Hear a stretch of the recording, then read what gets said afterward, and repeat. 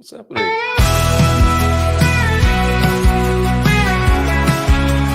Munson and the Geeza.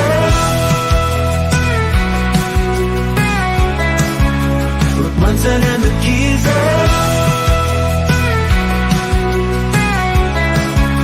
Reporting from the scene. Munson and the Geeza. News in every right.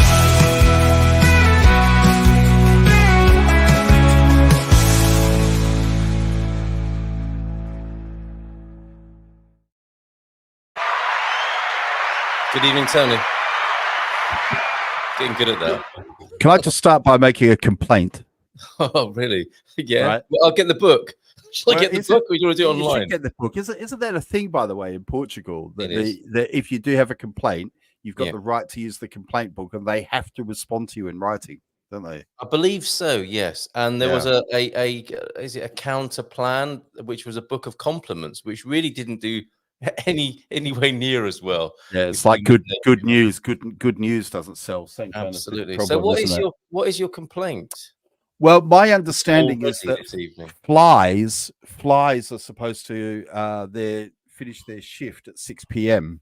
Oh, I see. You want to complain Yeah, about but that. I seem to have 3 very annoying flies. Do you not have an electric tennis? Oh, you're a fly paper man, aren't you? I'm a flypaper man, but that strip is Which kind of sounds pretty disgusting. it sounds like a Bob Dylan song. Fly paper man, Flypaper man. get you while you can. They're blowing in the wind, mate, on your. They are fly blowing in the wind. They are blowing. Well, let's put it there. I need a bit more wind. This is the problem. I've actually got a fan. I've actually got a fan here to try and, because fans seem to bother flies. Right. But it's also starting to get a bit cold. You know. Thank God we're not the mainstream, lamestream media. We haven't even mentioned the USA election, and we're already 2 minutes into the show. We'd have been fired by now. What US election? Totally, did you not get the memo? Top right. We keep him in a darkened room and just wheel him on for live streams. If you look at the top right-hand corner of the screen, there's a bit of a clue there. It's the United States of America's election today, and the results are already in. Trump. I thought we were going on a bender. What do you mean exactly? Yeah, you said an all-nighter. I thought we were going. Oh, I see. You were ready with your talcum, various powders, presumably, and you thought we were dancing the night away. Okay, dancing the night away, exactly. No. So Trump won. Apparently, thank you, Ian Reid. I think that's our first fact check of the evening. Is it not? Trump lost. Harris won. There we go. Okay. Yeah, okay. That's That's a spoiler. That's a result that half the people are looking for. There you go. End of show. Thanks. I think we might go on for a bit longer, Ian. Very kind of you to help out. We will need your help. Ian, is that your prediction? Is that your prediction? That's my question. Wonder. Do you know Ian? Is he known to you? I know the name. Okay, he knows the name. All right. Erica Kay asked this some time ago. Why starting at 7? The polls don't close until midnight, earliest Portugal time. Well, the original idea for our live stream on a Tuesday evening was to consider the world news from the perspective of 2 foreigners living in Portugal and from a European perspective. So we have quite a lot of time to do that, Tony, do we not? Not that we ever talk about that very often. Yeah. Well, interestingly, there was one story. There was the 2 women who got into a fight over a MAGA hat. Right. Well, make America go away. There are MAGA hats. People are so sick of the election that there are MAGA hats, which stands for "Make America Go Away." Make America but you're not go talking away. about. You're not talking about one of those, are you?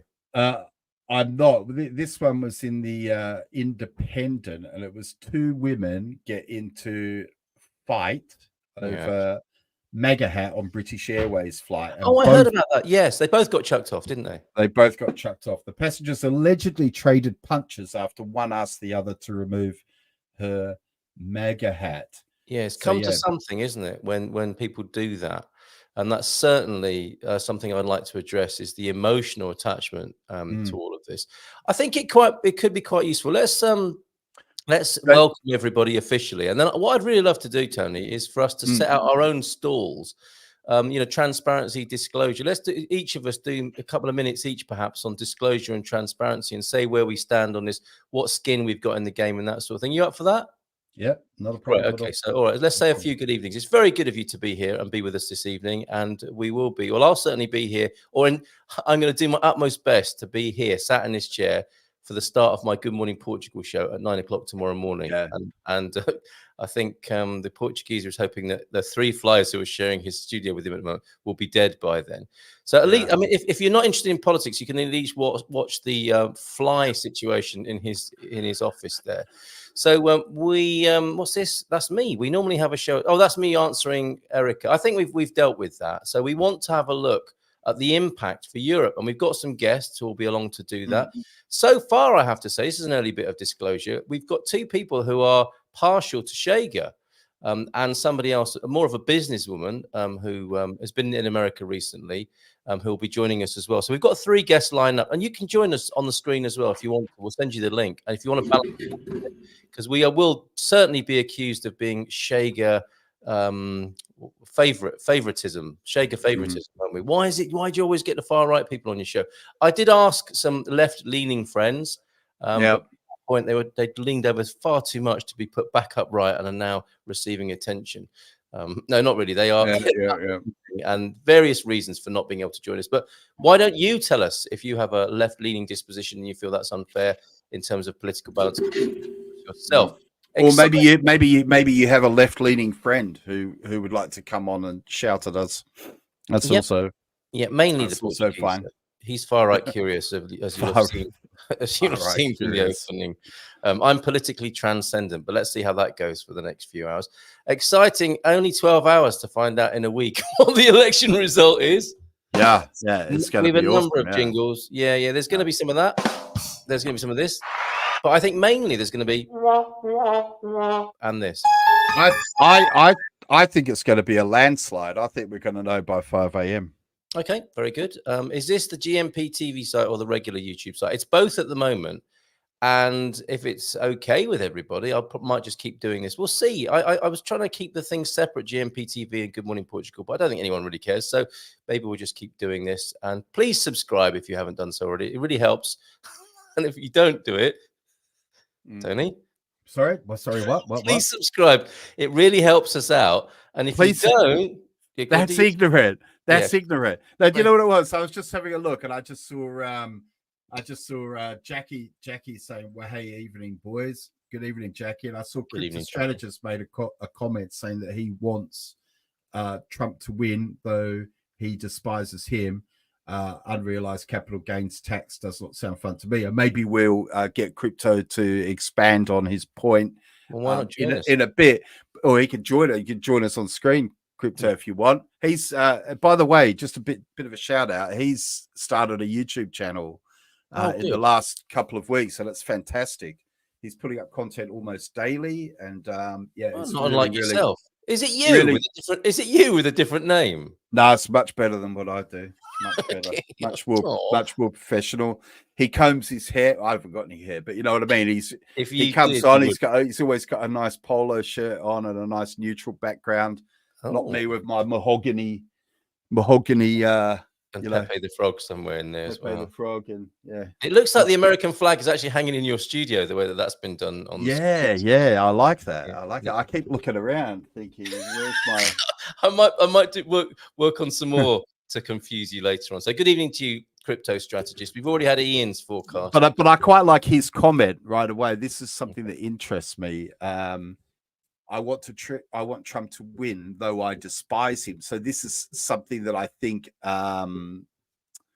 we could touch upon throughout the evening. And Jim Bobbs, so you've said you think the silent majority supports Harris, and I think that was certainly what happened possibly last time around, wasn't it? I mean, everybody thought that Trump was going to win, and Biden won it by quite a margin, I think.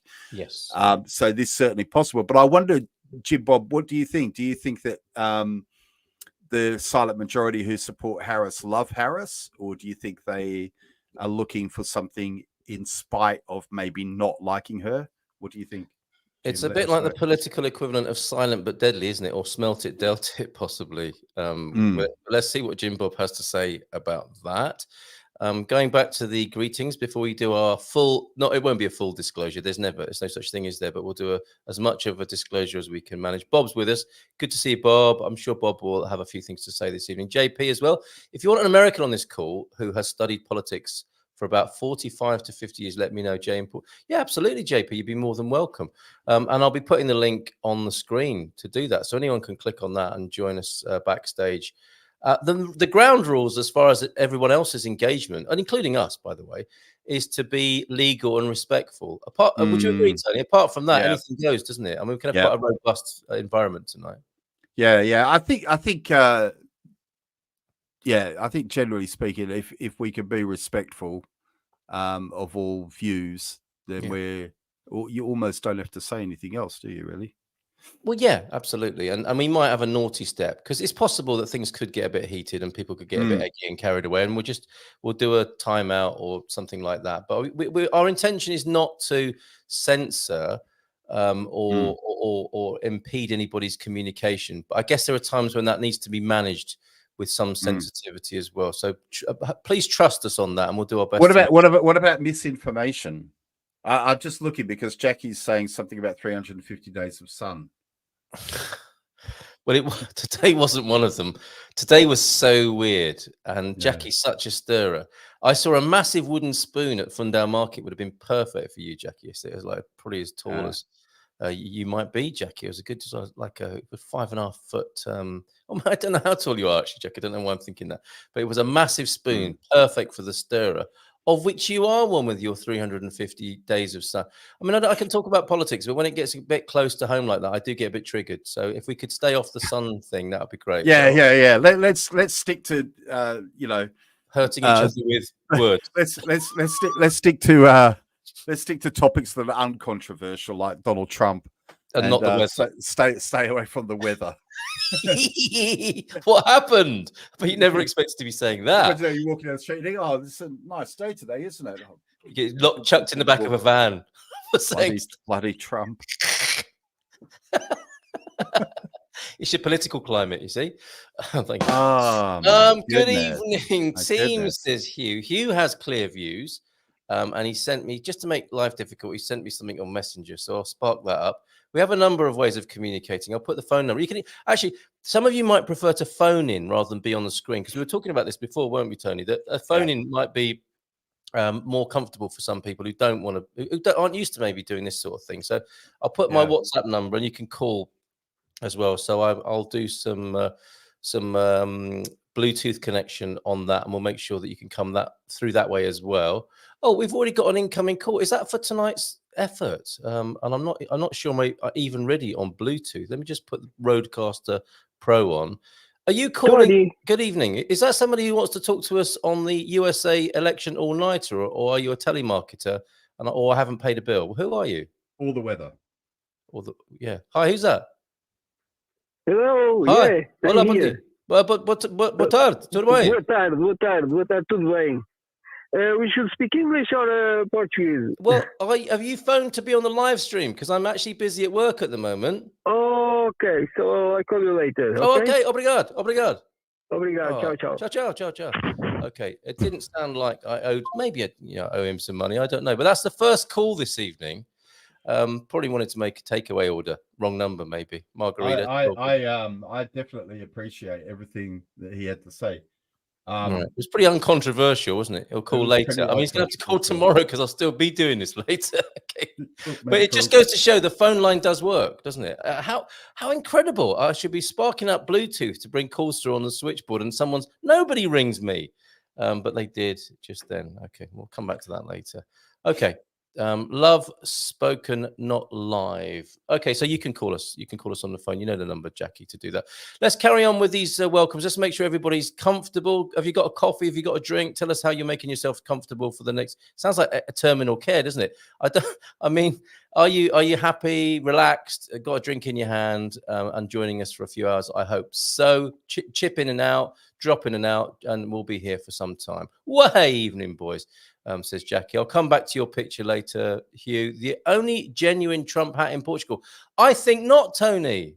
Hugh thinks he's got the only genuine Trump hat in Portugal. Exhibit A. is about to join us on the screen, I believe. I'm going to Messenger now, Hugh, so I can see that. Okay, what's he got? He dropped it. I looked away for a moment and Tony's disappeared. Oh, there he is. Okay, a trigger warning, possibly, or future classic. It's a have future you got classic. another hat for political balance, or are you not bothering with that sort of thing? Hang on a second. Yes. What's your other one then? Okay. Like Send pictures of yourself in as well to us. Oh, this is like an old-fashioned like entertainment sketch. Oh, and yes, politically balanced, far left YouTube cap, far right MAGA hat, right? Very nicely done. Very nicely done. Okay. And we've got Hugh's as well. Hugh wanted to be seen proudly in his as well. And he sent that to me on Messenger. You can do these on 913-590-303.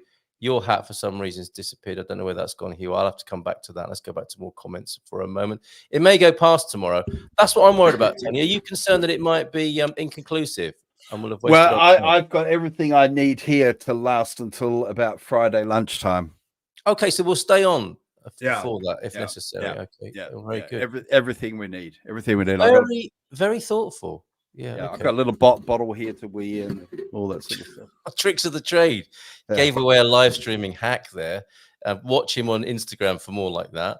Okay, they will have to be super careful counting ballots. Don't they just chuck boxes away and stuff like that in America, Tony? If they forget that we're counting, or leave them at the back of the warehouse and stuff like that.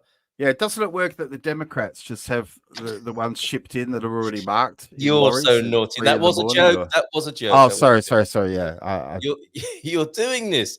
You're really doing this. We are really doing this. Let's pinch ourselves for a moment. Ouch. Yes. One thing I know is that the Democrats are the party of like honesty and fairness.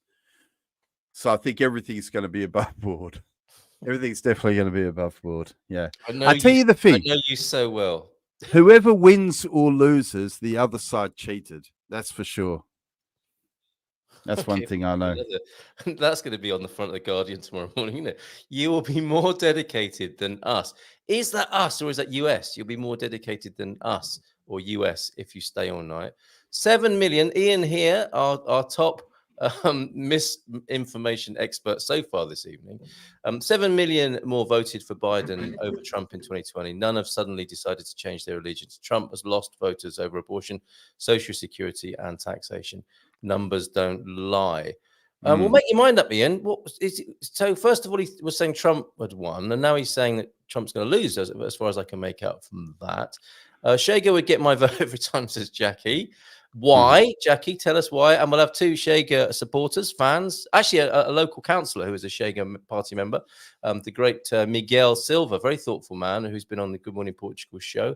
And he'll be joining us. And we'll find out what he thinks as a Portuguese politician, what the impact might be of the American election. Excited to just hear anything about Chega, says Bob. My sense is that far right is simply a label, not a fact. I think he's onto something there, is he not, Tony? Love this comment. 330 million people, and Trump and Harris are the best the US can produce. Iron word. You should be. I agree with you. Anna, that is what I always say. That is what I always say. It's like, think about America and think about the amazing minds, the amazing artists, the amazing thinkers, the amazing inventors, the amazing, and now the amazing politicians. And how can it be? How can it be that this is the choice? And I apologize in advance to any Americans who are in love with one or the other. But I just find it astonishing that they can't produce. I mean, but I feel the same way about the UK, to be honest. Well, yeah, absolutely. Two cheeks of the same backside, as we say in the UK. So I completely agree with you. I think this is way beneath us. From my detached perspective, it's like entertainment. It's a spectacle, isn't it? And I do realize that people are seriously emotionally invested in this, which hurts, doesn't it? That's very painful. But this, if you pull back a bit and look at this as the spectacle it is, and what a pretty pass we've come to politically at the cutting edge. Let's face it, USA to me is the leading edge of our collective culture. and maybe we need to unpack that a bit. But would you agree with that, Tony? That the US does represent the leading edge of our Judeo-Christian Western culture? I unfortunately, yes. Unfortunately, yes. Okay. Yeah. I do agree with you. You know, US culture generally is the dominant culture in sort of the Anglosphere, anyway, isn't it? That's how I'm the West, yes, probably. Yeah, you could say. Yeah. Okay. Well, I won't say too much more on that because that's part of my disclosure. And if anybody else wants to come on and say their piece in the same way that we're about to, you're very welcome. Tom says we have the first official results. And thanks, Tom, in Ohio this evening. Trump 3, Harris 3. That sounds like remember the football results on a Saturday night. Trump 3, Harris 3. That's from Dixville Notch, New Hampshire. And we're going to have you boned up on your, so to speak, on your abbreviations for states? You know them? Not really. Not really. I think that's New Hampshire, a small resort town about 15 miles south of the Canadian border that traditionally votes at midnight. So all 6 votes came from that same small town. Then is that right? Of about 27 people, and it was a very quick counter. In a small town. My lefty mate swore at me a lot today. I put the phone down. So this is where we've got to, isn't it? So he won't talk to me until the election is over now. All because I said Trump is the bookies' favorite. Now, I think you've got more to say on that, Jackie, because the bookies can be more reliable than the pollsters, can't they? Jim Bob, who do you think is the silent majority? That's a great question from Bob and Viv there. Sarah's here. Sarah Taylor, good evening to you. Of course, I need to watch for a bit. Yes, please do. I will try and give you a bit if we can. Hello, everyone from Gemini. And anyone with an equity portfolio or crypto assets basically has to vote for Trump. No option. The tax starts at people with a net worth of over 100 million, but those people own a lot of stock. So I should be worried. That was financial advice aimed at you, I think. What was it? An HNIW or a high net worth? Yeah, an HNWI, I believe you. 100 million. That reminds me of when I missed out on joining the 8-inch club by half an inch. This 100 million. I think I've only got about 95 million at last count. You know, I'm tempted to ask you to explain, but I'm also really mindful that I shouldn't. I don't believe she's very popular, says Jim Bob. Maybe seen as the least, and I can't get that image out of my mind. I don't believe she's very popular. Maybe seen as the least worst candidate. Let's see. And isn't that an awful situation? Least worst. That sucks. Same in UK, by the way, but least worst for the political system of the leading edge. I think that's why I say again. This might come into my disclosure, but if I could just try and remember that thing about the least worst candidate. Did he say candidate or character? Candidate. Okay. Yeah, I mean, I've got views about that are probably different to Jim. Okay, what about least? Well, we'll come back to that. I suspect that will be an ongoing theme of the evening, won't it? Least worst, and these are the best people they can find. People are voting against Trump rather than for Harris. Yep, the wild card for me is abortion rights. That can influence people to come out and vote Dem, says the crypto strategist. Good evening to you, Stephen. Stephen Wells is also here. Could you let the man cavers know that we're here and they can come on and Stephen. See, Stephen's made another good point. Go on. We all know the winner will be a power crazy megalomaniac who will create more division and harm to the country. So it could go either way. Very good. Excellent. You get one of those tonight. Not genuine. Has not got Trump at the back. Take that, Tony. And did you get that off a Portuguese market? Chinese? I've got a feeling that I bought it from. It's not genuine. Amazon. Yeah. Did you? Before they banned them? Oh, really? Are they banned? Well, maybe I didn't. That was fake news. That was me being silly. I think Hugh, it looks very fetching in this, but he needs to send it back. They've put it on backwards on his cap. Look at this, Tony. He's having a go at your cap. Yeah. Backwards. That's rubbish, Hugh. That's so Harris can read it in her rear view mirror, probably. Is that a euphemism? I don't know. Akirama Niaga. It says on your cap there. Yeah. Okay. Be careful with that one. You really do. Okay. See, the reason I bought this hat, this is the thing. Listen to this, guys. I had this idea. Like I've actually explained this on the channel before, but I bought this hat because I find this to be like a fascinating piece of cultural ephemera.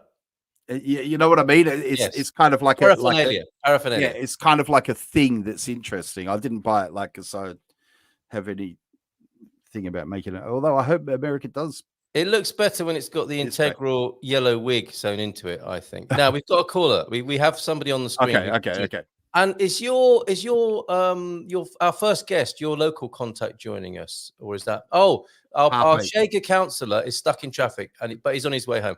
So Miguel of Chega, Miguel Silva, will join us later on, and we have Ana Caramujo joining us at 10, I think, this evening. And a gentleman by the name of another Senor Silva joining us. And anyone else who wants to join us, including, let's give her a massive round of applause, because she's here to talk about the currency implications. A kind of sponsor tonight in a funny sort of way. Sarah Davey, everybody. Of the Spartan FX. How is it in the Spartan office, Sarah, on this auspicious it's good. I felt guilty because the guys are on call essentially through the night if they need to be. And you trade. Well, because people are moved to trade because of what they're sensing and feeling and seeing with the election. Well, I think it's just we're prepared because nobody knows what's going to happen. And, I've seen it before with elections, as it unfolds, the market starts to move in whatever direction. People are then spurred on to maybe exchange their euros, whether it be or sell US dollars, whether it be that they're taking advantage of a good rate or they're protecting their risk. So anything can happen. The key thing really is just to be prepared. I think sort of at the moment, a lot of clients are kind of waiting to obviously to see what the result is, and then what's the knock-on effect of that, whether who wins, then what's the aftermath of that, what does that look like, how are people reacting to it, how is the global economy reacting to it, and then what are those policies that those people have and what are they going to put in place. So it's really not just now, but obviously in the coming weeks and months. Right. Okay.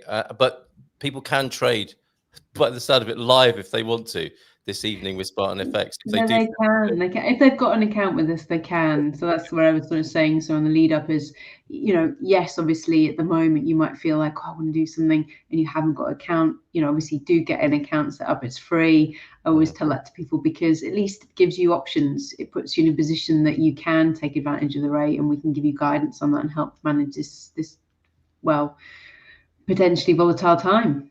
Yes, I mean, what are the implications? What are the implications? Is that what are the implications of, for example, a Trump win or a Harris win? Well, I mean, the thing with Trump is obviously that some of the policies are obviously quite good for the economy, so that we could see a little bit of US dollar strength if he comes in initially. But then, how will the US react to that? Because obviously a lot of people don't want Trump, and therefore there's going to be a bit of divide.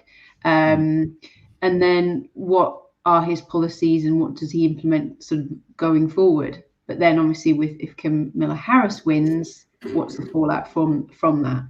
We might see a slight weakening, but then if there's any sort of, I mean, I've seen in the news there's shops and places being boarded up. They're expecting potential, violence.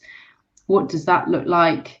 What are the implications of that as well initially? So there's obviously sort of short-term movements and then longer-term movements going forward. And then obviously we're looking at sort of the policies that they start to implement. I mean, I do think that, certainly from a Trump perspective, he may look to, cut interest rates quite aggressively to help the economy, which would weaken the US dollar. So we might see some strength if he wins, but then his policies going forward, I think he definitely obviously is key to help businesses and the economy, but obviously cutting the interest rates will weaken the US dollar. So again, there's, lots of factors to that.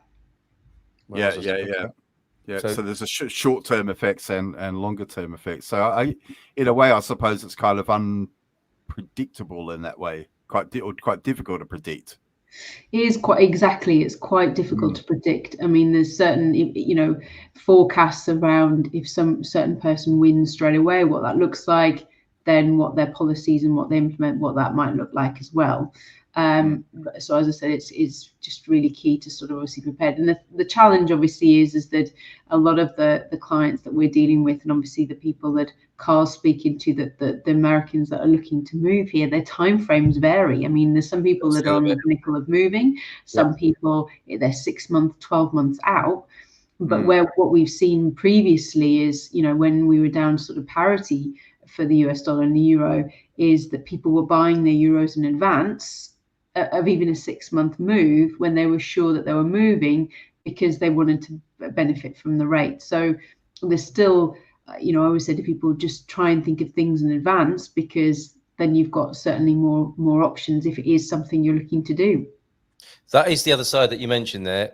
People will be prompted to move, I suspect, won't they? But Bono is suggesting he'll drive off a cliff if Trump wins. So it's not all bad. It's not all bad, is it? And there are people of both sides of the political divide who are saying they'll move if their nemesis. Oh, absolutely. We're getting messages from both sides. Some are saying if Trump gets in, they'll move. As some say Kamala Harris gets in, they'll move. That's the sort of challenge of obviously I think over the years, I mean, I've done it now for about nearly 18 years. I've seen a lot of people move to various different countries, whether it be like, obviously I'm from the UK. We saw a lot of people emigrate to Australia, to Canada. And then obviously now we're seeing a lot of people from the US moving to Portugal, Spain, France, Italy. But essentially, yes, obviously there's the Thank you, Sarah. Political things, but also the drivers of why people are moving generally is lifestyle. There's a lot of other factors. There's quality of life, there's healthcare, there's safety. There's a lot of other factors as well why someone would move, not just one factor. And I think you've got to bear that in mind, as much as people sort of knee-jerk reaction, I can't live here if that. But, can you live in another country? You've really got to think about that, because it is a big decision to move to another country. I've moved to Portugal myself. And all three of us here have done it. Yeah, exactly. And, it's worked out very well. I can't advocate for it enough. Please come. It's wonderful. Yes. But it's still a life-changing decision, really. And it's got to be, it really has to be right for you. And I think basing it on one thing isn't necessarily maybe the right decision. Yeah. I think the other thing I've said, I mean, kind of going off topic slightly, is I've seen a lot of American people in various expat Facebook groups and things like that, who are talking about moving to Portugal to escape the conservative hellscape of the US. Yes. And I always think you didn't really think that through. I'm not in any way saying that Portugal is a conservative hellscape, by the way, but I'm saying that I think it's certainly more conservative than the US. Whoever. Interesting. Yeah. Well, the great irony is I've hosted meetups where both sides have turned up, having got away from each other in the United States. I guess that's just one of life's ironies, isn't it? And we may be forced at some point to find a way of getting along. That's the worst thing about this whole episode for me that we're seeing unfold before us. It's further division, isn't it, and polarity. This is not a great demonstration for those at the cutting edge of our culture to be showing to the rest of the world. This is how people get stuff done and get along with each other. There's nothing of that in this, as far as I can see. Nobody's talking like that. They're barely talking about policies, let alone how to get along together when the election is done and people shaking hands and said the best man or woman won. But anyway, that's my axe to grind on this particular thing this evening. And Joao saying there, Trump will give a hard time to the EU. That's another aspect of this, Sarah, isn't it? Is that the foreign policy of Kamala Harris and Donald Trump will be different. So that's another possibility. And I suppose the bottom line here, to use the financial phraseology, is we don't really know, do we? And we just have to make our best guesses and prepare, which is, I think, is your key message always, isn't it? Is to prepare well. It is. Sorry if you can hear a dog. My friend's dog's here, and it's. I thought that was crazy. Tony's dog. Tony was getting the blame for that. No problem at all. No, you know, he's not happy about it all. Yeah, absolutely. Just be prepared, I think, is the key. I mean, yes, obviously, you know, when it comes to other things, you know, we look at trends, we look at historic data. There's certain things that are forecast. There's a lot of, you know, data and things like that. But when it comes to things like natural disasters, war, and even elections, unfortunately, you know, if we knew the outcome, then we'd all be very rich, you know, crystal ball sort of thing.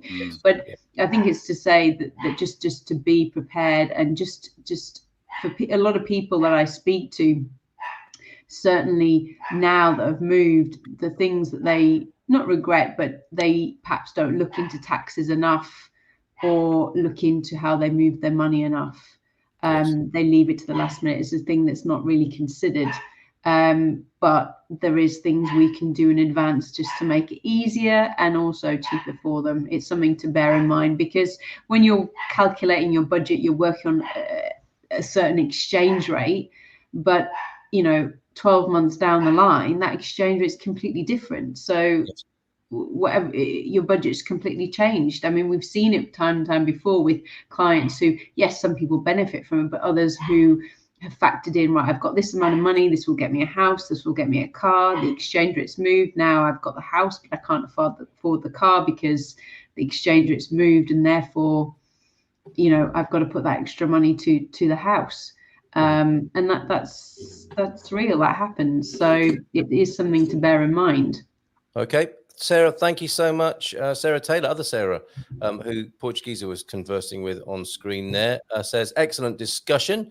And yeah, some good pointers there on a more practical, less emotional level. Get well prepared, and if you want to open a currency account, there's a link for doing that on the so screen. if any of our clients are listening, we are on call. You can call us to exchange your money through the night. But if you've not got an account with us, please do set one up. It's free. Just have a chat with us, and we can just help monitor the rate for you during this period, and now and in the next weeks and months. It's funny because Tony was talking about, I think, moving his 95 million. I don't think there's any secret about that, is there, Tony? So you may get a call a little bit later on this evening. Yeah, perfect. We can help with that. Don't worry. All right, cheers, Sarah. If you do want to join us later on, you're very welcome. Are you watching? Are you just going to leave it and wake up in the morning and find out what's going on? What's your strategy for keeping an eye on this today? I mean, I think the last one, I waited up quite late, and then I went to bed, and then you wake up and you sort of like hesitantly sort of check. Yes. Yeah. We'll be here helping people with that. By the way, I'm pretty good at interpreting dog, by the way, and I'm pretty sure your dog is literally saying, vote Trump, vote really Trump. fight something like that, like that. Yeah, and might not be the exact translation, but something like that. No, I mean, there's a margin of error with these things, isn't there? But yeah, nicely done, Tony. It's a very small margin of error, but yeah.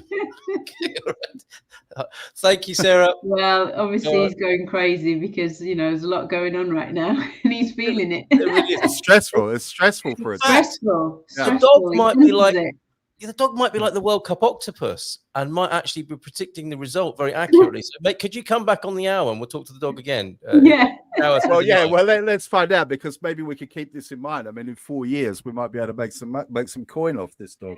4 years? Tony, you said it'd be much quicker than that. I'm always thinking ahead. All right, cheers. This time in 4 years, we'll be rich, Tony. Thanks, Sarah, for your part in that. No problem. Right, ciao. Ciao. There she goes.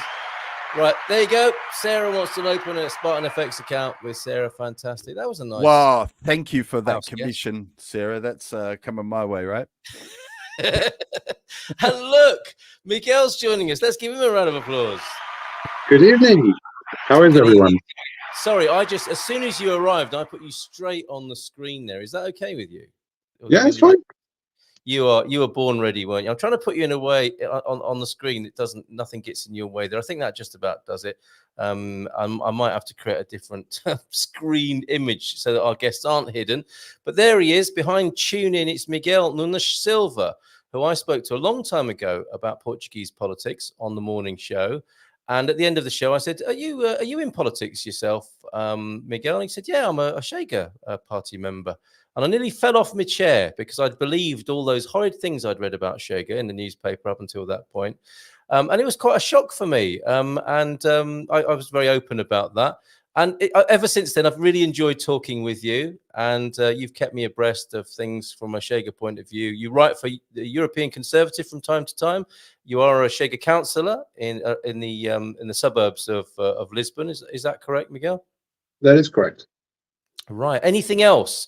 Look at this, Chega, I'm off. You see, that's the sort of not very open-minded comment that doesn't really help at the moment, does it? I guess that in many ways sums up what's going on in our political. Matt, before you go, can I ask you a serious question?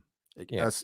Just before you go, go onto my YouTube channel, and I made a video about Chega, and all I did in my video was I read out the Chega manifesto one by one, and I asked everyone in a completely neutral way, please tell me exactly what your problem is with that part of the policy. And I got not one single reply. What's policy got to do with it? Well, do you know what I mean? I read the manifesto out on my video, and I said, which part of this do you have a problem with? Which part? And no one couldn't, no one was able to say, but I got lots of comments like this. Yes, fair enough. It's not the substance, it's the form. Yeah, right. And if you've been conditioned to dislike something, it's very hard sometimes to break that habit, isn't it? It's almost like a knee-jerk reaction. But it's a problem, though, isn't it? Would you not agree? It's a problem. I think if you don't like something or you don't agree with something, then you should at least be able to explain yourself, or at least you should question yourself and say, why have I got a problem with that? Yeah, right. You might do. And of course, to be fair to Math Moores, he might have been joking. That might have been maybe. That is the sort of thing you or I might say as a joke as well. Math's brother is in Palm Springs. He says he's never known it so tense. I hope so much that Harris wins. So I think we can probably take it that that's not a joke in that case. Okay. All right, Miguel, sorry for that diversion there. Please tell us more about your work as a Chega councillor, and then what you think about this election. I mean, the important thing here is the impact this election will have on our culture in Portugal. I think we've already discussed in some length the work that I do for the party. There isn't really that much to say. I'm at the lowest level on the local parish council, and we meet very sporadically, and we deal with very, very local issues. I'm sure it wouldn't be of interest to other people. And on top of that, Oeiras is a quite rich municipality, so our problems, fortunately, are quite small. We usually have the budget to solve them. There aren't any very particularly serious issues with us. At level of party, of course, we're always involved in everything that happens in Lisbon, and what happens in Lisbon happens, of course, has a nationwide attention. So that's what we mostly focus on. Very good. And I think it is, even though in some ways you're playing it down, it is interesting to note that there are Chega councillors, because it just looks, I think, to the casual eye, that Chega are a sort of top-level party that have breezed into mainstream politics and are throwing their weight around at the top end. And then there are people like you who are doing what I think is traditionally the hard work of politics on a local level and working for your community. So it's not all sort of far-right glory seeking at the top, is it? You're working hard in your own neighbourhood. Yes, well, we try. We try. Yeah. With the last time we had local elections in Portugal, this was in 2021. And at the time, we were participating in the local elections for the first time, the municipal elections, and for a first-time entry into the ballot box, we did quite well. There is a bit of a divergence between who actually is the fourth largest local political force. So is it whether it's us or CDS? So the first three would be PS, PSD, and the Communists. And then there's a dispute on which one is the fourth largest. Now, we claim that we're the fourth largest because at the time we elected about 400 local councilmen. Right. But CDS disputes this because they actually have mayors and municipal councillors in greater numbers than we do, because they're also involved in a number of coalitions with PSD. So they actually rule parishes. We don't rule anything. We have no mayors. We have no executive power. But we did elect more councilmen overall than CDS. Right. Okay. So there's some background there beyond the attention-grabbing headline sort of stuff and the real daily work of politics there. Bringing it to the USA election and the reason we're here this evening and having a look at what's going on with Trump versus Harris. We're two Brits here, me and the Portuguese. We have a special relationship, I suppose, as nations, the UK and the US. What's that like? Give us a bit of context, if you will, of the. Is there a special relationship, do you think, between Portugal and the United States? And therefore, what are the? No, it's a simple answer, right? So, what are the implications then, if any, for the US election on Portugal's daily or political life? Obviously, we are a small country and we're in the Atlantic, so anything that happens with the US economy will affect us, and anything that happens with US foreign policy will impact us as well. But as far as there being a special relationship, no. The Americans barely know that we exist, where we are on the map. There's no special, there's no close relationship. Right. Okay. So what do you make of it personally then? What are your hopes and dreams? I mean, say as much or as little as you want in terms of the result from a personal angle. Is there a party endorsement with Chega? And what should we be aware of as foreigners living in Portugal about the impact of the American election here? There cannot be any party endorsement from any party in Portugal, because that would be interference in domestic politics of the US. Oh, okay. So right. Okay. we at the institutional level, we have to remain as neutral as possible, because, well, in the off chance that, say, Chega would become the ruling party in Portugal, we would have to have diplomatic relations with the US, regardless of who's in power. So it's not for us to say who the Americans should vote for. Now, I, on a personal level, can have my own opinions, and as you can imagine, in Chega being conservatives, being on the right, we're mostly supporting Trump. But no, at the institutional level, there cannot be any sort of positioning. And sorry, Tony, I'm hogging Miguel here, but just one more thing. Supporting Trump means at least two things these days, doesn't it? And in this context, one is you love Trump, or at least he's not Harris. What is it for you? Oh, I love Trump. Okay, fair enough. Fair enough. Okay. I can tell you that in 2016, when he was first elected, I personally was mostly supporting Rand Paul, if you can remember, the son of Ron Paul. Yes. But Rand Paul did not have nearly the charisma and the popular recognition that the Trump has. So obviously he dropped out of the Republican primaries at the time, and he endorsed Trump as well. And the problem at the time was that there were many candidates from the establishment wing of the Republican Party, and at the end there was only Trump left that stood against the establishment. So, whether you liked him or not, he was the only choice. But I think that since he was elected, and I think there are two main factors. On one hand, his policies, which we quite liked. On the other hand, the fact that the entire political system was turned against him. So even if you didn't like him, just as an underdog instinct, on the right, you would tend to be supportive of Trump. Yep. And I think the same still applies today with all the legal persecution that has been made of him and his supporters. It has only served to glorify him and make him even more of a rebel in the eyes of the electorate, which I think is a mistake, but it's what they did. And so even if you weren't with him ideologically, at least on let's say on an emotional level, you would have no other choice but to feel some level of support. Interesting. Thank you. Tony, have you got anything to ask Miguel?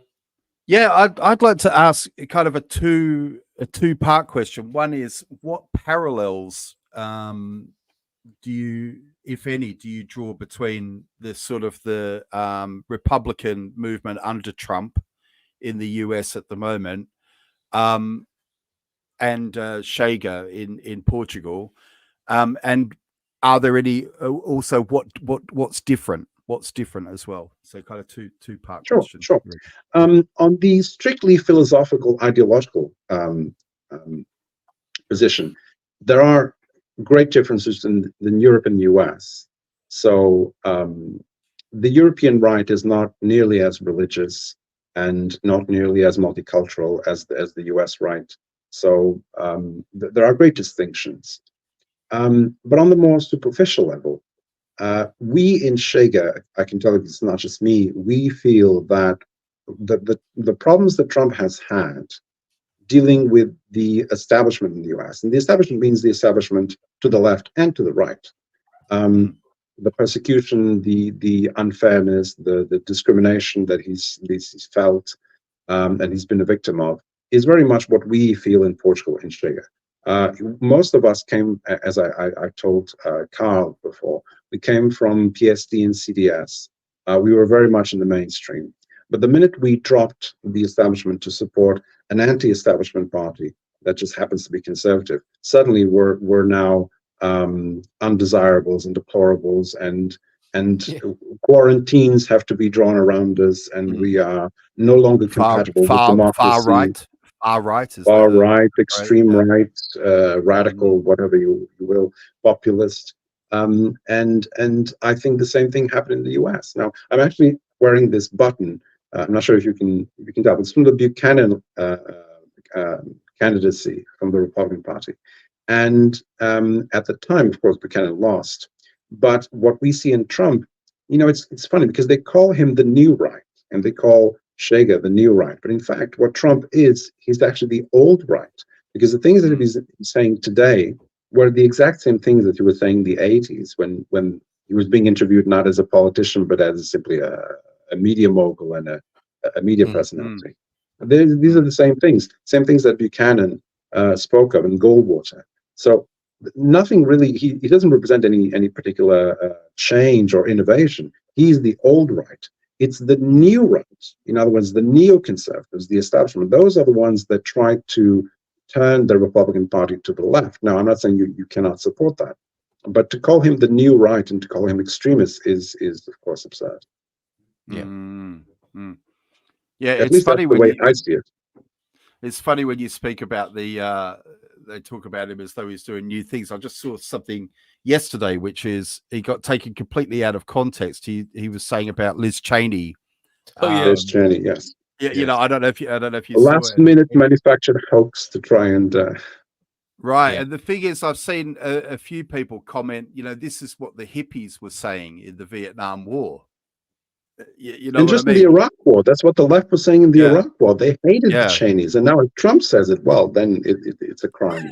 It's crazy. It's crazy. I think this is what they mean. I don't think that it's delusion syndrome, isn't it? But I don't think that has traction anymore. I don't think that has engagement anymore. They've screamed the word Hitler and Nazis so many times. They've complained so much when there was no substance to their complaints. I don't think anyone takes them seriously anymore. I have to say, you'd be surprised. I recently spoke to a couple of people, and I think I said to Carl after speaking to them, I felt actually, what was the word I used, Carl? I felt disoriented. It disoriented me. Yeah, I'm not joking. I was speaking to two people who were very, in my view, they were very captured. Ideologically captured, I guess that goes on. And I found it quite it was almost surreal speaking to them. It was almost, it made me they live in the Twilight Zone. They live in a different reality. Well, they would have obviously say that about you as well, Miguel. And the interesting thing about tonight, if you take a look at the screen, it does look like we're having a good old Trump fest here. And we've got two Chega speakers, and that's not by design at all. And I'm not that bothered about doing a BBC, we should balance it up. But what I will do is invite you, if you do think this is a Trump fest and there is something else to be said, you will be given an open platform, just like Miguel is here. And that's how we're going to roll tonight. We're interested in hearing your views. Please don't feel you might be upset, and that's the territory we're in, isn't it? Of an incredible emotional triggering around these issues, which tells you a lot as well. This, government and politics should be helping people. It should be the administration of society. We seem to have escalated a long way from that, such that we're talking about the USA election here tonight, all night here in Portugal. And wouldn't it be great that it got back in its box and actually served people and was a functional thing rather than a massive showbiz drama like it's seeing, or a soap opera that we're seeing? So please, and I don't want to stigmatize, stereotype you, but if you feel like you're not being represented or you've got something to add to this conversation that's not being said, you will be given an open and free platform within the realms, the ground rules. Absolutely, absolutely. Legal and respectful. We would like to, and it's not about, we're not interested in having an argument with people. We just want to bring light and clarity to a really difficult and horrible situation. I do think that's something as well that does worry me a little bit about politics in the way it has become so divided. Is when I look at so for example in the UK, I suppose for me, Starmer, who's the PM now, should also be representing people who voted Conservative. He should be representing them as well. And if the Conservatives were in, they should be do you know what I mean? Whoever gets it, so for example, whoever's elected tomorrow, whether it's Trump or Harris, they should then work for the betterment of all Americans. So when you hear either side, like what was it, Hillary Clinton with the basket of deplorables, for example, right. Yeah. I think if a politician says something like that, he just went visually far left, didn't he, and then disappeared from the screen. In a way, that should disqualify you, I think, because you should be, you should be, even if you know what I mean. You're not there just to represent your team, are you? You're there to to be a servant of the people and society. Isn't that the original? Yeah. Is that not the original idea? That's what gets lost in the whole thing, I think. Yes, indeed, absolutely right. And Miguel is coming back. I think you might have had a battery failure. Right. You flipped to the left there, I have to say, Miguel. Yeah, we saw that. In a Freudian kind of way, possibly. Good to have you back. And yeah, seriously, if you do want to add something to this conversation from any perspective, as long as it's legal and respectful, we'll go with that. And apparently, interestingly, Steve Merwin, is this correct? I don't mean to doubt you, Steve, but isn't that interesting that Trump was a Democrat in the 80s? I'm assuming you're talking about Donald Trump there. Vivit says that'll be wonderful. Presumably that's what for politics to get back in its box and actually help people. If Trump wins, says Mescaline, I think that's how we were going to read that. If Trump wins, so many things will change for good. I really hope he ends with this wokeness nonsense once and for all. Enough of this MK Ultra. Now, I get what you're saying there, Mescaline, but I do find that shorthand unhelpful. It's that's kind of culture war stuff, isn't it? And just a way of pushing back and having a row about things. We're here all night. Please feel free to elaborate on that a bit. It's specifically what you mean. I'm not into political name calling because so much is lost in that. What do you actually mean by that? When you say wokeness, when you talk about MK Ultra, what are you talking about exactly then? What do you think Trump is going to do around that? Kia takes all Stalin is not talking of name calling.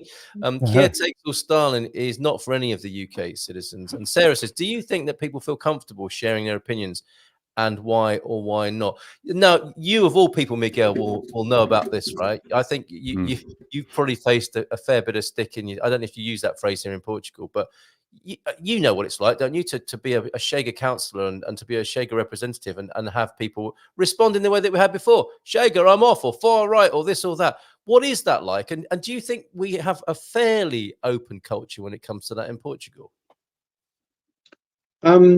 Yes, I don't think that we see the same level of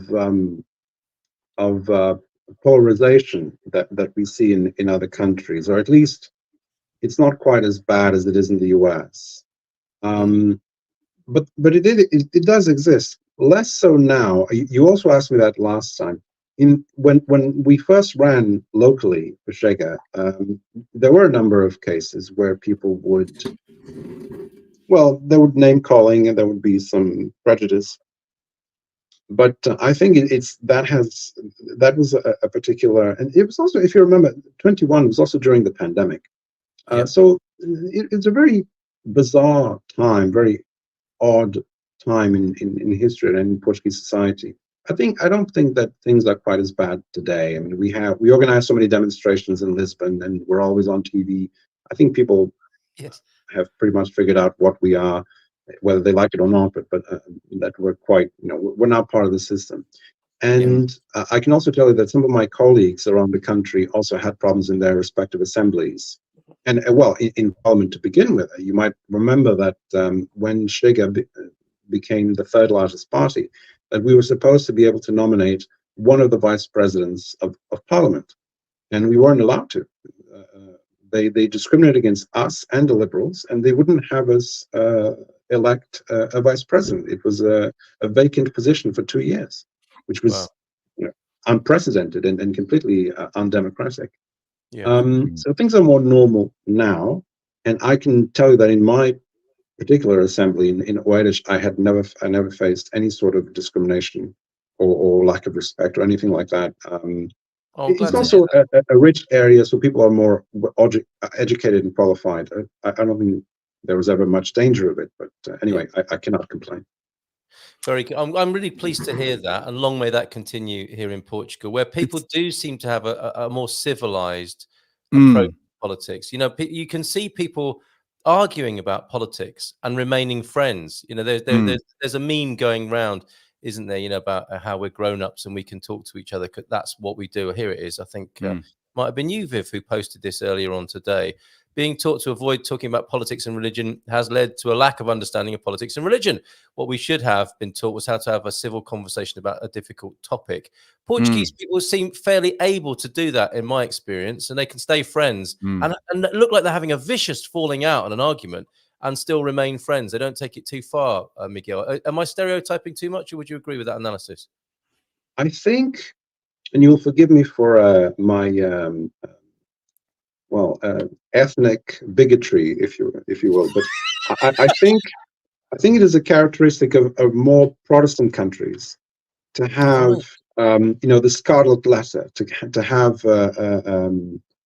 to banish people and to prescribe people based on their ideas. Wow. I don't think that in Portugal it never goes quite that far. I think family is family, and you can disagree with people, you can dislike people, but it never gets to that point where you see in America, I don't know about Britain, but you see in America frequently that families, they split and they stop speaking to each other because of politics. And I think that is quite terrible. It is like that in the UK. They take it too far. Yeah, and that's a fascinating analysis that I'd not heard of. So Catholic, I think the word Catholic itself suggests, doesn't it, that a broad church, literally, and open to people disagreeing, but being carried along with the general sense of love and community, which can only be a good thing. And long again, may that continue here in Portugal. Well, one thing I'll just quickly add to that, Miguel, though, is when I'm not an ancient guy. I'm 52 years old, but when I was young, I didn't know who anyone voted for. That's something that I've seen has been a big change. So when I didn't even know who my mum voted for when I was a kid. This was not something that was, in fact, it was considered to be part of the. Of course, you had families that were Labour and things like that. Of course, it did exist, but generally speaking, it was a private thing. Voting, that was what it was all about. People tend to be more private. I like that. Yeah. I was thinking about that. If I was asked, tonight, who am I supporting? I think it's an irrelevant question in a way, but there are three things that in this context or on this subject, Tony. My sexual orientation, my vaccination status, and my political party are none of your business. Unless I want to tell you what they are. Well, in general, it was medical history, wasn't it? I think in the UK, I can't speak for other countries exactly, Vivian. When I was young, it would be impolite to ask somebody about their medical status or And I mean, you would never ask someone what In the same way, in Portugal, you don't talk about money. In Catholic countries, it's very impolite to discuss financial matters in public. I mean, you can, but it's not really the sort of thing that you would do with someone you're not. I think it used to be like that in the UK as well. We'd have thought it might be vulgar, but something has changed in my lifetime anyway. Because I think it was similar. I think it was similar in the UK or England at least. And the virtue signaling, I suppose, is part of that, isn't it? To be proud of who you vote for and to bash other people or shame other people with my political ideas, which are better than yours, has become a kind of open discourse and discussion and point of polarity again, of course, because it can't go very far, can it? That kind of conflict, really. And thank God that's being done. Can I just add something else? Because I was thinking about what Miguel was saying before. There's kind of two sides to it, isn't it? Because there's like obviously in the US, if you say, yes, I'm a Democrat or yes, I'm a Republican, then you might even face like genuine aggression from the person you're speaking to. But there's also what happens in Parliament, right? So I've noticed, for example, in the UK, you probably know who I mean by Nigel Farage and Reform UK.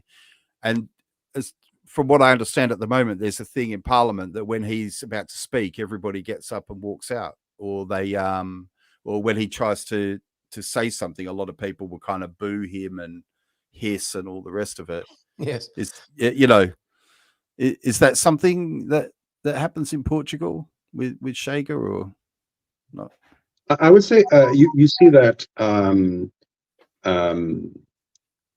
not directly.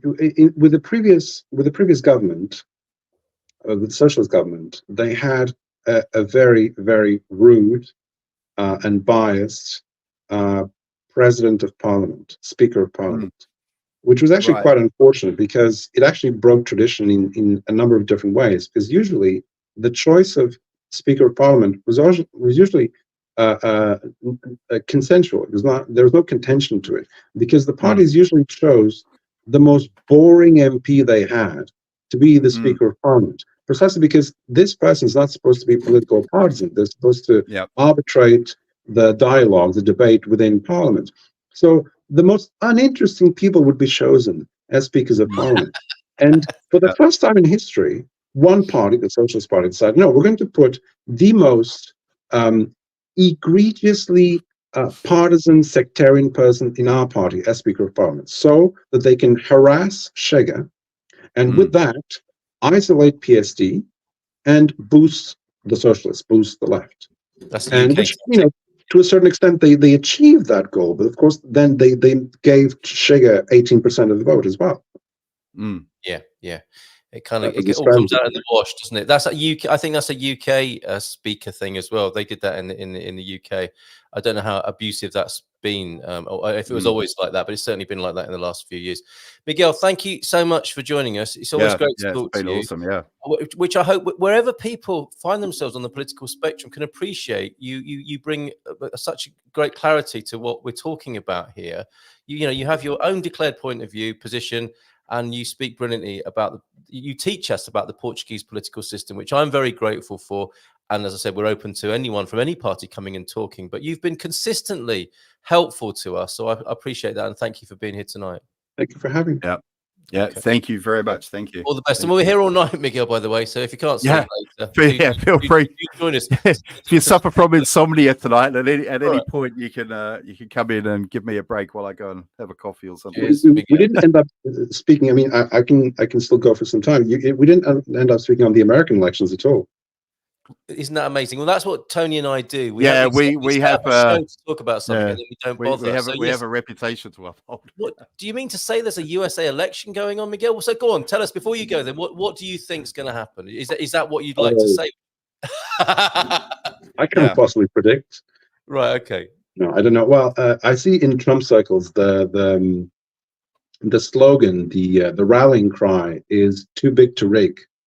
So they're trying to have. They would like to have the popular vote, the popular majority, which Trump didn't get the first time, or the second, and they obviously there are many complaints of undue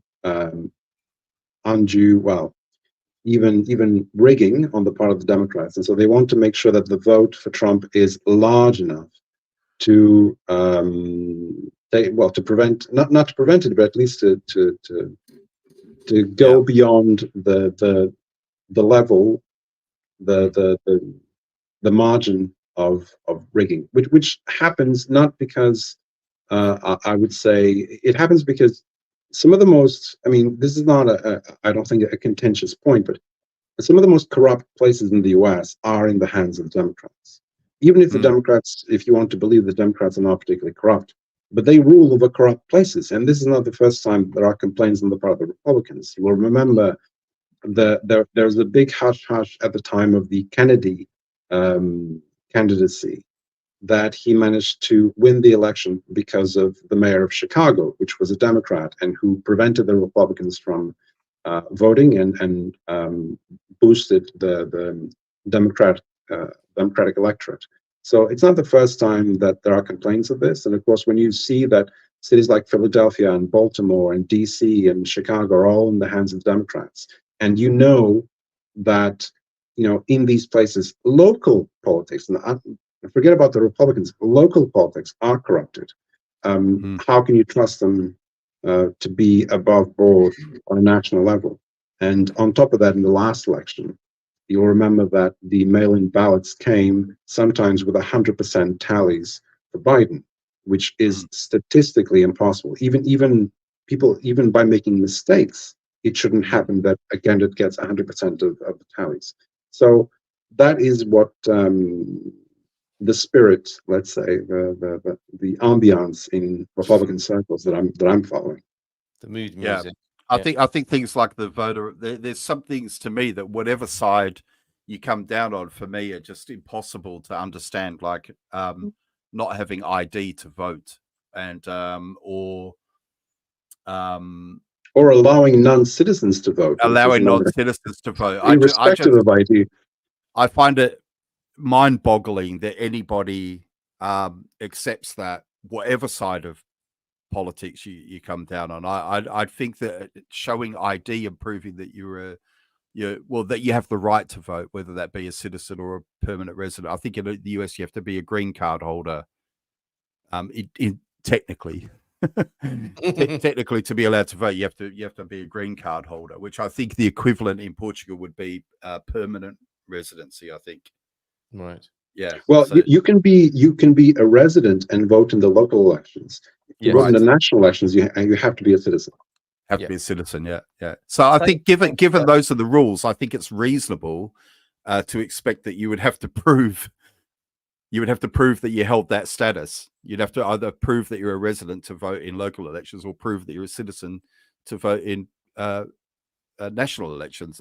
I don't understand what's unreasonable about that, you know. So one more thing, if I can ask you, and thanks for bringing us back on track there, Miguel, and pointing out that this is a USA election all-nighter. There is a certain character here in the EU. Now, we have Jo Rogerio, who's joining us in, I think, 15 minutes or so, a contact of yours, Tony, who's been making comments in the chat. And we thank you for that, Joao. And you mentioned that you thought Trump might give the EU a hard time. Now, Guy Verhofstadt saying, fellow Europeans, in a very American statesman-like way, my fellow Europeans, today a few thousand people, thousands of miles away, will determine the EU's security. A reminder, it does not have to be this way. It's past time for EU to take its own security in its own hands, and only pro-European politicians can deliver that. Miguel, what's your response to that? Well, I don't know if you know some of my background, but I have a degree in international relations. Then I studied European studies in Belgium, and I worked in Brussels for a few years, and so I was a trainee at the Commission. So I know Verhofstadt, and I know the Brussels circle, the Brussels bubble, as we call it, quite well. And I really have no respect for Verhofstadt whatsoever. He is a fanatic. He's a fanatic Europeanist, Euro-federalist. And he really does not care at all about national governance and about national sovereignty. He has ran in Belgian and Dutch lists, so he doesn't care, and he cares the most about empowering the EU. Every solution to every crisis is more EU, more EU integration. And he was actually chosen, that you might remember, to represent the European Parliament in the Brexit negotiations with the EU. Again, another proof in my understanding of the mean-spirited and bad faith approach that Brussels had towards the Brexit negotiations. Because if they had been successful, they wouldn't have been dragged this far, this long. Brexit happened in 2016, and here we are 8 years later, and we still don't have normal functioning relations between the UK and the EU, which is absurd. Because if any country is more harmonized with the EU, other than EU countries, would be the UK, which was a part of the EU. And there was absolutely no reason for there to be this level of antagonism. And we do have that. And it's because of people like Verhofstadt. He really does not care about the Belgian national interests. He does not care about the well-being of Belgians. I mean, I don't care which ideology you are. You have to admit, he cares a great deal about depriving Belgium of sovereignty and independence as much as possible. I simply do not understand how someone like him can run in elections, can take oaths of office that say that he will promote the interests of Belgians when he does the exact opposite. It's unbelievable to me. And yet people like him are given importance. They're even given responsibilities such as the Brexit negotiations. Right, so no love lost between you, your political position, and the EU, and it looks like a bit of saber-rattling political capital being made by worrying people about a pro-Trump result. What do you think will happen then with the relationship between Trump and the EU or the European nations? And as you said before, we have little to worry about in Portugal, possibly, but generally speaking, in terms of the European mass or the European empire that Trump will be thinking about, how do you think that's going to play out? Should he win? I don't think well, but not because of him necessarily, but because we saw what happened last time. So I only have that to go with, and you saw the attitude of the institutions last time. First of all, I don't think that this is one of the most bizarre things of our time, that we actually have to speak on the position of the EU. The EU shouldn't have a political position. The EU it should be a technical body that handles commerce and borders. Yes, well it shouldn't be a political entity. And yet we have to discuss what Ursula thinks. Why? She wasn't even elected. But we have to discuss every time. And the last time what we saw was a great deal of bad faith towards the US, the Trump administration at least. So I have no reasons to think this time that it'll be different. And the EU does this even when they know full and well that this will result in adverse effects to the interests of European citizens, such as was the case with Brexit. Why didn't they just negotiate very quickly and in good faith with the UK?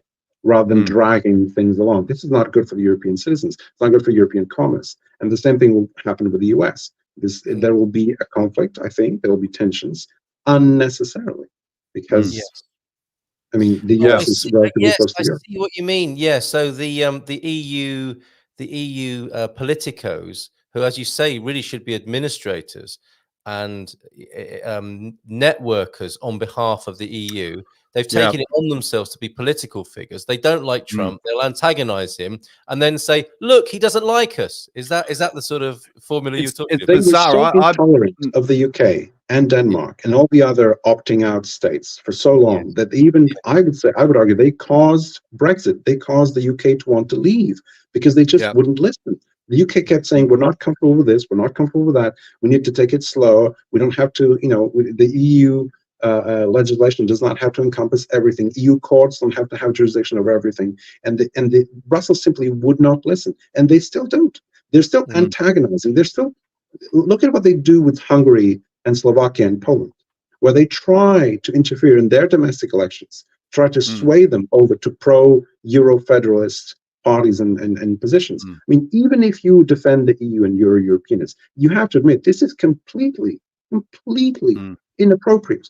But they do it every time. So I have no reason to think that they will now suddenly become reasonable and deal with Trump in good faith. I don't think they will. This was a thing when it came to Brexit.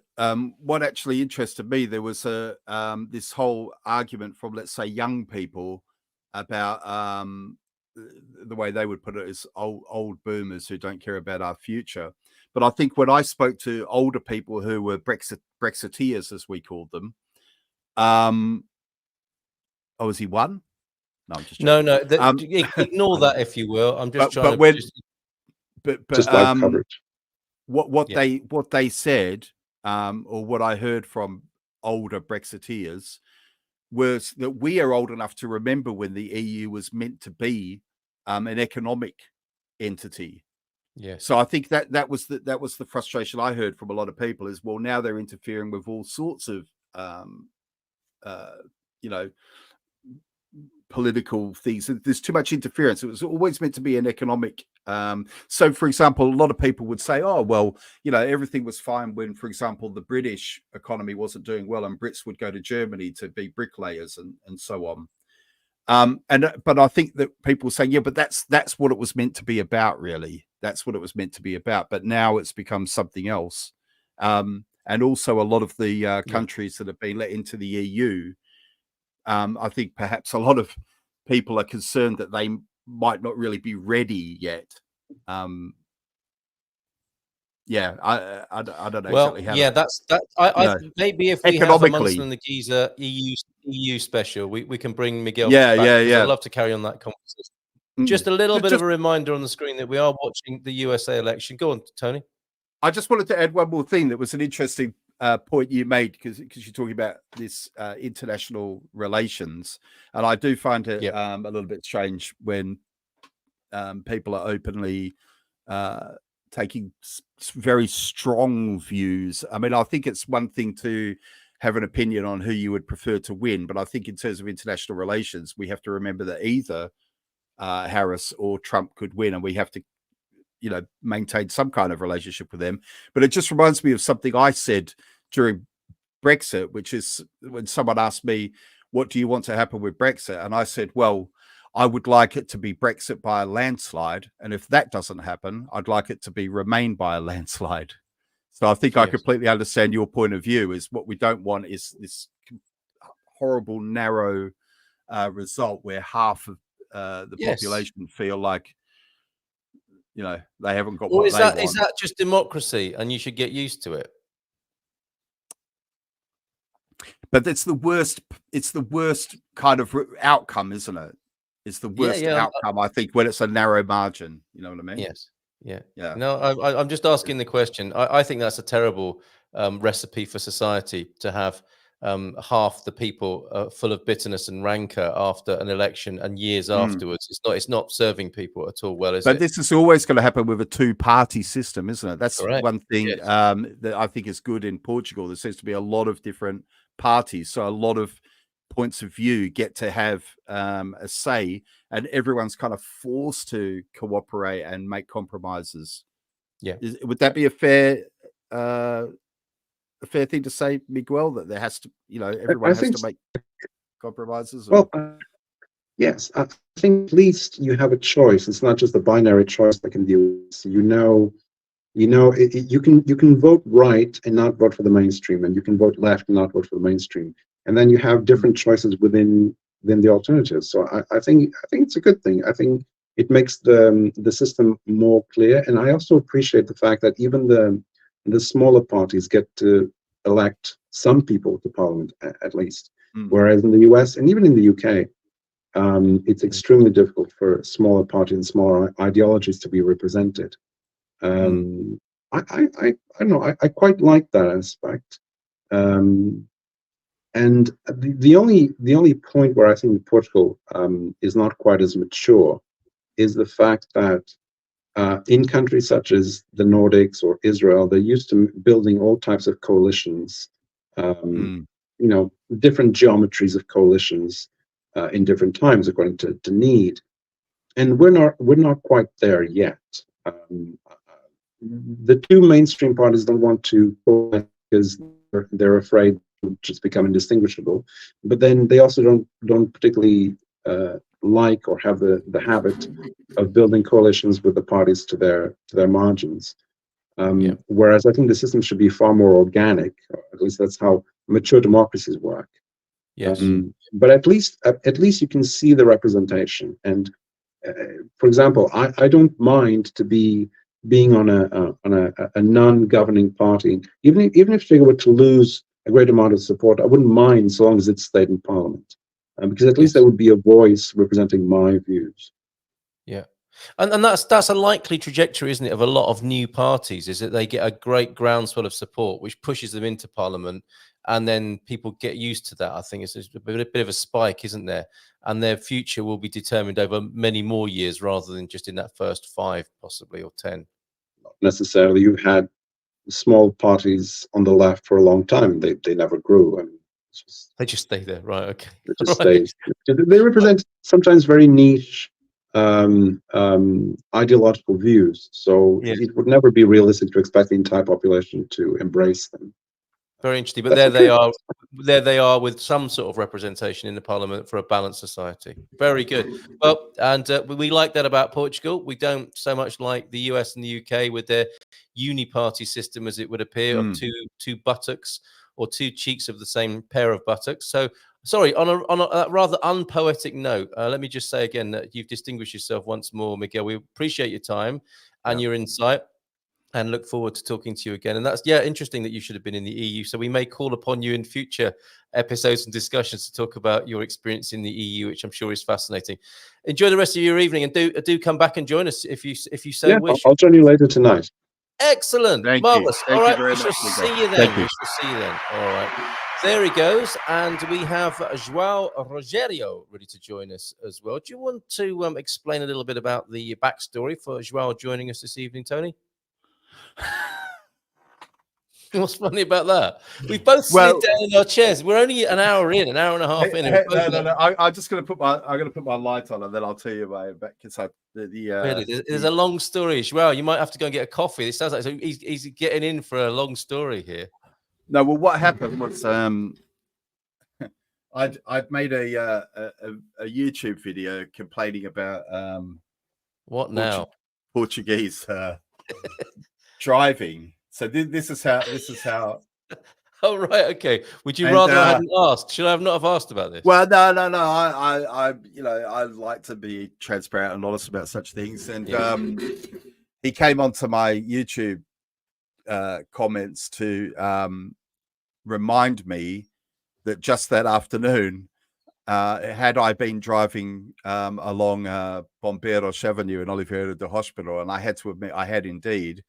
And he said, "Well, the speed limit there is considerably slower than what you were driving." Busted. So that's how we met. And I have had to admit that despite my stated aim of trying to be a better man every day, I do have a weakness, which is sometimes I can get a little bit impatient when I'm driving, and pedal to the metal. Okay, I do have to remember that I have a very distinctive vehicle that's got a steering wheel on the wrong side, and I'm a very handsome man, so people are aware of who I am. Of course, I'm easy to spot. Yeah, I'm easy to spot. And easy to shame. Easy to shame, as it turns out on this particular occasion. I was shamed. Quite right. I need to say thank you, Sarah, for those comments about your queuing up. This is our third of our Sarahs this evening, and Sarah, and I'm sorry you've gone now, Sarah. So I did send you a WhatsApp to thank you for this. We just got back from early voting in Georgia. Everybody in line was pretty optimistic. Now I'm loving hearing that. This is what we want to know. Real people's experience of real life. And it's not all it's kind of made out to be in mainstream media, is it? Where optimistic, regardless of that's coming. That's coming, okay, Bob. I live in because we had Bob ask optimistic. Exactly the question you're asking. I think that the country will unite no matter who wins. Wouldn't that be a wonderful thing? I live very optimistic. Very optimistic. John Lewis's old district. Nothing to do with the British shop. I think with its woke Christmas advertising. So the group was mostly going for Harris, but I think most folks were optimistic about democracy in general. So some really nice, old-fashioned, civilized people, by the sound of it. over there, which is great. We also had a very good comment. Thank you very much. We're looking to have a wide spectrum of representation, although it may not look like it so far. A beautiful, oh, this isn't the balance, is it? A beautiful rescue squirrel named Peanut was murdered on the Democrats' watch. However, story. 90 minutes in, and that was the first mention of Peanut. This was an interesting comment. We are the Soviets now. Did you see Neil Ferguson's lecture talking about us being the new Soviets? Very interesting. Living in the American Soviet Empire. I thought that was fascinating. I haven't had really a chance to digest it, but I thought the point was very, very interesting indeed. Thank you, AD2040, for being here. And Jim Bob, yeah, the corruption that Miguel was talking about, allegations are just another excuse. And the last attorney general was a Republican, stood firm with the results being fair and valid. So take that. Erica Kay. Hi, Erica. Good to see you. Got any more party reps coming on tonight? I think that it possibly is a moan about our lack of across the spectrum, political spectrum representation. Erica, I tried. I don't know. Well, all I'm going to say is I tried. I tried as well. My favorite Marxist spread of not views. available. Yeah, my favorite socialist is being a champagne socialist tonight, obviously, and is out partying instead of preaching the gospel with us tonight. Only joking, Doc. But he was unavailable, and I did ask him if he had any Bloca Esquerda members who'd want to talk, and he said the language would be a problem. So that's our bad, really, not theirs. So we have tried, and the invitation remains open. And Fanassi may join us, because you asked about Paolo Fanassi. He's from ADN, so hardly left-leaning, and he's going to come on and talk about what it's like to be an Italian in Portugal, and that perspective, the Latino vote, he's happy to talk about later on. And we've got Ana Caramujo joining us soon. Let's not keep João waiting any longer. Nice big round of applause. And bring him onto the screen. Olá, boa noite. Olá, boa noite. Muito prazer. Tudo bem? Muito bem, obrigado. Contigo? Está tudo bem também. Excellent, excellent. Now, sorry, I have to switch into English now. He's making a joke about how we meet. Of course, yes. I was joking with him because it was in the right. How can I say that in English? I would say also about my English. My poor English, so you have to help me, okay, guys? Not at all. We really appreciate you being here. Okay. Much better than my Portuguese. And I think maybe the phrase you're looking for is he's a crap driver, which is what we say in the UK. Yeah. Okay. So what do you think? What do you think, João? Do you want to say about your politics, your particular politics, what you're hoping for from America in the next few hours? Well, let me think about it, because when we speak about the American elections, and we don't have the data, all the data to join together and made appreciations about it. I just like to talk about the politics in Portugal, which is I can manage in some way. But what I can see and I saw, I think Mrs. Kamala Harris is going to win, and Trump is a complete idiot. I'm sorry, Mr. Trump, but I have to say that. His behavior in stage, it's crazy. It's crazy. Here in Portugal, here in Portugal, sometimes when I ask people about André Ventura, all the people say, yeah, I like him. Yeah, he say the truth, but he speaks too loud. Imagine if André Ventura do that kind of things Trump do here. Yes. Imagine that. Yes. It's insane. Mm. Yes, but he is. But the comparison is there. I mean, he is seen as Portugal's Trump, really, isn't he, André Ventura? No, André Ventura. Only by me, perhaps. No. What I think about André Ventura, and I know him very well, is he has to pass the message. He's not with a good, how can I say, kind words. You have to apply for to be strong and loudly, because then he can have the attention for the other people. because we have a lot of people who can speak slowly and not loudly, but don't pass the message. And André Ventura wants to pass the message. Everybody has to know what he thinks, what he wants for Portugal. That's the main problem. And the people here, they don't have nothing to say. André Ventura is bad, he do this and do that, blah, blah, blah, blah.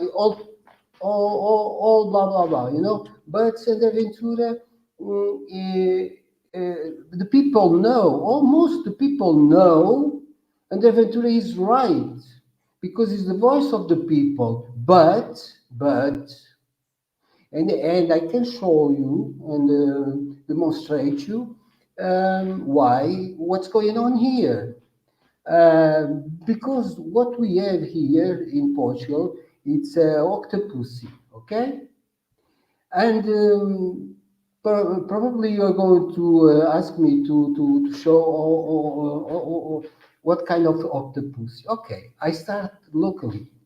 Okay, when I go to the junta, the freguesia, for the locals or for the president elections, normally the people go to the tables. I mean, the table, I don't know the name of that in English.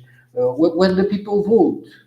Normally, the people who go there, the president and the people who help them in the junta de freguesia to get the votes, these people, okay, they are mainly people working in Câmara Municipal, okay, all of them, huh?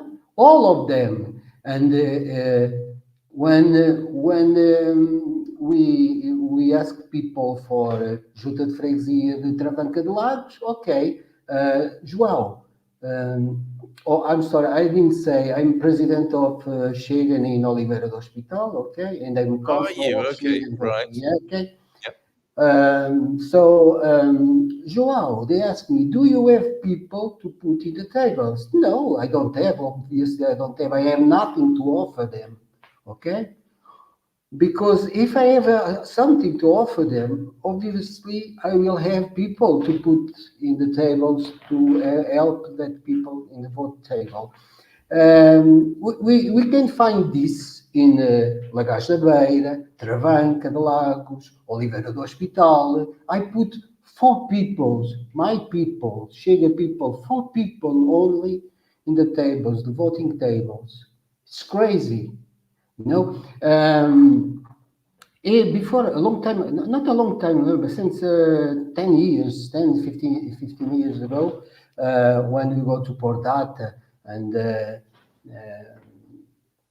when you ask for the mainly enterprises in Oliveira do Hospital, you can find how many people there. Mainly, they have 40,000 people working like Agloma before, now Sonai, the big factory, you know, in São Paulo de Gramaços. But now, the main important enterprise who have more people working there is the Câmara Municipal. Right. Do you understand? No, I do, and I see a parallel here, João. And this is the big government that Trump wants to overturn, isn't it? In American terms, he wants to make government smaller, and of course, the left traditionally can rely on government workers for their votes. Washington, as I understand it, is a Democrat stronghold on the basis that everyone will keep their jobs, of course, if they get the right administration. Is that basically what you're saying here? Basically, it's the same. It's the same. Yeah. It's the same. Yeah. Yes. We have, and also let me finish because this is very important. I'm sorry. No, okay, this is very important. I know we have Chega people in Oliveira do Hospital. In the last elections, not for the European, because our candidate was so poor, and I said that to André Ventura is very, very poor. If it was Rita Matias, that will be fine. But the other guy, he went everywhere, USA, Philippines, Brazil. eating from all another name. The animals eat the food. You call the pia in Portugal, manjedoura, pia. Where the animals go to get the straws and the food. It's it's an illusion. What I want to say is you went everywhere as how can I say, not military, but not consular. The guy who represents the country in that part, in that country. Like an ambassador. Ambassador, yeah, he was ambassador. Yeah. He went everywhere. Then, when they say he's finished his career there, he asked for another one. I went to the European. Of course, he's elected. Of course, he's so stupid. Okay, and I tell that to the people, my people. They don't accept, and I respect. But what I want to do with that is we have people Chega in Oliveira Hospital, but when you ask them to go further, one step, when I ask them to join us, they don't want to join us. Why? Because they have a threat, because their father, they work to Câmara Municipal, or their friends, or their girlfriend, or their uncle, they have somebody working for the Câmara Municipal. And they are afraid. That's the spectre of the politic culture we have here in Portugal in this moment. And do you think that's happening? Is that happening all over the country, would you say, in your estimation? Yes, of course. With PSD also, they have that same strategy. So this is if we scale it up to the US situation, and possibly other countries as well, this could be a cultural, a problem for the Western Empire, if you like, that there are so many people employed by the government in the Western nations. They can be relied upon to vote for a part of government, a particular kind of government, and then the people who feel they might not be getting a look in, who want small government and want to be more libertarian, and who don't work for the government themselves, but are maybe more free enterprise and self-employed. These are the people, perhaps, who are looking for change. This is what's just happened in the UK, though, isn't it, Carla? Isn't it? They say the only winners from the budget that's just been handed down by the Communist Party. Jesus. Wow. Yes. Where did that come from? Well, yeah, you are in Portugal, my friend. So we have the communist Portugal. But the only winners are the bureaucrats, right? Yes. They said that it's the public servants are the only people who got any kind of. And that's human nature, isn't it? That's their thank you. That's their thank you present, isn't it, in a way? And that's human nature. We tend to look after our own, don't we, and our friends, unless we're really socially minded. I mean, it takes quite a big-hearted, open-minded person to go way beyond that, and not that many of us, it would appear, are capable of that. What do you want to happen, Joao, in America in this next 24 hours? Who would you like to see in charge there, and what do you think that will mean for Portugal, if anything? Well, my friends, I really think if Trump wins, we will have problems in Europe. Of course, that will come to Portugal also, because Trump, he want to leave NATO. Okay, he want to tax the European enterprise, which is the cars from Germany. 20% is crazy. So it will be incredible, and we will have hard time with this guy. And he will not defend us, okay, against Putin, and we will have a big problems with geopolitical problems also. I think that will be very hard for us, for Europe.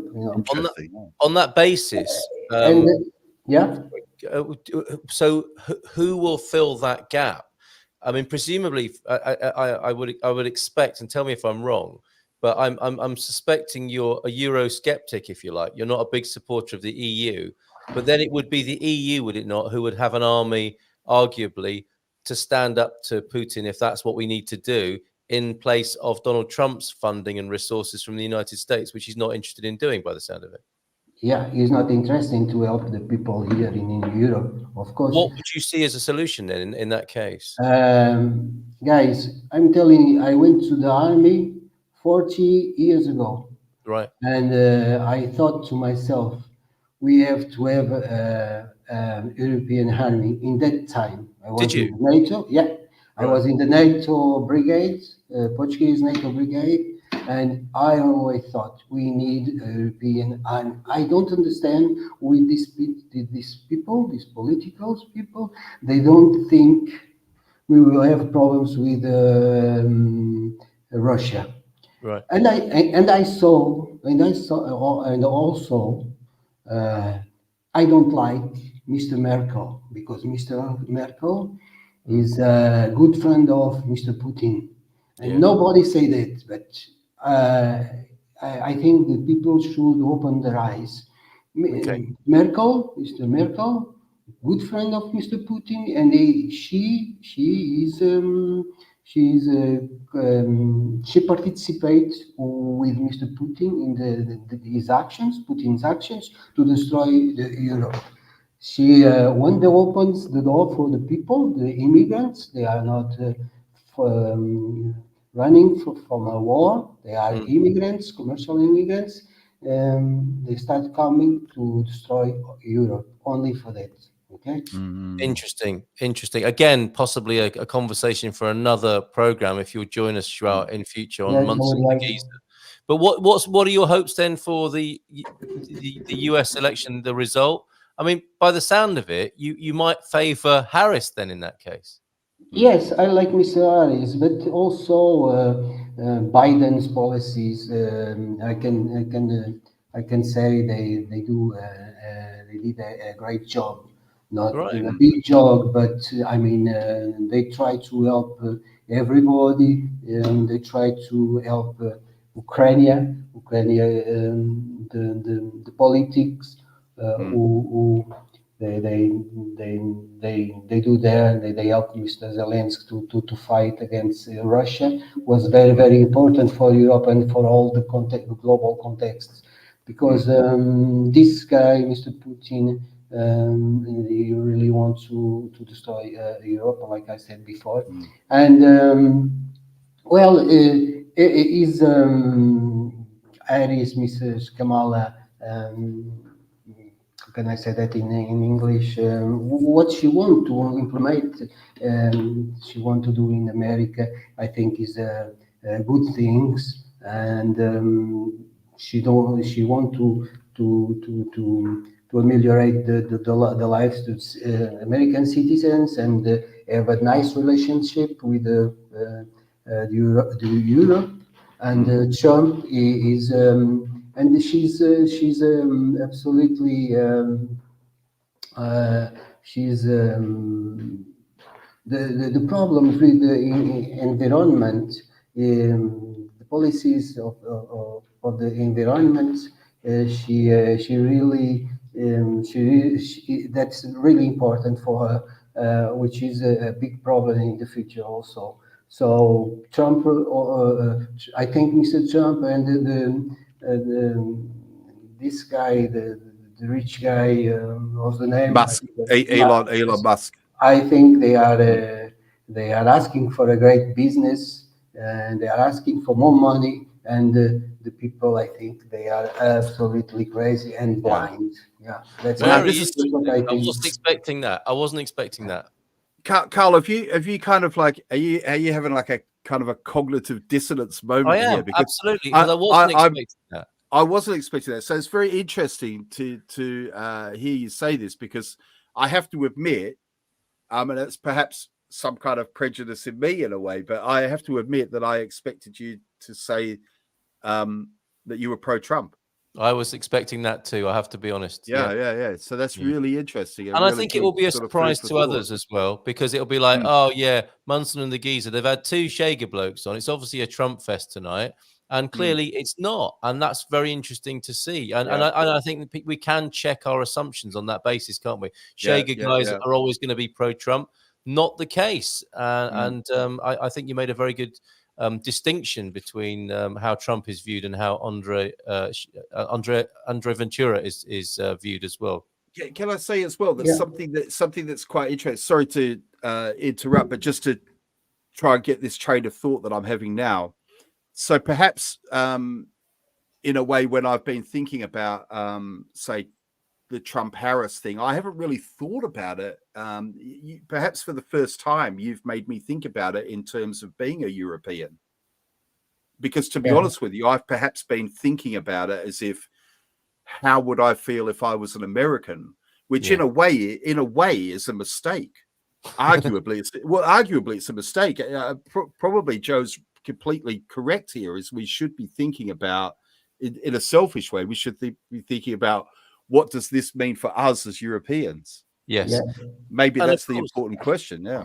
And opinion is divided on Putin's motives, isn't it? As Hugh is saying here, Putin. And by the way, Hugh, I'm not sure if a pause is going to work out, but we have got some entertainment clips to come in where you can connect with your senses and do a little bit of a meditation. I think I'm going to be doing that in the early hours of the morning, more likely, but we will have a little bit of light relief in a moment. And we'll have Ana Caramujo joining us at 10 this evening to talk about her experience recently in America, Portuguese businesswoman, and see what her view is. Putin definitely does not want to destroy Europe. That's NATO's expansion being the problem there. That's what I thought, quite honestly. Bob and Viv also agree, nailed it there. And why does Tony think it will be the same, whether it's Donald or Kamala? We'll come back to that, A. Castillo. Thank you for being here as well, because you've got some good comments. For the time being, love to thank you, Joao, for being with us. That's been really interesting. Great pleasure. Thank you for joining us. We're here all night. If you want to come back later on, you probably Yeah. prefer to go to sleep, I suspect, as well. And Thank you very much. but So thanks. let's catch up for a morning walk, because I know you're a walker like me, and I'd really love to do that. Yeah, me too. I'm waiting for that. Okay. Okay, Fantastic. thank you very so much. much. Well, muito Thank you obrigado. very much. Thank you very much. Boa noite. Muito obrigado. Muito obrigado. Wow, what began as a criticism of your driving and being busted and shamed for driving a little too fast through town was turned into a very interesting guest for our show this evening. Thank you very much. This is Munson and the Geeza with the USA election all-nighter. Freedom saying Joao equals left talking points. Yeah, interesting though that he's the Chega president of Oliveira do Hospital with his left talking points there, and checking my assumptions and Tony's as well. I think I could talk for. Well, in a way, it goes to prove that these labels are kind of becoming meaningless. Awful things, aren't they? Doesn't it? Yes. Leftist talkers point, right. What we saw there were two people who probably are in agreement about the manifesto of their party, but have got two completely different ideas about, what we're actually supposed to be speaking about tonight, which is the US election. Very, very interesting. So as I said, got a little bit of light relief. Here's a chance for everyone to. Did you see that when I think you might have mentioned it on our last program, Tony, when we had Joe Rogan talking about how it's amazing that Donald Trump didn't need to go to the toilet, and we speculated that he might have been wearing an adult diaper. And we thought for a moment of getting a sponsorship from Tenor Gentlemen or ourselves for this purpose. But I think you've got a bottle, and I think I'm actually going to go to a convenience in just a moment.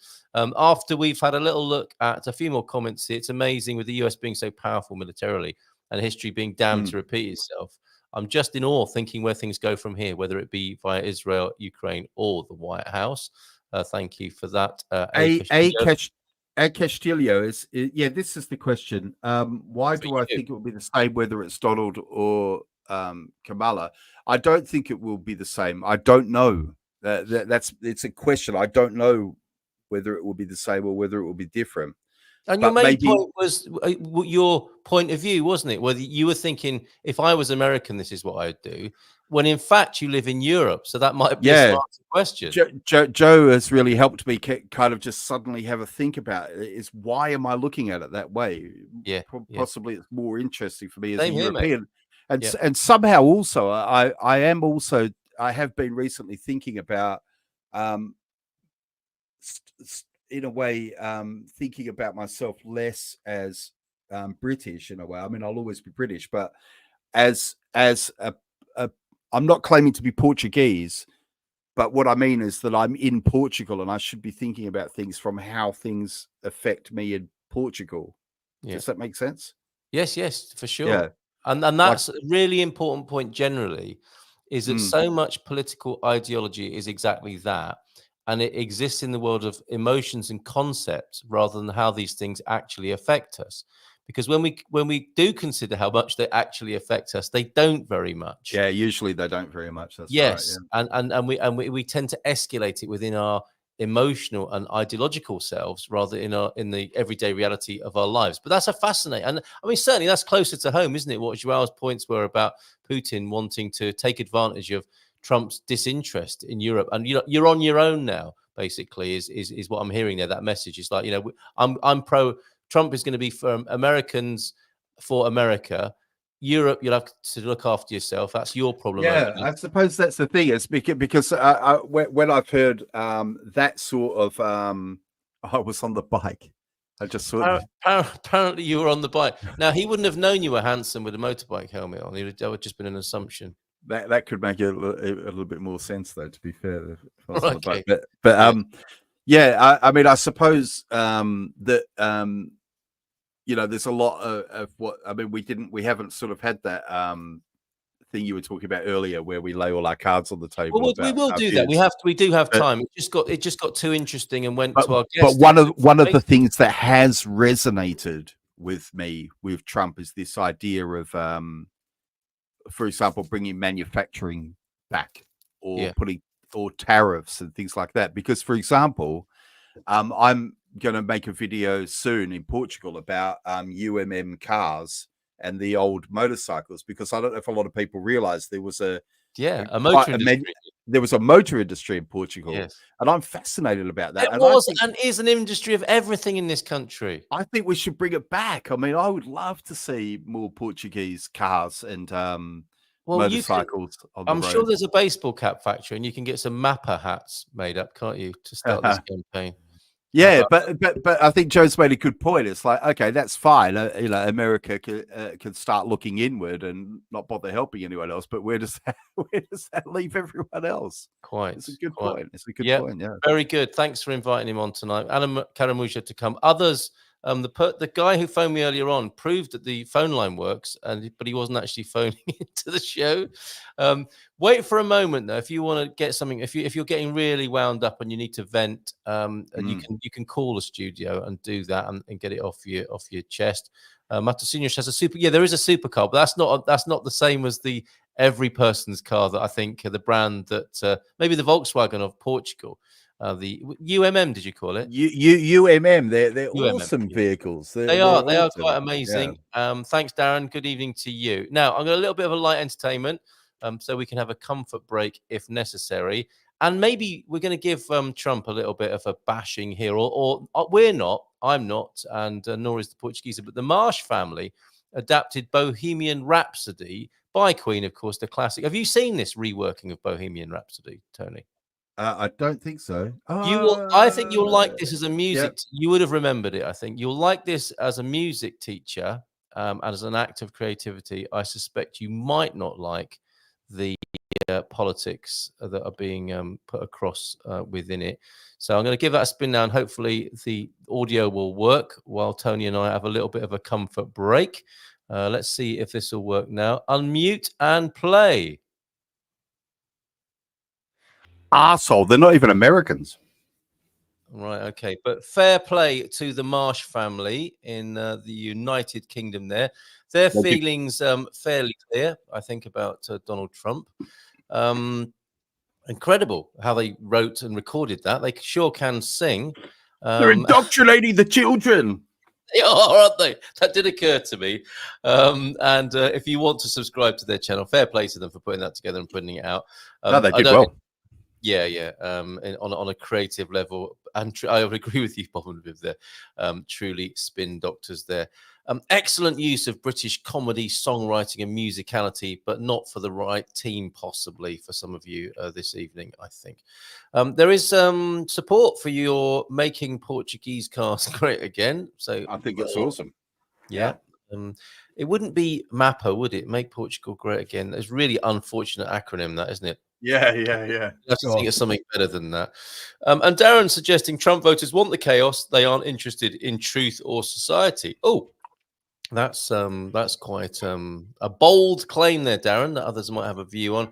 And you two are so biased. Well, he meant yeah, to say but we, based. He meant to say based. He put that I in it's a by typo, accident. isn't it? We are so based. Thank you very much. Their voices were beautiful. Thank you for being gracious enough to recognise that, Vivian. They're vices.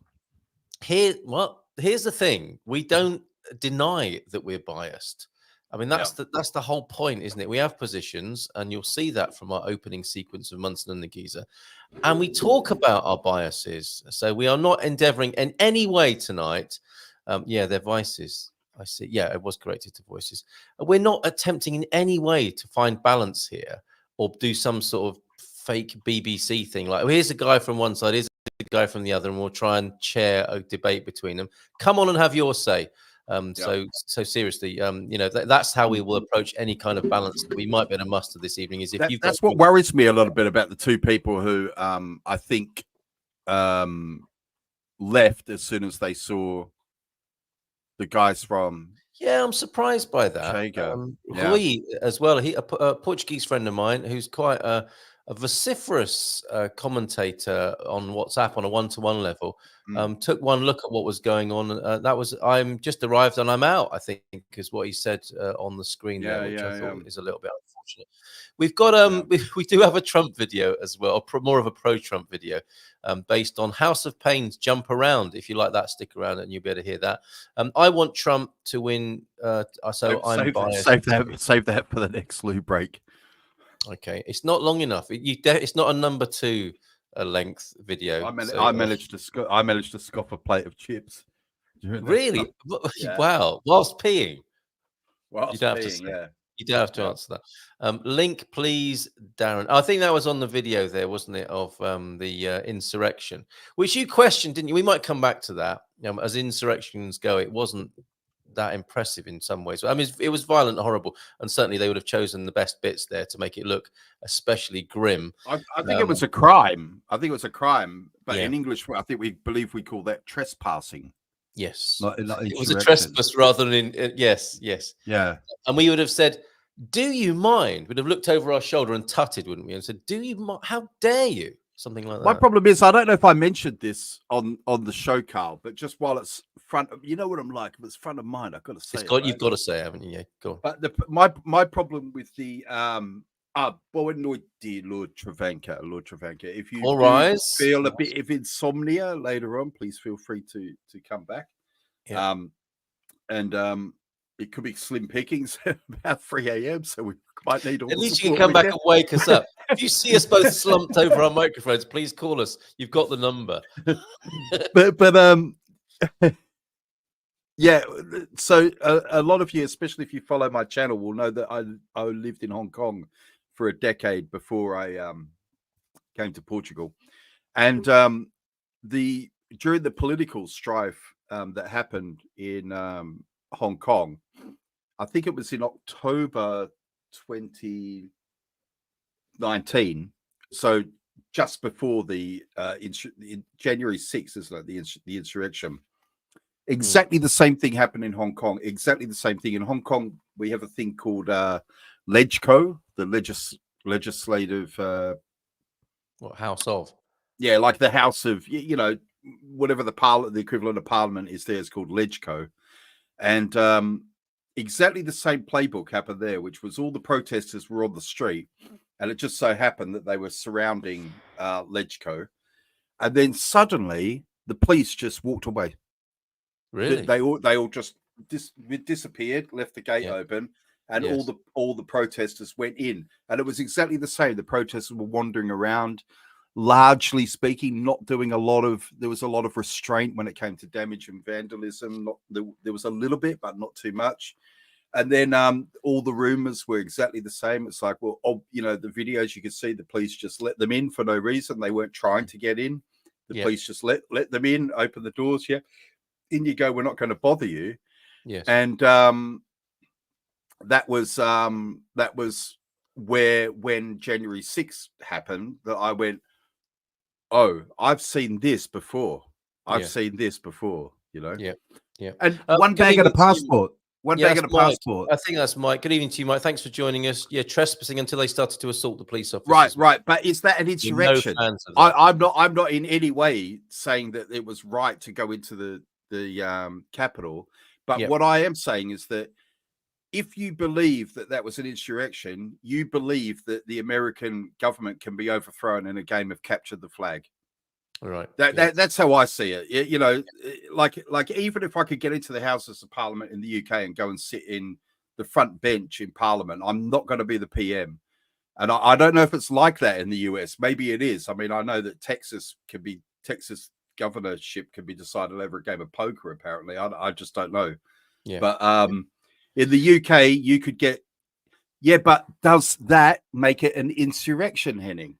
Yes. Yeah. I understand both sides here. You could say all of these things, this but is a that's perfect. not answering my question. Yeah, and this is the perfect little vignette, isn't it, of where we're at. You're not. It could be seen that you're, and I made light of it as well from a sort of comedic point of view. There's nothing funny about a police officers getting assaulted or people dying. We're not saying that.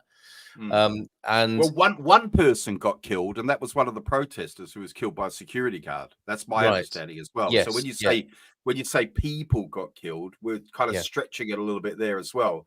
But what we're seeing here, Tony, is the dynamics of political discourse, aren't we? Sure. But what I want people to think about is what I said. I didn't ask whether it was right, wrong, what happened, etc., etc. I asked the question: is it an insurrection?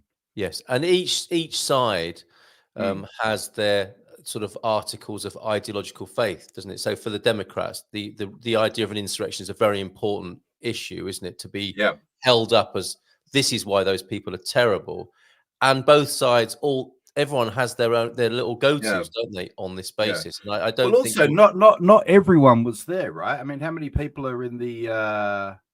Yeah, I don't support murder either, Henning. Yeah, I mean, Henning, please. It's such a random thing to say. It is, yeah. And I don't support the idea of you saying that suggests that Tony supports murder either. I mean, come on, calm down. Which is probably not the best thing to say to somebody who's triggered or upset about something. But we're not saying the insurrection was a small matter. I mean, it wasn't a small matter. It wasn't a small matter, but it also wasn't an insurrection. And the question, I suppose, is can we talk about it? Or unless your definition of, like I say, unless your definition of insurrection is different to mine. Yes, yeah. So that's the point. This is Munson and the Geeza. Where it says USA election all-nighter, it normally says it's not black and white. Now you're being very black and white there, Henning. I do not support murder. I don't think anyone disagrees with you watching the program tonight. If you do support murder, please don't watch us. We don't want you in our community or our audience. Nobody supports murder here. But can we talk about it in between the black and the white here, and in between the triggering and the upset that gets generated? That's what we can observe tonight, is how we can't talk if we're just activated and triggered all the time by these ideological sort of set pieces. And I'm not trying to take anything away from you, Henning, with this, or you, Tony, for that matter. But I would love it if we could have a conversation about it. And you've asked a reasonable question there, Tony, which may well get answered. We'll see. I've read that Trump doesn't actually want the president's or the persistence job. He's running so he can pardon himself and stay out of jail. Well, that would make sense as well, wouldn't it? Where did you read that? That might be useful. And some were peacefully escorted through. Yeah, got 5 years. So there's the other side of it, isn't there? There is a right-leaning ideological go-to. We're retorting, aren't we, with set pieces rather than maybe. The thing about it, Carl, is that I love and respect you as well, and I know what you're trying to do. But sometimes there are facts that exist as realities, Okay. So what I'm saying is there were people who, in objective reality, didn't commit violence and weren't trying to overthrow the government and didn't do any damage or anything like that, who were imprisoned for trespassing. That's Yes. an object. That's an objective reality. Yeah. Do you Yes. know what I mean? Yes. That's like an objective fact that's indisputable. Yeah. Yeah. Okay. I think it's worth. I think it's just worth saying that. And all I'm trying to say to people is, I saw that happen in Hong Kong as well. Yeah. A similar kind of thing, you know. And I wonder, let's see then. Let's see if somebody will accept what you're saying there as a contribution towards broadening the conversation. Because also, I'm very sure. I've got no way of knowing this, by the way, but I'm very sure that there were some people in that Capitol riot who thought they were going to change the course of the with the takeover. Election. It was a bit like, wasn't it? There was a Far Eastern overthrow where forgive me for not knowing specifically which country it was, but there was an uprising of people, and they took over the president's house. And they hadn't thought it through, because days later there were just people still lounging by the pool and taking selfies in the throne room, or having a crap in the presidential toilet, and putting a picture on social media, and it kind of fizzled out at that point. And for some people that would be a victory, wouldn't it? But it didn't go anywhere after that. And I think there would have been people, as you say, of very sort of limited IQ perhaps, who stormed and maybe were inspired to storm the White House. Not that it wasn't the White House. What was the Capitol? To storm the Capitol, and then suddenly think, well, what do we do now? It's like, like some sort of football hooligan surge, not really thinking it through, acting out your violent urges, and then that's about it. And clearly, it looks like there were some people doing that. Also, some people say that they were double agents who were dressed up to look like they were doing it. I've heard every account, I think, pretty much. Well, in Hong Kong, there was the same thing. There was video. They showed video, and I also saw this in the US. They showed video of police officers literally changing into the same kind of clothing. And the thing is, there's two ways to look at that. And arguably, you could say, well, in a way, it's just common sense that the police would do that to try and investigate and take evidence. But of course, the flip side of it is, and there definitely was like video of police officers obviously egging on the people to do the insurrection, and it was this is what it was for me, because I saw it happen in Hong Kong, and Hong Kong was amazing. I mean, there were live streams like this, but there was like 16 cameras. Many different angles. Not just, and what was also different in Hong Kong, it was the mainstream media, because of course in Hong Kong, the mainstream media were on the side of the anti-establishment. Right. So even the mainstream media was showing video of police officers, and you could almost argue that they were a little bit one-sided against the establishment, because there's normal people in Hong Kong who are pro-establishment as well, as in pro-CCP, who believe that Hong Kong is part of China and so on. So there was definitely that as well. But just to say that for me, it was very much a deja vu. Yes. Okay.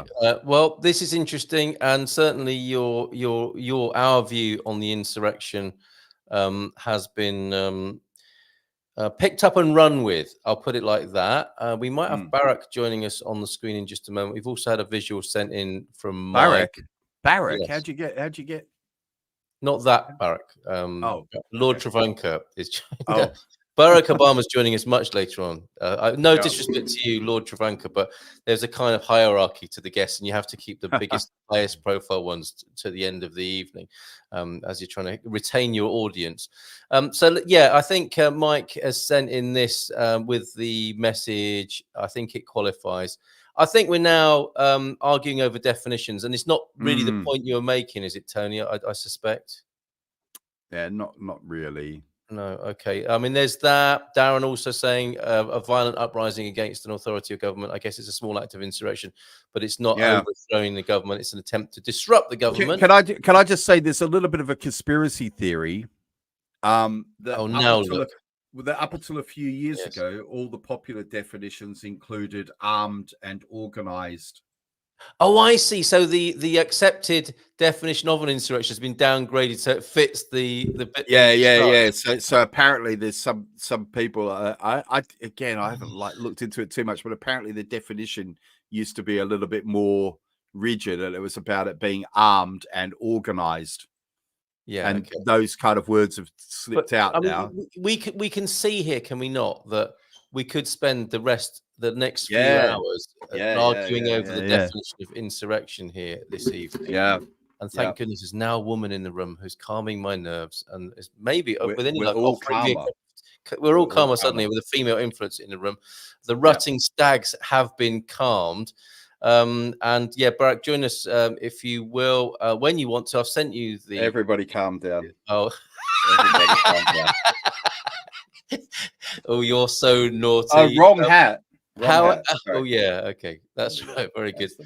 Your algorithm went crazy then, didn't it? From MAGA hat to YouTube hat. So and mine too, because we're streaming on GMP TV and Good Morning Portugal. Not a one-sided story there. Is any story one-sided? And also offense or pushback with your Texan idea that you can take over the government there by winning a game of poker. I'm trying to find it. I'm trying to find the comment. You know. Tony's getting some heat now, and I want to find. Wasn't it Al Gore or someone? Al Gore. Same happens in Brazil. Oh, an insurrection of a kind there as well. Oh, hold on a minute. Here we go. From Barack. Tony, when was the last time you were in Texas? Yes, Texas has its issues, but seriously. Okay. No one was trying to overthrow the government, is Viv's contribution to that. And yeah, definition there. Thank you very much, Barack. I think we're pretty clear, aren't we, on where we're all at. If it were grapes being made for wine, they are well trodden now, and all the juice has left the skins. I'm wondering which one of Trump's policies he likes, and please provide the details. Who was that aimed at? Oh, that's probably for you, Doug. It's an election, not something to get triggered by. Well, you say that, Doug. You'd hope that was the case, but clearly, even if you say don't get triggered, people are deeply and emotionally invested in this. And if I get a chance to do my disclosure, I will say why I think that is. Someone will win and someone will lose. I just don't think that's going to help very much. Do you, Tony? That little bit of advice there. Calm down, everyone. Someone's going to win. Someone's going to lose. Yeah, well, again, this was interesting to think about. What Joe was saying is I've kind of, in a way, come back a little bit from that now, because I've had the same sort of view. Yeah, whatever happens in the US, but now I'm starting to think about. I wonder what it does really mean. Yeah. For us in Europe, and I wonder what the views are of people who are with us now about that. Yep. Speak European Portuguese. Good evening to you. The games are basically always the same, but the players change. I must admit, I share that somewhat cynical view, and I think Castillo paused and started playing again because that comment about the old right is from about half an hour ago, which puts this out of context too. I'm not sure what you mean by that. If you're responding to something a long time ago, then perhaps you might want to give us a bit of context, which you've done there, like how old right Hitler. Old or Mussolini old. First mention of Hitler tonight, or is it? First one in the chat anyway. First one, yeah. A police officer may have been killed. Close the stream. The police chief has testified that things stank like getting backup. So there was clearly a breakdown. But then again, I suppose you could play a game, couldn't you, of sort of ideological trump cards. And Trump's not the right word to use here. But you can kind of write it, can't you? So if you and I were to role play this as left and right, Tony, we couldn't we? So like, we kind of know what to say now, don't we? Because these things are so familiarly and so ideologically rutted that there's very little freedom in these conversations anymore. But hopefully we did open it up a little bit with what you were saying. This is starting to sound like a and doesn't get to the end of the sentence there. Okay. I think I'm guessing what's coming there. Agent provocateurs. A Castillo is saying, I don't know who he's. Guys, in the comments, it might be useful if you hashtags. Yeah, or you maybe say who you're responding to, maybe. Oh, okay, you're responding to Fleedham. Some hashtags. Yeah. All right, well, let's go through these in good order, because then we'll do our best to keep up with what's being said, and we really do appreciate you being here tonight. One thing I would say, a Castillo, and this is again, I'm being completely respectful, but just what I'm saying from my point of view is, when I watch the mainstream media, I do see a lot of negative things that Trump says, but then unfortunately, I quite often very quickly on non-mainstream media see the whole video or the whole context of what he said, and it's quite often completely different. And I'm seeing that all the time. And I do make a point of watching both left and right when it comes to media. So what I would say is, yes, I do see Trump saying a lot of awful things, but then, if I'm being honest, quite often within half an hour, I then see the whole video show the whole context of what he said. And just to give you some recent ones, there's even Kamala Harris, as I think even earlier today, was still spreading the disinformation that Trump had recommended that Liz Cheney be killed by a firing squad. And if you watch the whole video, and that would have been deplorable. That would have been unacceptable. Yes. But when you watch the whole video, that's not what he was saying. He was saying that war hawks like Liz Cheney need to go to the front line and experience it, rather than sending young men to die on her behalf, which is a completely different thing. Indeed. And I've seen it's the old idea is that politicians don't send their own kids to war, sort of thing. And one I could think of also just a while ago was the bloodbath thing. If where they said, Trump is now saying that if at the time it was Biden, wasn't it? If Biden's elected, there'll be a bloodbath, and they cut. And what he said is a bloodbath for the car industry. So this kind of, I see him saying a lot of really rough things, but then I also see very quickly, when it's put back into context, that's not what he said. So is this the comment you're responding to? Exactly. My other observation about this is the left do tend to assume a moral high ground, don't they, as well?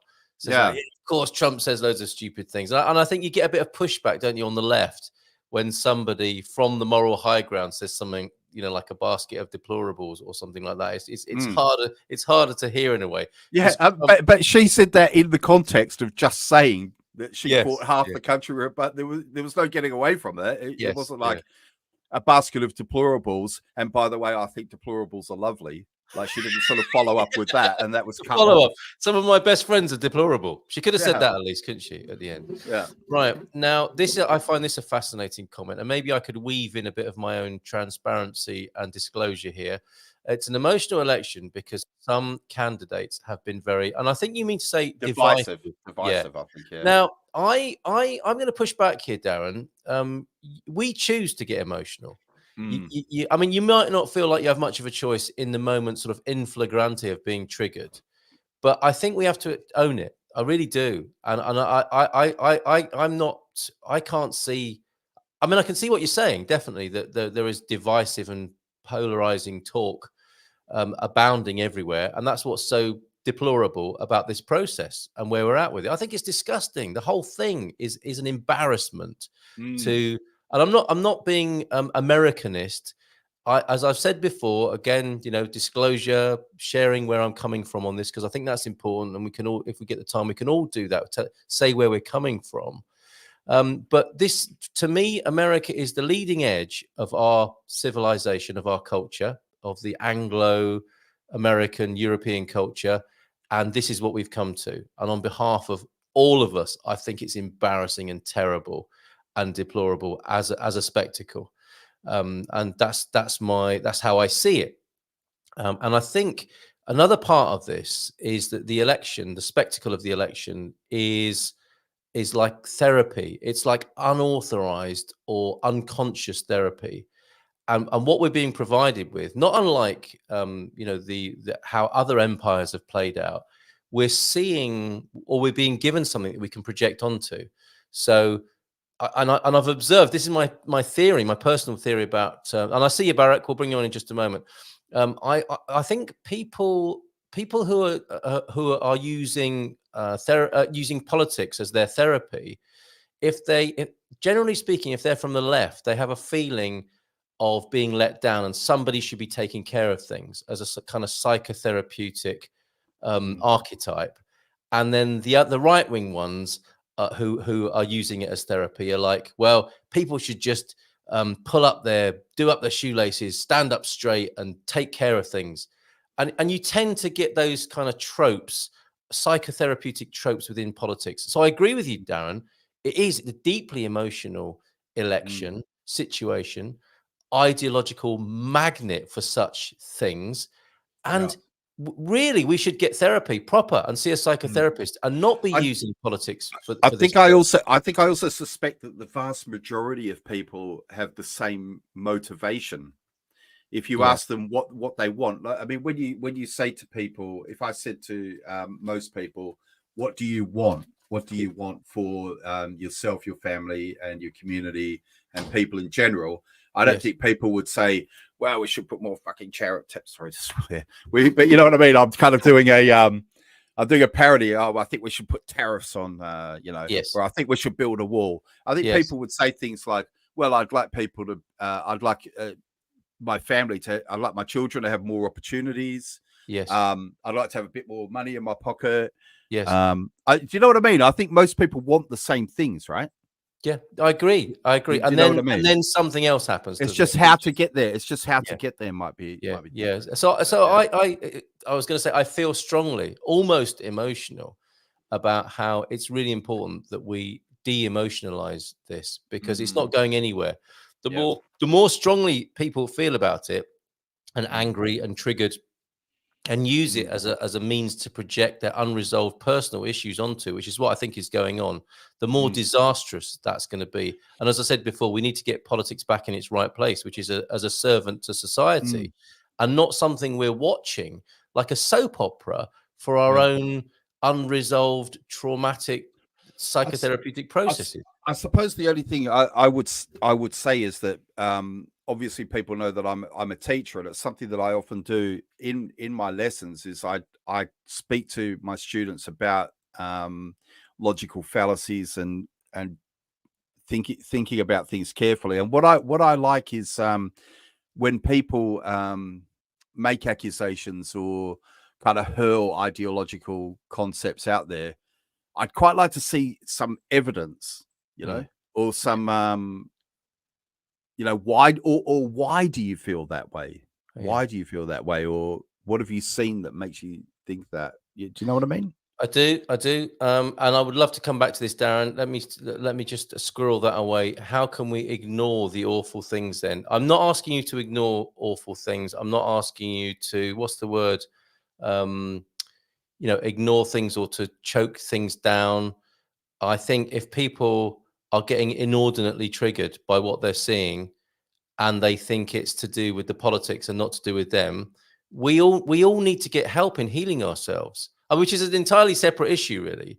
But if we can see that something that really is none of our business is suddenly becomes our business and makes us really upset, I would say that's more about an unresolved issue that needs help.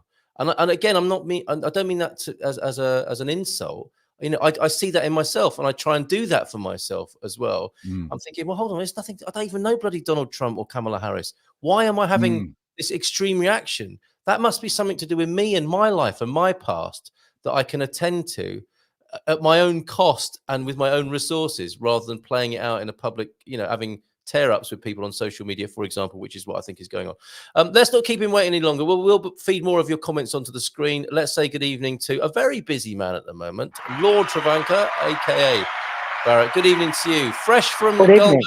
Have you been riding your horse all day in Golgao in Portugal? Not today because it's been raining. I hope you can't hear me, right? Loud and clear. Yeah. Where Yeah, are you? yeah, yeah. Are you in the Okay. stable, or are you a fine barn ceiling there in your accommodation?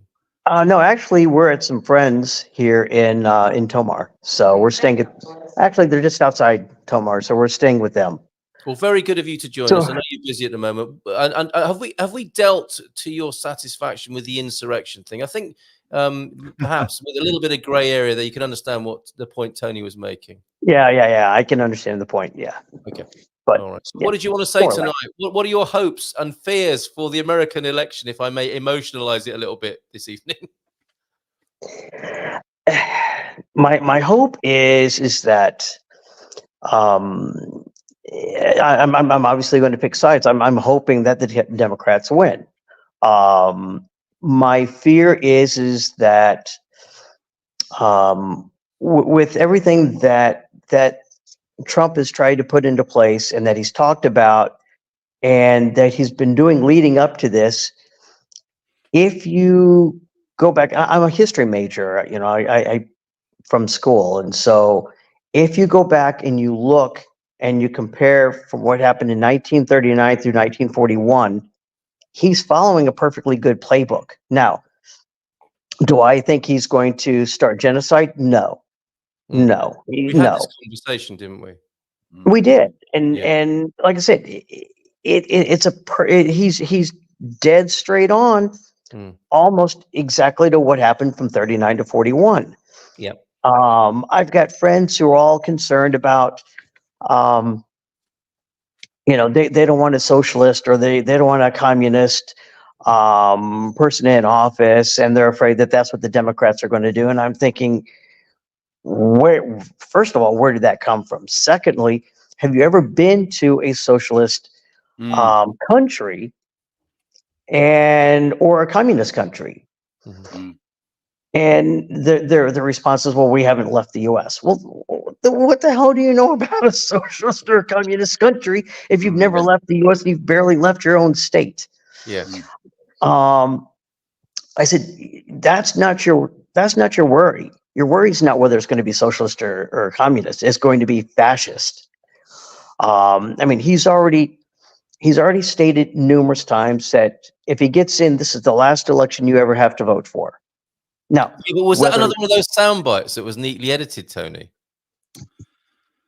Yep. Yes. You think? Yeah. But I don't want to interrupt you because I also want to say I believe it or not, I agree with you because I think this whole talking point about the communism stuff is ridiculous. It's stupid. One of the reasons that I would not live in the US, as much as I love the US for a lot of reasons, and as much as I've got some very dear American friends, is because I like living in Europe because it's generally I wouldn't call it socialist, but I call it like a mixed. It's a mixed model. It's a mix of capitalism and socialism, and I think that's the best system. So broadly speaking, I agree. I think in Europe, and also countries like Australia, for example, and New Zealand, for example, I think we have very good systems that work because it's a mixed model. And to call somewhere like you know, I've heard people call for example Denmark a communist country when it's actually it's a mixed model, you know, and I think it works really well. So I 100% agree with you. I think it's ridiculous. It's the most insane thing. Well, and what's really funny is that there's a few people in particular that are absolutely terrified that the U.S. is going to be socialistic, and I've told them, I said, so let me get this straight. You're afraid of socialism. However, you take Medicare, right? Yeah. And I said, well, what? You understand that Medicare in the U.S. is a loose form of socialism. And by the way, your daughter, who is in her 40s, she's been employed and unemployed and employed and unemployed and everything else. She got unemployed payments when she wasn't working. That is a form of socialism. So you don't want socialism. However, there's a form of it in the U.S. So you have no clue what it is you're talking about. You don't want something, but yet you do want it because you want healthcare. Yeah. I mean, and that's part of the to and fro of political debate, and good on you. Yeah. And that person isn't here to answer that, and maybe they've gone No, off a better. I think another thing I could say, can I just quickly say to Barrett, something I always think that's in these conversations as well is sometimes whenever we're kind of having the ebb and flow of these conversations, sometimes we drift from speaking about the middle to the extremes and yes, to make now, a point. and what I mean by that is for example, I've seen a meme. I saw a person put a meme on Facebook, I think it was, and it was oh, you don't like Republicans want no government. Well, who's going to scrape the snow off your roads or something like that? There was a snow plow, I think it was. right. And the thing is, in a way, that's a straw man, because I don't think people, well, there's obviously some people who want no government, but I don't think people want no government. I think people want smaller government. But some people, so for example, the question of healthcare may be very different to the question of, say, censorship. Right. Do you know what I mean? There's a more nuanced argument to have. And sometimes it's easy to kind of, do you know what I mean by, like, it's, what do they call it? Like resolution, isn't it? Like the resolution sometimes in these conversations goes in and out. That's why we need to make it personal again, isn't it? That, things that we can own rather than just sort of pontificate about. And I've got a question for you, Barrett. I don't dispute your view of Trump's playbook, but what I'm interested in is how you think the Democrats are any different in their political maneuvering, posturing, marketing to 39-41 Germany, which is, I think, the comparison you're making. How is any modern political party not playing in a disgusting way with people's emotions in order to manipulate them at the polling booth? Is that not the mechanics you're talking about? Well, it in a form it is, but it's more in the line of from 39 to 41. If you look at the way Hitler, again, the party, the Socialist Party, thought that they were going to put in a quote puppet, and then they were going to be able to control him. However, as the time went by, he got rid of the opposition and stood up and then converted and moved everything into a fascist dictatorship. Yeah. And so the party, so I don't see that the Democratic Party,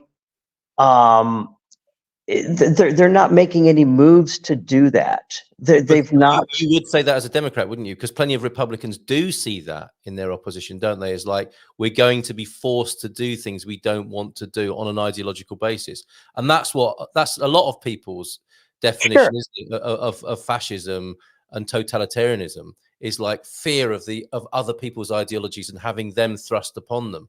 And I think we do have almost like a perfect mirror of that at the moment. And of course, and that's part of the problem.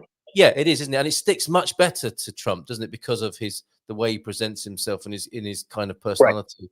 Right. Well, and that's part of the problem. The problem is that the U.S. is a two-party system, unlike the UK, where you have, I don't know, 6, 7, 8, 9 different groups, and you've got Parliament, and everybody is in there and they're screaming, and they get a vote. We've got, Joker A and Joker B. And so you flip a coin and you say, okay, which is the better of the two evils? Yeah. Which is less likely to take us into a recession? Which is less likely to take us to war? Which is less likely to crawl in bed with Putin? Which is less likely to watch China try and take over Taiwan and stand back and throw up our hands and say, it's not our problem? That's the thing. The Trump side has said, we're not going to be the world's police anymore. So if China wants to take over Taiwan, fine, let them. If Russia wants to take over Ukraine, not our problem, let them. Yep.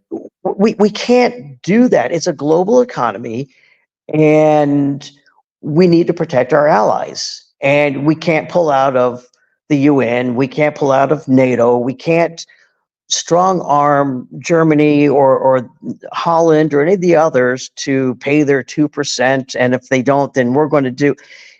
That's not how this works.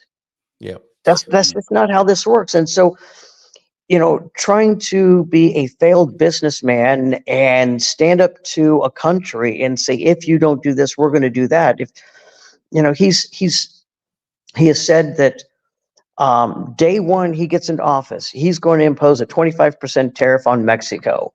Yep. Okay. Mexico is one of the largest exporters and importers of goods into the US because they're right there. If they don't shut down their border and keep the immigrants from coming over and the drugs and everything else, I'm going to impose a 25% tariff on day one. And I'm going to move it up to 50% and 75%. And it's a guaranteed 100% cause and effect that I will eventually move up the tariff so high that they will have no choice. Yep. Okay. Do you understand what that does to the economy? He doesn't care. This is what I'm going to do because I don't want immigrants coming over. Yeah. But the problem is that the U.S. is built on immigrants. Everybody in the United States, if you go back far enough, is an immigrant. Yes. Yes. No, I mean, understand your position. Do you want to stay on with us for a bit longer because we are getting a little bit of banter in the chat.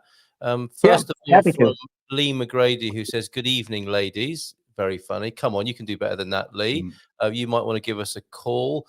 We can get more people on the screen if you use the link. Now, I'm going to put the link into the chat. So if you want to join the conversation, rather than just send emojis to us that we've seen from A. Castillo there, who's accusing... Carl, I have to say, it's happening to me again. This is the second person tonight who's forcing me to think about things from me in Portugal as a perspective, because do you know what I've been trying to do that might be a mistake?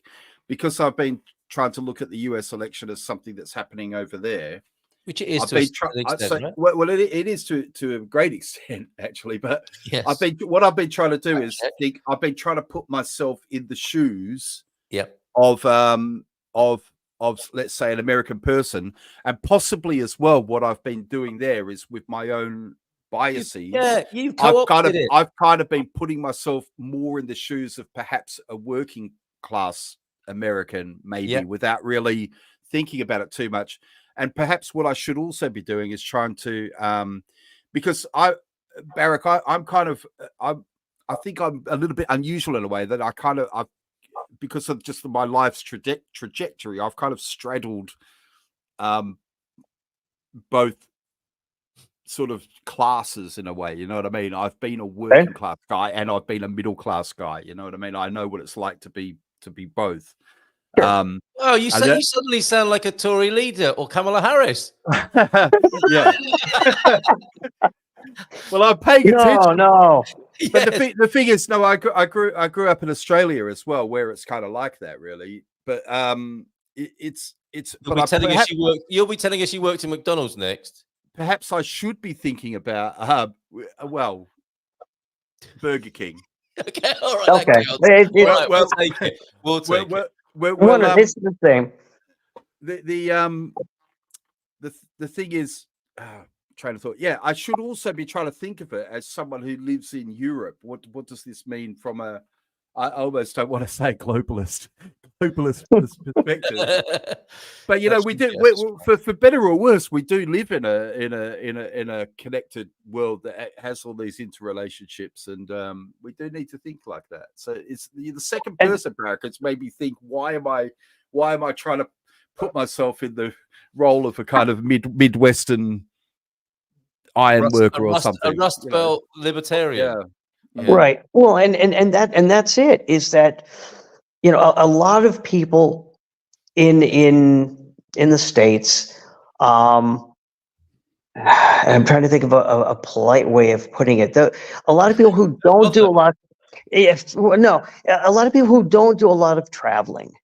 Okay, those who don't leave their county, their state, they're within 3 or 4 states. It doesn't really click. It really doesn't hit home that it is a global economy. Everything is tied. So what happens in the US is a ripple effect across the pond to everybody else. If the dollar goes up, it affects the euro. If the dollar goes down, it affects the euro. If trade happens, if tariffs are put on China and tariffs are put on Mexico and tariffs are put on Canada, and then it ripples over here, and we're like, okay, so we can't get goods out of the US. They can't send goods into the US. So therefore, it's going to affect here as well. And most people in the US who are in a sheltered environment, and I don't mean that in a negative, connotation, just those who don't have the means or wherewithal or want to travel outside of their general area, they don't get that. They're more concerned about what is the price of gas and why did the president raise the price of gas? Okay, the president has no control over the price of fuel. Well, why did the president lower the stock market? Seriously? The president has no control over it. How can he affect the reception of the dollar around the world then? Well, but again, look at what a perfectly good example. Look at what Spartan FX is doing right now. They are flooding the internet with. I know. He'll sell now. Yes, they are. Yeah. And there's been news releases that companies have already said that depending on what happens today, they're already set to start raising prices to offset the tariffs that Trump is going to put in place so that the American people cover that cost. Well, can I broaden this out a bit and own Sure. something, a bit more disclosure and setting the sort of stall out from a personal point of view? And I've said this before, and I'm sorry to sound like a broken record with it, but my belief is, and if you've just joined us, my belief is that, or I see America as the leading edge of our European, Anglo-American civilization. There's something very profound in that worldly sense about what America's up to and how it affects the rest of the world. I also think that we are in a great unraveling at the moment, and that empire and what it is and how it's come to be and what it's based on is coming apart at the moment. And 100%. You don't have to look very hard, do you, to understand that economically. And what made me think about it was you talking about the dollar value around the world. And a couple of weeks ago we saw the BRICS nations coming together, who make a much better poster now, don't they, than our G7 or G12 lineup of rather sorry-looking individuals who look like they're at the end of an empire, and the BRICS people who are like, pumping the air and taking a great photo together with their new currency and their new crypto or whatever else as being puffed out on a PR basis to promote that alliance. We need to be mindful of that, don't we? Of our we can't keep being the Anglo-American European empire that we believed in and thought we were and traded on around the world in the 50s, 60s, 70s, and then 80s and 90s. The edifice was kept up, but what was backing it, literally what was backing it up, disappeared, didn't it? And now it's like one of those cowboy movies where you've got a street of frontages propped up by whatever it is, 2x4. Yeah. And so we need to be, if we ignore that at our peril, and one possible description or one possible explanation of what's going on is like, the people, the establishment know that's happening. It's like, well, give it to Trump. He'll look like he's failing as it all comes apart in the unraveling that we're facing at the moment. So that would be another reading of it. Or whoever wins this is going to inherit that. I think they are presiding over the unraveling of the empire that we've known and lived in these last few decades, and that's not pleasant. That's not a pleasant. No. And the hope is that whoever wins can try and stir up some glue and put it back together and try and get a hold of it. Without it completely imploding. And I don't know. I don't know if they can be done in 4 years. I just don't know. There's been so much damage done. There's been so much separation and such as a big separation in sides that I just don't see the U.S. coming together as a whole, like it was, like you said, in the 60s, 70s, 80s, and 90s. And if it continues to fight itself, it can't keep an eye on the horizon, can it? Or reinvent itself for the future. It can't. We've got Lee. Do you want to join us on screen? Lee, give us a thumbs up if you do, because I'm sure Lee will have some very direct comments to be making about the US election and the all-nighter that we're pulling tonight. Lee, will you be joining us? And oh dear, smoking and drinking on screen, setting a terrible example to the younger generation. What do you have to say, Lee? It's after the watershed. Good evening. Good evening to you. No, I'm just listening to you talk, and you said you're going to put the thing up, so I thought I'd come on and give my 2 pennies worth. Go on. Go on then. Yeah, I won't vote for either of them. I think the best 2 people pulled out. Kennedy pulled out Tulsi Gabbard from Hawaii. She never got a chance. Yeah. It's going to be ridiculous 4 years, not who wins. If Trump gets in, it's his last 4 years, and if she gets in, it's the last 4 years. Right. It's And how important is that to the rest of us, though, Lee? You're a Brit who's moved to Portugal. I think we're united in the fact that we have a very pleasant existence as a result of that life choice. What do you think? How will that life choice, being a foreigner living in Portugal, be affected by the outcome of the US election in this next few hours and next few days? Well, it really depends on which warmonger gets in next, doesn't it? And how the Russia finishes, and what happens in the Middle East. And they've both got very different approaches to it. Yeah. So the cost of food's gone up, obviously. In the last couple of years, inflation's gone through the roof. People are struggling. What happens in America now turns up here 2 or 3 years later. So you're still of that view, and I think who was it who said it earlier on? When America catches a cold, everyone starts to sneeze. It's that you still think that's the case? Yeah. No, yeah, it's always going to be. They're a massive. If they are still the biggest economy. Yeah. And they are the world's police force. If you don't like it or not, they make the decisions globally. Yes. If they wanted to finish the troubles in Russia, they'd have finished them a year ago. It wouldn't have been a problem. Right. If they want to finish the troubles in the Middle East now, they could have finished that the day after the terrorist attack happened. But they're not. They like to make money on it. And that there is that. We've not talked about that, have we? Yeah. And a very uncomfortable truth is the American empire is based, and the dollar value is based on arms sales, is it not? It's the military industrial complex is a very important part of what we're looking at. And war is good for GDP until we come up with a better idea than that. And then there's a trickle downward as well. If Harris wins, what's going to happen to Musk? Because he's picked his side. When the town square ends, when X finishes, then you might not get to Mars. Is that what you're worried about? I'm not going to Mars. It's too red for me. Politically, okay. I believe the atmosphere is terrible there, so it's not thank you very much. We didn't set that up in advance. Yes, the atmosphere is terrible there. Well, there's loads of knock-on effects to whoever wins, and it's going to be the small things that we notice first, which is going to be the censorship, or the lack of respect for Trump's not respected across the world. He can't even travel to the UK. He's got his criminal record bars him from traveling to the UK. That's interesting.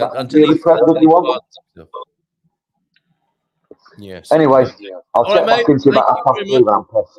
Yeah. All right. When you wake up on the sofa later, we'll still be here. All right. So come and join us again later. Can I just share a picture with you quickly?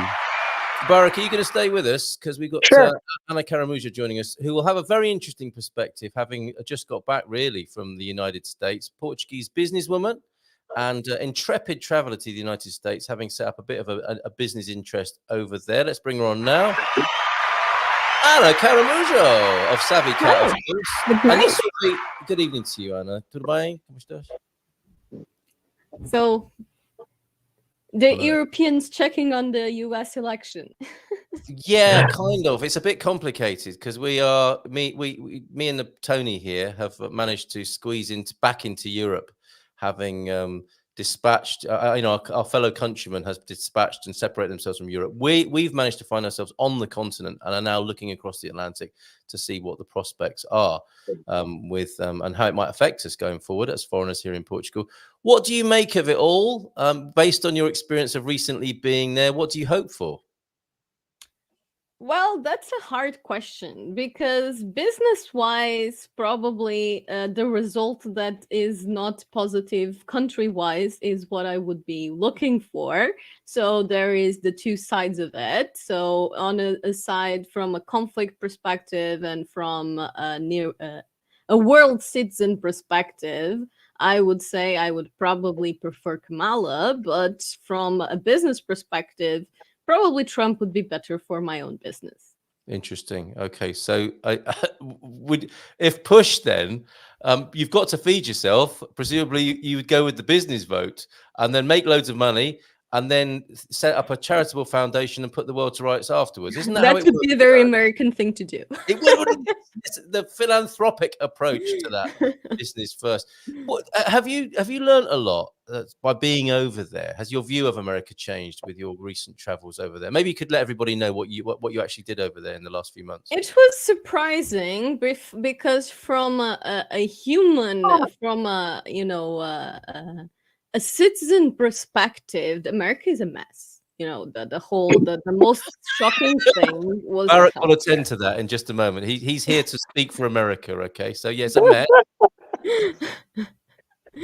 But I was honestly quite shocked how little support there is for citizens, especially on the health side.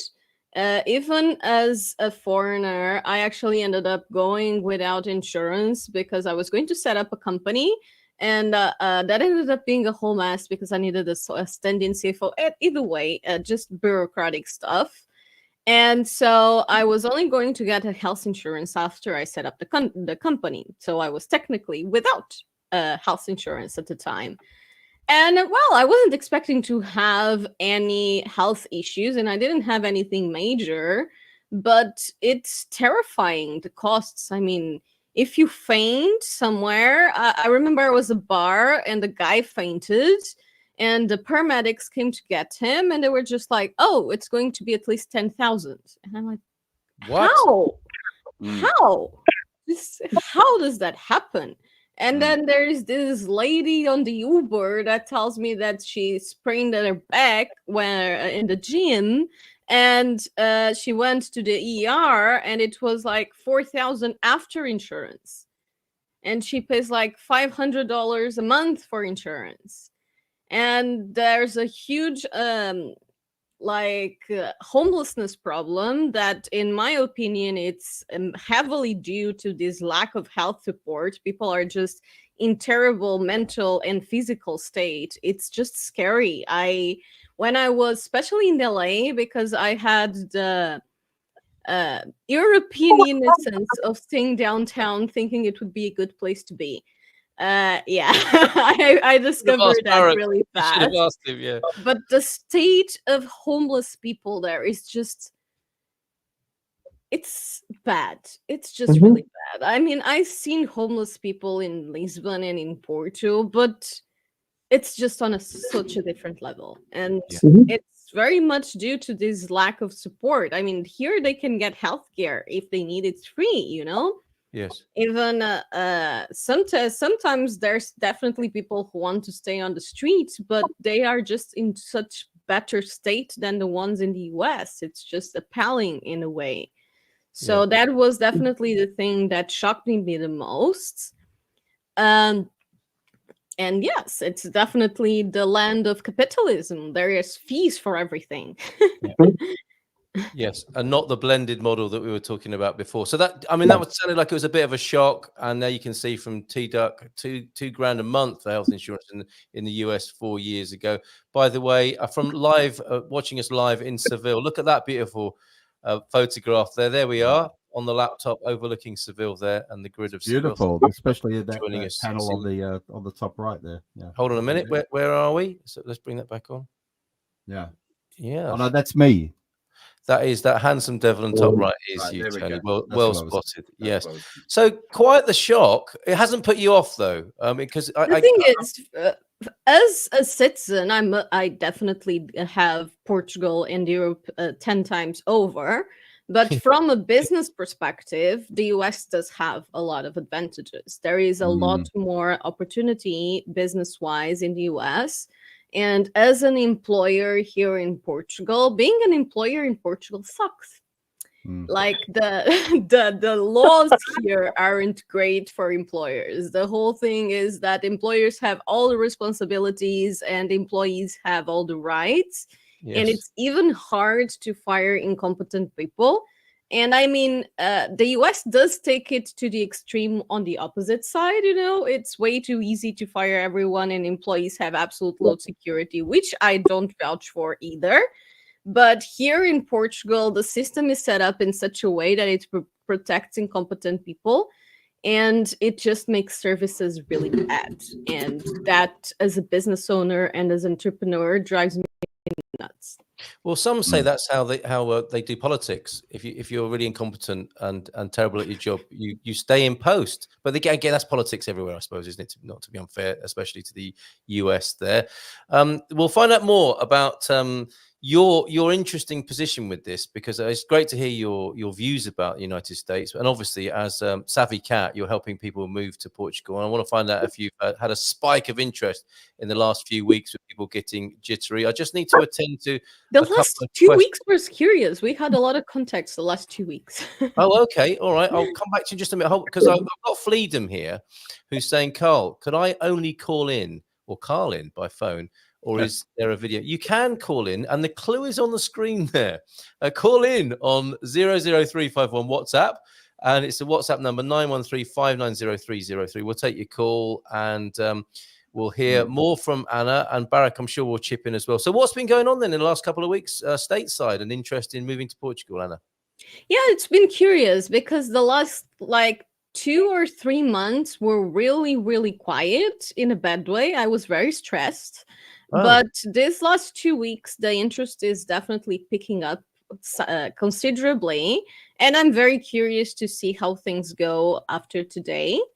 But I believe that if Trump wins, likely I will be having a lot of clients, which is good for me. Okay. Very interesting. And not the other way around, you think? Not the other way around. I think there would still be interest, because curiously what I hear from what I heard when I was in the US and what we hear from a lot of clients is that people aren't happy with either of the results, is that there is more people that will want to have a safe space outside of the US in case of Trump, especially in the minority communities. But there's still a lot of people that won't be happy if Kamala wins. So that's at least what the feedback I've got in the US and from my clients. Wow. Very interesting. We will take your call, Fleedom, if you want to call in. Question for Anna from Bob and Viv. Did you visit any areas besides the coast, interestingly? That's a good question. The pattern here I visited the east side. So I was in San Diego, in Los Angeles, in San Francisco, and San Jose, in Portland, in Seattle, and in Phoenix. Okay. All right. Bob and Viv might have other suggestions for you there. Apparently, politicians sell their apartment buildings to the government for the homeless, then go empty. They go empty, and then they sell them back for pennies. No, it's the homeless industrial complex. The hick. My individual health insurance plan was about 1,100 a month with a 6,000 deductible. Yes, you Oh, are God. reading this correctly. Great value. Yeah. In Portugal, obviously. Where's Nunu of insurance when you need him? Anna, that flow started 4 to 5 years ago that you experienced there. And Billy, no, mates, this is the sort of thing that doesn't really help. I mean, you made yourself very clear and plain there, but it's not really part of a useful conversation, is it? What retards could possibly vote for Hyena Harris? I suppose she's an upgrade on Biden in that she can get on and off a podium by herself, but that is about it. Have you got anything else for us there in terms of a useful contribution to our conversation this evening about the USA election? And we'll be here till, well, I'm going to stay here till the morning show tomorrow morning and wonder what sort of state I might be in by then. So any more observations from you, Anna Caramujo of Savvy Cat? I don't know. There's just so many curious things that I don't really know where to go out of the blue. But yeah, I guess that another thing that really shocked me was the level of income needed to just live a normal life in the US. I mean, I heard it from my clients, but it's just so different to actually experience it. Yes. And in California, especially in the big cities, it seems like 10,000 would be the expected income to live like an average life. And that's just crazy. Like it's like almost 10 times what you need in Portugal. Yeah, yeah, exactly. At least 5 times. Barrett, this is a recent phenomenon, isn't it? Because I noticed the same thing in Australia, which I think is a similar country to the USA in a way. But I remember because I grew up in Australia, when I first left Australia in 2020, it was still somewhere that was relatively inexpensive to live. And then when I returned there about 6 or 7 years later, it was like I felt like the price of everything had doubled. It was just incredible. Rent was like double. Buying a beer had gone from $3 to $6. It was, but wages had only gone up by like 5 or 6% or something. So it's been that's pretty much what it's been. And living in Texas, the cost of living in Texas is probably one of the cheaper states to live in the U.S., other than living in Kansas or Oklahoma or some other state. But Texas is one of the cheaper. Best part is they don't have a state income tax, where a lot of states like Illinois have a state income tax. So when you pay your taxes, you pay federal and state. So you get hit no matter what. But yeah, it used to be, you could have an apartment and you could survive and pay for gas and car insurance and make $25,000, $30,000 a year. Now you need $60,000, $70,000 a year to, pay for a car, pay for the insurance, pay for fuel, pay for an apartment, and pay for groceries. And that's very little entertainment. Before we moved here and we worked in yes, you're right. The health care in the US, and I used to work in healthcare. I worked in the healthcare industry for 9 years. My wife worked for 15, 18, 20 years. Simple word, it sucks. It just does. There's no getting around it. The healthcare system in the US sucks. It's broken. Barack Obama did a fairly good thing by, having the Affordable Health Care Act, but healthcare itself in the US is broken. And like I said, I worked in the healthcare system, and we worked for a healthcare provider, and they subsidized. So they paid for part of it, and it still cost us about $1,100 a month. So they took out of our paycheck almost $500 a paycheck, and then we would have something, and I'm probably off a little bit, but not by a whole lot. Somewhere between $3,000 and $5,000 of copay, and then $8,000 of out of pocket. And so before insurance would cover 80%, you had to meet the copay and the out-of-pockets. And I mean, it was ridiculous. It was fair to say absolutely then ridiculous. Portugal remains attractive for Absolutely. US viewers, those wishing to leave, depending on the result. Yeah. Anna, you help people do that. Sorry, I'm just going to make a note here. Like in the beginning of this year, my co-payment of my insurance changed, and I was very unhappy about it. But it went from 250 euros on major surgeries to 1,000, and I thought that was bad at the time. Outrageous. Yeah, that's outrageous to a Portuguese. Yeah. It was. Now it's like 500 for small surgeries and 1,000 for major surgeries. Yes.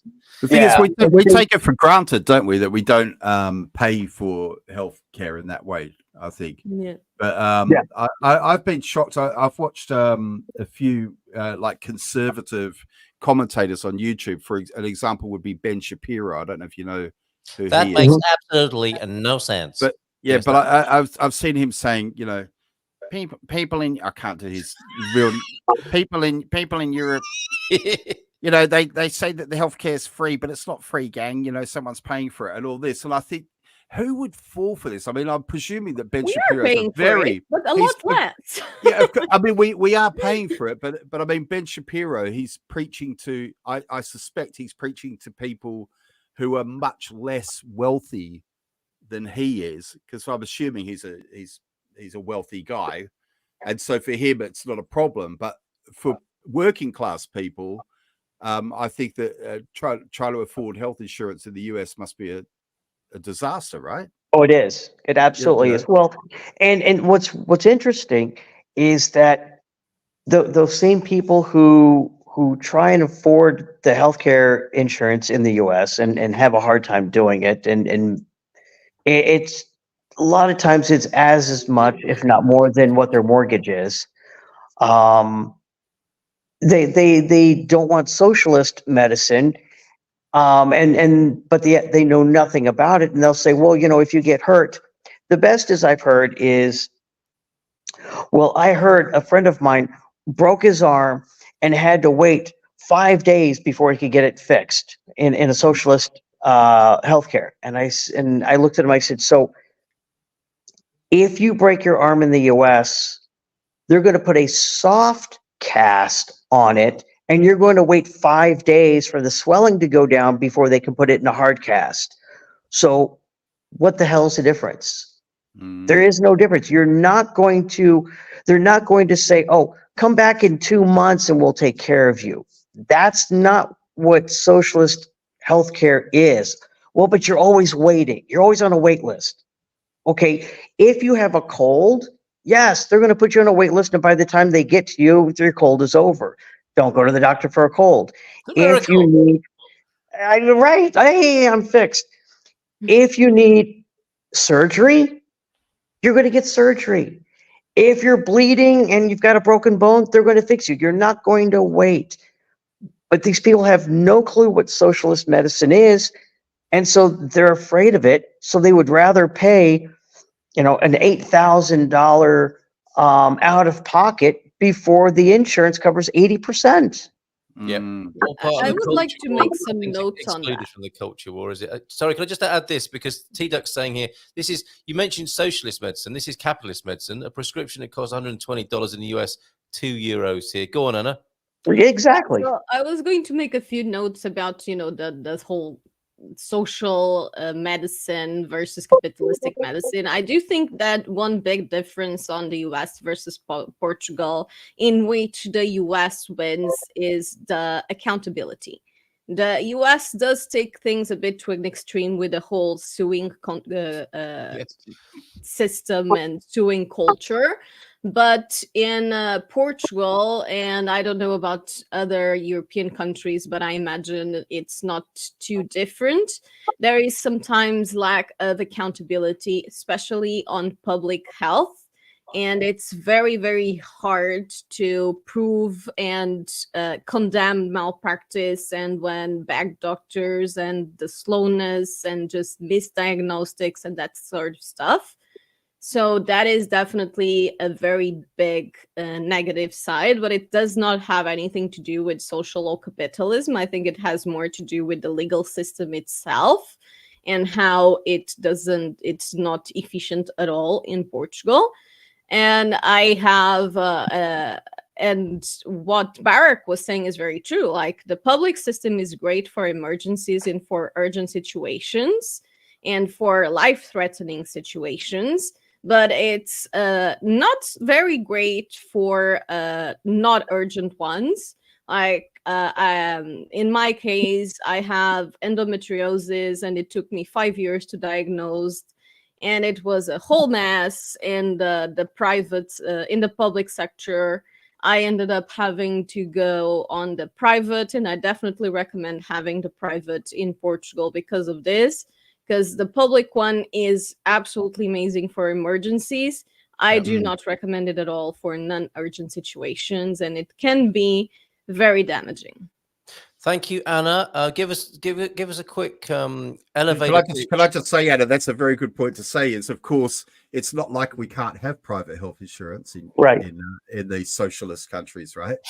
Yes, you know what I mean. Yes. So yeah, it's a very good point. Yeah. Okay, a quick elevator pitch, please, Anna, for those Americans who are thinking, I must get to this paradise called Portugal. How can you help them? Yeah, if you are thinking that you want to have a backup plan, or of course moving and coming to live in this sunny side of Europe, we offer relocation services from a lifestyle perspective. We help you understand the best location for you and figure out the neighborhoods and so on. We are a team of locals and work on a completely tailored way with each client.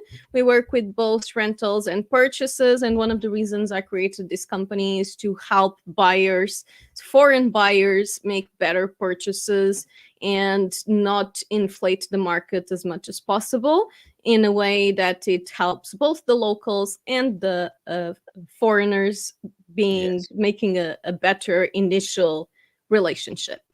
Yeah, very important distinction about your company there and your ethics. So thanks, Anna, for being here. As I said before, and as I say to all our guests, we will be here throughout the night. So if you find that you can't sleep later on, or you're visiting the loo, I mean, obviously not someone of your age, but a few of the old giffers who watched the Good Morning Portugal show have promised to check in at 4 this morning on their loo break. So we'll see a few of you then.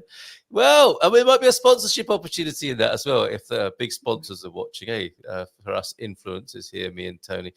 Anna, thanks so much. Really great insight from your recent travels. It hasn't put you off, has it? You'll be heading back there. I think you're going to pursue. Yeah, probably. Like I said, from a business perspective, it does have a lot of advantages, and I do really enjoy the entrepreneurial culture and the problem-solving mindset that the US has. Yep. As an entrepreneur, I do think that Portugal does lack that a bit. Yes. Yeah. Understood. And you're part of that, though. You're part, I think, of the change here in the entrepreneurial spirit among the younger people in business. So cheers, Anna. Much appreciated. We're going to have a little bit of a change now, and maybe we'll see you later. If not, we'll see you soon on the Good Morning Portugal show, and all the best. Very nice to meet you. Thank you very much. Thank you very much. Cheers, Anna. Cheers, Anna. And Barak, thank you too as well for being with us this evening. We've got Paulo Fanassi joining us at past, and I've got a little bit of light entertainment as well, not unlike the Bohemian Rhapsody. First exit poll released on CNN. This is an interesting one. That's not it, is it? That's not it. There was a topic about 20 minutes ago. Someone was speaking about the US talking about threats from other countries, but I saw that interesting meme where they showed all the bases, all the US bases around China at the same time as the US. But look how closely they've put China. And it's the same if you look in Europe around Russia as well. So it's the US going, oh, these guys are a security threat, and the point is, well, how would you feel if you're China and Russia and you're completely surrounded by US bases? To be fair, why have China put themselves so close to all those American? Why have they put themselves so close to those American bases? They're asking. It's a provocation. It's a provocation. It really is. It really is. Let me share the correct Okay, well, let's keep Barack on for a moment, just so he can comment as an American about. Well, the I'm interested. I'm interested to see the comments. This is probably not what you are expecting when I say exit poll, but it's interesting. It's interesting. Is that the right one? Well, my screen is showing when the results are coming in, so we'll come back to that. Thank you very much, Tom, for that in Ohio. And here are the results. CNN, obviously, they've got Kamala down, haven't they, to win? Tony, huh? Is that my screen? Yeah, that was your screen. It's not my screen. I'm very good at this. What was it on there? Naked pictures of Donald Trump. Definitely your screen, not mine. Yeah, I've got to be careful. I've got to close some tabs. Just got to close some tabs quick. Yeah. This one. Right. Yeah, this is it. Right. There we go. Oh, okay. Right. So the CNN exit poll indicates the deep dissatisfaction of the American public. I mean, surprise, but yeah, we've got enthusiastic 7%. I mean, that's terrible, isn't it? That was Sarah Yerman, who was here earlier on. She was enthusiastic.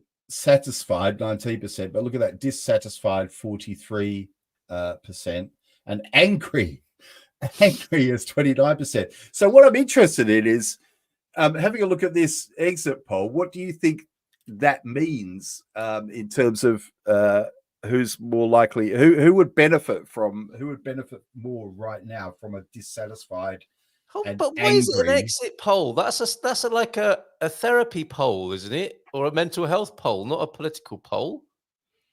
I just think it's interesting in the context, don't you, to think who would benefit from a dissatisfied and angry electorate right now.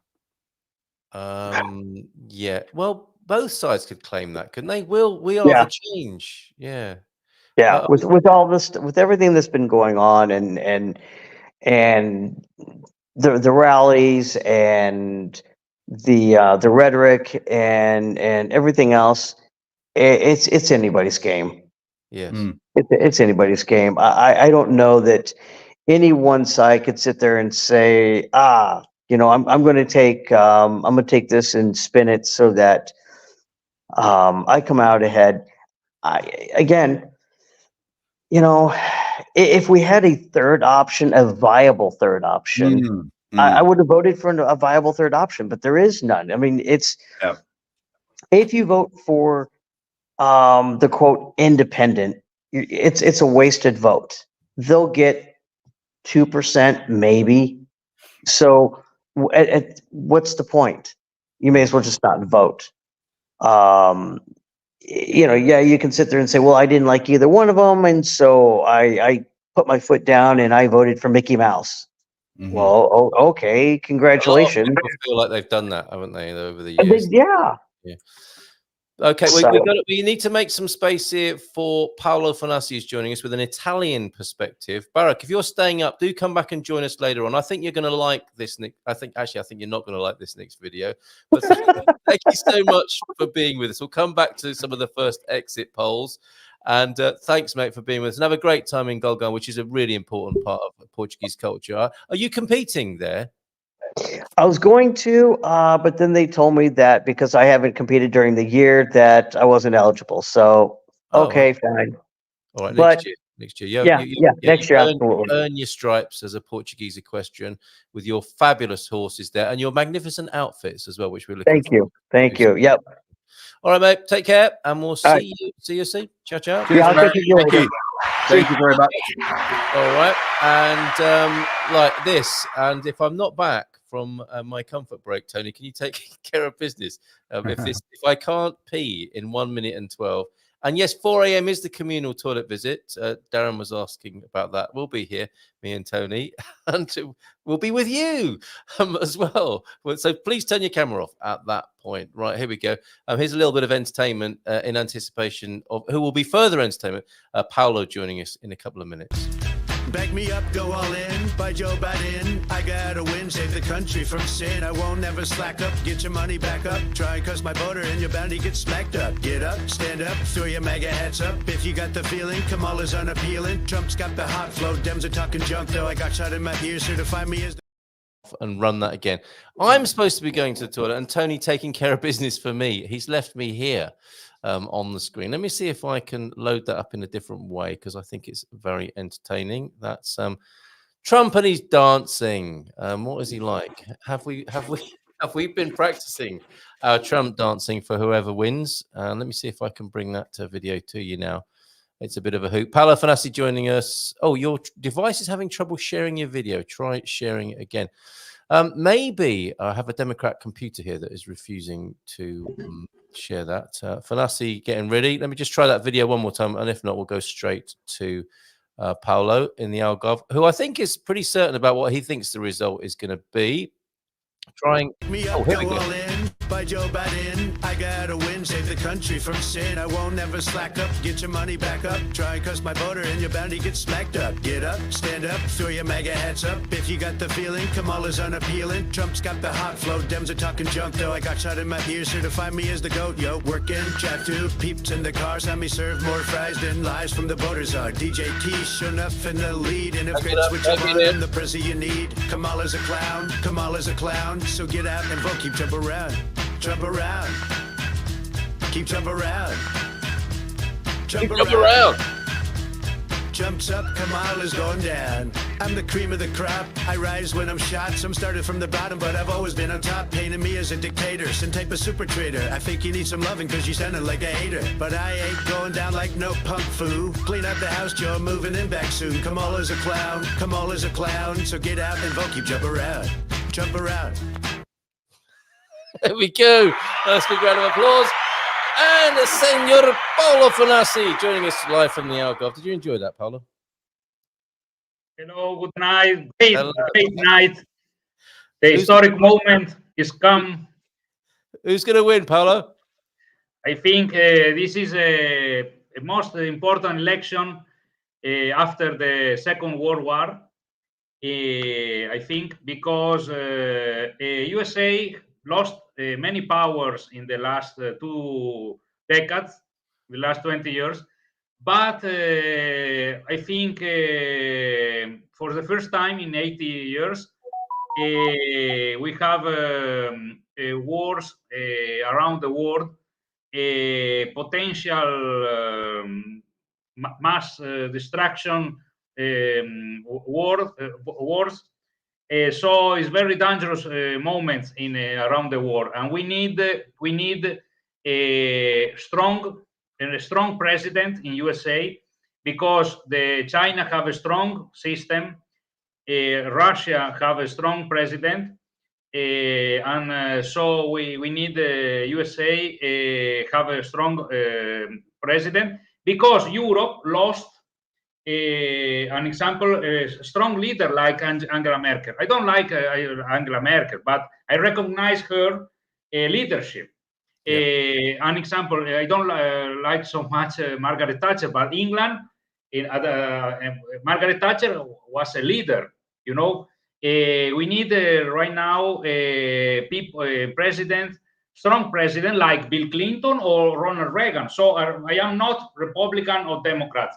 We need a leadership with a strong power to face against the threat that the Western continent have in these days. That's another very interesting view we're having tonight. Unmute, Portuguesa. Am I back? You're back. I'm back. This is something that I've thought about. Is you know, look, for example, let's take it when you're at war, right? Who do you want on the front lines? You want some tough guys who are going to do unthinkable things so that you can sleep safely in your bed at night, right? You don't care whether they're your friends or whether they're the kind of people that you'd hang out with and have a beer with. And this is something I worry about, is if you have somebody like Kamala as the president, how is she going to talk to Putin or Xi or any of these people? That's what I think you're talking about. And I have to say I kind of agree with that side of things.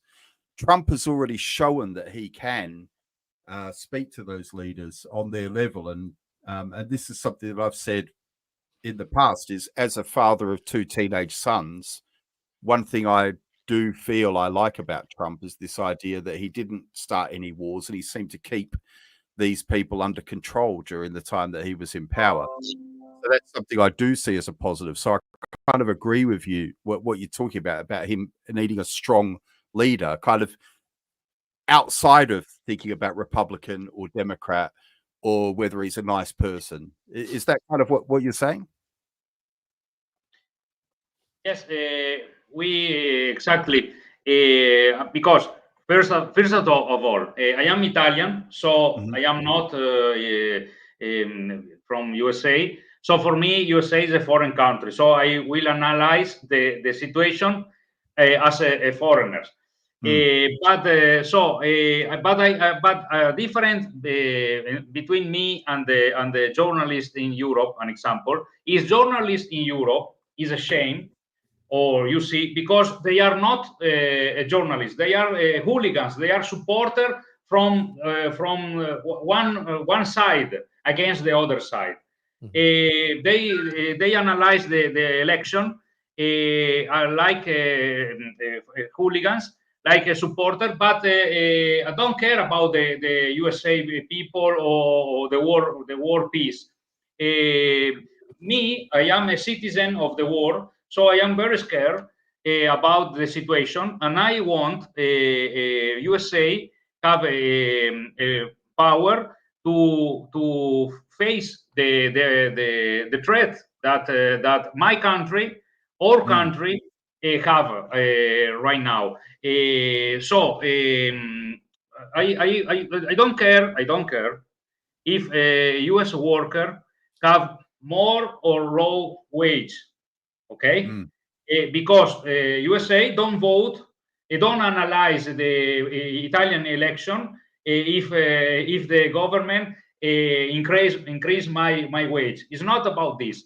It's about the relationship between USA and Italia, Europe, and USA and the other countries in the world, around the world.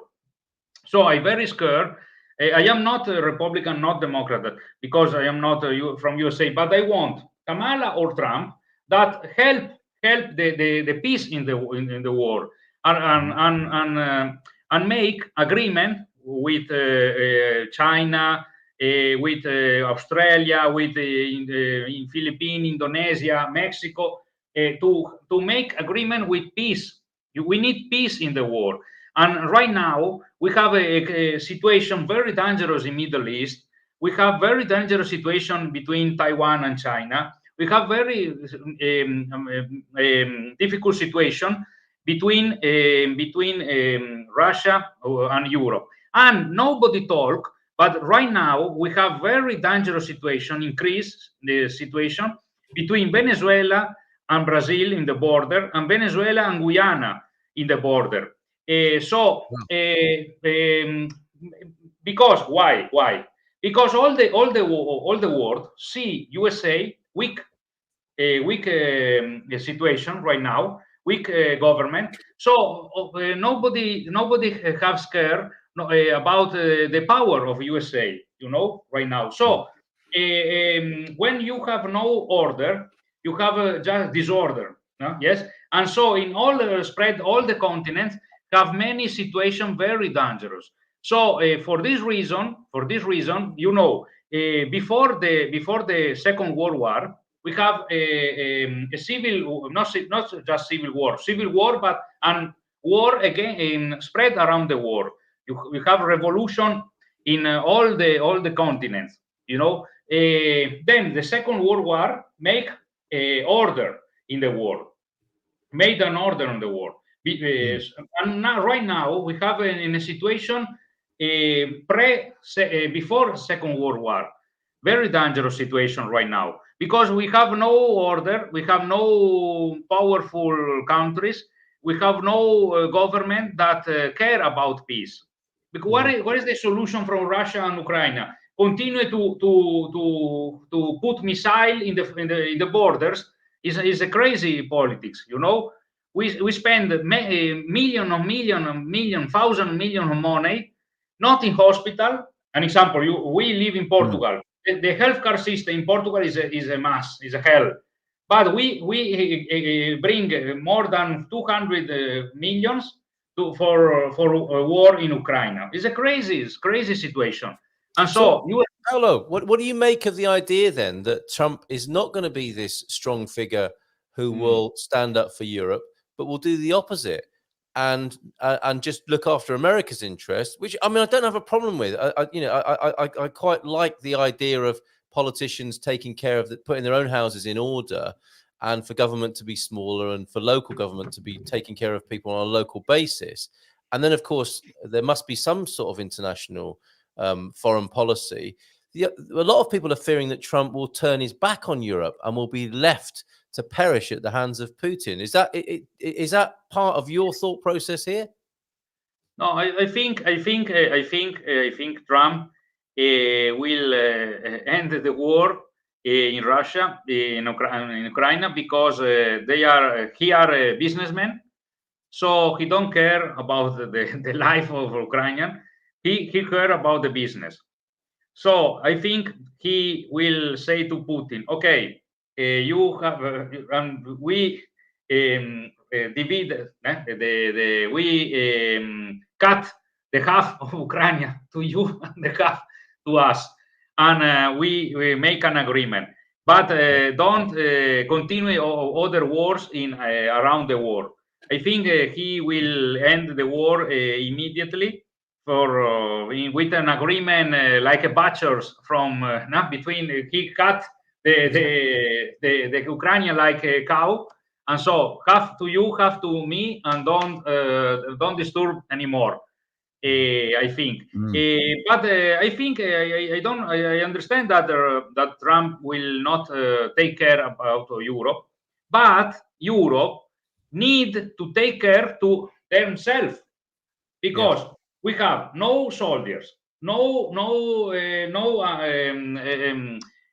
soldiers. We have no spent money for defense. We are like a sleep. We are like a man who sleep before the tree, in the shadow of the tree, and the tree is the big tree is the USA. And Europe in 80 years sleep under the tree and don't care about the defense. Years ago, 5 years ago, 4 years ago, Europe country will don't care anymore from NATO. Because on the soldier, you go to all Europe 3 years ago and talk to the people. We need to spend much more money from soldiers, from missile, from guns, tanks. The people never vote for you. Right now, we need politics about defense. And Europe country cut the budget for defense in the last 30 years. So Trump say something good. Europe needs to spend much more money for defense. This is I agree, because we have a common defense in Europe. We will be real independence. Right now, you see in Ukraine war, Biden call Giorgia Meloni, call all Macron, all the Europe government, and say you need to help us in Ukraine, and all Europe countries help not for because they trust in the war, but because take order from White House, because we are not independent. We are not independent country, because all the people around the world and in Europe forget that Europe lost the Second World War. Europe lost the Second World War. So every capitals, every country in Europe was become free. Thank you for USA and England. Okay, so are not the Union Europe have no countries that very independent. Right now, and now and not, and in the last 80 years not. because USA was controlled the European Union. An example: Italy have no nuclear energy, civil nuclear power, but have many of nuclear bomb, American nuclear bomb, in the bunkers in Italy. USA spread in all Europe the American soldier bases. So we are not independent. We need the independence. So if Trump left Europe, for us maybe will be better. Okay, we have to stand on our own 2 feet. Interesting. Okay, I want to talk to you more. I need to powder my nose. Paolo, can you give us a bit of background on your work in the Algarve? I mean, some of the you've been on the Good Morning Portugal show. People know about your excellent work with immigrants in Albufeira and your work in the Algarve in representing people from all over the world in that part of Portugal. You've just written a book.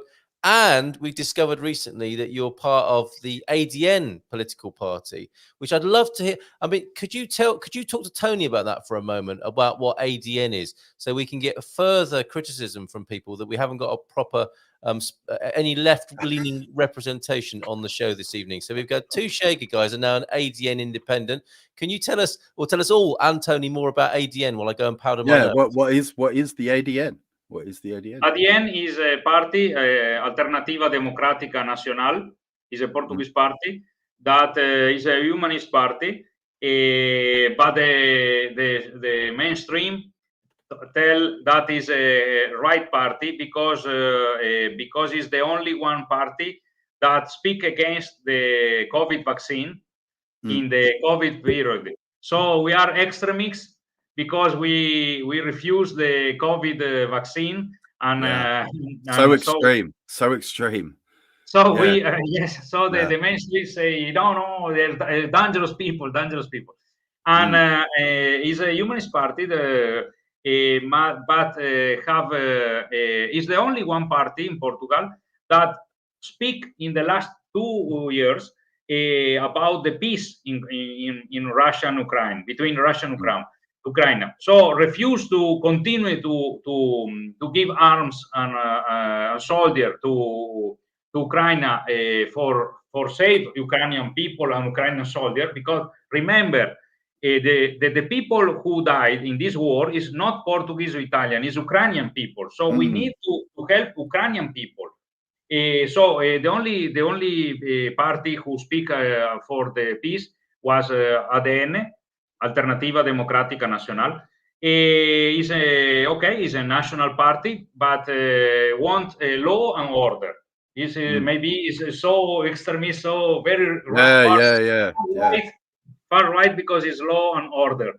But we want a strong Portugal, and we have I am foreigner, but as a legal foreigner, we need to put the order in the immigration situation in Portugal, because it's not good for legal immigrants, but it's not good for the illegal immigrant. It's like the border between Mexico and USA. If you saw California have millions of homeless, because the people you need to accept the people, but you need to help the people, not to you are here, go to the street to sleep. This is not a good situation for nobody.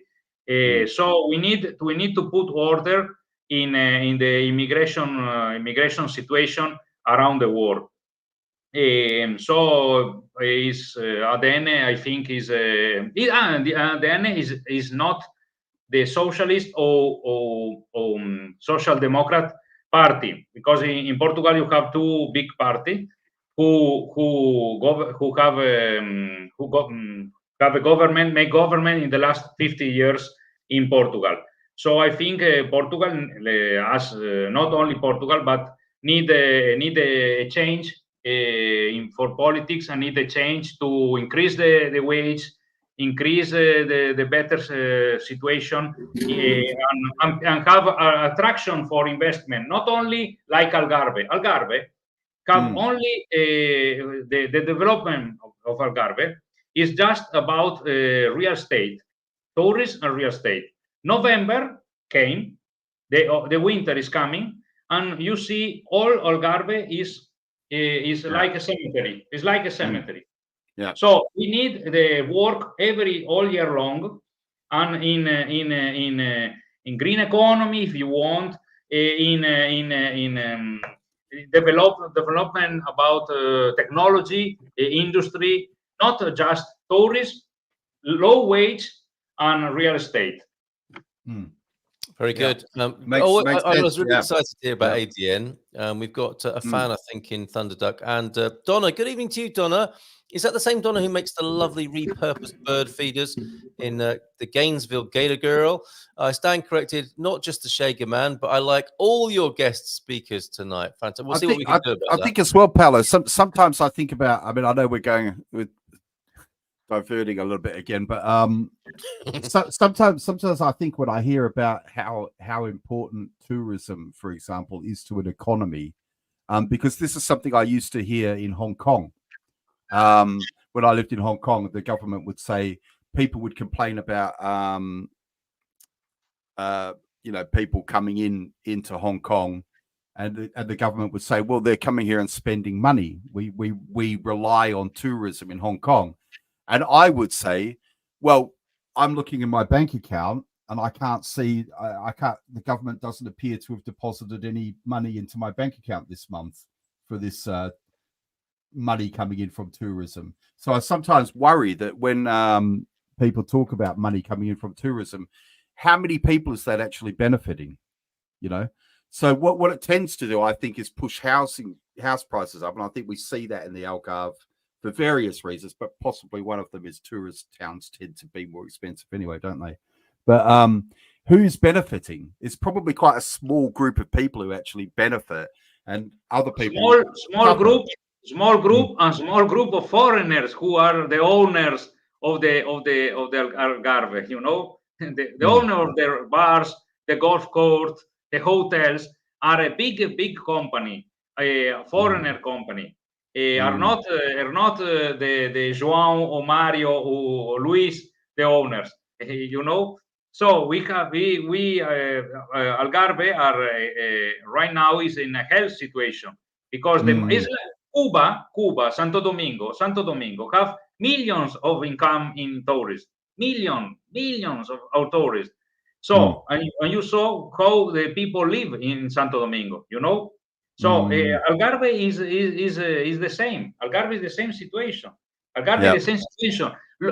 You work for 10, 11, 12 years hours every day for 6-7 months.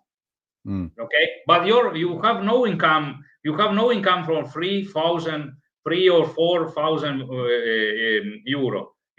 So this system work. Just because the government pay in the winter pay the subsidio. Subsidio is yes.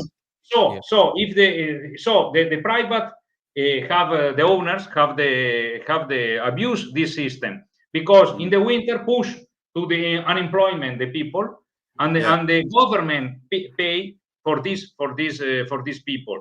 So the situation is not more dangerous because the government take care for the unemployment people, but take care with 500 or 600 euro per month, not 1,000.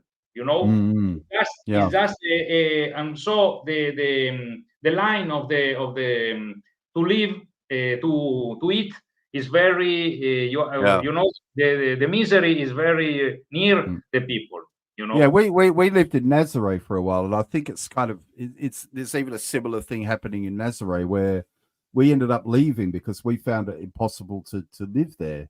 It's in summer, it's full of tourists, like completely overrun with tourists, and then in the off season, all the cafes and the restaurants all close. So there's nothing. It's like nothing for the people who live there.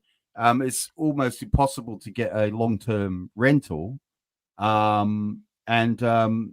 You know, that's my point. I could also see that and think, who's benefiting from this? You know, are local people really benefiting from this way of living? And I know some do. There's obviously some small group of people who do benefit from it, but I think for most many people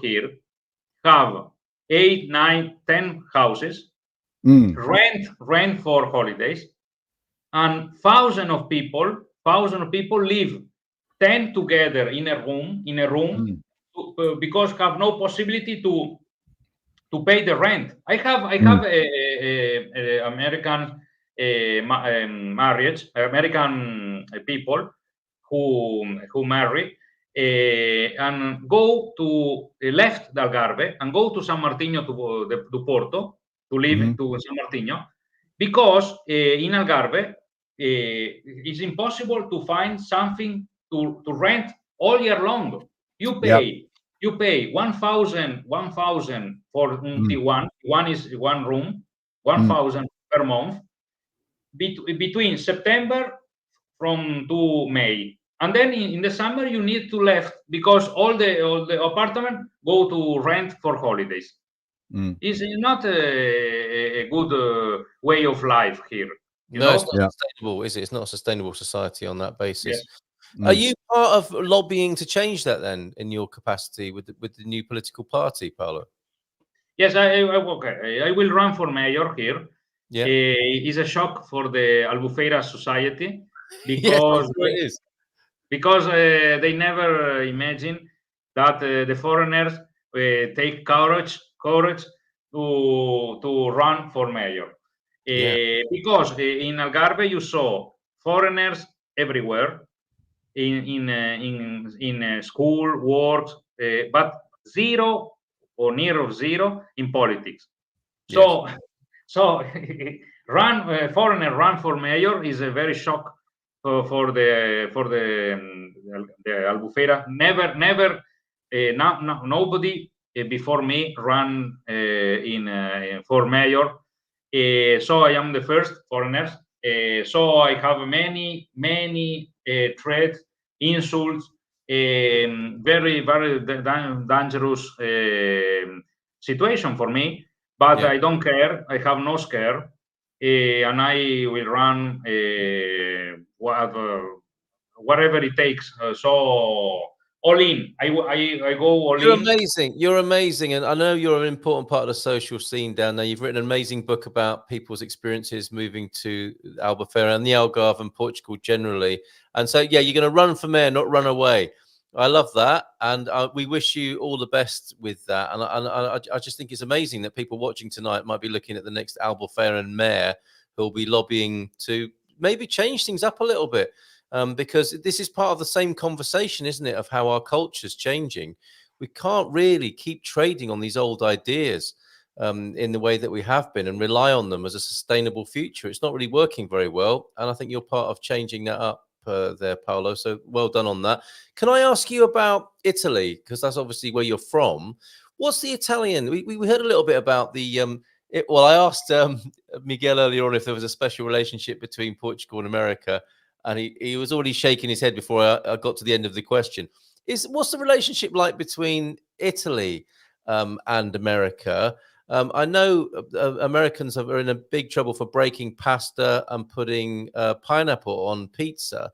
Are there other things we should be aware of? Oh, look, he's upset. Triggered. It's difficult for me because I grew up in Australia, and we invented the Hawaiian pizza. So it's very, very, very, very common for us to have pineapple. As if that wasn't bad enough. And, as if that wasn't difficult enough a question for Paolo. And my only defense, Paolo, is that most pizza bars in Australia are run by Italians, so they happily put those. They give you what you want, don't they? They give you what you want. Yeah. So, Paolo, joking aside, what's the political relationship like? I think Meloni and Trump are quite good friends, aren't they? No. Meloni support Biden. Really? Yes. Meloni support Biden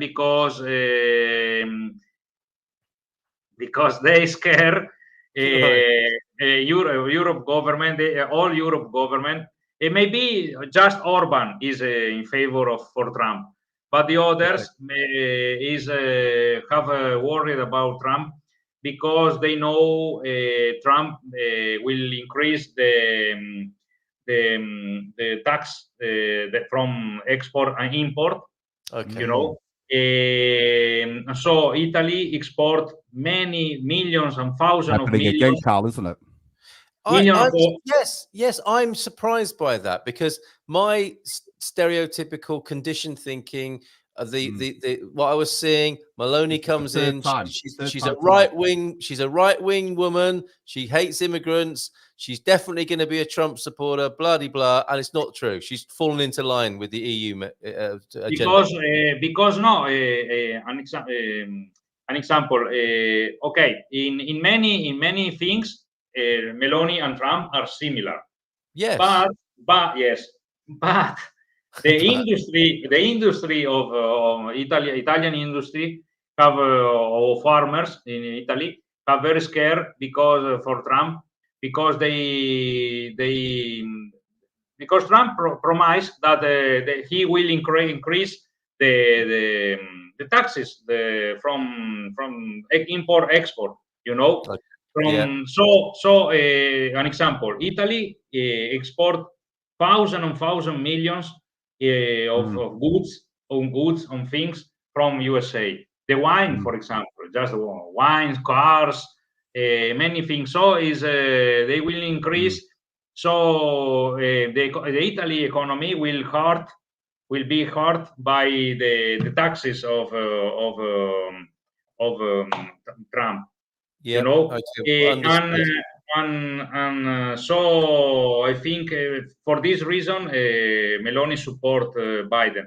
I know Biden don't like too much Meloni because the abortion because Meloni is in favor of abortion ban, is against abortion, Meloni, and they have many problems in the last G7 for this reason with between Meloni and Macron, Meloni and Biden, because abortion is a thing that cause many problems between the governments.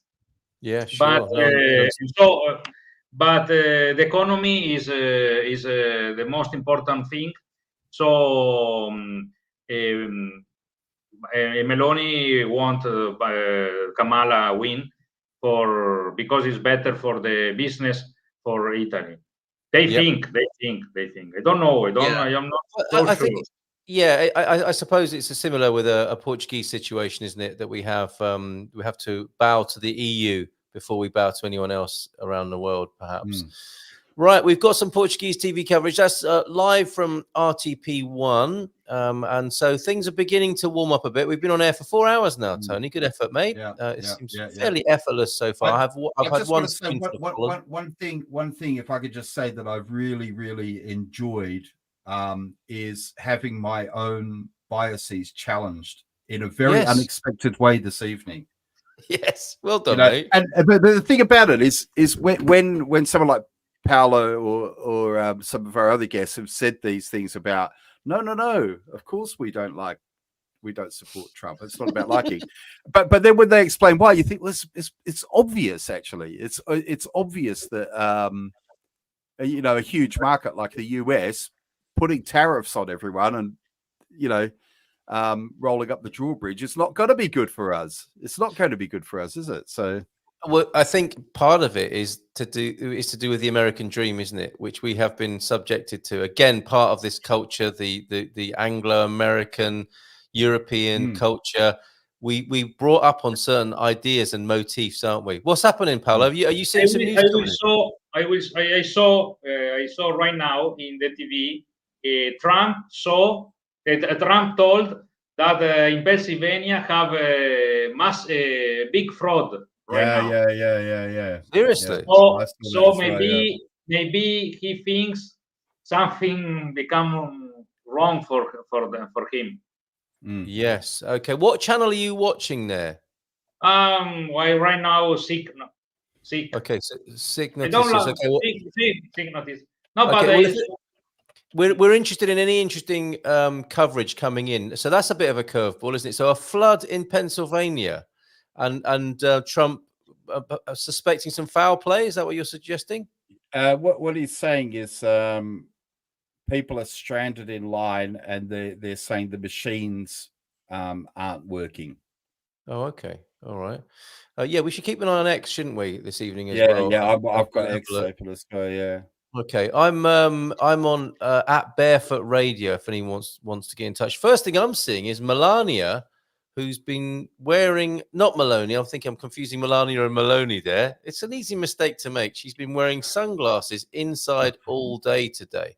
Yeah, it's her people say husband's. she's not real. She's not real. Is the latest conspiracy It's theory a with different. Melania. It's someone else, is it? It's someone else with dark a glasses. double, a body double, apparently. Yeah. Right. Well, you're with me tonight, so it's definitely not you pretending to be her It's again. definitely, or maybe I'm the body double. Maybe this is the body double here. Oh, you're freaking me out now. We did have quick shout out and RIP. I'm sure you're familiar with Q drops, which could have been a headline a few days ago when Quincy Jones, also known as Q, sadly passed away. That's the sad news there, and a Q drop that I'm sure we can all feel some sympathy and sorrow about. Of course, one of the greatest music producers of all time, certainly of our age, I think, Quincy Jones, died at the age of 91. And part, again, of this American dream that we love so much. I love American culture. You know, I've had so much joy from American music. And I think, Tony, I was going to say, this idea that we sympathize with a certain kind of American mindset probably is a kind of PR thing as well. This Rust Belt libertarian who is wronged by the establishment, who wants smaller government. We're siding with that guy who might be a Trump supporter, right? And we don't all this wokey cokey stuff coming from the lefties. And we've had some of that. We've had a little bit of movement on that tonight, possibly, that we might have done a little bit. And it's an odd thing as well when I think about it. It's like why would I identify with that person? So I'm kind of questioning myself. It's like, how has that got injected into my head that I'm identifying with you know, a Rust Belt steel worker? Yes, indeed. Nothing against Rust Belt steel workers, but why am I identifying with that person? Why am I looking at the whole thing from that perspective? Not saying that's a bad. It could have been your Burger King employment. The affinity, at the cutting edge of the heat and the hard work combined there. Paolo, thank you so much for being with us. You're pretty certain on. You're thinking it's going to be a Trump win, I think, right?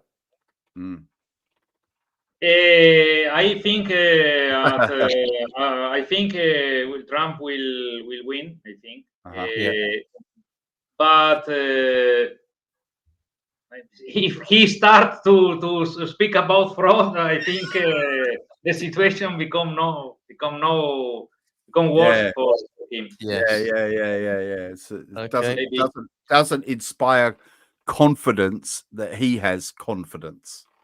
Yes, I think Trump will. I think, but I thought maybe at yesterday Trump will win, but I don't know.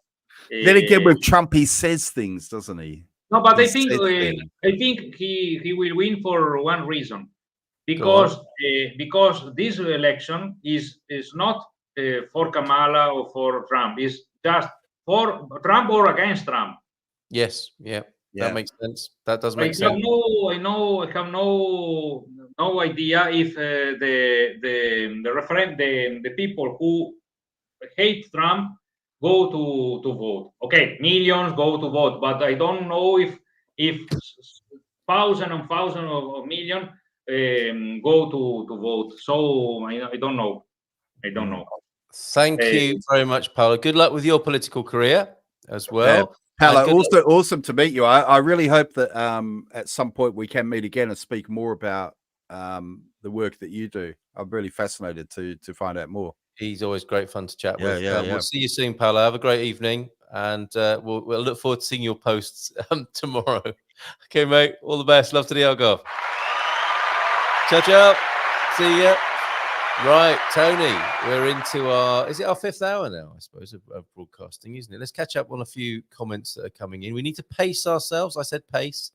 Ukraine certainly is not ready. 20 years of preliminary and advanced potential membership has failed mostly because of corruption. That's Jim Bob.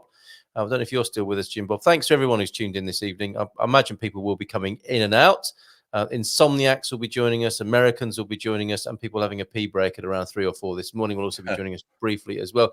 Let's face it, the EU will not favour a Trump victory, regardless. Regardless, they are diplomats and will work with the next president. Yes, that's what a lot of politicians are saying, aren't they, at the moment? Like, we'll work with whoever wins, because we're professional like that. Time for me to depart. That's where Guy Verst, I can't never pronounce this, Guy Verhofstadt. Yes. Yeah, that's where I think his comments were quite shocking. Yes, yeah, indeed. Yeah, absolutely right. Well, that was earlier on, wasn't it, when he was saying, look, no, don't look over there. We need to get our own army sorted out over here.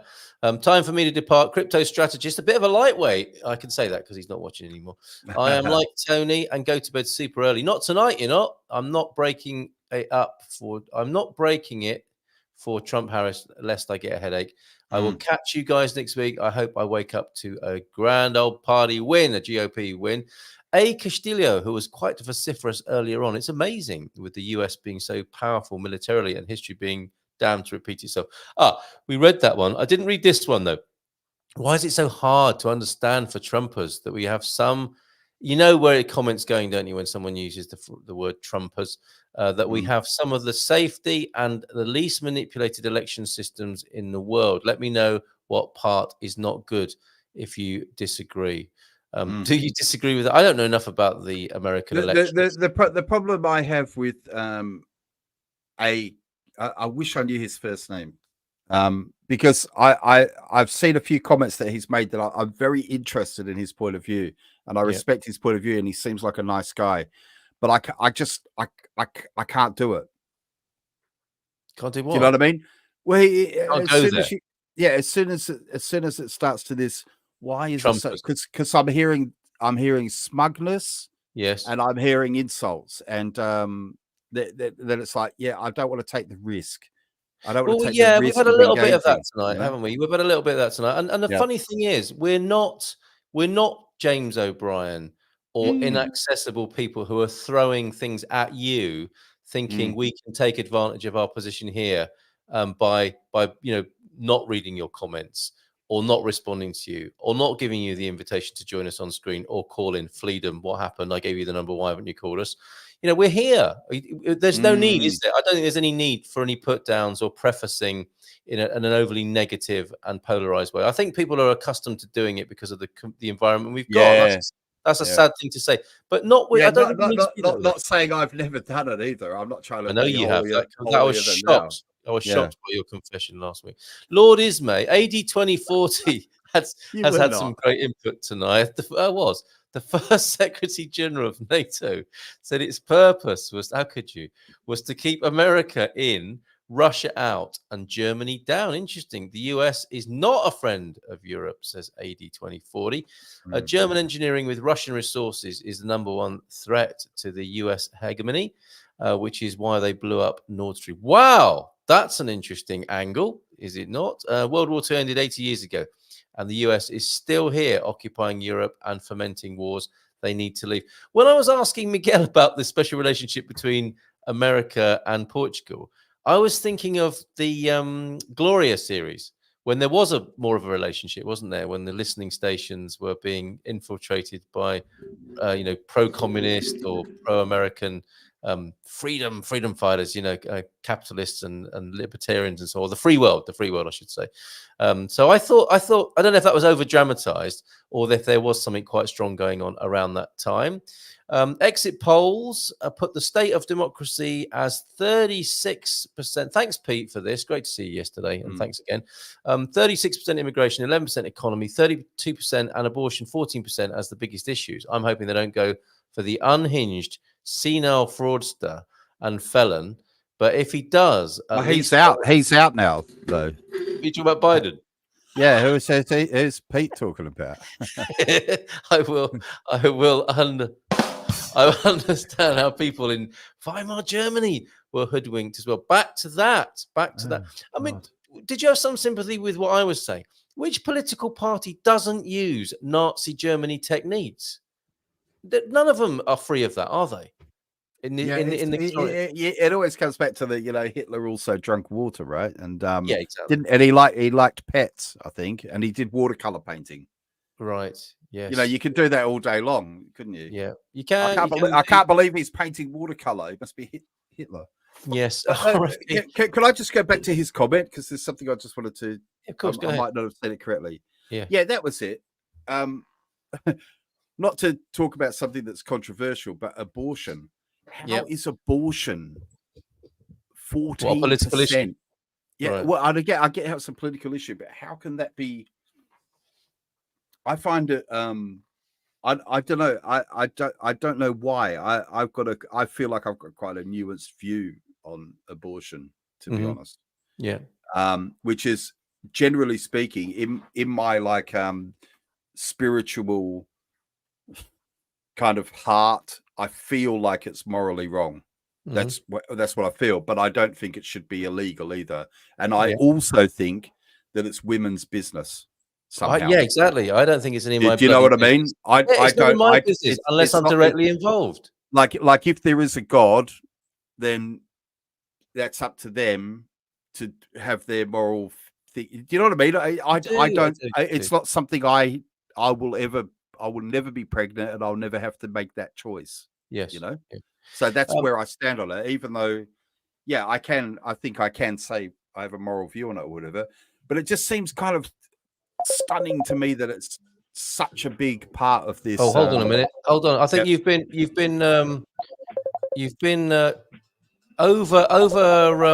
obscured here by a call coming in. Aborted. Who wants to do video? I'm just trying to. Is that you, Freedom, on the phone? Have we got you on the line now? We'll come back to what you're talking about. And Anna, I see your message as well. Tony, can you let me know if you can hear Freedom speaking? Freedom, go ahead. Go on then, Freedom. Say something. Test 1 2. Test. Yeah. Test 1 2. Test 1 2. The Marconi's original transmission across the Atlantic. We can't see you on the screen, Freedom, but we can hear you. So go ahead, and thanks for joining us tonight. Thank you for being with us for so long. Yeah, I'll see how long I can stick around. Okay. Or how much time you give me. Oh, well, you're very welcome, and I'll bring Anna on as well. Anna wanted to rejoin us, and so just jump in, Freedom, when you want to add something to the conversation. And Anna also rejoining us. She didn't go anywhere; she's back again. Was there something in our recent conversation that you wanted to pick up on? Yeah, there was actually a few things when I was listening in, but there was a part that I was reading something else, and I didn't hear the whole conversation, or at least I didn't process the whole conversation. But back when it was Paulo, the previous guest. Yep. Yeah. So there was a comment that he made about the strength of leadership and the Europe having to fend for themselves, military strength wise. I do have a few thoughts on that. The first one is the typical strengths of imposing. And I don't think Trump is a good negotiator. I think Trump is a very imposing person that tries to get himself ahead of other people. And that is seen as strength in a lot of ways, but I don't believe that is good for international diplomacy at all. So I do believe that a more balanced negotiator would be more positive in a war situation for sure. And regarding the military side of things, the truth is it's all related to what we were discussing before. The Europe investing, in healthcare and other types of services, while the US invests all its budgets mostly in military. And military is damn expensive. And you can't, and I don't know if you can have both, but from what we've seen, I don't really think you can. So, and in the absence of Trump being a good or bad negotiator, who would you see as doing that role in That's the thing. I don't feel like I've done enough research to point out someone. I've seen these elections very much as an outsider. I don't know enough about the US candidates of the US political system to give out a name here. And I do feel like we are very biased by the media reporting. And the fact is, the media reports Trump in a very negative and loud way, but that is also a political strategy. Yep. We see, our own André Ventura for Chega doing exactly the same strategy, and it works. It gets in front of people. It's loud. Yes. Everyone thinks about them. Yes. But it makes it that the views are all more polarized. So you will hear the more extreme opinions because they are more controversial, and controversial gets more views, and that's what the media wants. But that's, in my opinion, not good for the world at all. And a more balanced and mediated approach would be a lot better in a lot of cases. But I don't think that it's a very media-friendly one. Yes. But the problem is, isn't it? It's like as you say, it's things are polarizing. But the problem is when you look at a system like the US has, it's literally binary, isn't it? There's no other way around it. You've either got the choice of Trump or Harris. So, I agree with you. I probably would agree that there must be loads of people who would be better at negotiating or keeping the world safe than Trump. But at the moment, there's only that choice, isn't there? There's only that choice between Trump and Harris, right? And that's very much about media and visibility, and how the people who make the most noise become the most visible. Yeah. And that's like Eric one of the big flaws of the system. And this is a way of getting listened to, isn't it? You two want to make me throw up. I think that's probably me. And to be fair to you, Anna, that's probably me and Tony. Come on, Eric, for heaven's sakes. Do you want to say more? How about we have a conversation? You're not, I don't know, maybe people are perhaps not used to the opportunity to converse and learn so much on social media. We're definitely about that, Eric. So I don't know this is what I was talking about before. I think if we want to make you throw up, I suspect that's something, you don't know either of us. That's more to do with you than us, is what I would suggest, or some difficulty you've got from your past or an ongoing issue that we trigger. And we'd be happy to talk about that and do a bit of work on that, I suppose. I don't mean, I'm not joking. I think wouldn't it be great if we could have a conversation and learn and grow together, rather than you putting that on the screen? You two want to make me throw up.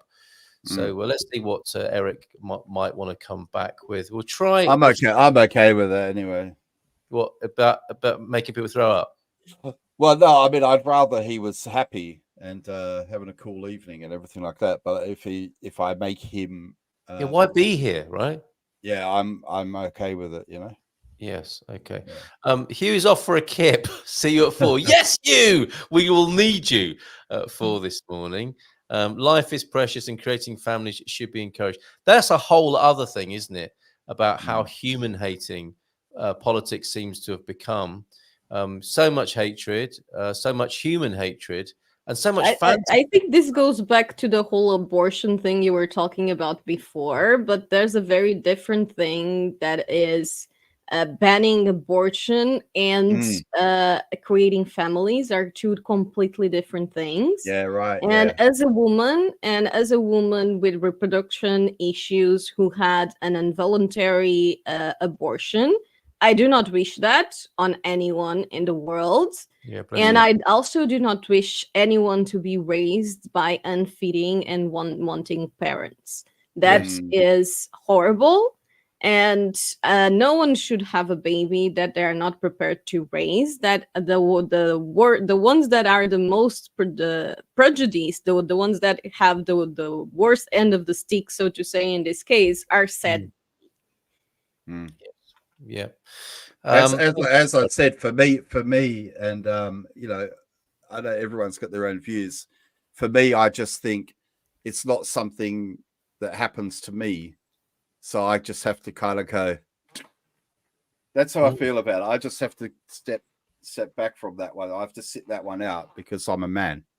And I know a lot of men disagree with me about that, but I do feel quite I think strongly that about that. I don't think anyone makes that decision lightly. Right. And if they do, they probably weren't ready to be a parent anyway, and it's probably for the better. Perhaps. I'm with you on this, Tony. It's like, unless I'm directly involved, I feel like I might have a say if I'm directly involved with the conception. But otherwise, it's none of my business, and we don't have to have a view about every issue, do we? Yeah, that's right. That's another. a better way of putting it. The thing is, the whole ban on abortion, it involves a lot more things, because it's not just about the future baby. It can be situations where there are health issues and it's dangerous health-wise for the mother. It can be a rape situation. And that will be a huge mental load on the mother too. Like, some women deal with that. That's fine, but not everyone does. And no one should be made to go through with that. Yeah, no, I completely see your point of view there, and give people their own choice, not for us to dictate, which is an interesting point, isn't it? Because I think that is a fear of the left in many ways, is the imposition of certain ideas. I'm not talking about reproductive rights there and women's sexual health and reproductive rights. Just more generally, that issue of I think people fear the left from that point of view. I think we've got it's a funny old ringtone there. Oh, I know what that ringtone is. It was made for me by the great Garbo. Thank you for that. We've got a Freedom back on. Go ahead, mate. Have your say. Hello. We can hear you. Go ahead. Yeah, it's a bit strange for me to hear both this call and the video. I think if you stop watching and just treat this as a phone call, it might be a little bit easier. Just hit the and also just do volume button. Don't do a video call. So turn your camera off and let's just do it on audio. That's for everybody who's calling in on 913-590-303. We just need your audio. And if you've got a bad connection, it will help anyway to turn off your camera, because I think that's what's happening with Freedom here. We might have to just stick to Oh no, you're back again, Freedom. Turn your camera off and give us your view. Go ahead. Yeah. All right. So where are you, first of all, Freedom? Closer to you than you think. Really, that sounds ominous, doesn't it? You do look like you're in a basement. I'm in central Portugal. Oh, excellent. Okay, well, welcome to you from central Portugal. What is it you wanted to say tonight? Okay, this is getting really... All right. So I'm not too much up to speed about all of the policies on both sides, and I would wish that the side with the best policies and who is the most transparent and so on would definitely win, for sure. I can only weigh in with some of the, let's say, the things we hear about. Yeah, so one of the things would be that, like I mentioned in the chat, maybe, that if I go to my Portuguese neighbors, that the TV is on specific channels and you see very small fragments of Trump saying bad words, and that's a bit unfortunate. And then we get into a polite discussion about it, and then we both kind of say,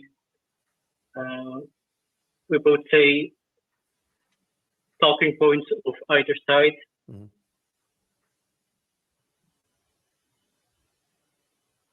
So you're saying you think that the main, you'd say that what you're seeing on the mainstream media in Portugal is biased against Trump? Is that what you're saying? Sorry, I was out again. Connection is really bad. No worries. Tony was asking if you think the Portuguese media is a little bit biased and presenting Trump in a particular kind of way. I think both Belgian, both Portuguese, and other media are definitely complicit in this picturing one as bad and one as good, while we may see a totally different picture on the long-form content. which you mostly see on YouTube. And then the argument gets thrown around that YouTube is an algorithm, so you're in a bubble. But then I wonder how much is the mainstream media a bubble, because kind of always hear similar talking points and so on. And then literally, if I discuss with someone else, I may be sprouting the talking points from YouTube, and the other person may be sprouting the talking points from the the mainstream media. How long or how short those fragments were. Yes. But we get into this and they literally break up family bonds or relationships or friends, even in the EU, which is a bit strange that this has so much influence. And then there's, of course, very polarizing topics like the abortion and then the tariffs and then the this and the that. But I don't feel like the entire story is told when they're talking about Trump. Like, he's not going to ban abortion. He's actually has some plans, moving abortion to the states. He's got some plans on the health insurance, if I'm not mistaken, putting a former Democrat, JFK Jr. on that matter, and so on. So, we're often just hearing one side of the story, like he's going to ban this, he's going to ban that. But, well, yeah, I think Tony gave you a really good example, didn't he? The Liz Cheney editing just recently, and I think a lot of Trump supporters feel very frustrated. I think it's probably there's two parts to that. I mean, he does say a lot of things that that get him into this sort of hot water, but that's no excuse for him being edited so badly and tightly and misrepresented in such a poor way. But we definitely get your point there, Fleedham, and thanks very much for all your comments this evening. Is there anything else you want to add? I take it you are a Trump supporter then and would like to see Trump, yes please, we'd like to see Trump win this election. I'm mostly an Elon Musk fan, I'll say it like that, and okay. I think I respect his opinion, or let's say his ability to critically think and to somewhat aim for accuracy, and so yes, so guys like that I can follow. I think in other videos JP were mentioned, and Joe Rogan and guys like that, and maybe I am in the bubble, I can admit that, but we're all in our own bubble, aren't we? We're all in. I think we can cut ourselves slack for knowing that we're all in our own bubbles, and you know, some of us perhaps are looking out of the bubble, and some of us are looking more deeply into it. Perhaps, I don't know. Might be one way of looking at it. Thanks for being with us tonight. Really, really appreciate it. Do you approve of Elon Musk's possible appointment then as a minister of governmental efficiency? We might have lost Fleedham there. Anyway, I'm thinking. Oh, okay. You lost me mentally. No, this is the first time I hear about that. Oh, okay. Well, I understand Elon. Give that more consideration. Yeah, and very interesting timing today. Did you enjoy the Rogan Musk conversation today? Have you heard that yet? Yeah, I heard it. Straight all over it. Brilliant. Okay. So All right, Fleedham. Thank you so much for calling in. That's how easy it is to do. Have your say, 913-590-303. And, space to chat, to discuss ideas. Yeah. The beauty of YouTube is that by our searches, we can look at all sides. Yeah, if we want to, Bob, absolutely right. Squire of the Shire, some nice comments coming in from the Squire. Evening, Squire. Diversity equals divisionary now. Breaking the social bonds which unite us. I think you have a particular view on such issues, Squire. If you want to call in and say more, you're very welcome to do so. 913-590-303. Me and Tony, the Portuguese, are here looking at the USA election. And we're going to be here all night doing so. I'm going to go right through. Go on, Tony. One thing I was thinking about just briefly with this, because a lot of people talk about media bias. And something I know that you've worked in media before becoming a YouTube personality. You used to work in broadcasting, am I right? Oh, yeah.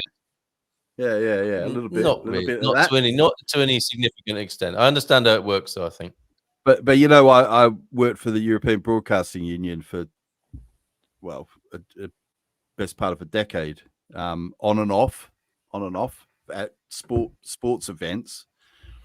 And I would say that it's not a surprise in a way that there's, because most people, I think, I don't think it would be a surprise to find that most people who work in the media it's, you know, it's kind of an arts field, isn't it, in a way? Do you know what I mean? I think I know. Like, it's not a surprise. As someone that also creates content, I actually been given as advice more than once that I should be controversial on purpose to get more views, and that's very much the media strategy. And personally, I hate it. It just polarizes and makes like everything extreme. Right. But I see that even on because I use this tool on my YouTube channel called vidIQ. I don't know if you've heard of it, but I'll put up a title, and it might be like I visited I'm going to mispronounce this, Lemegu or something like that. Just for example, Lemego, and I'll click vidIQ, and it'll say, "Is Lemego Portugal's weirdest town?" or something. You know what I mean? It'll give me these kind of. It gives me these kind of clickbaity.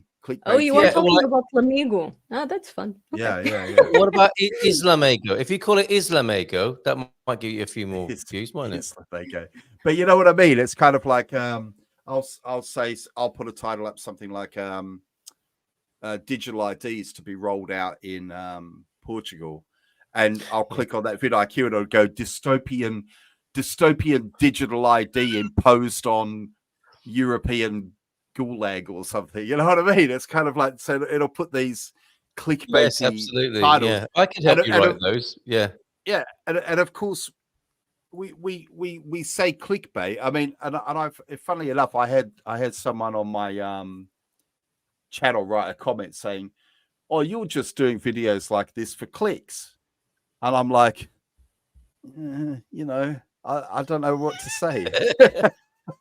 You know, I don't know what to say to that. You've just opened this cafe to sell food and drink to people, haven't you? Yeah, you know what I mean? It's kind of like, well, yeah, to be fair.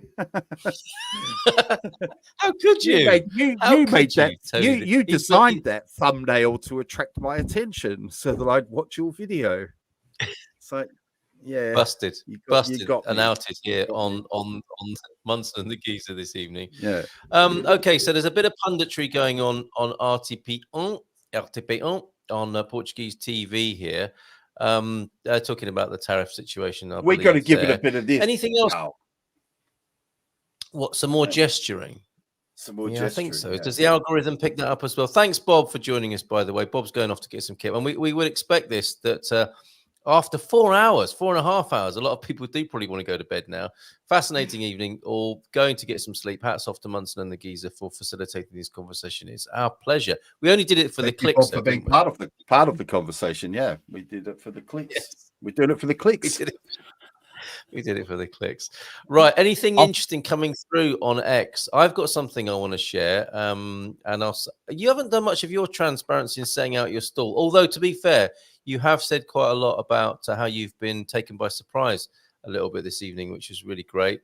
And that's part of our MO, isn't it? Is to actually get educated rather than just impose ourselves on everybody. I'm a fan of Marianne Williamson, and she is the woman who was Nelson Mandela. It's not our greatness we fear, is it? That quote. She actually wrote it in the first place in a book called Return to Love, and I guess she is what you would call an old hippie. And this was a bit of a surprise to me when I read this. No matter who wins, she says, the result is going to be heart-rending to roughly half the country. Exactly. We've already sort of commented on that scenario, haven't we? And how horrible is that? There was like Brexit. It's like most 48, 52 scenarios now, isn't it? I feel like I want to put my arms around millions of people and tell them it's going to be okay. I voted for Kamala, says Marianne Williamson. I've heard people say they're voting for Trump because they want Kennedy to do his things do his thing with food and health. I like a lot of what Bobby stands for on those things, but much of which was part of my own campaign, which of course she was running earlier on, and people said she didn't stand a chance, and they may be proved right now. But Bobby would be working for Donald Trump. Trump would be about a lot more things than food and health.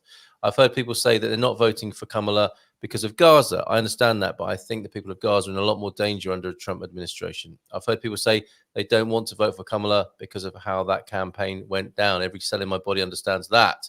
But we have to take on the biggest issue first, and that's saving our country from a man for whom the basic rules and traditions of American democracy mean nothing. There's some chip missing there when it comes to human decency and ethics. There are things he says that were he actually to do them, we would no longer be functioning as even a shred of a free society. Can I just throw something out there? Yeah, so this is something that happens as well. Is and again, I haven't done a lot of research into it, but there seems to be quite a lot of things in Kamala Harris's past that she's actually done. For example, I've heard that she, as a prosecutor, for example, did quite a lot of things that hurt black people, black community. For example, so sometimes I think I would be looking at what someone's, because there's a lot about what Trump says he will do, yes, versus what Kamala Harris has actually done. Yes. Do you know what I mean? So I do, absolutely. I'm not trying to say there's no merit in what she's saying, but I just think you got to be a little bit careful when you're saying, Trump this, Trump, because what's your alternative? You got to somehow decide which one, because there seems to have been a whole lot of thought gone into what she just said. Yeah. And then suddenly she fell back into this orange man bad. Yes, exactly. Very, very quickly. Bogeyman business. Yeah. Well, she goes on. That's just where my heart is. Now, you might question that on that basis, Tony, that's not the heart, is it? That's the mind. That's the ideological mind rather than the heart. And, I can understand why people are confused at the moment between what their heads and hearts actually are. Nobody needs to comment that they are disappointed in me, because, and she sort of preempts that, doesn't she? Because I'm disappointed in anyone who thinks I should vote my heart less than they should vote theirs. To me, this is not a happy election. I've seen too much for that, but it is a critically important election nonetheless. Each of us needs to do our best, particularly in light of what state we're in and what difference our vote can realistically make there. No matter who wins, this I think is especially poignant and special. No matter who wins, the great work will begin on the other side of this election. I don't know what part I will play, but I'll do whatever I can to further the ideal that ultimately love will win. It's like, oh, sorry, I didn't have that on the screen there, but that's basically what she's saying, Marianne Williamson. And that's the bottom line, isn't it? Is at some point we do have to come back to this idea of, are we still interested collectively in peace and love and things that are good for us collectively, even if we don't like each other, even if we disagree with each other, even if we make people feel sick, whatever that bloke said, throw up. I don't wish Eric any harm. Well, I don't want to not like someone because they voted for Trump or voted for Kamala Harris. I don't want that to be the basis of me deciding whether I like someone. Quite. And and it's right, isn't it? After this, we do have to work together, don't we? And it will be no good to stay in those polarized silos of hatred and resentment and bitterness and rancor, because that is not going to get the job done. And we are in danger of forgetting what the job is, aren't we? And the job is that we get along and live happy lives. I think, like you were saying, people have got more in common than they realize. And what they want is pretty much to have a nice life for themselves and their family and their community. And I guess when, you might hear Donald Trump saying such things, mightn't you? And then he goes and says something about machine guns and Liz Cheney, and that, the point is lost. And I'm sure the same is true for Kamala as well. And we're all conditioned, aren't we, in how we hear other people. And once we've made our mind up about somebody, well, we might say we're looking for videos to prove ourselves wrong, but actually in many ways we're looking at videos to prove ourselves right as well, aren't we? Apparently, thank you for being here. Speak European Portuguese. And yes, I would like you on my show. And sorry, don't take it personally that we didn't figure that out. We will do Speak European Portuguese, or SEP for sure. Alex Jones on X talking about the Philadelphia fraud.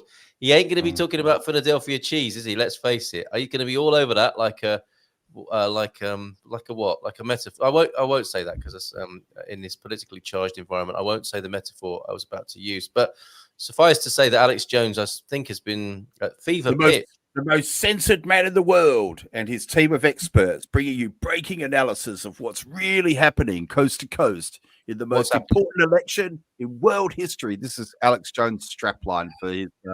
That's such an American thing. That's another thing I very much noticed when I was in America, is how sensationalist the marketing is. Yeah. In everything. I mean, in supermarkets, in products, and most of there's a lot of very false statements in products that in Europe are regulated. Like, you cannot do that. So, but it comes down, like, going back to what you were saying before, people, there's also tends to be some middle ground if you actually look for it. This kind of polarizations of left and right, from Democratic and Republic, like you were saying, there are some parts of it always overlap, and people tend to think of it as black and white, and in truth it tends to be several shades of gray. Like, not everything is perfect in either side. It will never be.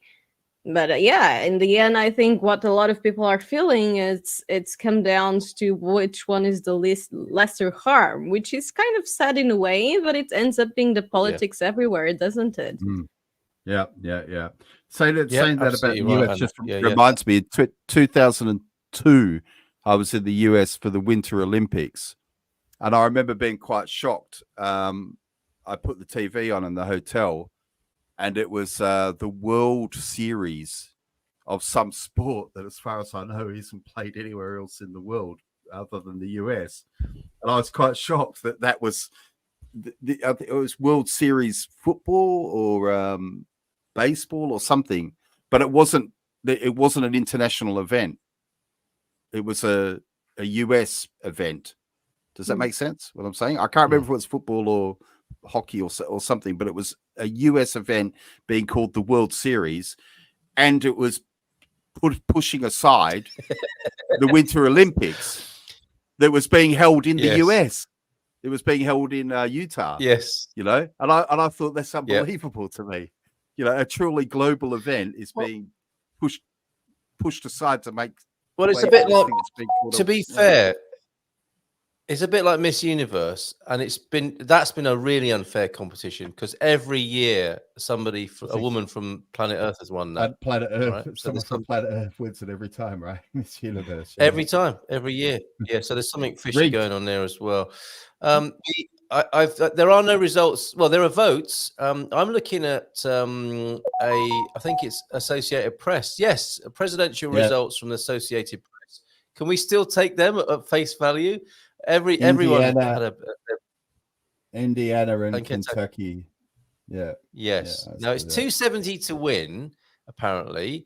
In a is that like a first past the post? It's not really, is it? I don't know. I'm not. We need an expert on the American Constitution. I tell you the thing. It reminds me a bit of basketball. I've never, people who enjoy basketball get upset when people say things like this. But I'm one of those people. I always think, but why not just play the last 10 minutes of basketball? Because it's always sort of neck and neck, isn't it? Right up until the last. 10, and it's always like 110 points or something, and then right at the last minute, that's what determines the result. But I think the presidential election is usually a bit like that, isn't it? There's loads of states that are almost certainly going to go red or blue, and then there's a few. That's what isn't it? They say in the US election, it really comes down to a couple of thousand people who are going to swing it in the end. Yeah.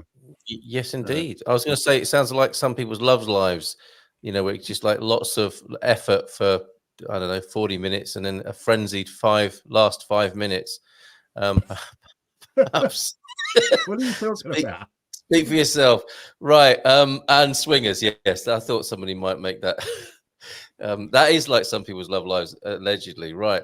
So here we are, not looking at very much, as it turns out, yet. We've had so far, though, with neither Harris nor Trump gaining anything significant, it looks like 158,000, nearly 159,000 votes have been counted, giving Harris 38.3%. It must be so nerve-wracking in their respective camps, mustn't it? And just over a quarter of a million votes at 60.4% of the share of votes at the moment, it would appear. And with Donald Trump with 57.6 versus 41.1% in Indiana and Kentucky. Donald Trump also surging ahead there, not a 52-48 at all, but 68.6 to Trump and 30.3 to Kamala Harris. And there are other nominees, or are they nominees, or are they runners and riders? Robert Kennedy, independent, nothing, 0. Well, that's not fair. Nearly 3,000 votes, but nothing compared to the hundreds of thousands of the aforementioned two. And Chase Oliver, who sounds like a character, with just under 2,000 votes of the Libertarian Party. And there are other people as well. Jill Stein of the Green Party with a massive 265 votes. That's how important the Green Party is in the US, it would appear. What has Trump done? I don't know who this is for. What has he not done? It ain't good, whatever it was he did or it didn't do.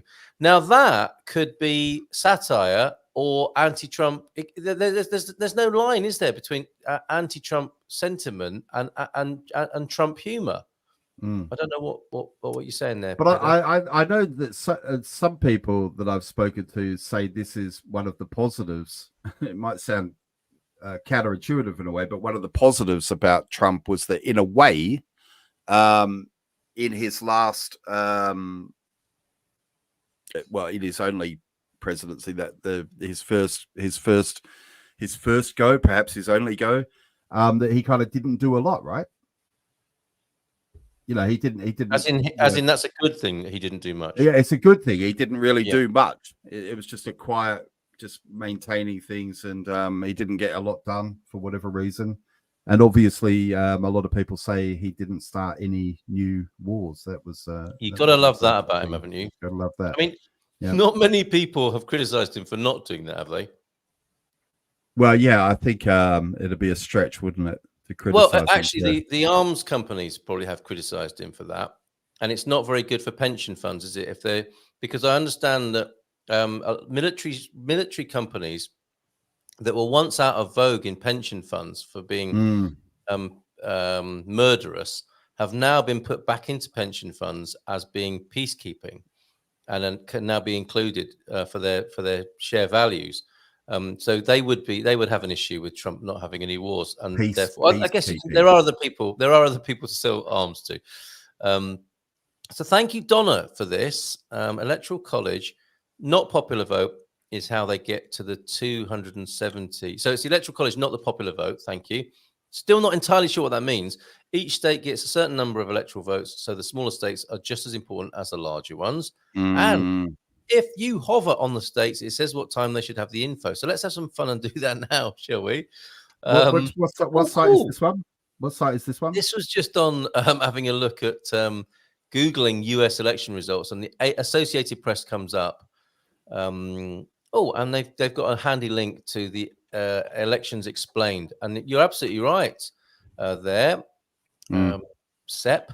One thing I just want to say about the Electoral College, because I grew up in Australia and they have a similar system there, and it does make sense because basically, if you didn't have a system like this, for example, in Australia, Sydney would always decide who the federal government is in Australia, always, because they have the numbers. Yeah. They just have the population, so it has to be weighted proportionally across the states, doesn't it? Otherwise, people in I don't know, Western Australia, for example, or the Northern Territory, or South Australia, which have got very small populations, would have no representation ever. Yeah, indeed. So it has to be like that. Okay, all right. So we're keeping an eye on this. Anna, anything else to add? Are you going to stay with us for a little while? Yeah, I was thinking like I should probably go in the next 10 minutes or so. Okay. But yeah, that was something that I've talked with some clients and some people in the US. This whole electoral vote and how the small states get the same number of electoral votes, so they end up weighing a lot more than the population they have, and that kind of becomes an issue, because even though when it comes to the population number, the majority may be something else than the actual result because of this situation. Yeah, there are arguments against it in Australia. I mean, a lot of people in the eastern states, for example, say that the eastern states are also the most productive and, you know, make the most money for the country and pay the most tax. So there's obviously debates on both sides. Yeah, so I suppose, yeah, Definitely. I think it's also because, you know, the smaller states often tend to have more conservative views, so it kind of That's right. works in favor of the more conservative parties. Yeah, tend to be more working class people, tend to be more mining, tend to be more farmers. exactly the same in Australia. So it's the same kind of conversation. Yeah. All right, I'm putting that link to the AP. Anna, if that's where you'd like to step out, really appreciate your contribution earlier on, and then coming back in again and having a bit more of a chat with us. So sweet dreams. Yeah, good luck with your all-nighter. That's some courage there.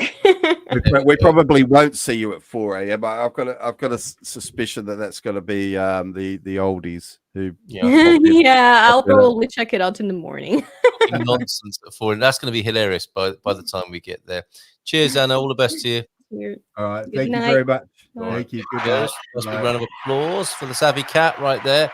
And Savvy Cat Realty is is the link you need if you want to get some help moving to Portugal. If you're disgusted by what's going on in the United States and you feel like you need a change and you want some help, Did I say there was a comment before that said Mr. Bryant? That definitely sounds like somebody that I know personally who would call me. There we go. ABC School of English. Way to Yes, go, it's Mr. a very good friend of mine. Yeah. Okay. All right. Would they want to join us? If you're there, Sean, and you fancy Joining us, that would be fantastic. What was it we said? People are dropping like flies now. Is it because they go to bed at midnight? Maybe I'm off too. I thought there was a funny smell. Just my little joke, Dad. Well, joke. I'll tell you the thing.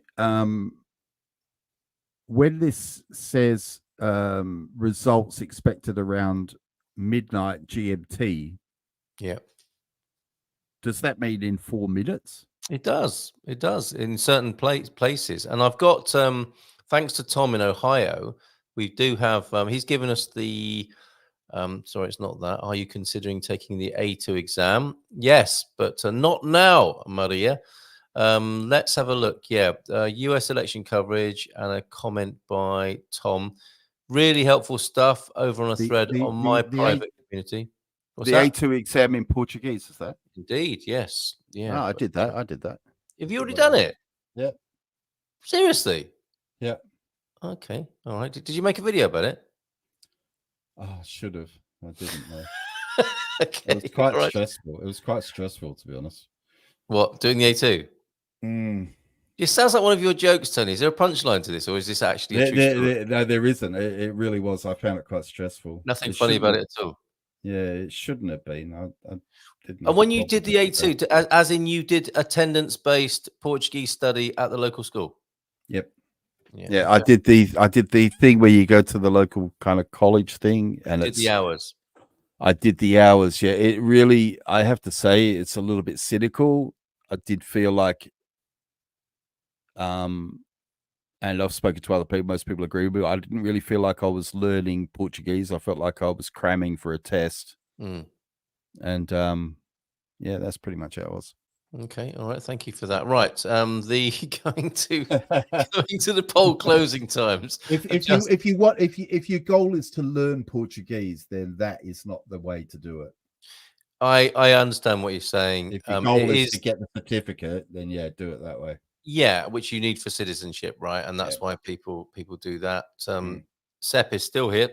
Hope you don't mind me calling you that. I took the A2 at uni in the Algarve. I got 92%. You teach Portuguese, you got 92%. Which, I mean, that makes us all feel a lot better frankly. What is Speak European Portuguese's name? Can we say that? Or can you tell us that so we can talk to you directly there?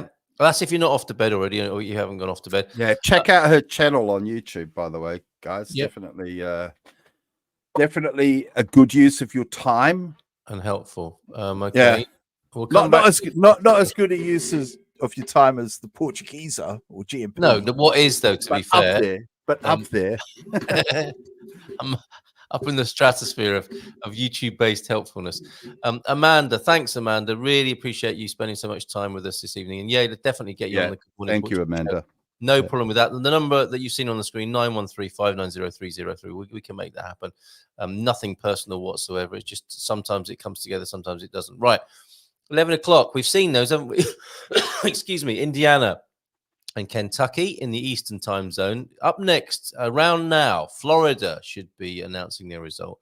Georgia, Indiana, that's Indiana Central time zone, of course, because some of the states have different time zones. Kentucky's Central time zone, South Carolina, Virginia, and Vermont about to announce their results. And in half an hour's time, we can be around for these as well. North Carolina, Ohio, and West Virginia. How exciting for Tom. If you're tuned in, Tom, your results are coming in for Ohio soon. So I think we're going to start doing a little bit of screen sharing, aren't we, Tony? And look at some visuals, TV from around the world, perhaps. I'm just over at CNN, and I'm noticing they've got another exit poll saying that slightly more voters hold positive view of Harris than of Trump. I'm not sure if that's news. So roughly 46% of voters have a positive view of Vice President Kamala. I can share my screen. It's not particularly interesting. Let me see. Addition. God, I don't like the screen sharing in this. It gives you too many options. It just doesn't give you the link. It gives you the so I've got election night in America. And that doesn't correspond to anything I can see in the list. Well, if it's easier, send me the link on WhatsApp or in the private chat here, and I'll cut and paste it over. It might be easier from my point. Yeah, of view. Just encouragement, Jackie. Yeah, let me just send that one over to you. All right, Florida is screwed or has screwed up. It's so screwed up they won't announce their results till Friday. Well, Tony did say he's got enough groceries or produce in to survive till Friday. It's unlikely that we'll be doing that. And yes, have they really said that they won't announce their results till Friday? Wow. That's Barack's assessment there. And will he be going through to 10 a.m.? That's the idea, Darren. Let's see what happens. I mean, it might become impossible, but I have eschewed stimulants of artificial variety, and I've got some bee products, some bee pollen. I've got here Florida results expected soon. Although I've never been a fan of soon. Right, exactly. Yeah, soon. I become a bit of a Karen. I hate using that word, Karen. Please forgive me. Anyone called Karen? Please forgive me if you're a white middle class woman who likes to complain. But that's why I don't like the word Karen. That's why I don't like the word Karen. I kind of think it's a thing, but I feel the pain. I feel the pain. I never let it go. If I ring a company or anything and they say, "Oh, we will do something soon," I'm like, "No, I'm not accepting that. I'm not accepting that. I want to know when I should be ringing you back." Seriously? Do you say? I hate it. I hate that. Yeah. I can imagine what. Oh, look! Looks like Trump has taken Florida. Was that a surprise? Hold on a minute. Florida results are not supposed to be until Friday. What are you looking at? Let's get this onto the screen, shall we? Okay, let me send you. Well, this is the link. Send me something over so that we can. I mean, what's interesting to me over on X, it was a bit like when we had our own election here in Portugal. I did a special to look at the results. No, I think it was the night when the president suspended the parliament. And I did a live stream because I thought it'd be very significant. And I had a Portuguese friend. I said, what do you think of what's happened? And they were saying, what do you mean what's happened? Oh, I said the president's suspended parliament. Oh, he always does that. That is no big deal. So it's a real damp squib of a live stream. We don't want the same tonight. And you'd hope, wouldn't you? There's going to be more interest in the American election, possibly even only on a mathematical basis than the Portuguese political process. But looking at X in Portugal, And what's trending? Portugal trends. Number one, Sporting, because they played Man City tonight, I think. Number two, Digi, which is the new cheap mobile and internet provider, I think. Amorim, the manager from Sporting, who's going to Man United. Alvalade. It's all about football. 5 is football, 6 is football, 7 is Diogo, and that's maybe something to do with Big Brother. Champions League at 8, and it's not until number 9 in trending that we get to Trump. Trump, Trump is coming in at number 9. Yeah. Oh, well, look, you know, maybe that's healthy. I don't know. Barack's playing with us. It was a joke. Typically, Florida has issues with their votes there. And DeSantis is a pretty good talker. Seems he's on the side of the people, says DeSantis. And that's, you know, I guess a UK perspective, isn't it? DeSantis, I remember as being one of the champions during the pandemic period, right? And for certain people anyway, and so, I think a nemesis for others, of course. But maybe that's where Squire of the Shires is basing that comment in his old in DeSantis's approach when it came to COVID and the pandemic, which is mentioned for the first time tonight after 5 hours, which might get us a YouTube strike even just for uttering those 2 words in the same sentence. Okay, what have we got then? Did you send me something? Yeah, well, I think it's the link you've been looking at anyway. The Associated Press interactive map, so I can see Florida. Oh, cool. Okay. Yeah, we got 52% Trump and 47.3% Harris. Oh, I see. Yeah, okay. I see. And this system is beginning to make a bit more sense now then with the Electoral College. So let me bring that back onto this. Yeah, okay. Vermont as well. That's so we got 19 for Trump then. So he is in we can play with statistics, can't we? We can say that he is giving an absolute thrashing at this stage, that he has got over 6 times more electoral success currly. He's killing it. He's killing it. Absolutely crushing it, you might say, in the American vernacular. So the first significant results coming in then, Tony, right? Fair to say, with 1.5 million votes for Trump, giving 19. Are they seats? Help us out here. Would that be called a seat at 19? And you need 270 to win. So it's a good start there for Trump, at least. And 3 of those, if they are called seats, I'm sure we're going to get help with this electoral college system. 3 towards the 270. And is that a first past the post thing? And we're asking our audience here. So is it the first of those 2 to get to 270 is going to win this? Is that what we're looking at? And we can see, Florida, Donald Trump again, and Georgia, Donald Trump winning that too. A blue situation, 3 electoral votes with Vermont's reporting at the moment. Some early information coming in from Vermont there.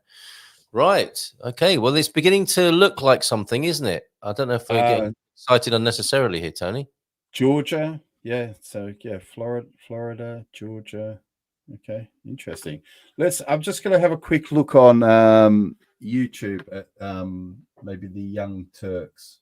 I was just about to test you on the state acronyms there, but we can easily cheat with that. That's going to be really helpful to us this evening. Just hovering over also tells us when we're going to see more results from these places as well.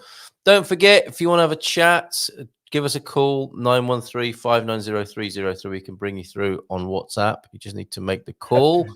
One thing that is sort of making me chuckle is I've just noticed that almost every other, almost all the other channels that are doing live coverage are literally just starting their live coverage now. Really? We've been here 5 hours. Yeah. It's because we normally do our 7 p.m. show. It seemed like a good idea at the time, didn't it? It made sense. Yeah. It did. Okay. What is that potted bee sting? I'm not sure what you're talking about there, Peter. But thanks for joining us as well in Wales. How's your journey shaping up and your adventure to come to Portugal? Not seats, they are electoral votes. Okay, so we're talking 3 electoral votes to Harris, 19 to Trump as it stands at the moment, courtesy of the Associated Press and how they are covering and conveying this. What some people are calling the most important, what was it Paolo called it? The most important election since the Second World War, I think he said earlier on, didn't he? Yeah, is it really? Is it really? I mean, what does everyone else think? Is this really the most important election since the Second World War? What's interesting is I've heard some people. I think it was actually Elon Musk on Rogan. I did watch a bit of it, but he said that from his this is what Musk said. I'm just saying what Musk said. Okay, I'm not saying.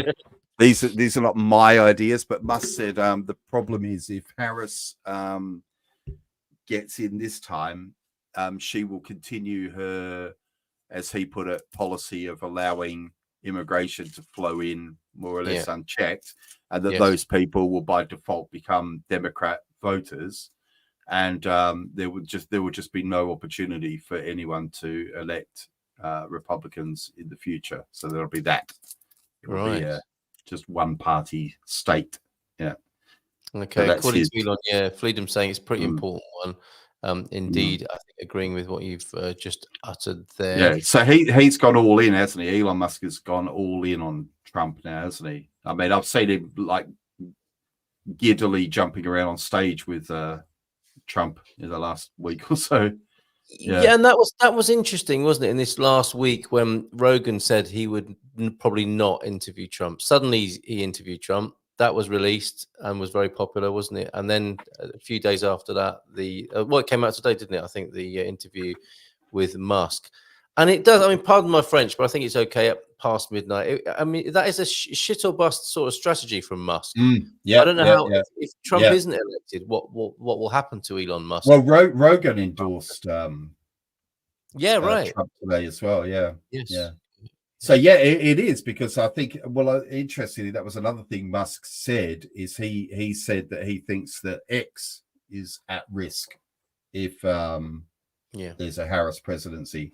So I think that he's also kind of gone, like you say, shit or bust, isn't he? Yes. Elon Musk is a hack. Now, I wonder, I don't think you mean that in a good way, not a life hack, but a bad actor as far as Lord Travanka is concerned there. What do you mean by that? What do you mean by that, Lord Travanka? Elon Musk is a hack. All right, let us know on That's that. That's a phrase that I associate with kind of gutter journalism. Yes, I thought that's what that meant as well. Freedom, JD Vance interviews are quite good as well. I think sometimes better than those of Donald Trump himself, since he sticks to the. Okay, that's a really good point. I did say earlier on, what about policies? Can we have some help here? If you see yourself as a Trump supporter or as a Harris supporter, what are their policies? Please let us know, if you will, in the chat, and maybe we can steer it away from personality and polar politics into actually what matters, which are the policies, of course. What are they? Do we know? If Trump is winning on this channel, I'm off. Oh, come on, Pedder. I mean, is that going to be our third? What's it called? Flounce, I guess, really, right? You're not going to be our third flounce of the evening, Pedder. He's not just winning on this channel. He is winning. He's winning. That's a fact. He's winning so far. The presidential race. There's not much we can do about it. I guess we could, especially for Pedder, a bit like apparently in the last days of Salazar's regime, they were making him his own newspaper to give him a certain view of how things were going in the country. So, Pedder, is that what you want us to do? Do you want us to tell you that we're doing it for the clicks? So if we tell Pedder that Harris is winning, he'll stick around and maybe give us more clicks. I was just going to say one thing I have felt when we're talking about like policy, and I almost wanted to say I feel a little bit sorry for Kamala Harris. I don't in any way feel sorry for any of them, but I think it was quite difficult for her, wasn't it? Because she got installed. I mean, when you look at the trajectory of Harris, when she originally, this is what I find quite interesting, because I've got a memory longer than a goldfish's.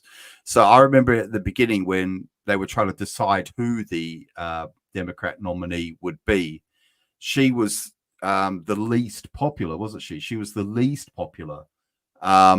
And actually, I remember some of the things she said to Biden Like she accused him Yes. of being a racist. She accused him of all sorts of stuff. You know, a sex pest. You know, and then somehow right? I don't became remember that. his. Somehow, oh, I mean, when she was on stage, some of the things she said to him were incredible. It was quite stunning to me that Biden became the nominee, and then when she Yes. became the vice president, I thought, well, that's absolutely amazing. And there was obviously a lot of suspicion then that maybe she was what they call a DEI, Yes. Yeah. hire, right?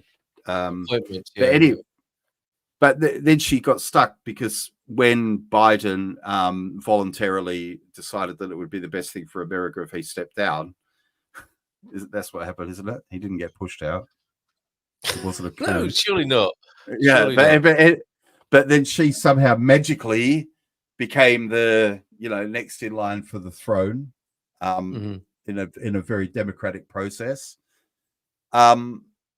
That she's in a way stuck, isn't she? Because she's always going to face the problem that if she wants to put forward any policy proposals herself, if they're not the same as Biden's, then why didn't you know she? what I mean? Yes. She either has to be critical of Biden and say, well, I think Biden was wrong, but she spent the last 4 years arguing and shilling for Biden, hasn't she? So she's either a liar or all of these things. You can say, well, why haven't you been doing all these things you promised now? She's between a rock and a hard place in a way, isn't she? Absolutely. And I think relying on people who've got shorter memories than you have, which is only just a little bit longer than a goldfish, I think you said there. Yeah, I think a lot of people seem to have very short memories, Carl. And I think Trump makes a good point, doesn't he, in saying, well, why hasn't she done these things in the last 4 years? That's a fair point, is it not? And I don't know I've not heard a convincing answer to that because things tend to move on at that point. Right, we're taking a look at the BBC reporting of it. Virginia's just gone for Trump, I think. You're right. 58.7% versus 40%. Wow. Okay. All right. So that's the Virginia result, is it? Georgia looks like it's going to go to, well, it's pretty close, 51. Georgia looks like it's going to go to Harris. Okay. Oh, I think we've got another call coming in here. Mike's, I think he's on the phone, so let's just answer that call. Mike, are you there via WhatsApp? 913-590-303. Yep. How you doing, Mike? Good. How you doing? We're remarkably well, considering. I think we're 5 hours in to our marathon effort, hoping to go through to tomorrow morning's Good Morning Portugal show. And thank you for being with us, because I know you were here earlier on, weren't you, with some of the I was going to call it resurrection.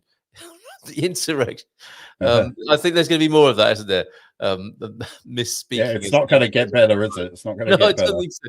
Thanks, Mike, on that. What is it you want to share with us at this point? Well, first of all, I wouldn't get too excited about the delegate map. This is the states that have reported are known Republican strongholds. As the night continues, you're going to see these numbers jump back and forth very quickly. Okay. Indiana, Kentucky, Tennessee, Florida, those are all well known, the Republican strongholds. Now, when Illinois starts to report and California, those are going to go Democrat. So just because there's a lead now, they say be very careful, don't get your hopes up, or make your bets right now, because things are going to change very quickly as things progress. Obviously, when we talk about the swing states, and to answer your question, it is technically who gets the 270 electoral votes first. Yeah. Because at that point, it's mathematically impossible for the other candidate to achieve the 270. Got it. Okay. So whoever achieves that 270, the other person or the other candidate would not be able to overcome that deficit and win an election. Okay. Thank you for that. Much appreciated. Yeah. Are you happy to stay on for a little longer, Mike, and give us a bit more of your view as an American and from the part of America from which you came? Of course. I mean, as far you were asking about policies. I think both candidates share very similar concerns with, immigration, the economy. And as much as people like to bash, Kamala by saying, well, what did you do over the last 4 years? Yeah. We have to remember, she was the vice president. Her job was to prop up the president. That's what the role of the vice president is. Yes. Yep. J.D. Vance, if Trump gets elected, J.D. Vance will now become a Kamala Harris, and he will have to prop up all of Trump's, policies, both good and bad. He will be there for the victories and be there for the failures. And if he ever decides to run in 4 years, he'll find himself in the same boat that Kamala is facing right now. So, we have all these issues. Why did you do what you did over the last 4 years? Yes. Yeah. And I guess my argument is, and I'll openly admit, I'm a Kamala Harris fan. I like to say I was a Democrat. I think I'm more of an independent now. I think I look at both sides. I think Trump has a lot of good points when it comes to immigration, crime. There's a lot of stuff that what he says is spot on. But there's a lot of stuff that just I can't get over to vote for him at this point. Yeah. And I think you guys were talking about earlier with all the other people in the United States, how did he with two become the two primary candidates? But that's what we're stuck with. My biggest thing is Trump was president for 4 years. What did he do? He promised that he would have Mexico pay for the wall. Mexico never gave the U.S. a dime for the wall to stop immigration. Yeah. He didn't stop the war in Afghanistan. He didn't start a war, but he didn't stop the war either. He didn't do a lot with the infrastructure within the United States as far as all the money he promised for roads, reconstruction of bridges. That never happened either. So as much as we can go back and forth, what Kamala didn't do for 4 years, he was president. He was commander in chief for 4 years, and like the Portuguese pointed out earlier, he didn't do a whole lot of what he promised to do. And he talks about that if he was president, he would stop the war right now. Well, why hasn't he made a phone call to, Putin to stop the war in the Ukraine? How many hundreds, if not thousands, of both Ukrainians and Russians are dying each day? Yes. Yeah. We're worried about same thing in Gaza. If he thinks he can stop the war there, why hasn't he stopped? I think if you want to go into an election and to have this, if you will, this, pedigree of saying, look, what I just did, I called Putin up and, they're backing out of the Ukraine as we speak. That's something I did. Yes. That's the type of leader I'm going to be. Yes. And to Savvy Cat's point, he has never really been a good negotiator. He's, he puts his foot down, but again, what has he promised and what has he delivered on? Yeah. He promised that, he was going to bring the coal industry back in 2016. Whatever happened to the coal industry? They're still unemployed. In 2016, we're going back to the whole, talk about these elections being stolen and it's an unfair election. Remember, he had the same rhetoric in 2016 when everyone was predicting Hillary Clinton to win. He was called, crying foul that this was a rigged system and everything else. All of a sudden, he wins, and a lot of people questioned him. It was like, hey, you're the one saying this was a rigged system. So, did you really win? Yeah. So, very good point. Very good points. Yeah. I think as far as policies, I think if you look at Trump right now, like he talks about healthcare. He had 4 years to come up with a replacement for Obamacare. He could not do it. He kept saying he had this great plan. It was going to be coming out next month. I'll be talking about it in 2 weeks. He never did anything with the healthcare plan. So I think when you look at policies, you have to look at what he promises, and a lot of what he's been running on is grievance. There isn't a whole lot of policy discussion. It's about what happened to him in 2020 and what he's going to do to get back to the people who put him in that position, since 2020. There isn't a lot of forward thinking. So. Thank you for countering all those ideas that have been shared before, Mike. That's really, really helpful. Thanks for calling in with that. Can I pick up on your self assessment of being? Did you say you were an independent essentially? More, I've gotten to the point where I think the Democrat. I think the U.S. has a lot to work on. Yeah. I don't think that's, no one can debate that. Like Savvy Cat said, she just got back from her visit to the United States. There's a lot of stuff that's wrong. The homelessness, the crime, inflation's out of control right now. So I like I said, I listen to what Trump has to say. You know, being from Chicago, you know, we've gotten slammed with a lot of the immigrants coming across the border as the, you know, governors from Texas and Florida will bus those immigrants up to the, you know, Chicago to kind of give, you know, I guess the Democratic mayors a taste of what these southern border states are having to deal with. I think it had the effect that they wanted to have it. But yes, I would definitely say I've become more of an independent because I don't think, you know, right now I think it's really, you know, like we said, if it was going to be between Biden and Trump, it would have been a very tough decision for us to make. Mm-hmm. So, but I think I was brought up as I was brought up as a Democrat, but again, I'm seeing, you know, flaws in both parties.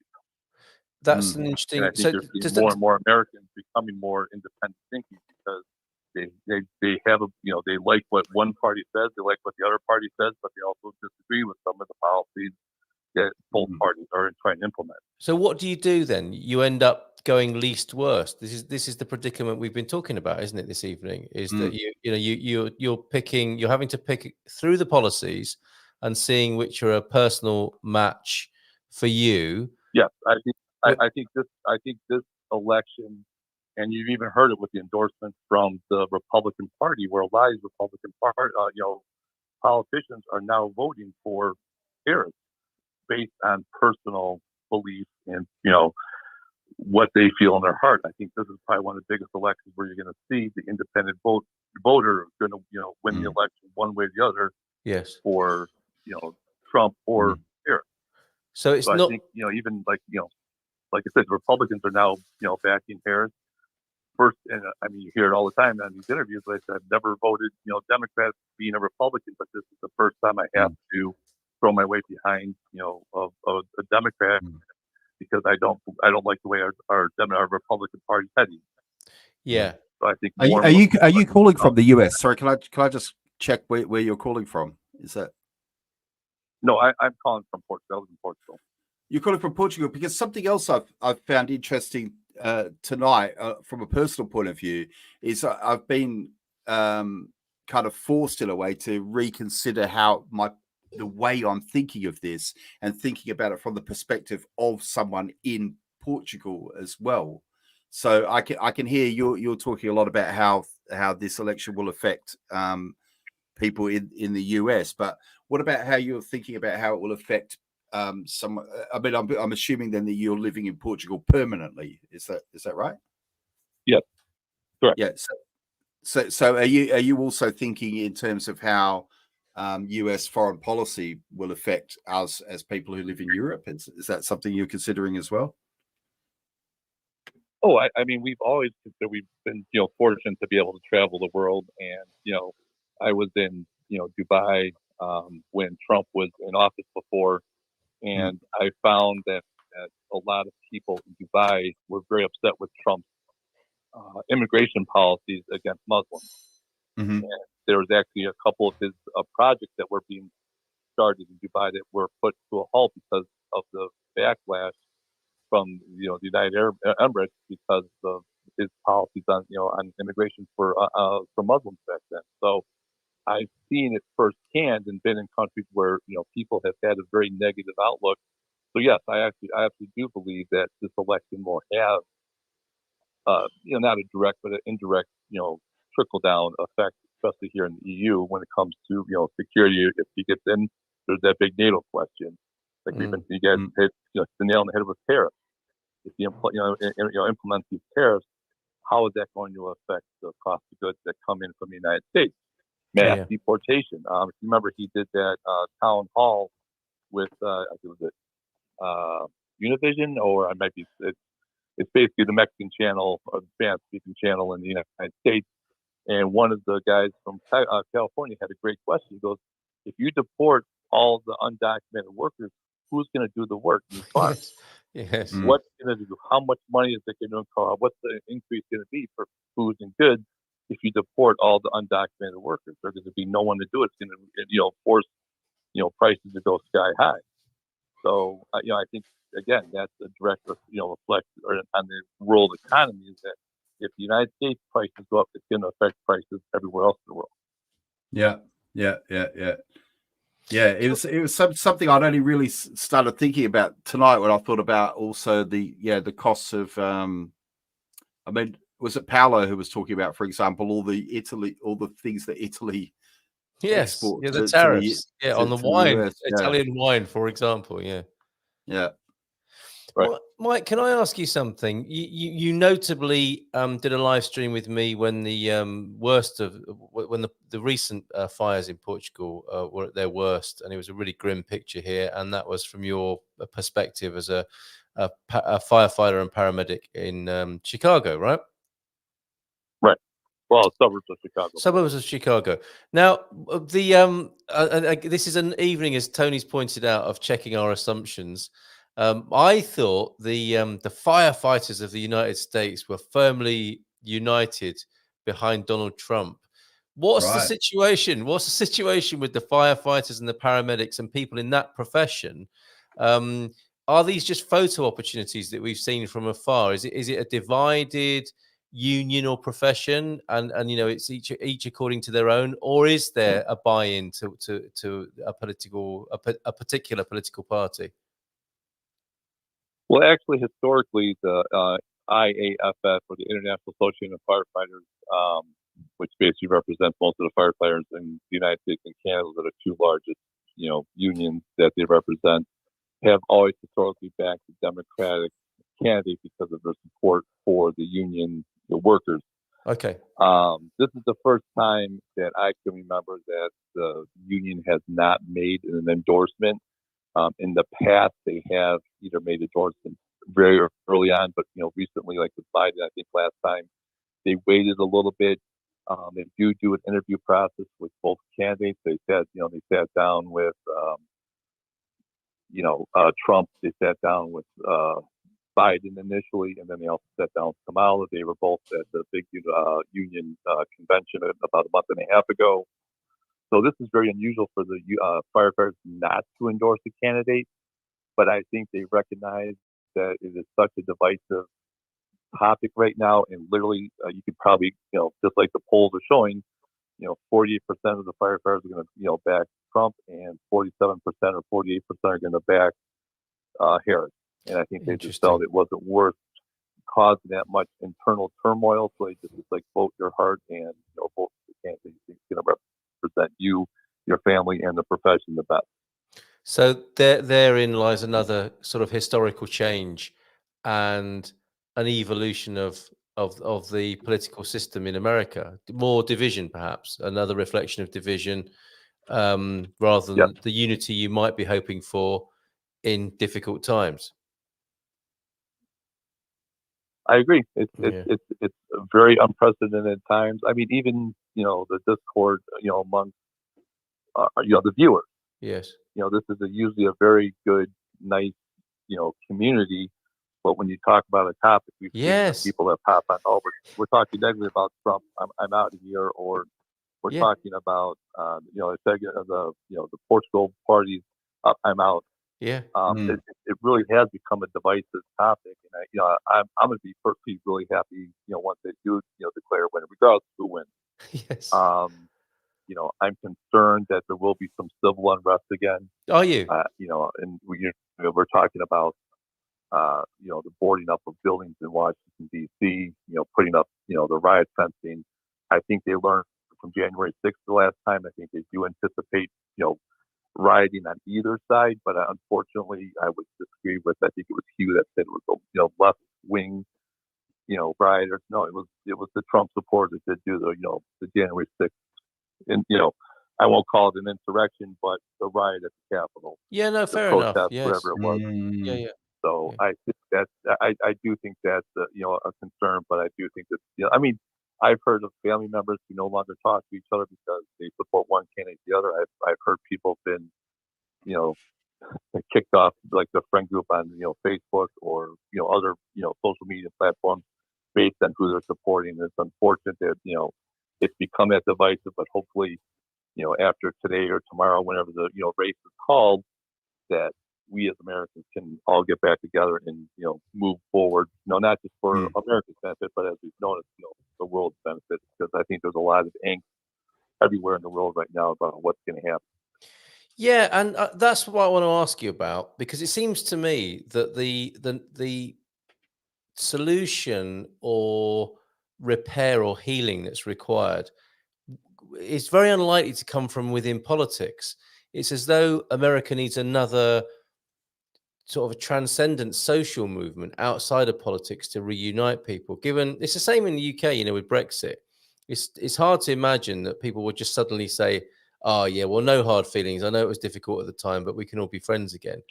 It's like Yeah. something's going to be needed out of left field or from a social, non-political point of view for people to be given, or for people to give each other an olive branch and say, okay, yeah, I don't know what happened. That was just crazy what we've just been through. Let's start talking to each other and loving each other again. Would you agree with that Well, analysis, Mike? Absolutely, and I think that you're, at least for Americans, it comes from the top, and I think that's where, by Trump not really accepting his loss. And if you look historically, when Trump was on The Apprentice and he didn't win the Emmy for The Apprentice, it was a fix. It was, he couldn't accept that there were better TV programs than his. I think, a lot of discord and a lot of the fact that people are upset is, he has, perpetuated this, hard feeling for 4 years. He couldn't just be like, you know what, we put a good effort in. I tried my best.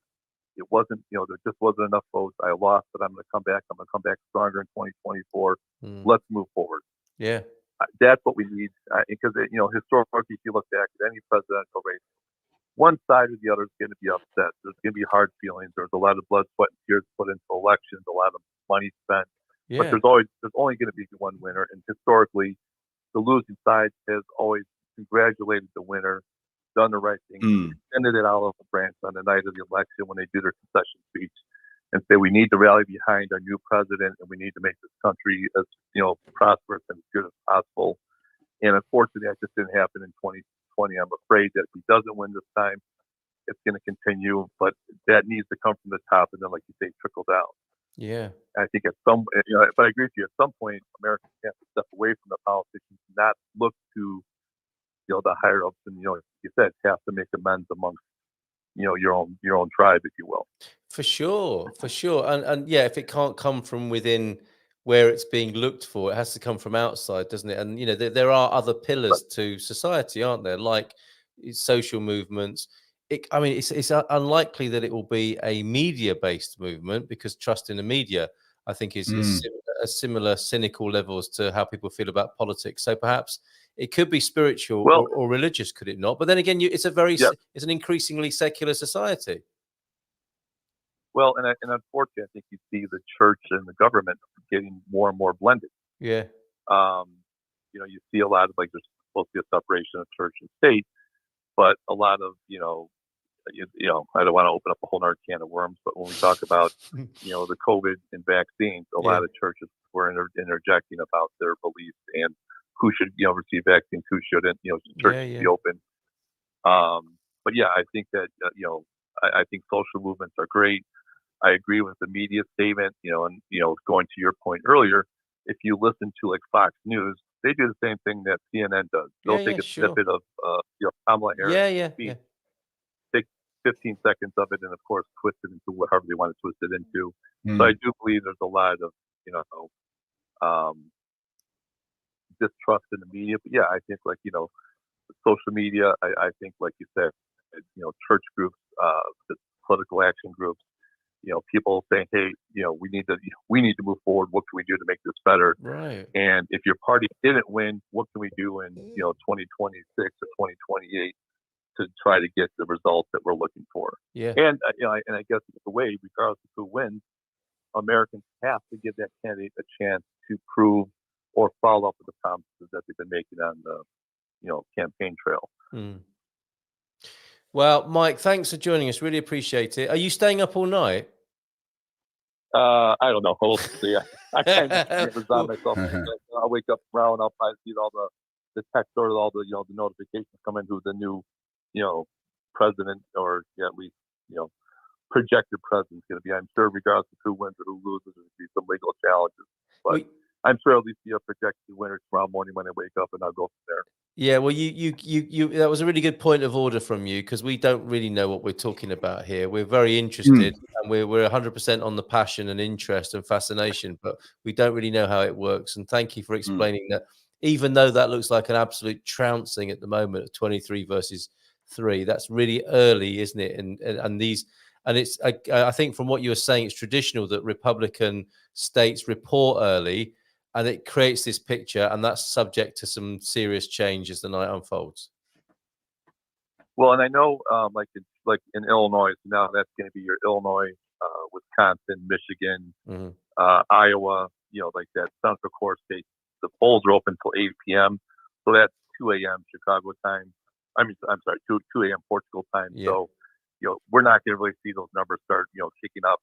And then, like, the big hitters, Texas and, California, and I think I forgot how many electoral votes California has, but you might as well just tack those on to come out with, total right now. But yes, and Washington. Like I said, but you'll start seeing them jumping up pretty quickly though. Yeah. Okay. Well, thank you for pointing that out for us. Thank you for your US perspective. Happily in Portugal, from that point of view, I'm thinking you must be thinking you made a great decision. Yeah. Absolutely. Yeah. Well, a long and happy life to you here in Portugal. Thanks, Mike. Yeah, thank you very, very much for your call. Tonight. Yeah, you're a great I'm friend for to our community. Watch the Eastern States come in, so you guys are doing a great job. Keep it up, and thanks, hope you make Mike. it till 10 o'clock tomorrow morning.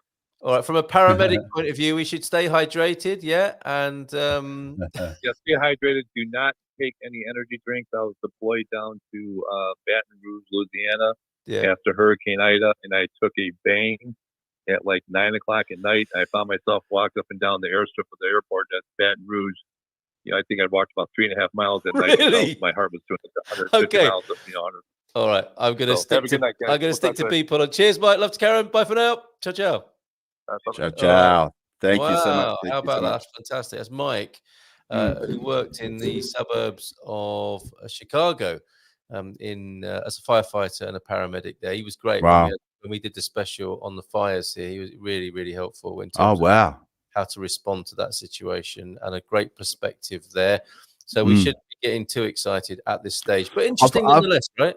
I've always said this is why I really wish if Harris wins, I'm moving to Portugal. I really wish GMP it should have more viewers than it does, because it's quite amazing the people that you get on the show. We've got some amazing connections, haven't we? With people. Just have genuine passion and interest in the country. Yeah, it's really a fantastic thing, and I feel like sometimes in Portugal, because we you're probably like me, you're probably registered in Portugal, your channel, and I wonder if the algorithm isn't good at putting that content. That had never occurred to me. So if we were registered in the United States or UK, we might have a different audience altogether. Yeah, but don't try. I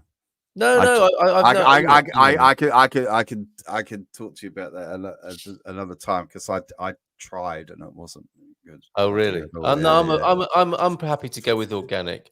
And if it's to be, it's to be, and we shall see what happens. On that note, what's interesting, just as a little side note, and I've got a 4-minute film to show, Tony. So there's a comfort break, and you can grab another mouthful of chips if you need to in a few minutes' time. So we'll run that, and we'll have a little bit of a comfort break. But before we go there, GMP started because of the pandemic, and it was a reference point for people who spoke English, who found themselves in Portugal. Then it became a service for people who wanted to move to Portugal, and a lot of those people were inspired to do so by the pandemic. But when I said earlier on, I think we're going into the unraveling. I think something else is in the air, and I think Good Morning Portugal will provide another service to people in some extraordinary conditions. I think we are going into some extraordinary territory socially, globally, and we may be forced. That whole thing about a social movement in the United States that will bring people together, that might be a global thing. It may well be. Yeah. I think we it's changed beyond recognition, isn't it? The pandemic thing, unprecedented. That was the overused word. We've gone into deeply polarized politics, and we have, I think, the unraveling of our particular empire's compass or swing through history, and we're going into something else now, and we have to be looking after each other, staying informed, and helping each other in this time. It was just interesting. I just want to go back to one thing that I keep coming back to tonight, and callers keep talking about this kind of polarization, but it's also thinking again about, because this is something I noticed during Brexit, is when they had the referendum, and I did genuinely say this at the time. I hope it's a landslide either way, because I could see how divisive it was. You know what I mean? And I thought, well, again, I don't know that Brexit has affected people as much as, like, it's obviously affected people like us, right? Like in terms of the freedom of movement and people who want to move to Portugal. Yeah. But when you look at that cohort as a percentage of the British population, I think it's quite a small group of people. Obviously, it's affected us a lot. You know what I mean? But what I mean is, as a cohort, I think it's quite Brexit hasn't had as much of an impact on as many people who think it has. But be that as it may, it became a device. What I'm saying is the system makes things binary, doesn't it? Yeah. So, for example, Tories, Labour, Republicans, Democrats. So what I think the truth of it is that most people wanted just a better EU deal for Britain. Yeah. They didn't want in or out. We wanted a better deal. You know what I mean? Yeah. So what I would rather is that David Cameron had gone and got us a better deal. Yes, absolutely. And it's been hijacked by the political classes, hasn't it? Yeah. And it's full of revenge. They turn it into a binary for their own absolutely. ends. Yeah, absolutely. And if we were, it's a bit like what Mike was saying about Trump. If he can call Putin or Rocket Man or Netanyahu and say, look, come on, this is out of order, or you should be doing this.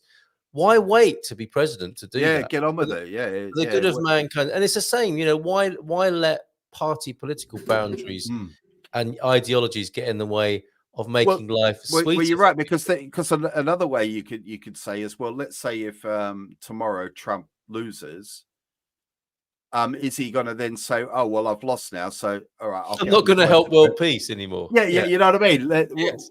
Exactly. Or would he be maybe the bigger man and go, okay, well, I've lost, so okay, I'll get on the phone to Putin, fly over to Russia, and have a chat with Putin. Who, incidentally, Jackie is with us. Carl, GMP has been a lifeline for me. Well, bless you. He got me through the pandemic and out to Portugal, and soon I'm coming to live. Thanks to both of you for your hugely for your support. And I wanted to talk to you, or talk about you actually, there, Jackie, because Putin is your, what did you call him? Is he your pocket rocket or something like that? I think you've got a bit of a soft spot for the bare-chested Russian. When I came out about Priti Patel being my guilty, came out. I mean, I think Kamala is quite attractive. I think I said that before, didn't I? Before we got into I'll tell you what, I saw a photo of her. If we can be really superficial on X earlier, Priti Patel. No, Kamala. And I have to say, she's beautiful there, doesn't she? Is it? This is the picture. Yeah, this is the picture. Okay. Yeah, I mean, she's 60, man. She's hot. Yeah, I mean, she definitely looks better than Trump. Don't fancy yours much, Tony, as we used to say when we were out drinking back in the day, kind of. The food price. I'll be your wingman, mate. I'll take one for the team. You're a real pal. The food prices are a different story. Thank you, Freedom. Thanks for being with us. I think a special award to Freedom, probably been with us, and Jackie been with us for the longest duration this evening. Pedder's going in for an award as well, I think, this evening. Political trend in Portugal must continue to change. Ruben Antunes is here from left to right. That seems to be happening. We are moving right here in Portugal, no question about that. That would appear to be from a policy point of view. In fact, I made a joke about it. Somebody sent me a link to one of the banks that is giving young couples a big voucher or something like 750 euros towards their kitchen. And I wrote back saying, I really approve of these far right policies. I didn't hear from them again. It was a joke, obviously, but I've not heard from them. But yeah, I think it's happening anyway, Ruben. Thank you for being here. Putin is my guilty pleasure. My cute little hard man he is. Carl needs to be loved by a Welsh. He needs to be loved by a Welsh chicken with cake. What a fabulous image to take to a little break. We'll come back to Fox News because, I mean, and for the purposes of broadcasting balance, we will have a look at CNN, Fox. We'll have a look at a few news sources and see how they do it in the United States. But it's fascinating looking at that really busy screen there. And we'll do more of that later. And in the meantime, so that we can go empty our bowels and bladders if necessary, put a little movie on here. I was delighted to share. Just going to drop some friends off at the pool. Thank you. Without putting too fine a point on it, as it were, let's go visit a fabulous tourist attraction in Portugal. 4 minutes of high wire activity, keeping our hopes up, our spirits up, and high altitude suspension bridge work on feet of engineering here in central Portugal. We'll be back in a little while. Here we're coming to the Alvarenga side entrance to the Arouca 516 suspension bridge. So I think the 516 is the length of meters of its suspension. But it is 516 Arouca. This thing is massive.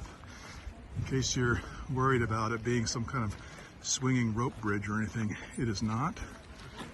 It's very much a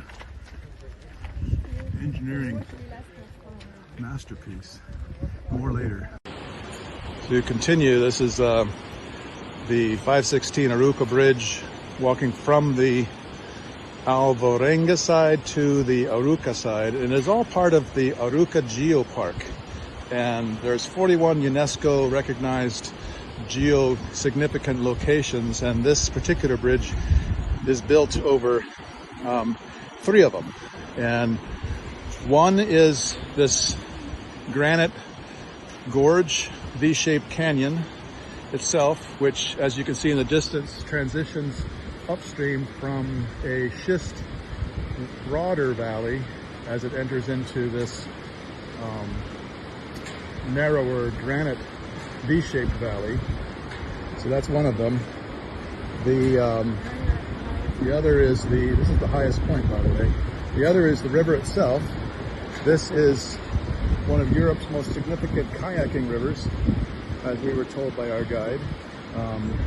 So the river itself is highly significant. And I guess the other two were the schist valley and the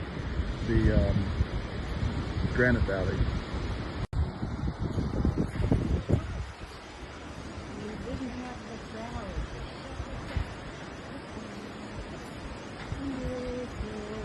There's the waterfall down there.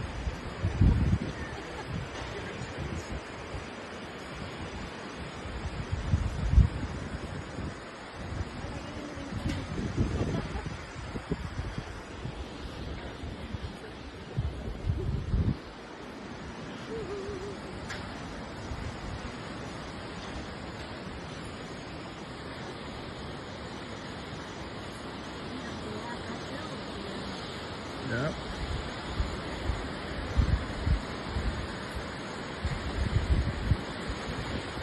Beautiful. Just beautiful.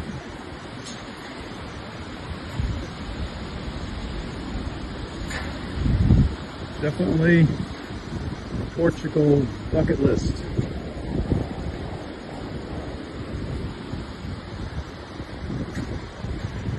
I do not want to do that boardwalk.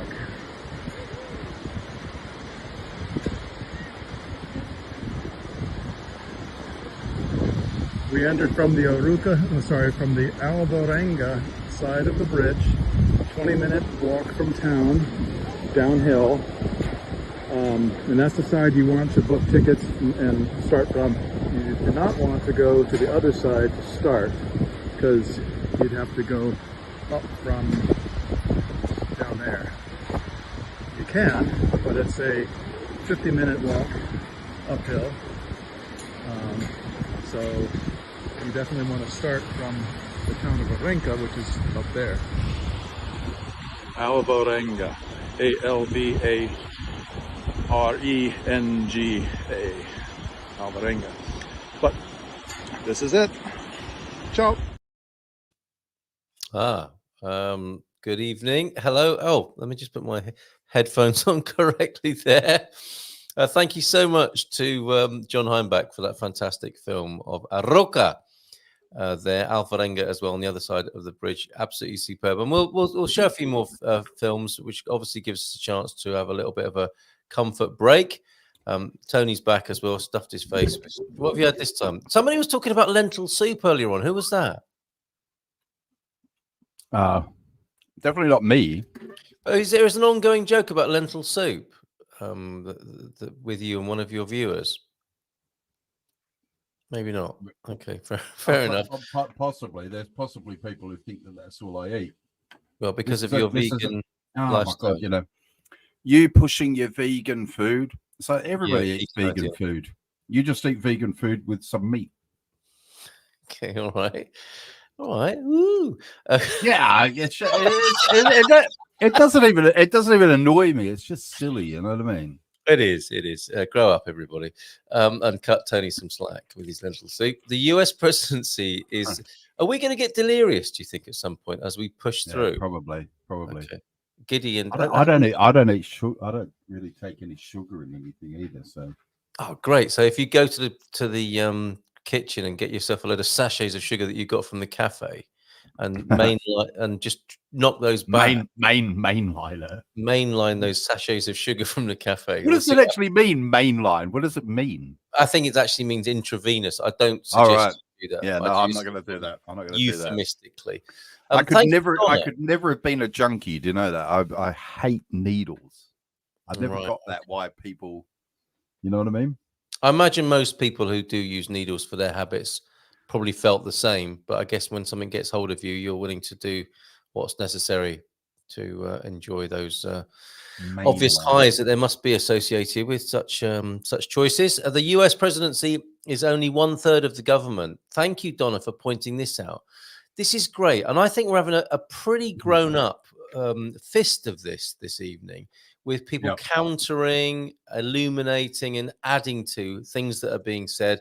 Few tropes are being thrown about, few cliches and tired old sort of set pieces, and we're getting additions to that and explanations, which is fantastic. But Donna, wasn't this the thing? I mean, I remember this is another argument against Trump, is that when he was president, for a good deal of his president, the Republicans actually controlled all three, didn't they? Didn't they have the Senate, the House? Oh, I see. So if they didn't want to do anything, they could have done quite easily. Is that what you said? Yeah. So this is what a lot of people say, is that, you know, when people are saying why hasn't Kamala done anything? Yeah. And actually, it's pretty obvious, really, why. How could she? She was the vice president who really doesn't do anything. You know, you could level that directly at Trump, couldn't you? Why didn't he do all the things? Why isn't there a border wall? You know, the Republicans had all of the power, I think. Am I remembering that right, Donna? I'm pretty sure they had the Senate, the House, and the presidency at one point. Which would be the holy trinity of effectiveness, you might imagine. Yeah. The president can't just put a health plan into place.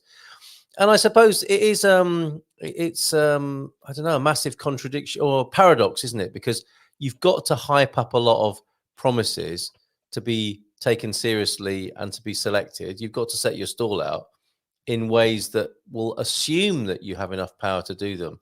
But clearly, the way the system works, that is not always possible, as we've discovered this evening with various policies and ideas and hyperbolic suggestions that have been put forward and never have come to anything.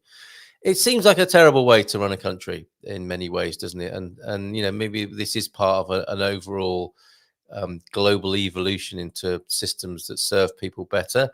You'd hope so, wouldn't you? And you were making this point much earlier on in the evening, weren't you? America has some of the most amazing people in most disciplines, cutting edge of most things in life, right? As you and I have grown up with American culture as something to look up to and enjoy, film, music, culture, all sorts of things.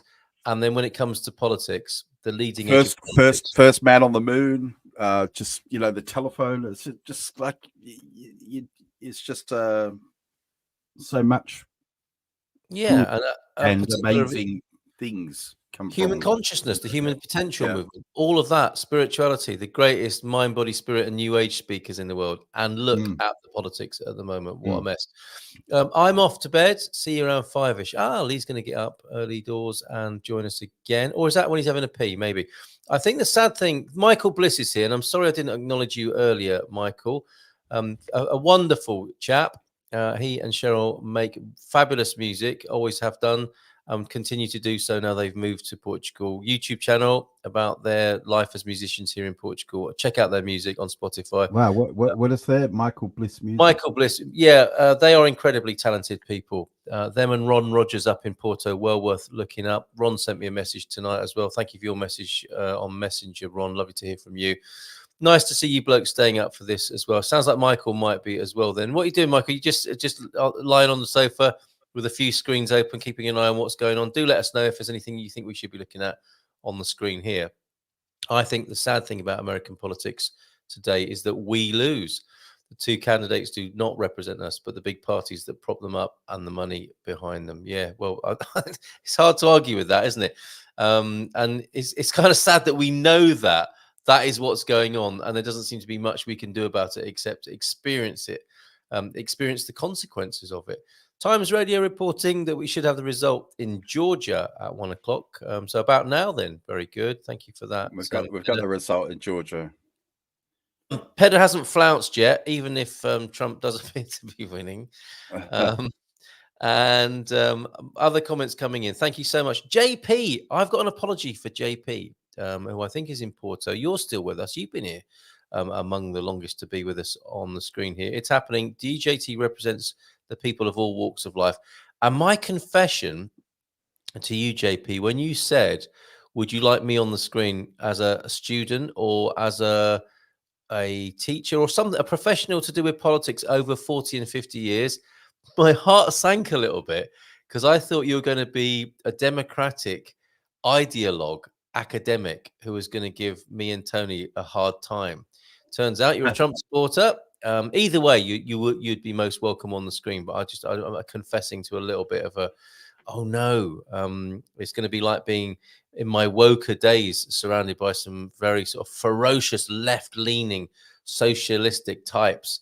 And I thought you might be of that, from that mold, JP. You'd be very welcome to join us with your 40 or 50 year interest in politics. So I'm copying the link. I'm popping it into the chat. Click on that and you'll be backstage. And then I can just bring you on and you can talk more on the screen with us. So you're a DJT fan. Texas looks like it's going to Harris. Is that something that was expected? I wouldn't have thought so, would you? I mean, maybe in Austin, but not generally speaking. This could be another one of my weird assumptions. I'll own that as well. I thought Texas, apart from Austin, was pretty much a Republican state. Oh, it's its own country, isn't it? It is the reputation we think it has. Wasn't the phone Scottish? Alexander Graham Bell, possibly. Correct, Tony, but that doesn't mean they invented, the Americans invented something though, didn't they? What do you mean? What did I'm afraid to say now because I got it. Well, Alexander Bell, he was never Scottish, was he? Alexander Graham Bell. I think there's quite a few clues there. Alexander Graham Bell, man. But we shall find out. I Well, think. if only we had a device that could you know what? access all of the world's knowledge. Funnily enough, well, let's enjoy it while it lasts. I think the reason you think the phone was invented in America is because of the films we saw as children of people picking up that, I don't know, that weird shaped. Right, he was born. All right. Look, see who I've googled. Where was Alexander Graham? And I just wrote that, and Google's finished at Belbourne. So this is a question that's often asked. Yeah, and then Edinburgh. Okay, Edinburgh. But then when I go down a bit, it's where was Alexander Graham Bell when he invented the telephone? So this is obviously we're not the first people. Aha! He was in New York. He was in New York when he invented the telephone. Yeah, and the first test of it was with his assistant, Mr. Watson, who was on the other side of the continent. So there we go. So it was invented in a Boston laboratory. Have we got the recording there as well? We haven't. I'm just relishing and kind of winning this weirdly. Okay, have your moment. Tell me when you gloated enough. Are you having a James O'Brien moment? I am, yeah. So, okay. Yeah, I just don't know why people get so hung up on this. You know, the question isn't where he was born; it's where the bloody thing was invented. So there you go, Doug. Feel chastised appropriately. Good Welsh representation tonight, although Doug's over here. The inventor was Scottish.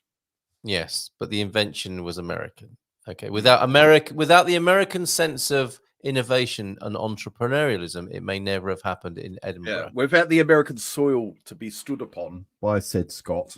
Exactly. And can you imagine when he tried to sell it to people in Edinburgh? With this device, you'll be able to speak to people on the other side of the city. And how are we going to pay for that? Well, with money from London. No, it was long before that, I think. Oh God, yeah. And long before pages, Tony. Back in the good old days. Long before pages. Long before pages. My goodness. I can't believe you. Correct. Are there any Scottish people that come to mind when you're thinking of? Oh my goodness. Correct, Tony. Hold on. Correct, Tony. But that doesn't mean they all vote the same. This is the three houses, the legislature, the upper house and the lower house, I guess is how we might refer to it. They have corporate infiltration. So just because they're Republicans doesn't mean they'll all vote the same way. There's always something, isn't there? Mike is still with us. Trump killed a bipartisan border deal because the Republicans control the House. So that's how it works against. He did not want the bill signed before the election. So it doesn't sound like he is the sort to say, you know what? I lost the election 2024, but I'm still going to fly over to Russia and sort this all out. Doesn't sound like it, does it? Not many want to play the dirty politics games, but ever 2020, we all got dragged into it. Is the Geeza flagging? Are you flagging? Is that a joke based on the flag above him? Maybe it is. Do I look like I'm flagging? Somebody said earlier on that you've visibly grown a beard since we've been on, which is probably true. Your stubble has, it's that rampant testosterone of yours, isn't it? I tell you what, I'm a little bit like. There was a joke about Homer Simpson having a shave, and by the time he's got to the other side of his face. Yeah. I am a little bit like that. And are you hairy guy? Okay. Yeah, I find shaving. My back. My goodness. But I tell you what, I wasn't like that. It wasn't like that.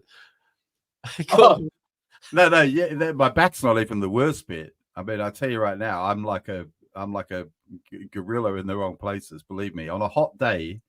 I don't know if I want to hear this. We're covering the US. It gets like a swamp down there. Believe me, it's like Florida, but without the alligators. No, but the thing is, it didn't used to be like that. I used to have long, luxurious curls up here, and not a lot else anywhere else. And then as this faded away, that's what happens. It comes out your ears and your nose, my eyebrows, like. I can cut them, and a couple of days later, they're like, I got one up here, up here. Cut them. You should plait them as some sunshade for the 350 days of sunshine. Obviously, extra protection from the little curtains. I was thinking about making exactly. Hairy curtains. This is the delirious bit kicking in. Possibly, it's a bit early for that. Could be, yeah. Just for clarification, says Mike. When looking at the electoral college map, which I think let's do that now and see and illustrate what Mike's telling us here. Thanks, Mike. You've been so helpful to us this evening. I believe it's this one. Yeah. So let's put that. Oh, look, changes here. 35 plays 95. Blue versus red, respectively. There, lots of red states declaring, or lots of states declaring and being red there.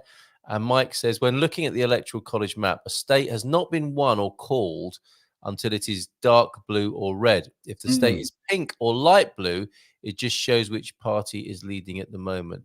Glad to put my 2 cents in. Thanks for having me. Not at all, Mike. Really great to have you. So, yes, okay. Georgia, then, as we can see there. Thank you, Mike, for your help on that and your tutorial. Georgia, in the middle of reporting, 35% reported, as it were. Texas, 11% reporting, and it's light blue because it hasn't been called yet, and neither has Ohio. Pennsylvania, where we hear there's some challenges to the voting and counting. Virginia and North Carolina there. So definitely called so far.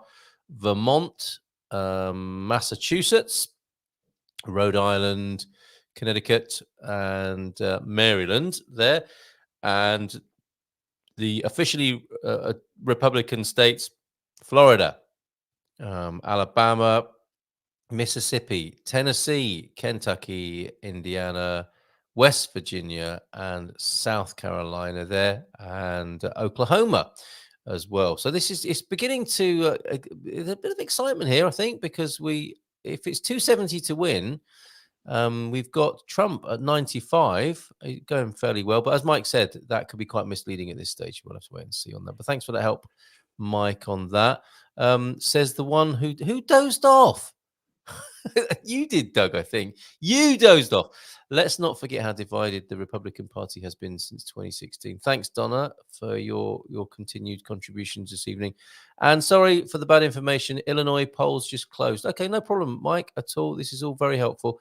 Austin, Dallas, Houston are all big cities as well. Oh, okay, so they might be throwing what the voting's looking like in Texas, which you questioned earlier on. Hung up the phone. Did Doug call? Doug, if you have been trying to call and I've ignored you, I'm very sorry about that. I did have the fader down. Doug, are you in a position to take a call? Because it would be lovely to hear your dulcet tones. Yeah, just since I said that about Texas, it's pink again, isn't it? Yeah. Okay. All right. So no, Doug hasn't called us, and I don't know why we've got hung up phone there.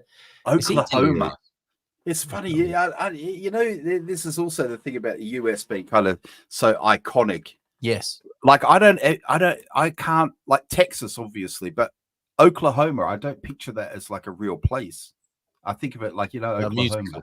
Yeah, definitely. It's great. It's just I live in Oklahoma. Really? That must be awesome. Yeah, my life changed utterly by music from America. I really wouldn't be the person I am today if not. I know what you mean. I know what you mean. Yeah, absolutely. It shaped me. Black music, particularly, as we call it. I don't know if it's called black music in the States. It probably isn't, is it? But it's how it was referred to when I was growing up and collecting imported records at £5 a go that were flown in from the States, from the dance floors of Chicago and New York. Yeah, right. Yeah. House music, just incredible times. It's not even just. I know what you're saying by black music, but I mean I know that it doesn't have to be black people even. No, definitely not. It's a genre thing. It's a genre. Yeah, because I even think about like early Hall and Oates, Yes. And don't we all? Yeah, yacht rock. You know what I mean. You know what I mean. It's that who else? Or like Doobie Brothers, Yes, exactly. But who puts Doobie in their funk, as I think Funkadelic said, with the P-Funkers, all of that stuff, all the great music from America that absolutely what a fool changed my life. Go on, Tony. Are you going to be singing for us tonight and playing the ukulele? Have you? Well, we'll see how we go. We'll see how we go. Okay. And yes, while we're on that note, I probably won't try. I probably won't try anything by the Doobie Brothers. But anyway. Oh, you're not going to try anything by the Doobie Brothers. I think we have Mr. Hughes on line 1. Are you there, Doug? Leaves. I'm certainly here. I'm certainly here. And how's everybody? Is that you, Doug? You sound very different. No, it's certainly me. I'm not impostering. I don't think. How come I sound a bit different today? No, I can hear you now. I can hear the Douglusian tones there. How are you seeing all of this then, Doug? Give us a Welsh perspective, a Welsh conservative perspective, if you will. Bloody hell, what's all that noise? You know what? I haven't got a clue how it's going. I mean, it's way too early to be able to declare anything, but I've got a sneaky feeling that it's going to go Trump's way, isn't it? That's the way I've been reading it by all the commentary I've heard this evening on the general media. Mm-hmm. Okay, and would that please you, that result? No. I don't think he's the right man for the job, personally. I think he's too old. Right. I don't think he actually wants the job per se, but I actually think there are motives for him. You know, I think he wants to win because if he doesn't, he's going to find himself in deep trouble, isn't he? Because all the indictments against him are just going to keep on coming. Whereas if he gets the presidential job, he'll be able to pardon himself at the very least.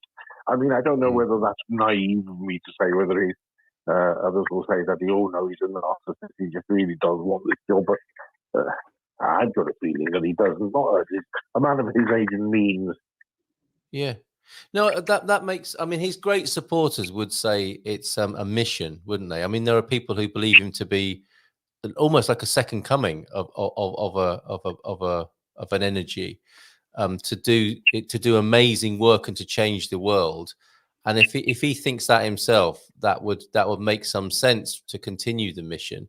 But I can also see what you're suggesting there, Doug, which is like if he woke up one morning and just thought, I can't do this, it will be very difficult to back out if that is indeed how he felt. Yeah.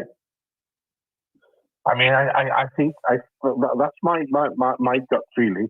I mean, I've obviously never met the man, but I'm just reading largely between the lines from what I've read and what I'm hearing.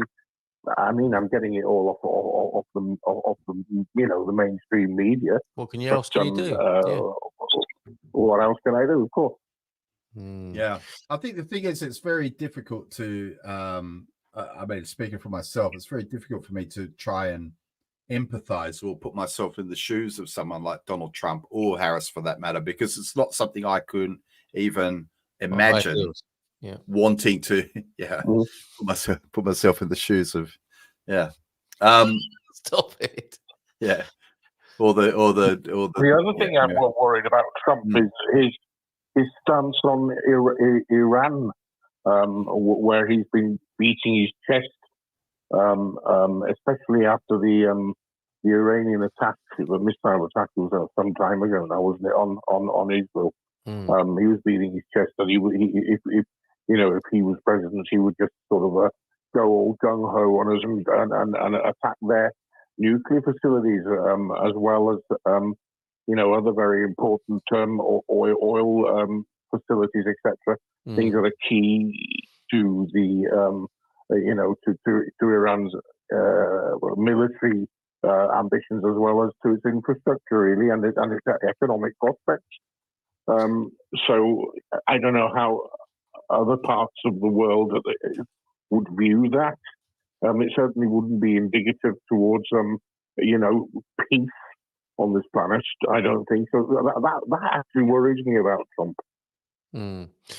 Yes, I agreed, and we won't know, will we? And the earlier point stands, doesn't it? If he could do something about it, he could do that now. He doesn't have to wait, as if he's such an influential person.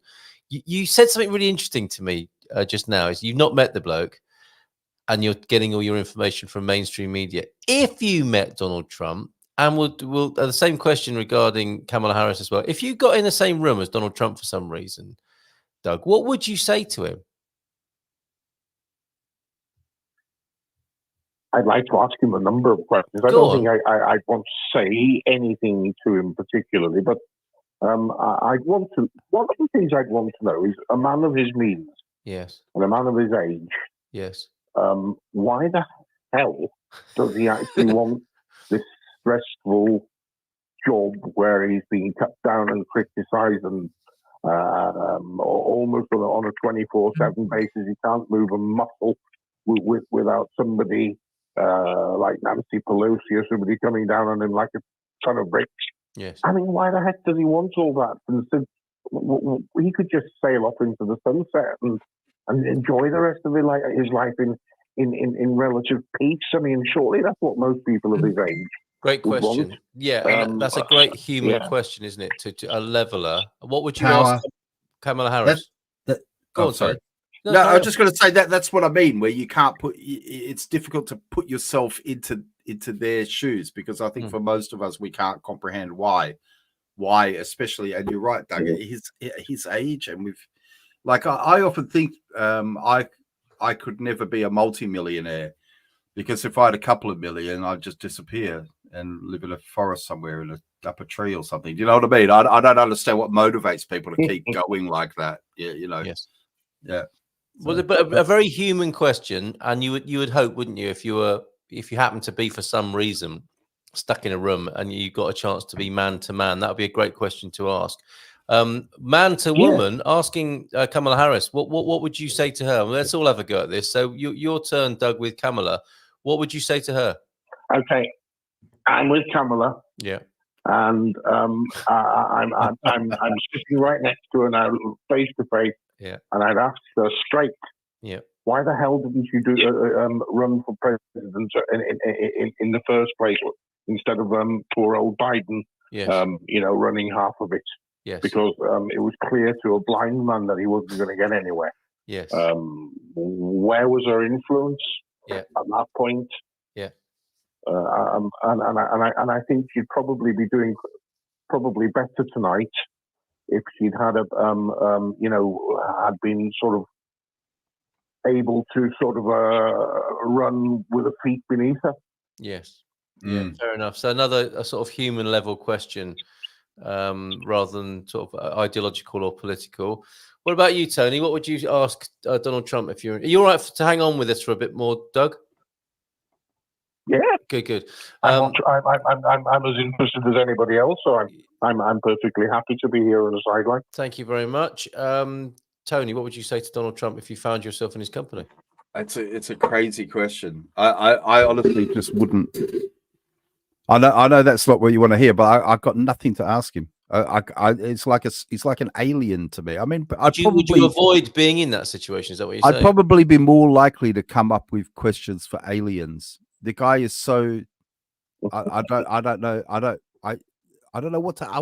What would I ask him? I'm asking you. You know. I would ask him, and we are way past the watershed now. I want to ask you, Donald, about this grabbing women by a certain part of their body comment. Oh, that does my head in. I guarantee you that I wasn't it? All right, yeah, I'm asking Donald, not you. You two, you've got triggered quickly. You two. No, it's just because I guarantee you I've said worse. Yeah. Okay. Notwithstanding the fact, because that's how I would expect him to answer. Okay. In the first instance, that was a long time ago. I didn't realize the mics were on. I was chatting to a mate. It's locker room talk. And so my next question would be, okay, yeah, fair enough. Me and Tony, when we've been laughing and joking behind the scenes, we might have, I don't think I've ever said that to you, Tony, but we might have said things that other people would find off if they were out of context.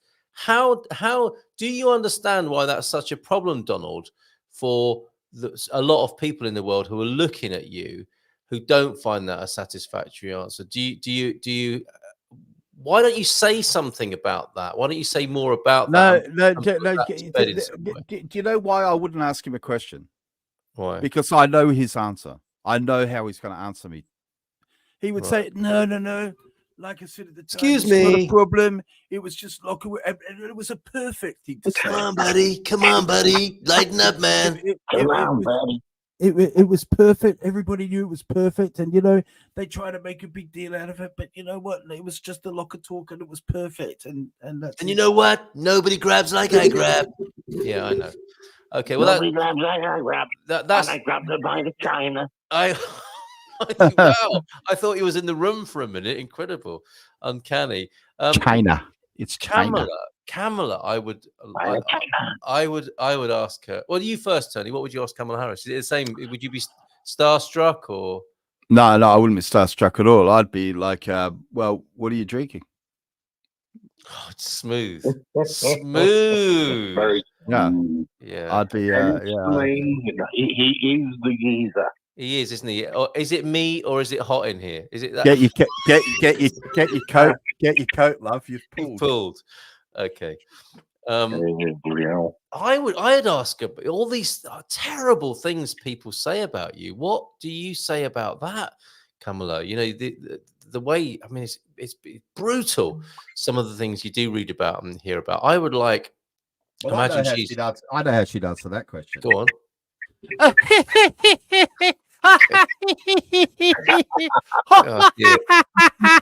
well, just in case you've just tuned in and you thought we actually had Donald Trump and Kamala Harris as live guests because the impersonations were so convincing tonight, those were in fact that's the comic and mimicry genius of Mr. Douglas Hughes and Tony Bryant on Munson and the Geeza tonight. That was amazing.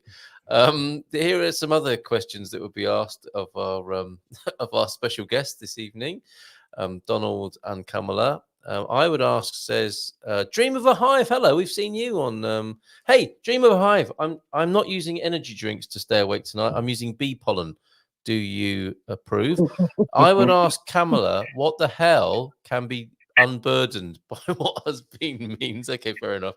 And I would ask Kamala, so you still on HRT, says Jackie. The ladies are being a bit challenging to Mrs. Harris. 95-35 currently. Look, and we've got that on the screen. Thanks, JP. JP, are you going to join us on screen? I think what I would have, expected her to answer is something like, so Ukraine is a country in Europe. It exists next to another country called Russia. Yeah. Russia is a bigger country. Russia is a powerful country. Russia decided to invade a smaller country called Ukraine. So basically, that's wrong. And if she said to you, Tony, oh my God, I know I said all of that. And I was just parachuted into this role. Yeah. I had to be quick on my feet. And honestly, I was caught wanting a lot of times in these press conferences. Look, there is a big problem, isn't there? Anyway, it's even when it comes down to things like debates. I mean, do I want a good, how important is it for me for my leader to be good at debates or good at like off the cuff quotes? You know what I mean? Like it somehow this has become the measure, hasn't it? Go on, Doug. There is an endemic thing in America where they don't really know anything much that geographically or geopolitically that goes on beyond their own borders, isn't there? I mean, if anyone was proof of the pudding of that one, it was George Bush Jr., wasn't he? He seemed incredible, sort of America-centric, didn't he? Well, that's what we were led to believe in a very different time, and we still, that is the enduring image of him as a bit of a buffoon, isn't it? And not, I mean, clearly smart enough to find himself in that position, but also leaving us wanting a bit more, perhaps. Doug, thank you very much. Yeah. Doug is in the Algarve from Wales. I asked, I've been asking other guests this evening, is there a special relationship between America and their country? What's the notable connection between America and Wales, do you think? I can wait. Richard Burton. Richard Burton. Richard Burton. Yeah. Yes, okay. That's not the only one, really. Little did they know. Wait a minute. We forget, don't we? The darling buds of May, the beautiful Catherine Zeta-Jones. That's a special relationship. Swansea girls. Swansea. Yeah. I mean, oh wow, yeah. Shirley Bassey. Special relationship with Catherine. Shirley Bassey as well. Bassey, Yeah. very, very popular in America, of course. Yeah, absolutely. Okay. But I don't know. Does she live in America? Did she move to Hollywood? I'm not too sure. Tom Jones? Because you could. Well, Tom Jones certainly did, didn't he? He moved to that side of the world. Elvis. and why Elvis wouldn't he? was from the valleys, wasn't he originally? He was a chorister in Llanbidinodyn at one time. Yes, he was. Elvis Presley. Not many people know that. Yeah. Loads, says No, Pedro. no, he was. Loads of connections. Oh dear. I may have made a mistake here. Bee pollen is very difficult for humans to digest. What's going to happen to me? I need bee bread, apparently, says Dreams. What about Jessica Alba? Jessica Alba, right. Alexis Arquette, David Arquette, Patricia Arquette, Rosanna Arquette, Michael Aston, Audrey Bowen, Erica Christensen, Kelly Clarkson, Daniel Craig, Miley Cyrus, Betty Davis, Billy DeWolf, Thomas Decker. All right, okay. I think you might just be off the top of my head. Just off the top of my head.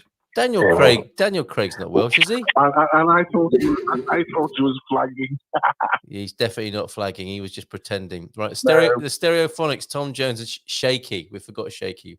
They went to the US, but sadly they all came home.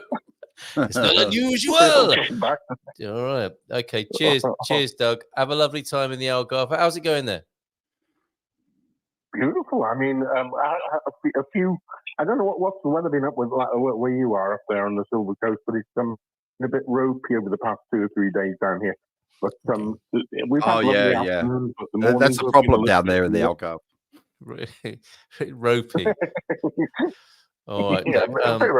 Don't forget to read Doug's column in the Portugal News. A columnist in the Portugal News. What's your latest one about? I can't remember. There's a new one.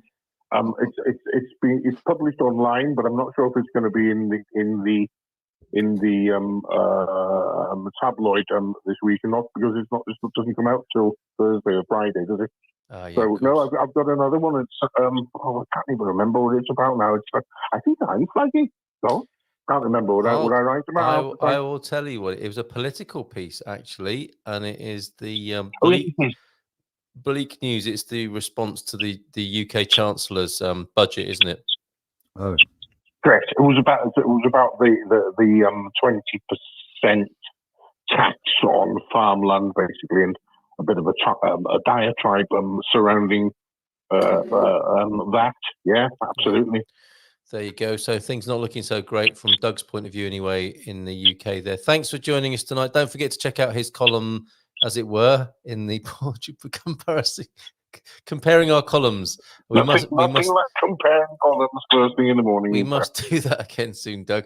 Have a lovely time in Portugal. Thank you for joining us. Of course. Cheers, mate. Thank you very much. Not the best of lines there. A bit squeaky, wasn't it, at the end there? And there's Doug's column, so to speak, in the Portugal News there. Despite all the big headlines being generated over the pond, let's not forget we had a bit of a fiscal event going off in dear old Is she Brighton. the first female to present a budget? I believe she might be, and that was looked down upon by Kemi Badenoch, wasn't it? Not such a big achievement or a glass. Oh, that was pretty grim. And again, horrible. Funny thing when you think about it, that the Conservatives, what is it? How many female? I mean, obviously, Kemi Badenoch is not the PM, but I think we've had 3. What do you mean? What do you mean? We? Delirium is not. They. I think they. Mate, the cat's out the bag. They've had 3 female. Those bloody Tories. They've had 3 female PMs, haven't they? Yeah. And they've had an ethnic minority PM, and now they've got an ethnic minority female. She got one leg, hasn't she, as well? Kemi Badenoch, I think. Oh, trope alert. I'm surprised you didn't call them PMTs. I stopped myself. All right. Bee pollen, just very expensive fiber. Oh, I feel a bit robbed. It tastes nice though, that's for sure. And I need to believe that it's going to keep me awake. So I'm going to go with that. Us Welsh are going to slowly take over Portugal, maybe. And My dad's Welsh. Is he? 8 of the singers of the Declaration of Independence were Welsh or of Welsh descent. They're all over the place, aren't they? A bit like Aussies. And Portuguese people for that matter. Okay, check out the Welsh language plaque on the Lincoln Memorial. There you go. And Pennsylvania. There you go. Pen is a Welsh word, isn't it? Was once Welsh speaking. Pen meaning head or end in Cymru. Cymru there. Okay, forget Portugal media about politics. I'm not sure what that means. Ruben Antunes, do you want to join us on the screen? JP, come on. I think he's saying don't rely on Portugal media as a useful place source of. Not even with CNN here now. Oh, well, let Ruben answer. Are you being serious? No. What's that? A bet. The plaque says we ate all the cake. Yeah, so seriously, JP, if you're still about and you wanted to bless us with your political knowledge, bless and impress us with that, come on, join us. Press that button there or press that link and you can come through and join us. Any more results for us there, Tony? Are you keeping an eye on things? Yeah, we got, well, you know, again, they're light red, I suppose. We've got North Dakota. It's 68.6 Trump versus 29.2 Harris. So that looks, so I nearly said promising. What's going on? The truth is coming out now, isn't it? Now you're tired. Yeah, it's a little bit like being drunk, isn't it? You know, you're a Tory. You're a Tory Democrat. A Tory Trump, whatever. Who's who in this anyway? Tory Trump. A Tory Trump. Oklahoma. That's solidly for Trump. You just like saying that, don't you? Right. Okay. So Oklahoma, yeah. He's into 3 figures anyway, isn't he? Arkansas, for some reason, is solid red, but it says. Do we not say Arkansas? Do we not say Arkansas? Oh, do we? Is that how you pronounce that? Where are you looking? Arkansas is not a state, is it? Where are you looking for that? Arkansas. Yeah, okay. Arkansas. It's Arkansas, isn't it? Is that how you say it? I think so. Isn't that where the critics come from? Oh dear, we've been. Isn't that like a how? All right, come on. How to pronounce Arkansas? Not like that. I'm going to say. Whilst I have another spoonful of bee pollen, where Trump is at 101. Oh my goodness. We have. Oh my goodness! I can't believe that. Like everything, my whole life has been a lie. Okay, don't be too dramatic. I know it's USA election night, but to say everything in your whole life has been a lie might be pushing it, mightn't it? Arkansas. Hey, I tell you what, this map is looking very red, very, very red. Yeah, but Mike said it's you don't. It's no, like. But you could compare it to previous years. I mean, that whole bottom, what would you call it? The south east kind of quadrant now is red. Yeah. Yes. Okay. A stronghold. Yeah. I'm going to call it a stronghold. The way Carl is pronouncing it. Yep. I'll take it. Arkansas. I thought Arkansas and Arkansas were 2 different places. Kansas and Arkansas are. The other funny things about American states. Apparently, people from Massachusetts are called massholes by their own admission, because they're quite a tough bunch over there.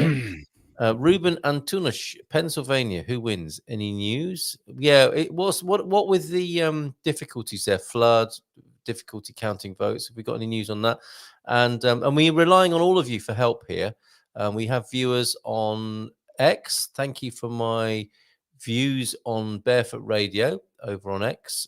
Portuguesa, people watching on the Portuguesa channel, please subscribe because it really helps me out. And if you don't, it's ignorant.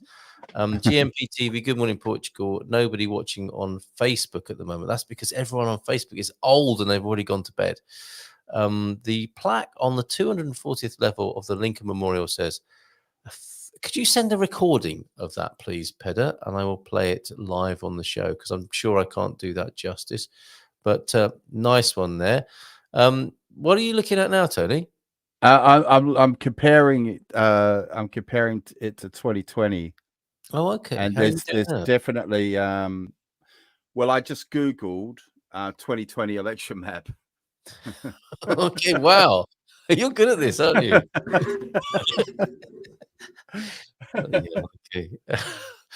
Okay.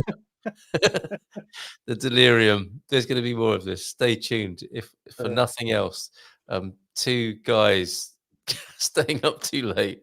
It doesn't get more exciting than this. I want to have a look at Fox News.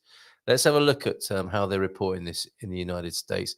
Can you imagine, Tony? We could be in a diner, couldn't we? An all-night diner, sat on the bar, on the rail, having apple pie, endless refills of coffee, talking to the lady behind the counter with like a pinion and a little paper, not a headdress.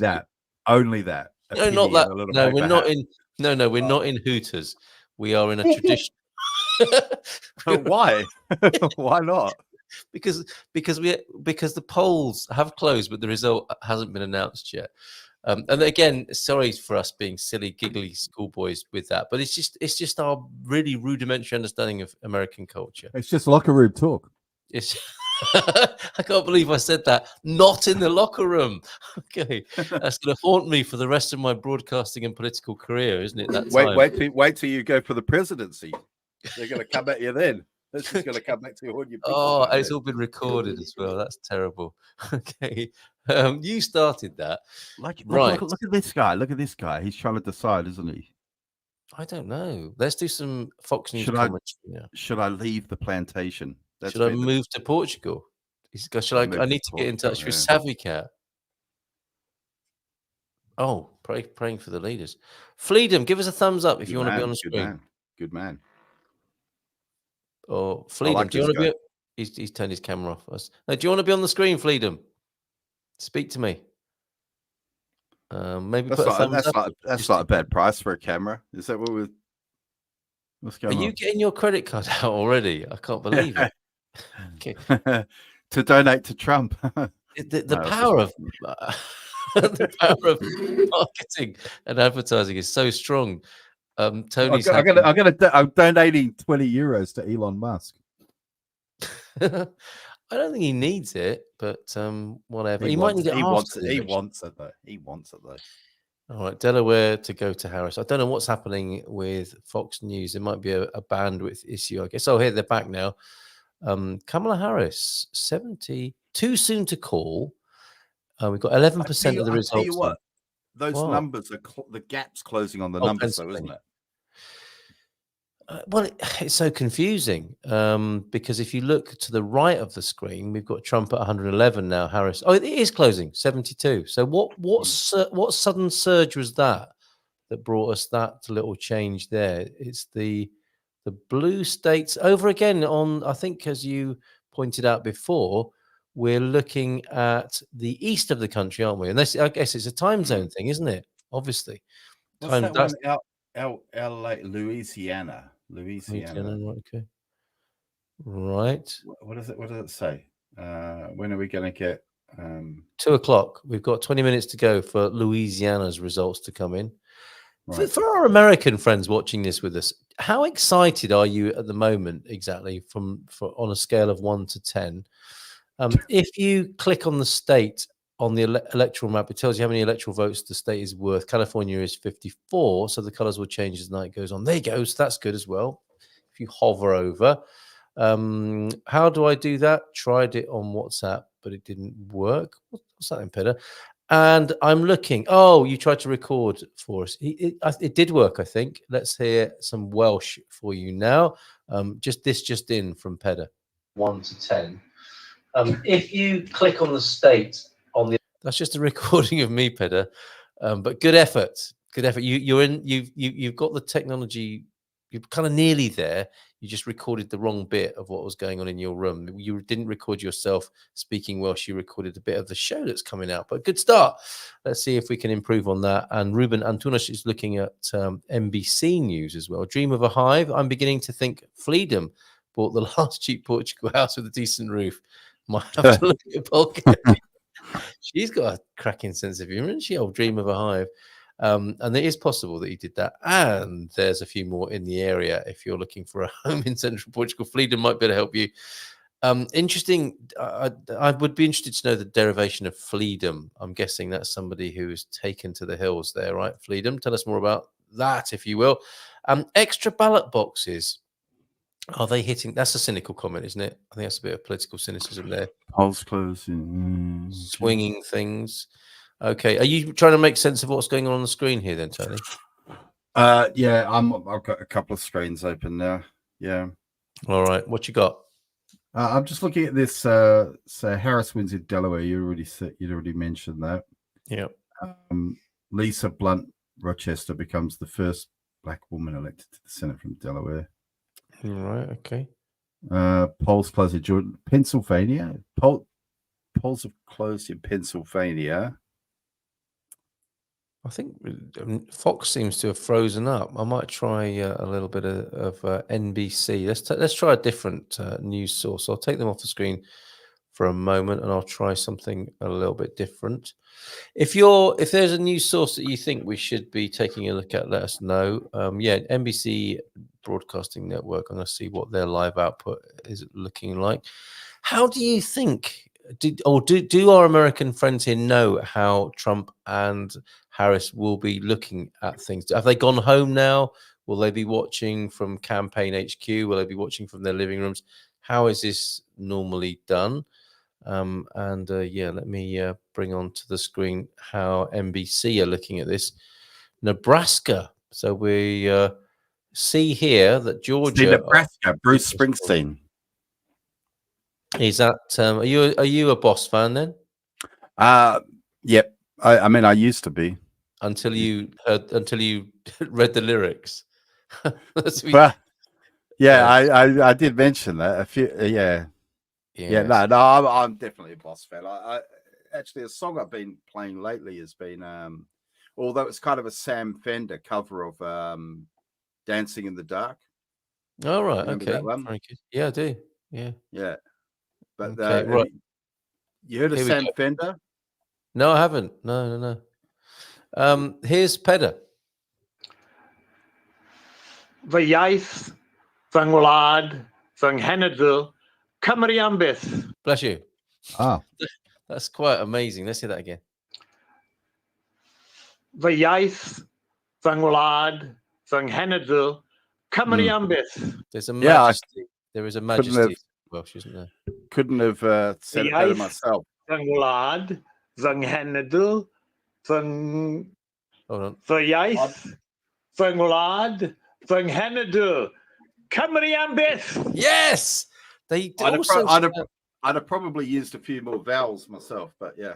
And it sounds like a prescription as well, doesn't it? As well, some of those names sound like I dare not say who it sounded like to me. Oh, okay. Why not? Why? Because it would be the second time his name has been invoked this evening. And we'd be sailing invoked. Sailing a bit close to the wind. All right. Whose law is it? Godwin's law, isn't it? Have we got a musical interlude? Is that what's happening now? No, it's just Sam Fender. He does a really slow version of it. It's like, I get up in the evening. Sounds nice. And I ain't got nothing to say. Come home in the morning. I go to bed feeling the same way. I ain't nothing but tired. Man, I'm just tired and bored with myself. Hey there, baby. You know that? Hey there, baby. Hey there, that's Elvis. Hey there, baby. I could use just a little help. Can't start a fire. Can't start a fire without fire. This gun's for hire. What a line! This gun's for hire. Only Bruce Springsteen could sing a line like that. Yeah. Or probably even the Tom Jones could probably get away with it as well. Yeah, definitely. Sex bomb. Can't start a fire. Can't start a fire without a spark. This gun's for hire. Even if we're just dancing in the dark. My favorite line in this, I'll just skip to it so no one has to tolerate my dreadful singing, but you sit around getting older. There's a joke here somewhere, and it's on me. Shake this world off my shoulders. Come on, baby, the laugh's on me. Stay on the streets of this town. They'll be carving you up, alright. Stay, you gotta stay hungry. Hey, baby, I'm just about starving tonight. I'll leave it there. Can't start a fight. Yeah, very, very good. And if you're really naughty, What a cool song. What a cool it is song. a great song, isn't it? And he will be singing, if you're naughty later on, Hey Little Girl, Is Your Daddy Home? Hey, little girl, is your daddy home? Right. A Dream of a Hive thought that Pedder's Welsh sounded like Klingon. I think what you mean is Klingon, not Klingon there. No. And Redacted. Now they are fellow Portuguese broadcasters, aren't they? We like Redacted. They will be probably dipping into the more conspiratorial side of things that are going on without directly mentioning or referring to it like They somehow managed to be able to say things that get me banned. Yeah. Well, What is that? Do you think they're agents of the state or something? I think they just manage to word things better than me that can't get. Or they're lawyered up. know. Maybe they might have a direct line. They might have a direct line to YouTube, mightn't they? Which we can only dream of. That act took Starlink. You've broken Starlink apparently with your talent there. Oh, really? I think so. Oh, really? Oh, really? Oh, really? Uh-huh. Thomas Massey just got ready elected in Kentucky. What does that mean? Like oven ready? Ready elected? I don't know what that means, Thomas. Is he Welsh? What's the connection there, Jackie? Do let us know. And thank you for the link to wwgntv.com news. Here's Donald Trump and Kamala Harris are on it. Thank you. Very good. Okay, to answer the question put a couple of minutes ago, how do the electoral candidates, the presidential candidates, treat this evening? So the campaigning's over. Where is Donald Trump on election night? Thank you very much for this, Mike. Let's have a look at where he is. Trump will be spending, of course, the evening at his Mar-a-Lago resort in Palm Beach, Florida, being entertained by internet-based entertainer Tony Bryant, aka the Portuguese, on ukulele. It doesn't say that. It doesn't say that. The former. Come on, get on. Look, you've got the numbers on the screen. Bring in Donnie. The former president is also hosting multiple dinners at Mar-a-Lago. Is that like playing chess with numbers with like lots of different hosting multiple dinners? He's got like he just has a different 20, course. 20 Big Macs just lined up. He's cooking. He's including his close friends, donors, and club members, reported ABC News. The Republican candidate will be holding a campaign watch party in Palm Beach Tuesday night, just like us, at the Palm Beach County Convention Center. Thousands are expected to attend. So it's not an intimate evening at home. It's not Netflix and chill, is it, with election results? And Trump is slated to arrive between 10:30 and 11 p.m. local time, according to the Palm Beach County Sheriff's Office. Trump has made Florida his home after being a New Yorker for most of his life. He cast his vote in person in Palm Beach Tuesday, saying afterwards that he was feeling very confident. Meanwhile, I'm surprised at Trump feeling very confident. It's not like him, is it? It's not like him, no. But in a rare moment of brashness and bravado, he said that. Harris will be watching results roll in on election night from Howard University in Washington, D.C., a historically black university where she graduated with a degree in economics and political science in 1986. If elected, she would become the first HBCU graduate to become the nation's president.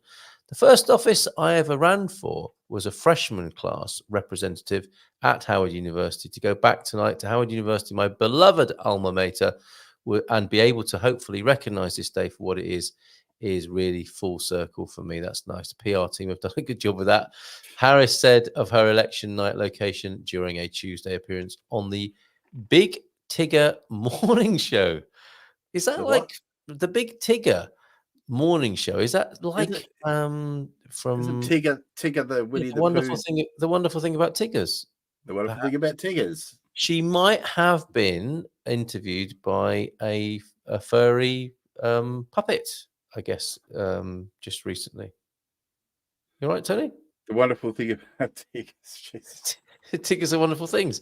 Hold on a minute. Somebody who we haven't heard from for a little while. Trump is unqualified to be president. We might need a bit more on that. What is the qualification to be president, though? Although I do admit that when you stack them together, Kamala seems to have more like public service. Credentials, I suppose, but I don't know that there's actually a qualification to be the president, is there? What you could argue is that Kamala has got more experiences in public service, but Trump's actually done the job before. Yeah, there is that, isn't there? There's also this that was sent to me that I meant to show a long time ago. And a meme I think that you posted up just recently as well. But look at this. You know, a lot of people say. A lot of people saying you felons shouldn't be allowed to run for president. There it is, the Constitution. Just a reminder, every single person who signed this document was a felon. That was probably what, according to the British King at the time. And I do like this. We don't screw the system by wanting to destroy it. And I guess this is bigger picture stuff, isn't it? The system is struggling, isn't it? Let's face it. You know, this is meant to be a system that looks after people. And there are a number of reasons why you could argue it's not doing that very well at the moment, including some reasons that it would own itself and matters of public record. You know, it's inflation, it's this, that, or the other, it's world events, it's the pandemic. The system's not doing especially well. And perhaps it's wrong of us to continue to want the system to sort us out and work. And we be the recipients like children of some paternalistic letdown that's going on at the moment. But apparently we screw the system by building a life without it. And maybe we needn't even consider or concern ourselves with screwing the system. It sounds quite negative in a way, doesn't it, as I read that out there? Why not? Why don't we just start building a new way? Do you think that's where we're at the moment in transactional analysis terms, Tony? I think there's a lot of people in central Portugal who are trying to build that new way. You're right. Yeah, I think there's a lot of people who already are stepping back from the system and doing things their own way. There are a lot of people already doing it. Yeah. Okay. Yes, to some degree or other. I agree with you. So he is unqualified to be president, says Jojo Smith. He's an adjudicated rapist, cornflake club. Not sure what that means. He is a failed businessman, and he has been found guilty of fraud. And that's what I guess you're justifying your statement there, Jojo Smith. Clearly not a fan of Donald Trump. Anything new on the results? Because we're coming up to 2:00. I'm just looking at this one. There's vote 12 minutes ago. Voting services building in Pennsylvania being searched by dogs after bomb threat. So a bomb threat prompted the evacuation of a government building in Westchester, Pennsylvania, where voting services are located. Apparently the bomb threat was posted on X. The building is currently being searched by dogs and will be back in service shortly if nothing is found. And it's just one of a string of reported bomb threats in multiple swing states on election day. Georgia and Arizona have also reported non-credible bomb threats, with officials saying they suspect the threats originated from Russia.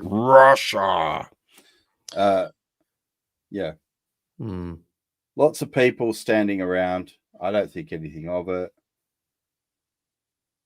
But what do you mean? Bomb threat. That's just a quote from someone standing around, apparently. Okay. All right. We'll roll another clip soon so that we can get refreshment. As Harris aids wait for more returns, focus centers on Pennsylvania. Mm-hmm. So what's the deal with Pennsylvania? Why is Pennsylvania so important? Is this like a swing state? Is it?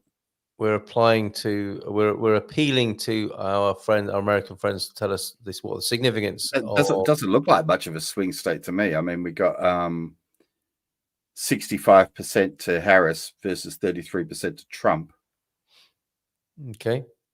So, yeah, I mean, if it was a swing state, I think it's swung.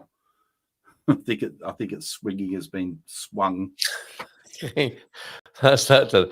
I've got something quite random here, a couple of minutes break, so that we can maybe drop a bit of chocolate here and maybe refresh our glasses. This is really special. This is we've got Les here, who I believe is 92 now, who releases a song every week. He started this during the pandemic, and I've got a couple of videos. One is these are quite random, by the way, and it is 2:00 in the morning, so we are. I imagine we will get more random and delirious as time goes on, and then we'll have a second wind, and all will be well again by the time the Good Morning Portugal show starts. But a song from Les, a couple of minutes of singing from Les, and some talking of music from America, Earth, Wind and Fire. Amazing. I paid my respects earlier to Quincy Jones, quintessentially American recording artist. You could call him, couldn't you? An entertainer, arranger, producer, an incredible person. We are the world. He produced that as well, didn't he? Future. Yeah. Did you see the Netflix documentary recently about We Are the World? No, I didn't.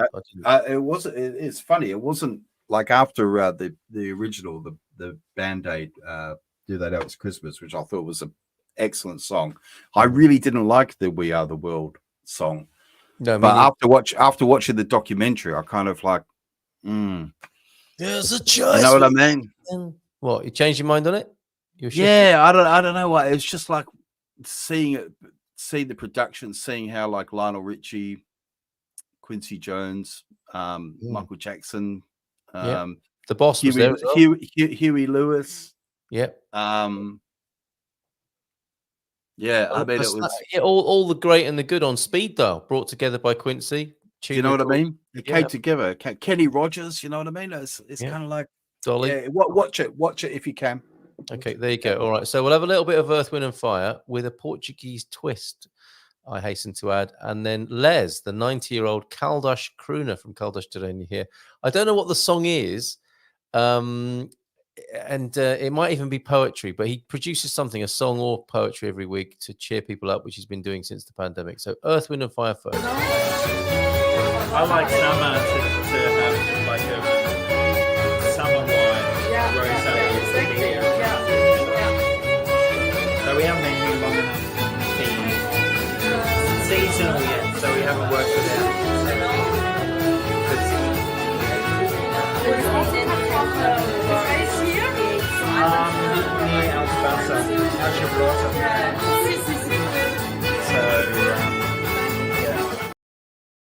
How delightful is that? Earth, Wind and Fire, September, and that's in the Storytellers Palace here in San Martino de Porto.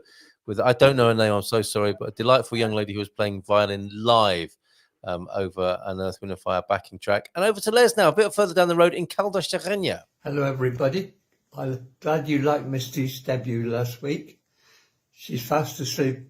We found out it's a boy, and he's fast asleep on my daughter's bosoms. I don't think he's going to move from there today, so I don't think you'll see him unless Sally takes a picture and shows you where he is.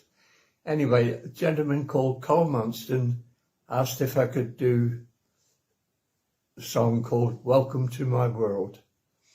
I think I can manage it, even though I've never sung it before. It was originally by Jim Reeves, but also later by Elvis Presley and Engelbert Humperdinck. So here we go. It's only a very short song. Welcome to my world. Won't you come on in? Miracles, I guess, still happen now and then. Step into my heart. Leave your cares behind. Welcome to my world, built with you in mind. Knock and the door shall open, seek and you shall find. Ask and you'll be given the key to this world of mine. Excuse me. I'll be waiting there with my arms unfurled, waiting just for you. All together now. Welcome to my world. To my world. Welcome to my world. Fabulous. Cheers, Les. What a legend. In his 90s, knocking out a song every week for people on social media. Yeah, good on him. So a role model for us there. Hopefully staying in the world of light entertainment right through to our 90s, Tony. An inspiration there. Cheers, Les. Took that request to sing that Jim Reeves and Elvis classic there, and a lovely thumbs up from Peda. I had a mouthful of bee pollen with a square of salted caramel milk chocolate, and it was absolutely delicious. Manna from heaven. It's just after 2:00, Tony. Can you believe it? That was the answer to the Pennsylvania question. Did you see that anyway? Pennsylvania 65000.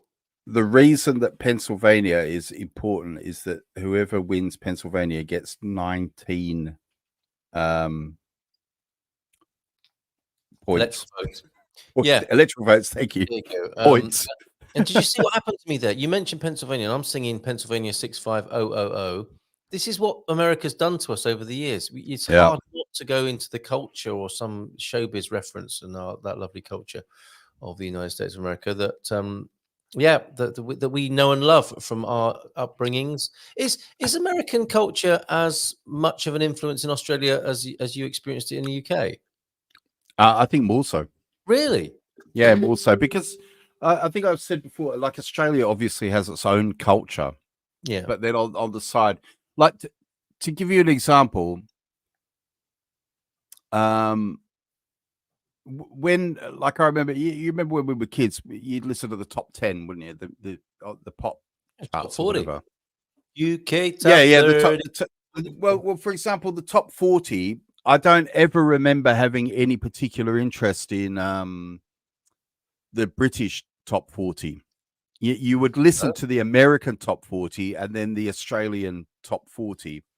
But so typically the top 10 in Australia would have a few Australian songs, a few American songs, and maybe one or two British songs, you know? So it was definitely more US centric in terms of music. And then on TV,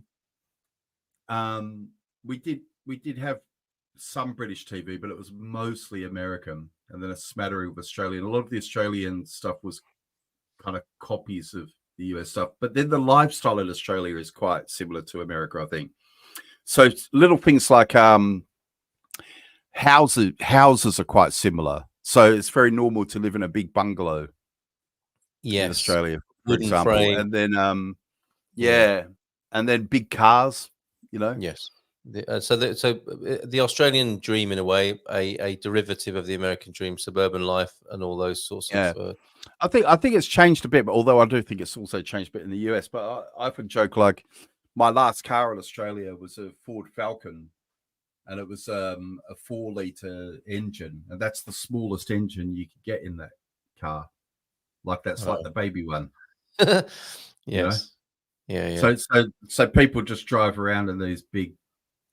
I understand that it started to change now. This culture of like big cars in America has also started to change. But so little things like shopping at malls. So that kind of spread out suburb, which is dominated in the center by a big shopping mall, which also has lots of restaurants and everything in one place. And it's very car oriented as well. Yeah. So I think Australia is much more like the US than. That never occurred to me. That never occurred to me. I'll tell you what has occurred to me. What we might do, if people can help us in the United States, why don't we call a phone in the United States and see if we can get that fed into our live stream, or get somebody from an American radio station to call in and tell us what's going on. Because you get these guys, don't you, sort of late night DJs, the Nightfly, Donald Fagen style, who might be happy to talk to us, or we could talk to them. So if you've got like a phone-in radio station, if you're watching in the United States, and we can get in touch with them and chat with them, that'd be awesome, because they do that so well as well over there. The phone-in is essentially an American genre, isn't it? Wonderful, Glenn Miller, which reminds me, Pedder, am I right in thinking you were a karaoke DJ? Our now mutual friend, Tony, the Portugueser, Gav Williamson, is suggesting we go on tour around Portugal with a karaoke sound system, and do a few gigs. What do you fancy that? Yeah, let's do it. Sounds like a good idea. Get the band back together, right? Until we should do old folks' homes in the Algarve at the very least. Do you play any musical instruments, Carl? No. Turntables. I could do some scratching. Yeah. Like riding a bike, I could probably still do a bit of scratching. Yeah. I might be able to, if I rehearse enough, might be able to do a few chords on a synth or something. If we do an 80s type band, I can look good at the back on the keyboards, moody Kraftwerk sort of pose. Kraftwerk. This is popping up on your playlist in the last few days. I think that's the third time today I've heard you I haven't heard anyone say Kraftwerk for a long time. I mean, in the last 10 hours or so, I've heard you say it 3 or 4 times now. We have spent a lot of time together, though, to be fair. Where are we? 2:00. We started at 7, so we're halfway. I'm halfway through. How late are you going to stay up or stay on? Are you joining me? You're going to say hello to the Gumpers and then go to bed? You're going to bugger off long before that. Well, we'll have to see how we go. You've probably got to go to work soon, haven't you? As well. I've got to go to work. And do 10,000 steps. I got to do 10,000 steps. Yeah, I got a few lessons tomorrow. Yeah. Oh, aren't you going out with your phone and continuing to talk to us whilst you're out doing your steps? Because you could do that if you wanted. I probably could. Yeah, not going to bother. Could. I probably could. Well, look. I think I've got a feeling that we're going to have a result pretty soon. You do? Okay, then we go to bed anyway. Yeah. So I've got a feeling that we will have a result. If Trump wins, we'll have a meltdown because it's literally Hitler is in power now, and right. Something like that. Yes, all right. But yeah, I mean, the results are dropping in, aren't they? They are. Wyoming. It's all falling into place, but I think in many ways we are possibly, like I was with the Portuguese election, I'm getting more excited than actual Portuguese people are, and we're getting more excited than American people are. Has Trump's lead as the gap widened again? I mean, 99-137. Where are we now? I've got the road to 270 with. Actually, interestingly, Trump is more than halfway there. So it's just as soon as you think you're getting a grip on it, and you're like deciphering a graphic on American TV. It gets taken off the screen. So, yeah. My problem is because I was looking at the 2016 electoral map, but what that doesn't take into account is that each of the states gets a different amount of what are they called again? Points? Votes, electoral votes. Electoral votes. Electoral votes. There you go. So, for example, Montana only gets 3. Heavy vibes. Events. Yeah. Montana, heavy vibes. But Montana State, Pennsylvania gets 19. That seems fair, doesn't it? We're getting the swing of this, and as we can see here, NBC has Donald Trump as the projected winner. And we've got a countdown to the next poll. This is very helpful. Should we have a listen? Oh, really? To what yeah. Let's listen. NBC's right. That's interesting. Listening. Happens. And in those cases, it's a much different situation where you have to just get over a 50% threshold. And so it'll be interesting to see whether they can carry the ballot initiatives in those states, even if the former president is going to win in some of those states. We've seen these ballot measures, pro-abortion ballot measures, even in very red states, pass and sometimes pass with 56, 57% of the vote, which, by the way, is what they got in Florida. There has been a significant shift in the electorate, if these exit polls bear out to what we see right now, into how people feel about abortion rights and abortion access since 4 years ago. I would suspect it is entirely probably because of the overturning of Roe versus Wade. In 2020, 51% of people felt that abortion should be legal in all or most cases. You know what it is now? 66%. That is a significant jump. Let me just quickly interrupt. We go back to this second, but I believe we have another call to make, and this is in the state of Mississippi. NBC News now projects that Donald Trump will take all 6 electoral votes and will win in Mississippi. There is the breakdown right now, 21,000 vote difference, 10% in, but again, Donald Trump, the projected winner in Mississippi. Here's the map. Here's where it leaves us in the road to 270. Donald Trump well out in front with 160. Kamala Harris now with 30. Let's expand the conversation. Simone Sanders Townsend, former spokesperson to Kamala Harris. I wonder what you're seeing in these numbers. I assume you have good sources inside the campaign. What are you hearing? Greetings, everyone. It's good to see you. So what I am hearing is that Democrats writ large in all of the battleground states, and I've been talking to party chairs, folks within the campaigns, but also the organizers on the ground, they're feeling encouraged by what they're seeing from college campuses specifically. In Wisconsin, for example, in the 3rd Congressional District, there are 2 large college campuses in that state. And as one individual in Wisconsin told me, that they could flip a House district seat. In Philadelphia, the turnout in Philly specifically has surprised some Democrats. From in Baltimore, D.C., New York, there were buses that left early this morning of strategists, organizers, even some donors, and they all went down and knocked doors in Pennsylvania, in the Philadelphia area and Philadelphia suburbs.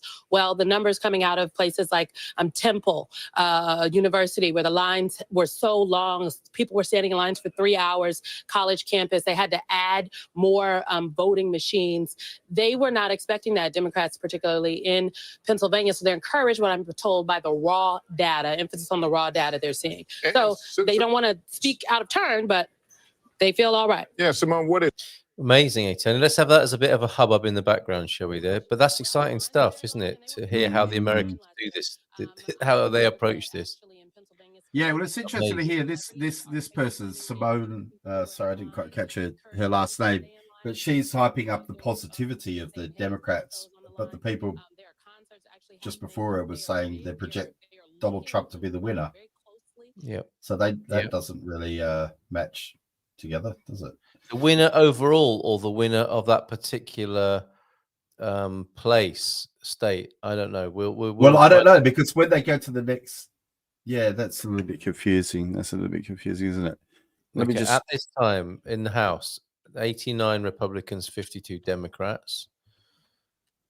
Okay, it's looking very Brexit there in that particular shot, isn't it? 52, yeah. 47 there, or 53, 47. I think we've got another call coming in. Who's this? I wonder. Oh, Mike's back on. Mike can't go to bed just yet. Mike, hi. Welcome back onto the live stream. Okay, there, just to, yep. Go ahead. I was about to say, just to kind of clear up some of this confusion, what you're looking at is individual states. Yeah. So when you see Donald Trump as the projected winner, that's not for the president overall. That's just for that specific state. Okay. All the states that Trump has won, so the 160 electoral college votes that he's received are the states that he was anticipated to win. As more states which historically vote Democrat come in, you're going to see Kamala catch up to that number very quickly. Right. That's why they call those swing states so important. At 19 votes from Pennsylvania, they said, I mean, historically, in order to win the presidency, you need to win Pennsylvania. That's why it's one of the primary swing states. Mm-hmm. So when you start seeing some of the Midwest states, Colorado, California, those big hitters come in, you're going to see Kamala catch up to Trump very, very quickly. It's still very early in the process. I know a lot of people get excited when they see that 160, yes. but all the states that are red are states that were projected to go to Trump. Yeah. You will start seeing, as these results come in, the states that were expected to go to Kamala come in blue, and then it's going to come down to the battleground states. So as much as people want to get excited because you see this wave of red, that's what happens almost every year, because North Dakota, South Dakota, very small states, very easy to call early on. The bigger states with the major cities will take a lot longer to count those votes and come in. So again, you're going to see the numbers swing up very quickly. I think if you're anticipating or hoping for an early victory for Trump, it's probably not going to happen, because now all the states that vote Democratic are starting to come in, and you'll start seeing that number catch up very quickly. Okay, so even more exciting in many ways when that happens, and a little bit of a counter to Tony's feeling in his water, as declared earlier on. Yeah, it's more of a pressure. It's more of a pressure on my water than a feeling in my water. Look what happened when I went to 2020. I was under the impression Trump was going to win again. Yeah. Same thing in 2016. Remember, everyone anticipated Clinton was going to win. Yeah. And everyone woke up that Trump actually pulled it off at the 11th hour. So, again, you have to keep in mind that a lot of the states that will vote blue historically have not been counted yet. When they do come in, you're going to see them pick up, and it'll truly come down to Pennsylvania, Michigan, Wisconsin, those battleground states that they talked about. California, that's going to go to Kamala. That's, I think, 52 votes, if I'm not, or electoral votes, if I'm not mistaken. So when that comes in, she's be right back in the race. So don't get don't put the cart before the horses yet. So yeah, there you go, Mike. Before you go, are these working days in America? There's no public holiday or anything like that, so people will be experiencing this on the Tuesday and Wednesday, like midweek of their working week. Is that right? Correct. Okay, so it's not no, like I know today my wife works in the school system back in Illinois, and she said that some of the schools were closed. I think that's because some schools are used as polling locations. Yeah. So on election day, they'll close the school down so they can use the building for elections, and I think also some safety issues. But yes, this is a normal work week. This coming weekend, it's Veterans Day next Monday, which is, some people have off, some people don't. Mm-hmm. But yeah, this week is a normal working week, so people will be going into work a little bit sluggish. They've stayed up all night watching this. Right. But again, you got to remember that they're 6 hours behind. So yes, usually by midnight, 2 o'clock in the morning, they'll have a pretty good idea who will declare a winner by that point. And is there a cultural thing? Do people go out for dinner? Do they celebrate in some way? What is the cultural norm when it comes to celebrating a victory or managing a defeat? I know some people have had like watch parties, kind of like what we're doing, but we'll be watching the States. They'll have some friends over, depending on what political party you're affiliated with. Yeah. There's really no cultural true. I'm sure some people get drunk because their candidate won. Some people get drunk because their candidate lost. But yes. There's really no culturally that you'll see, happen. All right. Superb. Thanks, Mike. You've been a legend tonight already. And thanks for that extra shot in the arm, as Pedder's calling it there. So, if we don't hear from you again this evening, sweet dreams, and may your preferred candidate win, Mike. And thanks for your help again. Not a problem. We'll talk to you later. All right, mate. Cheers. Bye for now. Thanks, Mike, says Pedder. That was a shot in the arm. Don't let the orange one near the White House. Pedder's not a happy about the idea of Donald Trump. Sorry, I confused you with the orange one there, Peder. And interestingly, no, not a karaoke DJ, but a jazz, soul, funk, big band, swing, and anything Latin and bossa nova. So you'll have felt Quincy's demise particularly poignantly, I think, then, Peder. What an amazing career, Quincy Jones. He did write Soul Bossa Nova, the track, didn't he? And Self-Preservation Society from the Italian Job.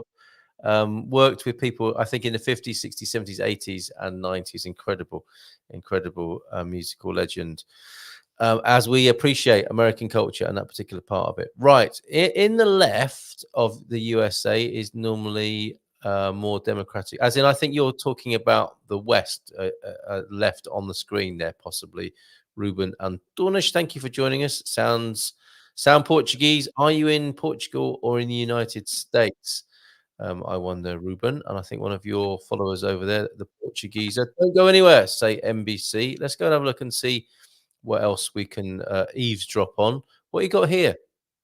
New York Times. great. Just interesting because they are saying that Trump has a 66% chance of victory, and they're estimating that Trump will finish with 284 and Harris with 254. So Trump is now a narrow but clear favorite to win Georgia and North Carolina. If he does, Harris would probably need to sweep the 3 northern swing states, a real possibility, but a tall order.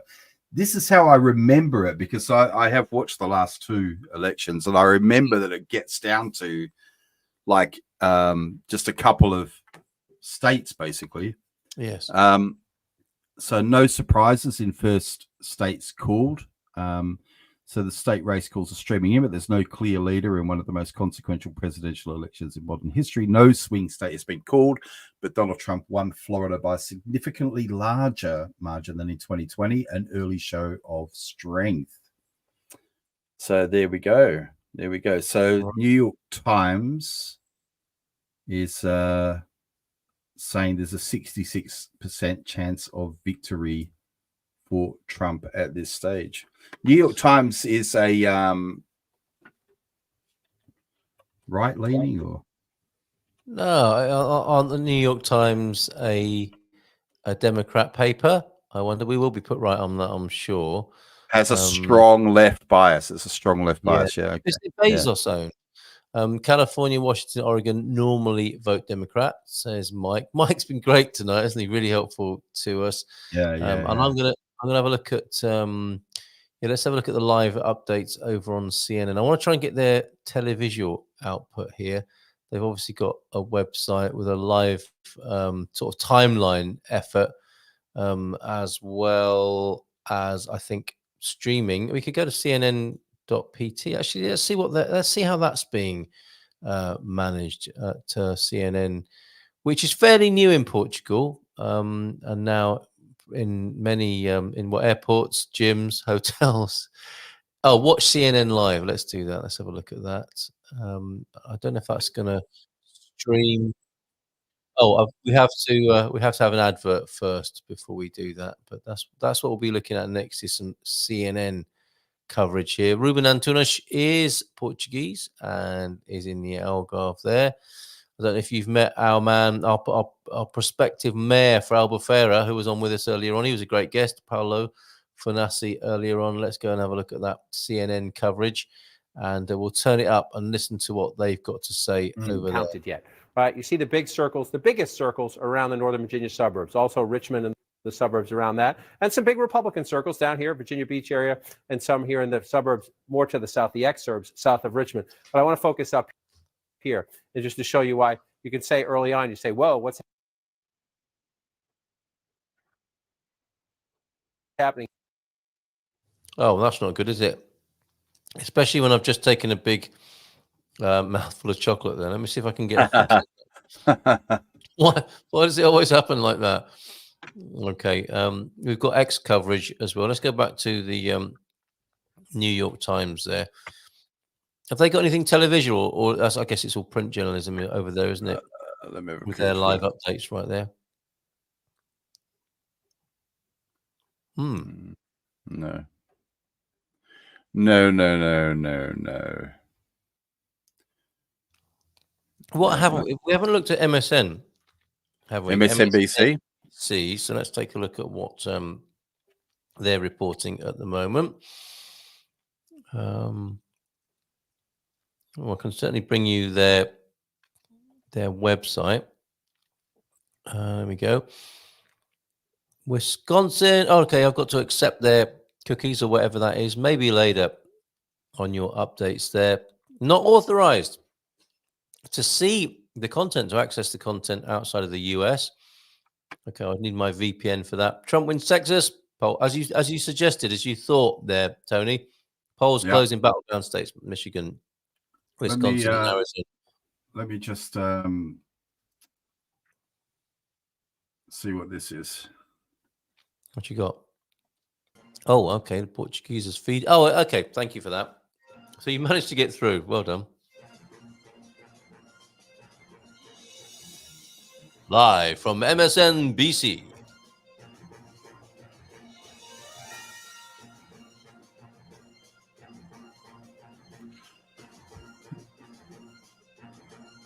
Are they just playing a jingle? And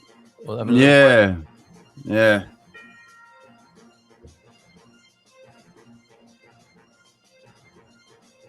That's the Kornacki cam. Having a look at what's going on there. Is that in some sort of campaign? Steve Kornacki's entered the room. I don't know if he's ready to talk to us yet. Are we ready? Okay, let's bring in the man of the hour, the man of the night, the man of hopefully not the whole week, Steve Kornacki. Yeah, Nicole. So what we got here is we call it the first wave of exit polls. They're starting to come in, and I got to give the disclaimer, but it's very important. These exit polls are still being conducted in the battleground states. A lot of them are being conducted in non-Eastern time zone states. So what we have here, first of all, is very big picture, what I'm about to show you. And also a lot of these numbers are subject to change. There's going to be subsequent waves of exit polls that come out through the night. So again, we're in. He's on a lot of coffee, this guy. Side of an hour till we get to those first initial poll closings. We'll certainly get a lot more clarity with the actual results. But between now and then, maybe to whet your appetite, we can just look at 30,000 feet here at a few things. That is not at all where I wanted to go with that. Here we go. The most important issue, we asked folks, single most important issue. And right now, this is what's coming through in the exit poll nationally. Again, still being conducted. State of democracy was the most cited. This is, again, we give a list of issues to voters and we ask them what the single most important is. A little bit more than a third there, identifying state of democracy. Just behind that is the economy. Then you've got a little further back here, 14% is abortion. Immigration is 11%, 4% on foreign policy. So you can think of all the different stories, all the different controversies that have gone into those issues. But the electorate that we're looking at so far is telling us this is sort of how they prioritize those. We can also show you, there's been a lot of question here. Kamala Harris, of course, is part of the Biden administration. She's the vice president. He was initially running. She's still part of the administration. Does that create headwinds for her with this election? So we ask again, Joe Biden's approval rating. Folks, we've got so far in the exit poll a couple different categories here, but strongly and somewhat approve. That's a 40%. I don't know if you can read, that's a little light, but that's a 40% approval rating that Joe Biden has right now. Again, that's kind of consistent with what we've seen in polling all along. Low 40s. It's what scared Democrats about having him continue as the candidate when he got out of the race. Disapprove 45 and 14, nearly 60%. Again, that's what we're getting now. And that's pretty consistent with what the polling has been showing him. Can also just show you this, asking folks, what time did they make up their minds in this thing? Was it recent? Was it long ago? A lot happened in the last week. Has that been on people's minds? So we ask that question, and you can see right here, 92% are telling us that it was more than a week ago that they made up their minds in this thing. Only 7% saying in the last week. Now, in a close race, that 7% can be crucial. But I think one of the bigger takeaways here, it's been a while. I think a lot of people have been kind of locked in and waiting for this moment potentially, Nicole. So again, you think that's like, wow, I can't believe that most people have made up their mind before a week ago. Let's move on to the next one. Yeah, that's about 30,000 feet with all the disclaimers. It's about to get real soon enough, but we wanted to share that with you. Thank you very much. What's so interesting, Alicia? Is that like an overview? Is that what he means? Yeah. I think he's trying to say that's some kind of overview. Yeah. I mean, it's cool enough, isn't it? What kind of question was that, though? Did you decide the last week or not? They're kind of scraping the barrel. Here's a thing we haven't talked about yet. Jackie brought this to my attention, and it was about how some people are looking at the betting companies, not pollsters. If you're a polling company, you probably do have a paymaster, don't you, of some sort? Somebody to satisfy with the outcome of your research, for better or for worse. If you're a betting company, you don't want to be paying out, and so I imagine the betting companies are pretty good with their predictions and probably more accurate than pollsters. And most of them have got Trump down, have they not? Do you have a bet online or anything like that? I don't gamble personally, but I'm interested in it. neither. Election betting odds. Trump surpasses 70% on Polymarket as more election results come in. So this is from Forbes. Yeah. Okay. So he's been surging on betting sites as more states close their polls, turning around a shrinking lead over Vice President. And what are the odds then on Trump if you can get a bet in the United States? Not that I'm suggesting anyone do that. It's just interesting to note, because they have a lot to lose, don't they, if they get it wrong, in a way that a polling company doesn't really matter, does it, if the pollsters get it wrong? They've often got an excuse, well, there was certain data not available to us, or it's so hard to call these things these days. $3.2 billion have been wagered. Really? That was 8 hours ago, so that's some good GDP right there, isn't it? Yeah. Unless it's a Chinese betting company or something. I don't know, mate. Who knows what's behind? Can't get a straight answer to this question. Okay. You must be close to the truth, Tony. Yeah. 62 for Harris, 168 to Trump as it stands. Ruben with us in Portugal, keeping a close eye on this. Thank you very much for being here this evening. And I think we are going to go through a kind of wilderness, aren't we? I think in these early hours of the morning. On the hour, we'll probably pick up more results, and we'll have other people join us, I think, probably from around 4 or 5, and they'll be back with us and to see if we're still awake and on various toilet visits and getting up for work and so on, or just early risers. Some people get up. What's your normal routine, Tony? You're in bed by 9, aren't you, and up really early? Yeah, up 5 a.m. 5 a.m. Every day? Every day, yeah. Why? I just feel like it works. Yeah, no, fair enough. I don't mean that in a bad way. I admire you. When I was a postman, there was a part of it I really liked after my eyes stopped hurting. What? I used to get up, I think, at 4:30, right, to go to be a postman in Devon, in the UK, and my eyes would hurt. That's probably because I never got into the rhythm of going to bed early enough. So my eyes hurt when I got up, and eventually it would come right, and I'd be driving through the Devon countryside at 5 in the morning. I'd be the only person on the road. It'll be wonderful. There's, different times of the year. Obviously, it's getting lighter sooner, and it was wonderful. It's like the best time of the day. People say that, don't they, about those early times? But to make that work, you need to be in bed by 9, don't you? So you don't feel terrible by the time you've got up at 5. Yeah, I mean, my view on the thing is that all I would be doing, or all I do if I stay up later, is I'm just watching TV. Yeah, exactly. Yeah. So I may as well, because what I tend to do when I walk is I listen to podcasts, or if I'm on the treadmill, I can watch Netflix. Yeah. Or YouTube. So I'm not losing anything. I'm just swapping I'm doing something productive in a way while I'm doing the vegging out that I would have been doing anyway. No, fair enough. I get it. So it's just flipped it around. Yeah. And then also I feel like I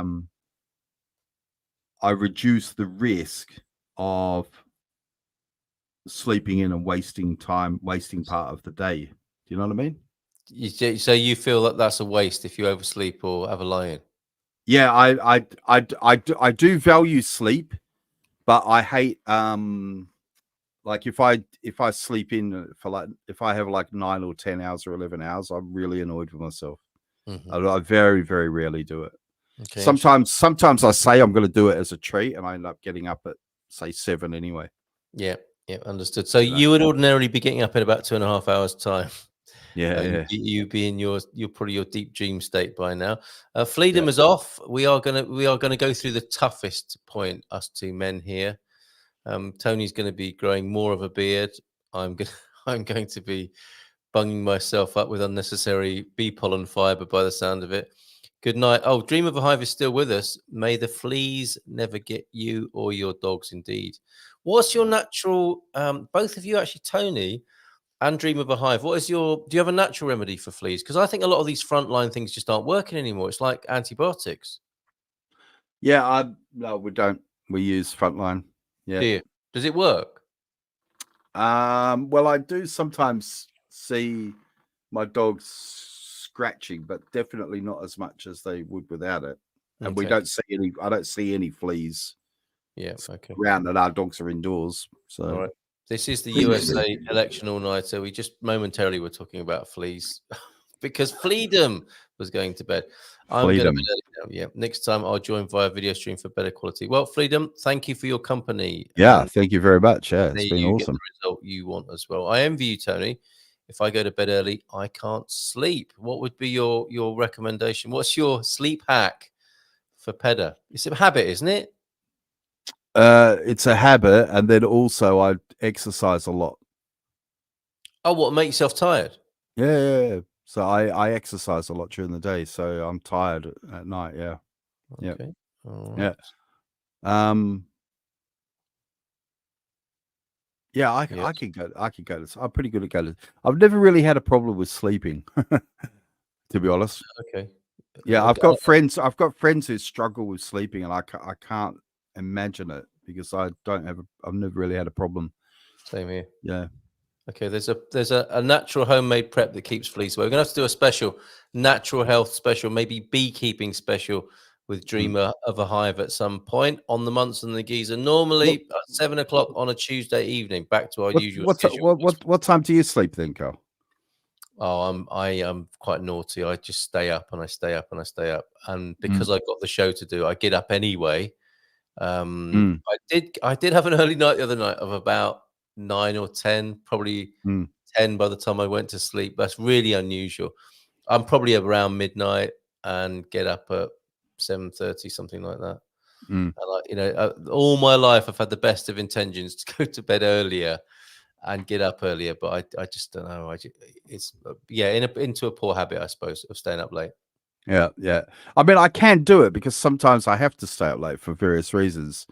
But what happens then is normally by about 8:30 or 9 o'clock, I feel really, really tired. And if I have gaps, I'll do little power naps. Okay. Well, I don't know if we're gonna. Maybe we'll relay power naps tonight, you and I, depending on how this goes. It is now some 5, 7, nearly 8 hours into our stint as we look at the USA election all-nighter. Some are saying this is the most important election for many decades. One of our guests said since the Second World War. Significant, I think, in terms of fascination and what this means going forward. Right? I don't like using that phrase.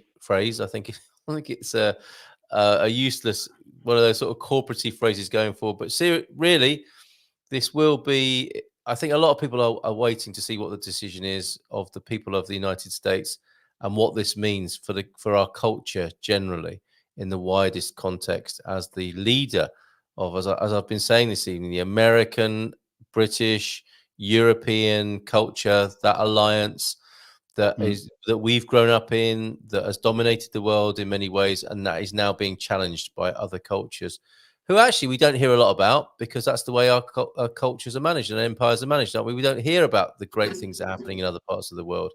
So we might just be taken by surprise by them one day if we don't have our own sort of proactive initiative around just having a look at this expert analysis over on CNN, Harry N10. So again, that's demographics that respond to that. Not Harry Enfield. The actual economy. Yeah. Are not buying what he's. Yes, he inherited. No, go ahead. Sorry, I had that. Sorry. So 95% of the expected vote is in from North Carolina. Trump's doing slightly better than he did 4 years ago. Yeah, he won the state in 2020. So the math so far is what he needs to be. He's doing what he needs to be doing. simple road to 270 math right now. So far, Trump is doing what he needs to do in Georgia and North Carolina. Obviously, we continue to count votes, but if the Georgia and North Carolina trends continue, then Harris almost certainly needs to carry Pennsylvania. But I think she has carried Pennsylvania. But after he lost the popular vote in 2016, Trump falsely claimed it had been stolen from him by voter fraud. Let's move away from that. Kind of old news, isn't it? These things into a seat. He's in a neck and neck. I'm having a look at X at the moment to see what's being Trump said. just pulled ahead in Virginia by a few thousand votes. This is it's an amazing. All the big networks, they can't not cover it, and they are doing what we're doing, really, aren't we? Let's be honest. We're waiting for something to happen. Something to happen. And in the meantime, you're sort of looking at every possible outcome or twist and turn of this to see if it is meaningful. And Trump is down only by 8 points among Hispanic voters in the current exit poll numbers. If that holds, that would by far be the best national performance for a GOP presidential nominee since George W. Bush. Okay. In 2004. All right, let's have a listen to the BBC because we haven't checked in with them. This is the BBC World, not World Service. That they're I think it's BBC.com, isn't it? Their global effort. Let's see what they're saying. And he said it when our debt was $12.5 trillion. It's now $35 trillion. It's stunning the degree to which it's disappeared from the conversation. Why is that, do you think? Because everybody has because everybody has spent. Because Barack Obama, after the 2008 financial crash, had to pump lots of money into the American economy. Donald Trump cut taxes and then again spent money in the economy with the COVID crisis. Joe Biden the same. There just hasn't been a president, literally since Bill Clinton, who has decided to actually try and balance America's budgets. George Bush, of course, had wars, and that drove up budget spending as well. And we've gone such a long way from Bob Dole being one vote shy on the Senate floor in the 90s to pass a balanced budget amendment. And then you're right about George Bush, Medicare Part D on the credit card, that there was no plan to pay for so much. Donald Trump's understanding, almost intuitive understanding of where the American electorate actually is. Republicans in Barack Obama's era felt that the American conservative voters cared about deficits. Actually, what they wanted a social welfare net. They wanted Medicare. They wanted Medicaid. They wanted Social Security. And Donald Trump understood that cutting those programs would be bad for him electorally and bad for American workers. And so he broke that model. We've been talking all night about how Donald Trump breaks the model. It was another of the models that I love her British accent. I'm sure a lot of American viewers are saying that. That's Katie Kay. Over there with a bit of punditry at BBC News. Yeah, BBC News. That's a seven states likely to decide the That's election. what I was going to say to you. Now, that's not great news, is it, for an early finish tonight? That is, it's coming down to the wire on 7 states, is it not? What are they? Do we know? I don't know. Is there any more information? Is there something you can click there, or? Let's have a look. Because Ruben Antunes, give us a link to a Portuguese station, if you would, as well. Because they apparently, Ruben is saying they don't like the idea of Trump winning. What's Donald going Trump on? broke. Makes his own playbook. Indeed, he does. Lots more to talk about. Hold those thoughts for now, because we do have some key projections to bring to you now. We do have one to bring you, Katrina, a Midwestern state that we can show you we can bring you a projection for at this hour. Look at this, Illinois, the state projected for Kamala Harris with its 19 electoral votes. Illinois is a Democrat state. This is Obama's home state, President Obama's home state. It is the state that is home, of course, for one of the great American cities, the city of Chicago. Illinois projected here for Kamala Harris. So let's look at where we are now on the numbers. Kamala Harris, with that victory in Illinois, comes up to 81 electoral votes. Donald Trump remains there with 162. So they're getting a little bit closer as we're edging closer and closer towards that 270 number as the evening goes on and more results come in. All right, let's go back to Christian now, because he has some information coming in from Georgia that he's been looking at. Our map is filling in with color, you can see, and you just painted Illinois blue there, and our screen is starting to reflect that. I'm just looking at the popular vote as well. The last time a Republican won the popular vote in a presidential election, 2004, George W. Bush. The polls had the national vote neck and neck in the last polls when the campaign ends. So we're keeping just a wary eye on that as well. But of course, we're looking down in the south at our swing states, particularly Georgia, where they've counted around 75%, just up to 77 now. What am I seeing? Well, I've just been going around the map, and in those what I call pivot counties, so those counties that twice voted for Obama, like Peach County here, and then went twice for Donald Trump, he's getting 1 or 2% more out of these states, out of these counties. So Peach, Twiggs, Dooley, Baker down here, Quitman over here, 1 or 2% more. So he's squeezing more out of these smaller rural conservative areas. And I told you at the beginning of the night that this is a game, a simple game of maths. If you're the Republicans, you have to get more out of this confluence of counties in the bottom of the map here, so that you can pad out your vote, that you can sort of offset what Democrats are doing in these metro and suburban areas. Now, in terms of what Kamala Harris is doing in and around the Atlanta metro area, remember this is 60% of the vote statewide. She really is keeping track with where Joe Biden was in 2020, which really was the game for her. So if you look at Fulton County, which is one of the biggest, you can see that she's ahead of him. She's also ahead of him in Rockdale as well. Let me just show you this. Here we go, Rockdale. If our map behaves, 73 is the margin there. And you can see 69 back in 2020. So there's still a lot of vote to come in. But statewide, she's still trailing 52 to 47. So they'll be watching Democrats very closely, this area around Atlanta. There you go, around Atlanta. And thank you, Dream of a Hive, for that suggestion. Yeah, the swing states, I think this is the same thing, battleground states, swing states. They would appear to be Arizona, Georgia, Michigan, Nevada, North Carolina, Pennsylvania, as we've heard a little bit about before, and Wisconsin there. And this is, let's have a look at CBS News Live as he well. was first elected in 2018 and then overwhelmingly reelected in 2022. You may recall former President Trump's infamous 2021 call to Raffensperger. Oh, what's going on there? I'm sure they'll be back. So Arizona's was expected at 3 o'clock. To try and overturn the 2020 election results. And Mr. Secretary, thank you so much for joining us. He looks as tired as we do. Will Georgia break a record? Good evening to you. Will Georgia break a record tonight? Well, we already did. First of all, we had 5.2 million people vote in Georgia, which is a new record. We also had 4 million people show up to vote during the early voting process, which is another record. What I've shown, I've led Georgia so that we would have safe, secure, fast elections. Nevada, Arizona. Here in Georgia, and not just in Georgia, but the entire country. Well, congratulations on that and that huge turnout in the state of Georgia. I know all the officials there are working quite hard. When do you expect the votes to be counted? Well, right now we've already listed probably close to 80%. We have 4 million of the 5.2 million are already listed up there, and you can take a look at where we are county by county.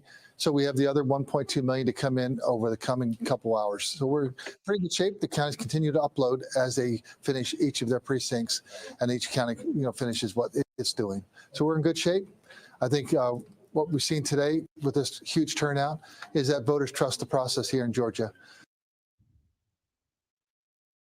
I'm the first Secretary of State to ever do an audit of the. Oh, we got a bit of a streaming issue there. How long has that been like? I just wanted to elections. I've done 2. First one, 20. Oh, mate, carry on. Yeah, I just wanted to, if I just share the link with you and just show you which one I was thinking, if you could.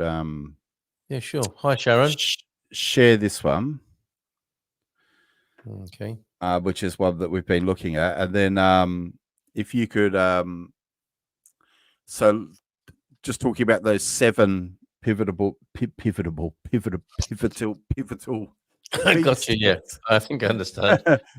Right. So, if you could share that screen, please. Was that the U.S. election results? Yeah, the interactive sort That's of funny map. because I've got two different amounts now. 99 versus 188. Is that what you're looking at? Yeah, it's just can Right, you show us that one? Yeah, And let me then just the first. Okay, there we go. yeah, that's the one. That's the one. So if you could hover over Wisconsin. Mm-hmm. Which is yeah. Right. So what does that say? 29% reporting in Wisconsin. Kamala Harris, 51% of the vote, and there are 10 electoral votes to be had there. A vote count neck and neck, yeah, pretty much neck and neck. 51 versus 47.5. But probably going blue, isn't it? Probably going blue. Pennsylvania. Pennsylvania. Where is that? Okay. Yep. Yes. Kamala Harris in the lead there as well, and it's pale blue. Yep. North Carolina. North Carolina is a pale pink. Okay. Donald Trump in the lead at the moment. Yep. Nevada. Are these are the states in question, are they, that we were? Yeah. Okay. Yeah, these are the sweet. Where is Nevada? There. Vegas in it says, yeah. So we're not going to know for another 10 minutes or so. It is a key race. It is being described as a key race. Michigan. Yes, there we go. Kamala Harris, 52 against 46. Okay, Georgia, I think is red, right? Georgia is, where is Georgia? There.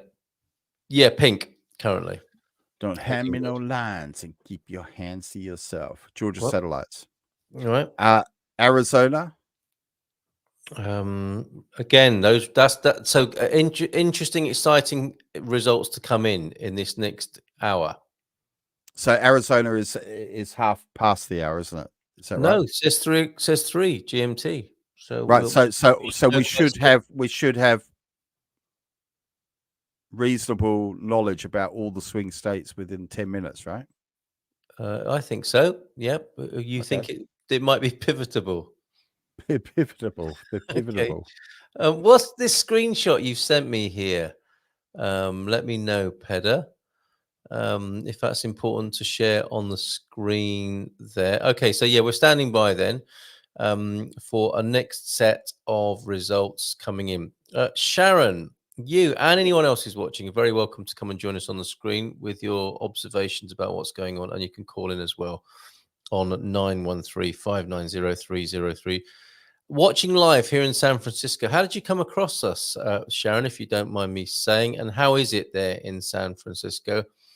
I've been to America twice. I've been to Florida and I've been to California. What about you, Tony? I think your fly is on your camera now.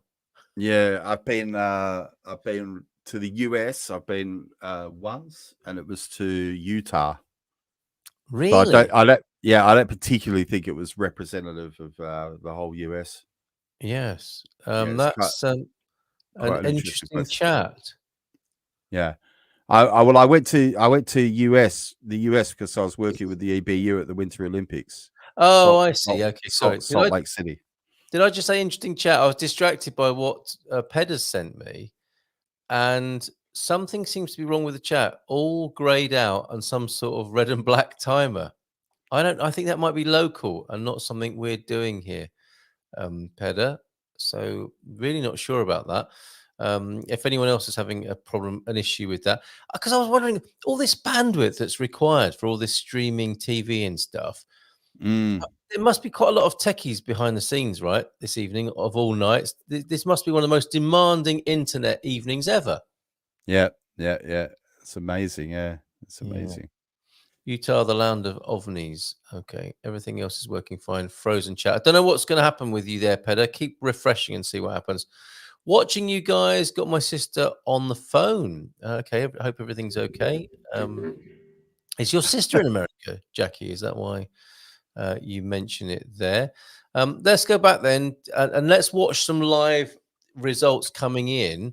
I fancy going back to RTP1. This is a Portuguese channel, And I imagine they're talking about the American election over there. Let me just see if I'm correct with that, and I'll stream that for you on.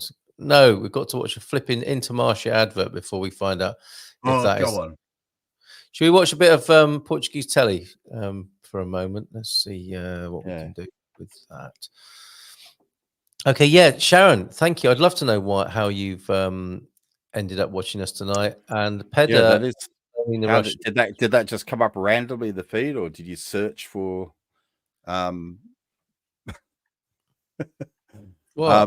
Portuguese perspective on US election? Maybe, I don't know. Yeah, how did you find it, Sharon? Okay, 3 hours before voting closes in Nevada, which was, as you've recognized, there is a battleground state. It's a battleground state. Oh, we've got Portuguese journalists or Portuguese people helping out with a bit of reporting from the United States. Here's Tony Cabral in Massachusetts there. I think there's quite a few Portuguese people over on that coast, aren't there? Portuguese people everywhere around the world, but I think especially Massachusetts, New Jersey, New York, a few Portuguese over that way. Okay, let's see what he has to say. São as regiões do Estado. Por exemplo, em Georgia, a região da cidade de Atlanta é importantíssimo. Ainda a contagem não está completa. Oh, RTP3 might be better. Sabemos que Kamala Harris é mais. Okay, she's in Bulgaria as the sister. Okay, how do they feel about it? Is there a special relationship between Bulgaria and the United States? Can't sleep, but she feels the same about Forte nas grandes cidades, não é? Exato, nas grandes cidades ela é mais forte e não só nessas. Okay, but the streams are not as Atlanta e outros, uma grande reliable, I found this evening. We may come back to RTP. Hugh is with us. He's back from his sleep. Now, Hugh, as an ardent Trump supporter, if I send you the link, do you want to join us on screen? Always watch you, says Sharon. Oh, moving next year. How about that? Lovely, Sharon. Thank you very much for being with us this evening. What's your sense of your election there? Do you want to share an opinion or two? And for Hugh mainly, but anyone can join us and can call in as well. Here's the link, Hugh. It's going into the chat now. If you're ready. Hugh has probably got his nightcap on and pajamas, possibly. So, well, I don't know if you just want to be sound or if you're happy to be video as well, Hugh. I'd love to hear your commentary about why you think it's so important that Donald Trump should win. God, I hate Twitter. Hate Twitter. X, it's like, I tell you something. I've never really been a Twitter or X user, but what I used to like about it was that if there was some important event, you could go and follow that step by step. So, for example, I remember there was a earthquake in New Zealand, and I've got friends who live near Christchurch, and so I was interested. So I was able to watch it, and there was a few little annoyances. Like there was every now and again you'd be trying to look for news, and you get comments like, "Oh, I went to New Zealand once. Thoughts and prayers." You know what I mean? You think, "Oh, fuck her off! I'm just trying to watch the news." Yes. But now it's like it's just 90% garbage, isn't it? It is. I had the same criticism, and that's a real shot in the foot for Elon Musk here, because this particular thing on the trending under Donald Trump, there's this thing where somebody has spread a rumor that if you press like it, that's a voting for Kamala or vice versa, and if you retweet, that's a vote for the other one. Oh yeah, I see it. It's a complete hoax. I thought it was just a rumor, but it's actually true. Elon Musk has changed the like button. Yes, it's just blocking up the experience of finding anything useful out, as you've described there, Tony. You can, of course, go to the people you want to hear from if you can be bothered to curate that. You can also go to latest. But given that this is the most important election for some time, X is actually very disappointing tonight. Yeah, well, I don't think it would be against because I do think it's generally speaking, I do think it's a good thing to have more free speech, but I don't think it would be a bad thing to have a curated stream like that. That would be the sort of thing that I might consider paying for, if I could say, look, can I have curated streams that are unbiased Yep. And free of, OnlyFans, people getting run over. I mean, some of the stuff I see, fights. Yeah, you know what I mean. So what's going on? Yeah. A lot of it, I don't want. A lot of it, I would choose not to see, to be honest with you. Yeah. So, my Facebook feeds have broken down. I will remove those for the time being. I mean, none of this is used to streaming this long. As far I had a LinkedIn failure earlier on. We are still streaming back on LinkedIn now and on YouTube, our respective YouTubes, me and Tony's and X, and we'll get back on Facebook for what it's worth in a little while. And I think we've got a call coming in from the Welsh Pumpkin. Welsh Pumpkin, good evening to you. Respective YouTubes, me and Hold on. Hello. Hello, Jackie. Hello. How are you? Hello, Jackie. Good. How's my boys? Very good. We're doing well here. I think we're remarkably well, considering it's 3 o'clock in the morning, right? 3 o'clock in the morning. Let's have a quick. Well, I gotta be all that. I'm going to be truthful here, boys. I really thought that Tony, you would have failed by now. I thought you would have been in bed a few hours ago, mate. Part of me's there, believe me. He's a 9 o'clocker like me, man. He is, isn't he? He's normally hit the hay by now. Right, now, Arizona. Now we might have to do subtitles. Where are you now? Right now, are you on the canal? I'm on the canal. Yeah. Who's going to win then, boys? Trump or Kamala? Trump. Yeah, Trump's gonna win. I think it's better for the world if he does. I mean, it's not much of a choice, is it, between the two of them? No. But, well, we're probably better off with him. Yeah, it looks like. It definitely looks. Let's face it, he doesn't like the United Nations or the WHO or the WEF, and he's certainly not up for the central bank digital currencies, and that's why they didn't want him at the top. Fair play to him. Yeah. Well, we haven't talked much about this, have we? About his sort of anti-establishment, non-globalist agenda. It's quite an important point. I have some sympathy. I have some sympathy for being. I don't want to say anti-globalist. I would just rather live a local life, not ruled by people who don't know me or merely see me as a number or a what's the other thing how we're referred to, a useless eater or whatever. And Hugh might have something to add to this. Are there no other candidates who feel this way? Is it just Trump who tends to have that agenda? Is it because he is the anti-establishment guy and all the other people in politics are bought and paid for? Is that how you see it, Jackie? Well, every time you look at Kamala and you see her on screen, she's got a little thing in her ear. She's being said what to say, and she's like a little puppet on a string, and you can see her. She's not a good actress. She really isn't. So whereas with Trump, it's like, all right, he says the wrong things, but you kind of get the gist of what he's trying to say. Yeah. He's a bit of a clown. He's a bit of a klutz, but, I'd rather put up with a useful idiot than an even worse dim-witted idiot, So, I think we're better off with him. Right. We are. And your sister feels the same. That's interesting. It's not divided. It's not divided your family. You feel the same way, do you, about this? No. She feels the same. And the other thing that concerns me about Kamala, for years she's been this old man Joe Biden's right-hand woman. Yeah. Why didn't she come forward a couple of years ago and say, look, this man is seriously unwell. He's got dementia. He shouldn't be doing this. Yeah. But she stood there and she let them continue to push him. That's nothing more than abuse.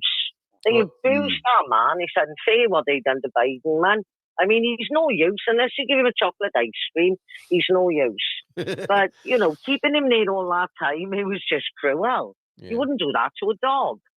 No, a lot of people made that case, didn't they? Yeah, that it was cruel to do. Yeah. And when we were talking before about being on the world stage, it's pretty odd, isn't it? The idea of Biden turning up to some sort of round table discussion of world leaders, and the poor old guy is just, it looks like he's barely compos mentis, right? I mean, and that's embarrassing, isn't it? Given that we have America as our sort of world leading ally, Not a good look. But Biden supporters were prepared to overlook that, weren't they? Because at least it's not Trump, I suppose. Well, can you imagine the phone call that's going to happen with Trump and Putin? I'd love to be a fly on the wall. I really would.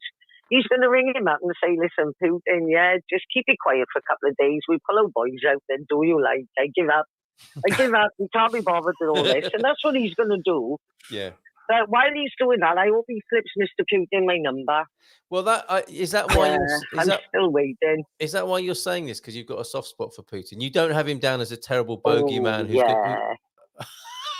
Oh, honestly, the world's got him wrong. He's very misunderstood, Carl. Okay. He's misunderstood. The love of a good woman. He needs a bit of Welsh loving. He do. Yeah. Don't you reckon, Tone? Yeah, well, yeah, I guess. Have you tried Welsh loving too? I guess, yeah. I mean, I understand. I understand, yeah. I want to know more about this. I mean, if this is a diplomatic tool, so to speak, what is Welsh loving exactly? Is it different to other kinds of loving? Feeding. No, you feed them well. Lots of cake. Yeah, way to a man's heart. Yeah, lots and lots of cake. All right, yeah. Way to a man's heart is warm slippers and a good home baked cake. Yes, oh, wow, yeah. Yeah. Now you're talking. Yeah. Stop it, Jackie, stop it. Yeah, so if Kamala wins, what do you reckon is going to happen then? Is she going to be any help to Europe? Well, what was interesting, of course, is we were saying that we've been given some interesting perspectives tonight, Jackie, where some unexpected people have said, or people that I certainly thought would have been pro-Trump have said, surprisingly, they would prefer Harris because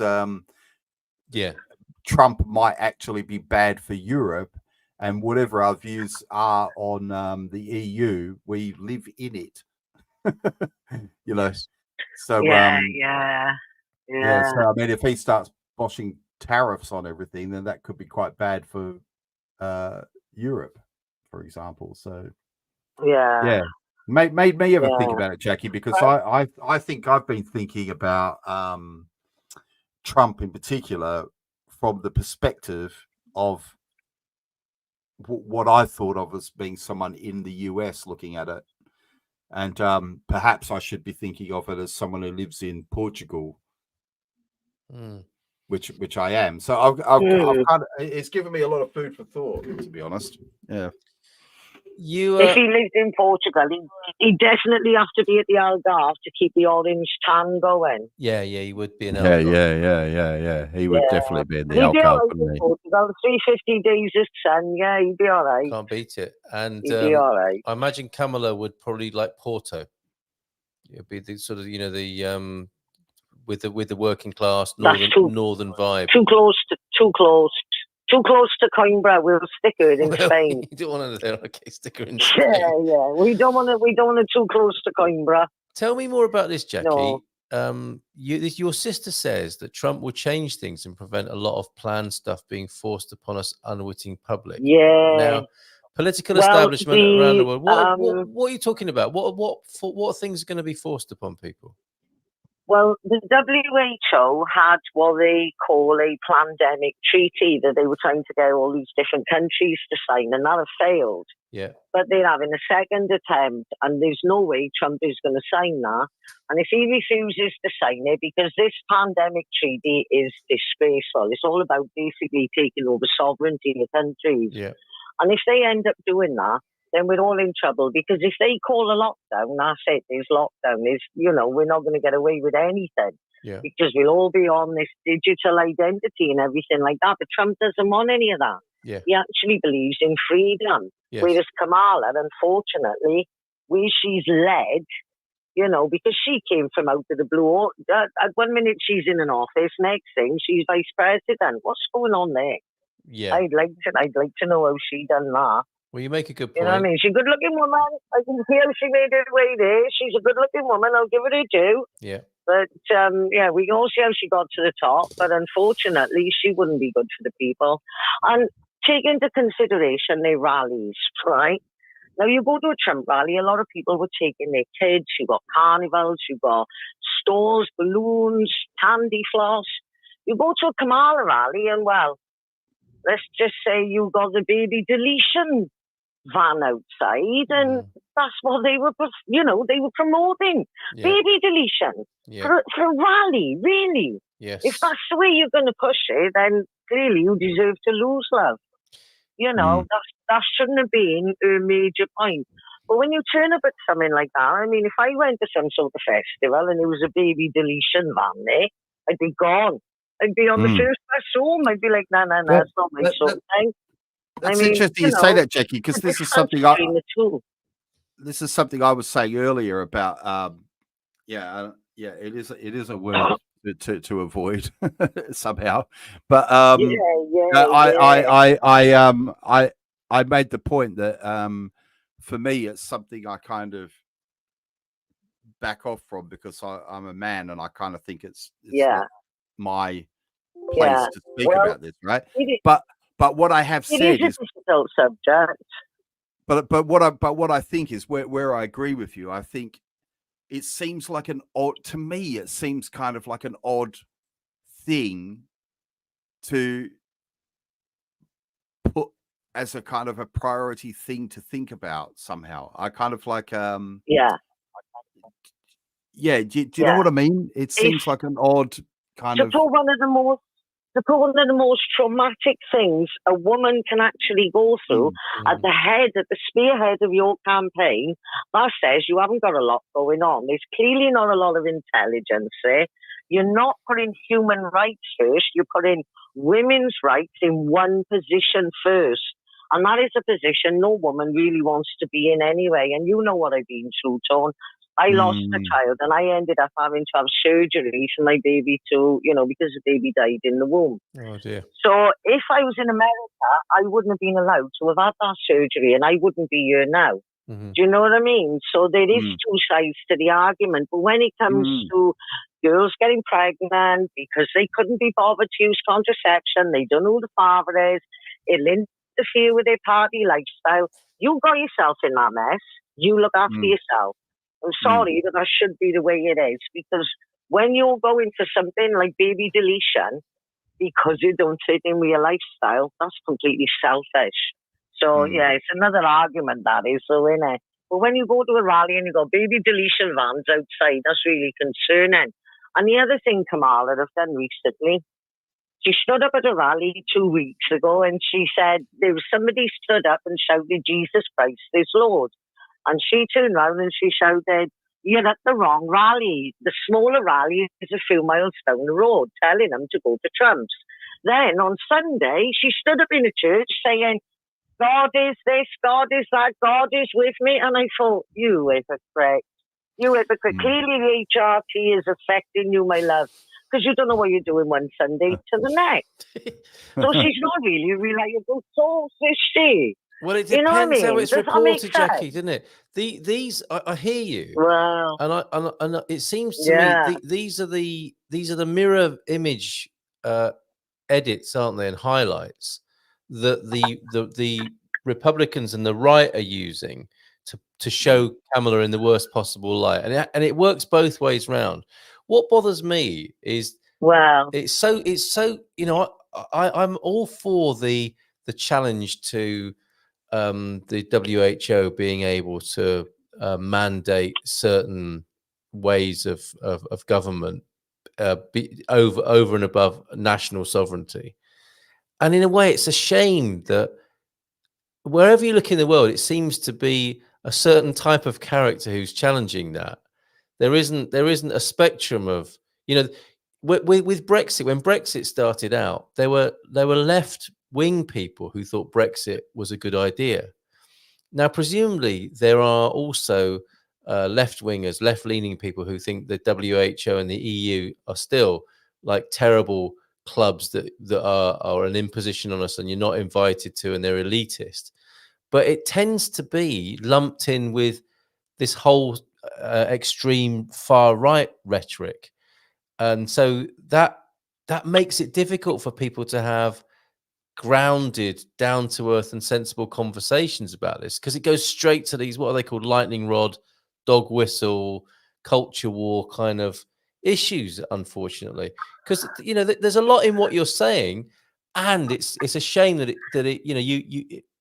why can't we find somebody from the left who would agree with that common sense point you make, and vice versa? It's like, I mean, as you know, I'm in the UK, and it's really sad to see the implementation of some of these things that they want. Like, for example, now this is going to sound crazy, but chicken licensing. Yeah. Believe it or not, you've got to license. Even if you've got a budgie, mind, you need to license that budgie, and you've got to pay for it. Yes. Oh, no, serious now.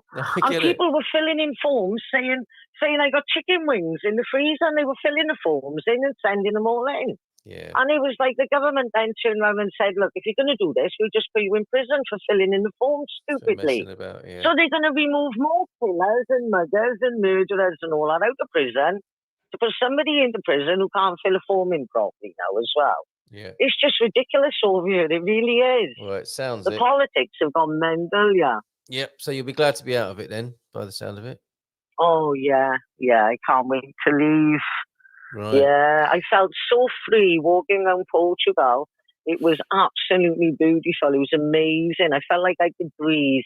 Oh, lovely. And it felt safe. Yes. Safe. That was the most important. Yeah. But I'm gonna clear off now, boys.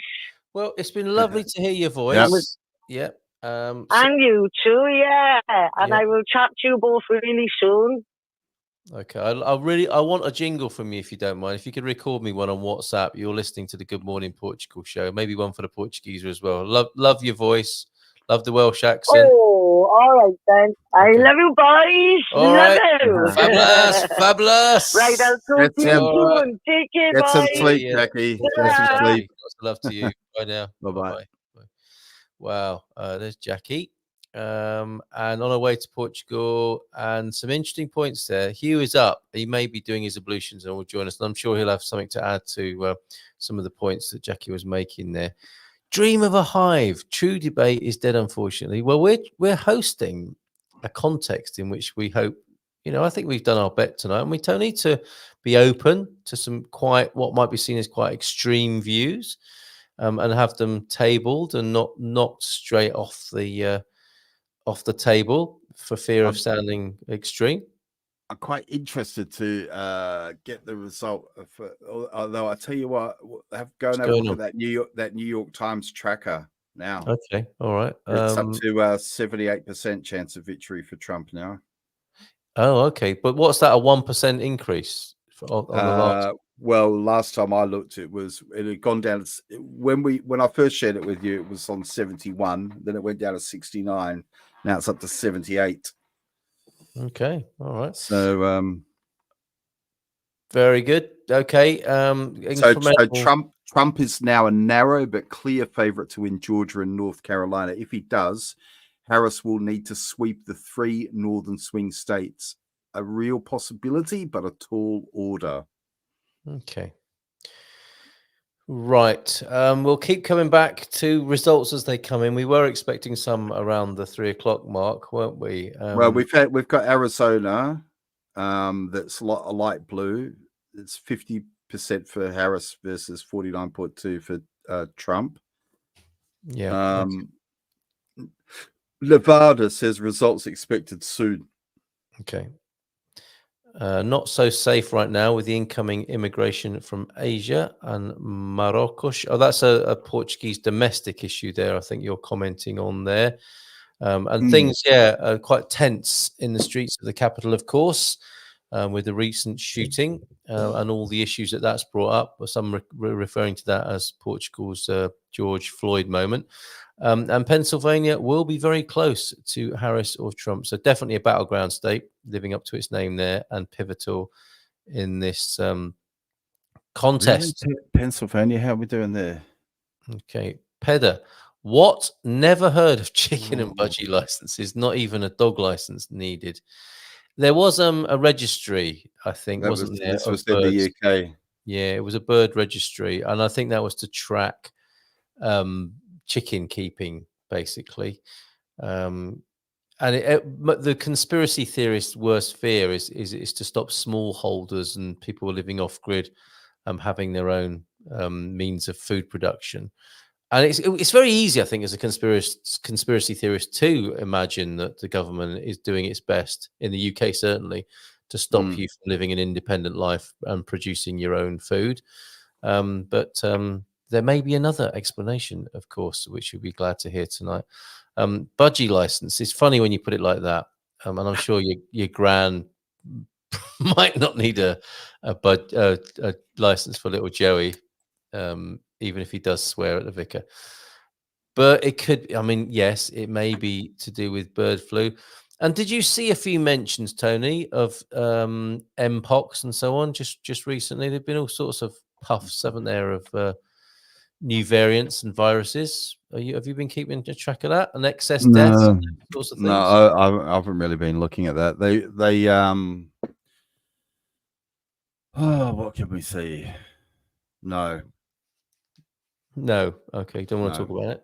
No, I haven't seen anything about it really. Okay, I just see it every now and then. You know, there'll be something like somebody has just come back from Africa and brought with them an identified strain of Mpox, and they are being isolated in a London hospital, or something like that. 81% now chance of victory. That's edging up, isn't it? Yeah, it's edging up. Yeah. Okay, so but even if it's put to us as 100% chance, that doesn't mean he's actually won it. Hillary Clinton was 99%. Oh, before it was she had victory snatched from, or defeat snatched from the jaws of victory. Okay. Yeah. All right. Every bird from budgies to hawks, they need a binary number. Apparently, the government is tweeting berserk. Very good. Okay, so I can take that off the screen now. Thank you for your call, Jackie. Very much indeed. So we're going into 3:30. How are you feeling, Tony? I'm feeling okay. I definitely want to see California. Okay. I mean, we know what's going to happen there, but Nevada results are expected soon. Yeah. Idaho, 4 o'clock. Oregon, 4 o'clock. And Washington. Washington State. That's State. definitely a stronghold in Washington. What you're watching? Okay, that's a bit of 4 o'clock. I'm trying to get a comment that's come in from somebody called Daniel Grange, possibly. There are some comments over on Facebook that I haven't attended to so far tonight. Let me see if I can find that one. Grange Daniel has just sent, that's probably for you, Tony, 3 hearts. Hey, you too, says Helen. Great to see you pulling this all-nighter. Politics is a great divider, and couldn't give a toss about it, says Helen. We should be able to govern ourselves. The rest of the world could learn a thing or two from Botswana. The outgoing president rang the incoming president and congratulated him on his win. Where else in the world has this happened? Yeah, that should just be like the standard thing, though. Do you think that should just be how it is? What, the recumbent and the new person shaking hands? Shake hands and yeah. You'd hope so, wouldn't you? You'd hope so. Yeah. Okay. Trump isn't good at that. Trump isn't good at that. I mean, I remember. He wouldn't go to the inauguration thing, would he? No, he was. I remember when he first, when he was. It's difficult though, because I mean, but then he should be the bigger man. I mean, he's the president, but he'd been elected, and I saw him having that meeting with Obama, and he just sat there with his arms folded. He looked like a child. Yeah, to be honest, he was like a petulant child, you know. Yeah. Excuse me. Yeah. Okay. So I'm the president now. Yeah. 91 Harris, 207 Trump. You're ahead of us with these. I've got 112 Harris, 198 Trump over at the Associated Press resource that we've been using. The interesting thing about it, as we've gone through the evening, is that there are only 6 more grey states now. So the time zone is working its way through the country, or something like that. And we are going to, as you say, hear the results from. Yeah, because that's going to really make a difference for Harris, isn't it? Because it's looking like presumably California, Oregon, and Washington are all Democratic.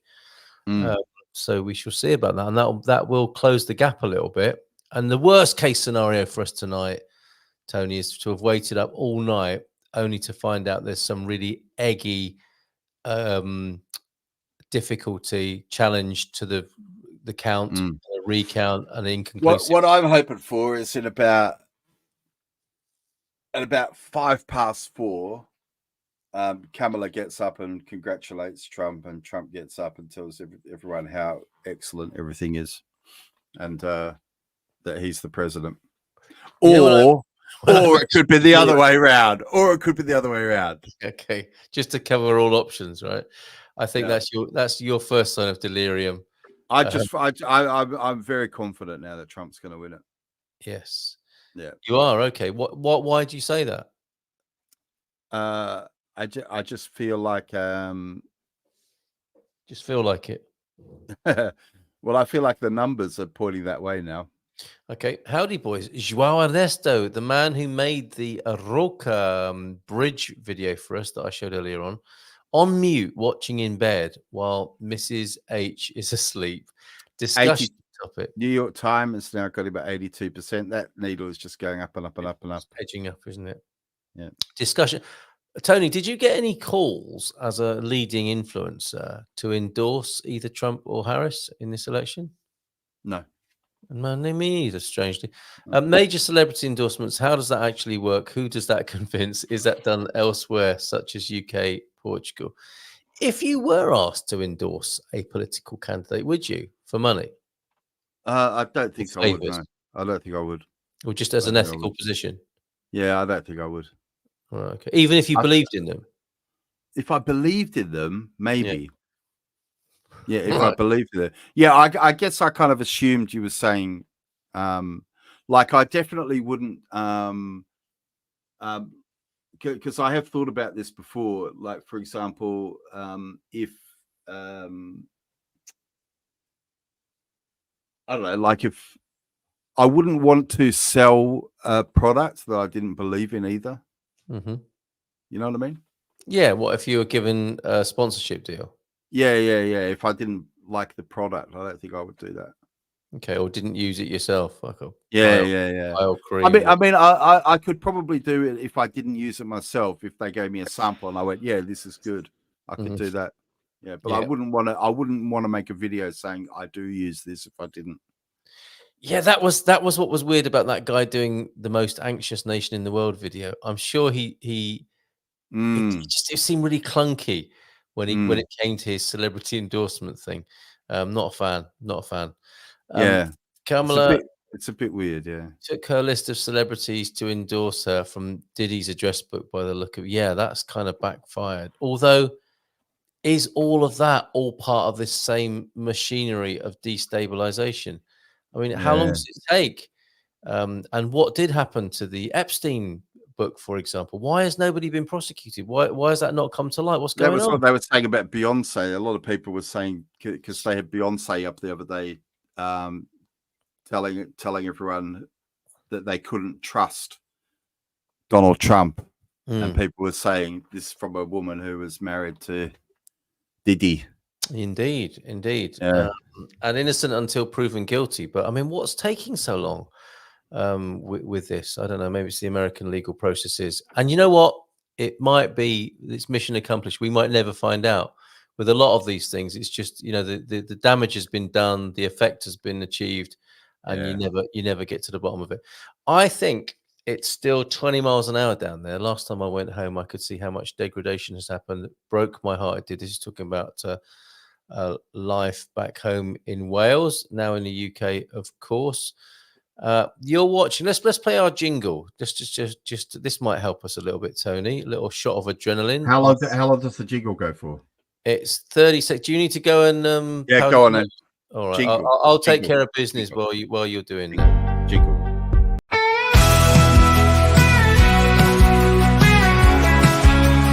Munson and the Geeza.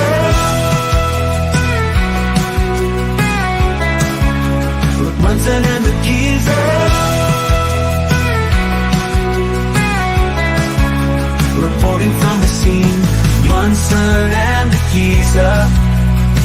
voice in every right.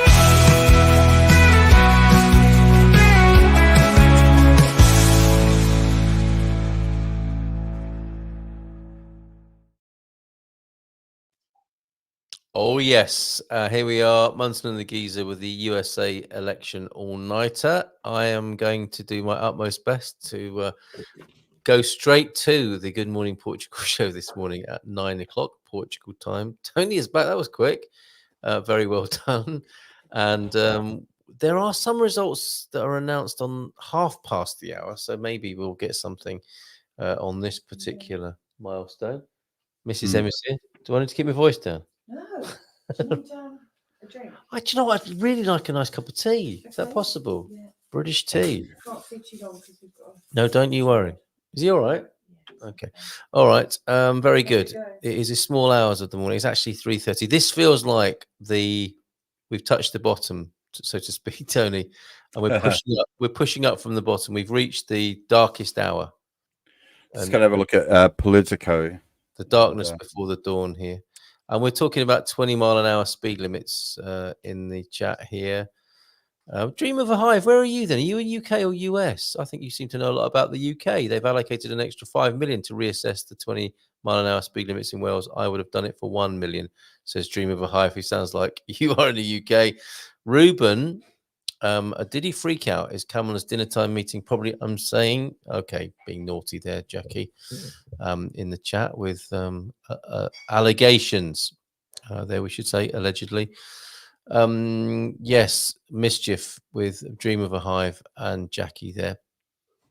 Right. What's going on? Is that needle still moving towards a Trump victory? 83% now. Yeah, 83%. What does it mean, though, Tony? Is it a likely winner? Well, it's almost certainly an algorithm. Yeah, running the needle. That's. Oh, okay. All right. Yeah, I guess it seems like what's it? Look at these results per state. Hugh's backstage. Hugh, do you want to come on screen and talk about why the Trump victory is so important to you? Give us a thumbs up if you do. I'm not sure. Are you hearing us, Hugh, in the back? All right. I'm going to send you a message instead just to make sure we're not putting you on live streaming to the whole world without your awareness of us doing so. A majority in Northumberland, Dream of a Hive. Fantastic. 60 to go now and 91 to Harris. Oh, I see 60 for Trump. So he's at 210. He needs 270 or 271, maybe. I don't know.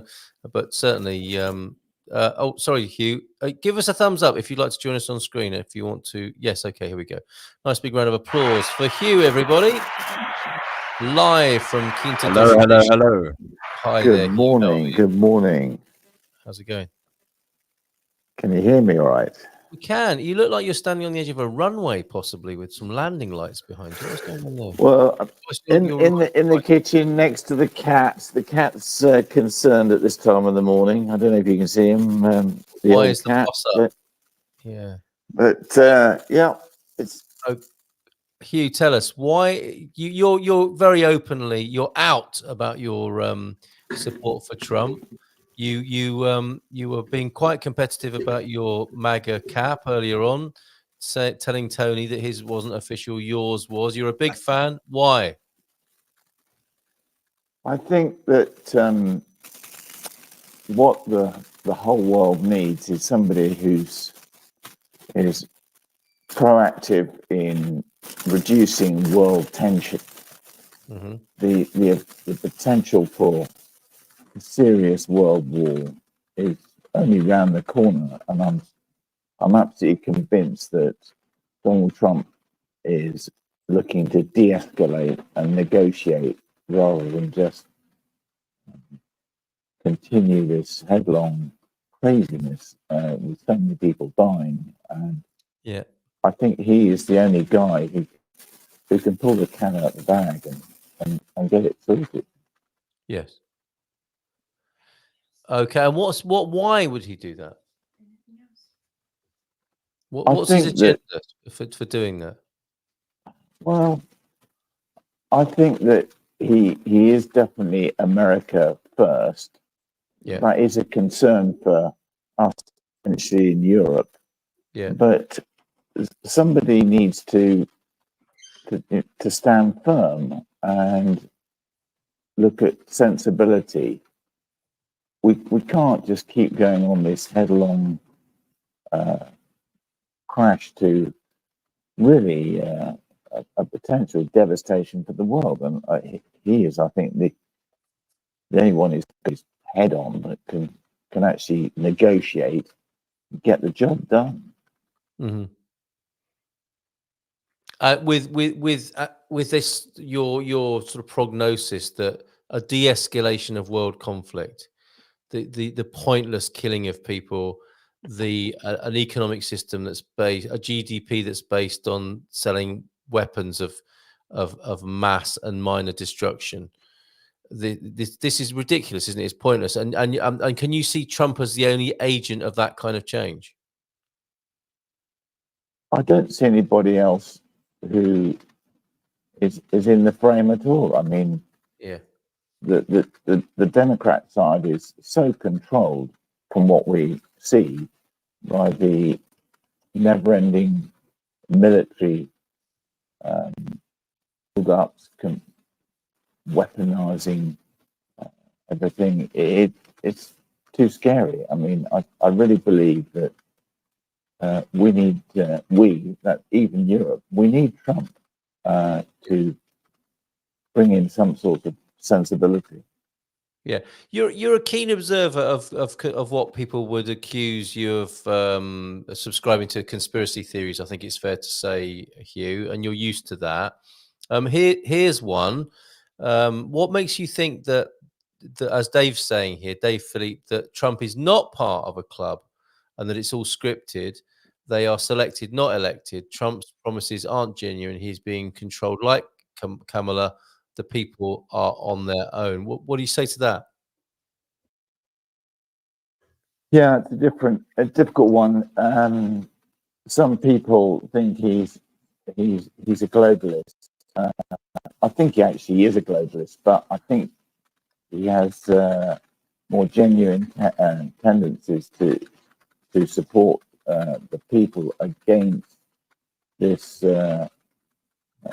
world domination by UN, WEF, as you were talking about earlier. I think he will stand up against this. I think he's actually open to seeing there's so much corruption involved in many of these monolithic organizations. And be interesting to see. I mean, we're looking at 195 to 91 I've got on my screen here. Yes. It could be it's a close call. I mean, Iowa results due any minute, but I don't think one can predict he's going to get in yet completely. I think there could be a lot of shenanigans yet. It's true, and that's what a lot of people are fearing, aren't they? You know, it could be a landslide, but then again, there could be a lot of obstacles put in the way of a Trump victory. Cenk Uyghur's looking very nervous over on the Young Turks, though. I'm just watching that in my ears. Okay, you're keeping an eye on what's going over there. Hugh, you're so right. It's all about symbology, and politicians know exactly how to play the game as they're being controlled by BlackRock, says Dave Philippe. Thanks for being here, Dave. How did you discover us tonight? Please subscribe. Good to see you.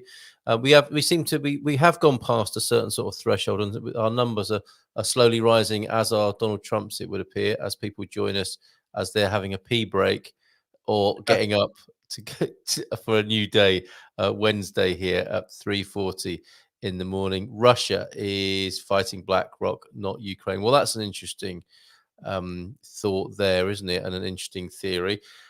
You were was it Geneva that you went to protest against the WHO, Hugh? Yeah, we joined a Portuguese team that came out of Lisbon, and there were about 45, 50 Portuguese who actually flew from Lisbon, and we had a tremendous gathering right in the center of the city there, opposite the entrance to the UN, and it was a very emotional period. It was a great time, and learned a lot of what's going on in the world from diverse people from all over the world. We got into Geneva to really highlight what the United Nations and others were doing in the background, and it was a good time, big time. Yeah, and you found I think kindred spirits and like-minded souls over there. I think it's fair to say, isn't it, that none of these politicians know us personally as much as we've been talking about them all evening, and it seems like we know them. We don't really, and they certainly don't know us. And it would appear, I think we can, as grown-ups, agree that politicians don't, if they care at all, it's only kind of conceptually and probably for their own purposes. Does that make Donald Trump different, in as much as he probably isn't that interested in you or I? He's very interested in himself, but it just so happens that his particular personal agenda might work better for us because he's more libertarian and hands-off than the politicians who do want to manipulate us, the great number of people, for their own political purposes. Yeah, I think there's going to be a dramatic. Oh, he's taken our one out. That's good. So we're 207 to 91. Wow. I think once he's in the White House, and there's a big if, because he might technically win, but there's a lot of things can go on between now and the 20th of January. I think it's a scary period. But I think there will be a can of worms open. I don't necessarily believe it. Maybe it shows he wins, but we've got a good way to go to the 20th of January. Yeah, it's interminable. I mean, that's the truth of it, isn't it? If he becomes a president, lot of that's not until opportunities to next take year. him out. Is that what you mean? I think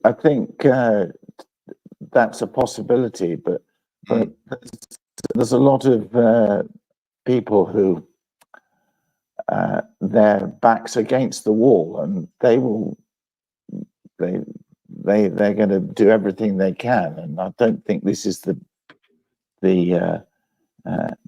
end of it. I think this is the beginning of a period of a lot of unrest, potentially up to the 20th of January next year. Yep. Welcome back, Darren. I think I can explain this.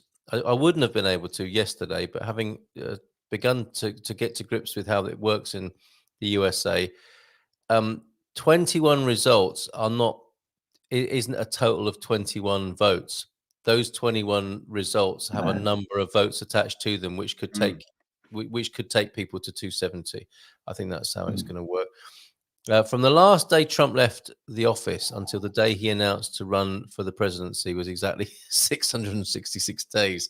It's all about numbers and symbology, and Trump is playing his part very well. All that Q stuff's about numbers, isn't it? And symbology as well.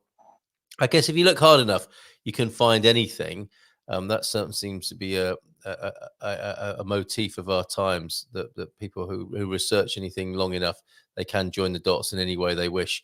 And you can find a video proving anything on YouTube, I think. It's fair to say. But thanks for being here, Dave Philippe, with that interesting fact there. Anything else you want to share with us, Hugh, about your thoughts about this, your concerns about it, and how this is going to unfold? I think there's a lot to go yet. I see he's just won Kansas, but I think that the reason people ask why have I got so much interest in America is that, yes, good question. I feel, well, I've had close ties to America because we've had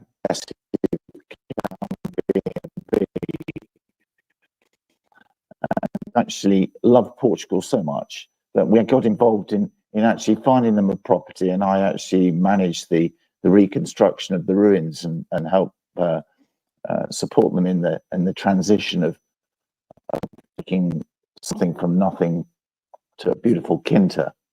And so I have a good relationship with some Americans on a regular basis. That's why I became interested. Yes. But and I get a bit of information from them, and they feed me what's going on, not what you see on the mainstream, but not what you see on the smaller stream systems. But I think we need Trump, definitely, and that's where I've been standing since before 2016. So it's not a short term. I predicted 16 and won a case of the very top white wine from New Zealand I have to collect still. There's some good news and some bad news. You won the case of wine, but the bad news is you've got to go and collect it from New Zealand. Yeah. I aim to do that, by the way. I am going to. We are looking to go, but I predicted 20, and I still am afraid in my belief that he actually did win 20. I think there was so much shenanigans going on there, and I'm just hoping that this is going to stay straight. But I think there's a long way to go, and there are many people involved who will do everything they can to make sure, and everything is everything, that he doesn't actually win. So a lot to go. All right, Hugh, thank you very much for being with us. I mean, Dave is full on. If you were to write sort of a conspiracy theory handbook, Dave's all there, isn't he? Not about Q, because that's also created by the Freemasons. If Kamala wins, they will have a civil war, and that's the key to introduce martial law and lock everyone in 15-minute cities. It's all about the 2030 agenda that's being put in place, according to Dave. And I don't think anyone can accuse us of not giving anyone any airtime this evening. We've been happy to share ideas that people have put forward here this evening. And as we look at what CBS are saying there. Cheers, Hugh. Were you just popping in briefly? Are you going back to bed now, or are you sort of having periodic looks at what's going on in America? I'm in and out, but I think I'm going to stay on at least till 4. See if there's any. I'm really looking for a swing state. Okay. To get some sort of feeling, but I mean, each state is like a country. So the differences are huge, and you can't guarantee anything. But I would say I'm slightly more positive than negative, but I am still concerned that there is a huge complex that does not want him in the White House. Okay. All right. What if you're staying around and looking at the results until 4? Are you happy to stay on the screen with us until then? Yeah. I'll keep an eye. All right. Yeah. If you see anything of interest, shout out. I think civil war is a real threat to whoever wins down the road. I'm so sorry to hear that, and I've heard this. Are you going to get CBS up? What do you want to hear? That I'll unmute them. Shall I? Yeah. The rest of our millions of ballots have been securely tabulated, and we're on the way to being reported. And I'm really grateful to all the election workers who worked so efficiently through this process to count every valid vote. With the tool. And Secretary, I know you said earlier tonight that you expect the vote to be tallied by midnight. Is that still true? That's my hope. There is some time between when the ballots are tabulated to when they get securely reported out publicly, and so there's still that gap that we're assessing. But certainly, I anticipate before the morning we'll know the results of the bulk of Michigan races. Of course, again, the closer ones that may take some more time to assess. There may be recounts and all the like, but I'm hopeful, and we're certainly seeing the tabulation process go smoothly, and I'm hopeful we'll have those unofficial results ready to be reported in the next few hours. And Secretary, Donald Trump tweeted earlier this evening that there was heavy police presence in Philadelphia. CBS here. What's the New York Times saying? 87%. Gone up to 87. Okay. 4 o'clock. This is the hour you were thinking of staying up to. Well, it's only 10 minutes away now, Hugh. A Dream of a Hive has that as the witching hour for election results. So who knows? The results that come in the next 10 minutes could be those that determine what's going to happen with the next resident of the Casa Blanca, the White House in the United States. We'll see. We'll see Well, about it's that. interesting. Nevada has been just saying expected soon for quite a while Right. now. Has it? Right. Okay. Pressure's on in Nevada.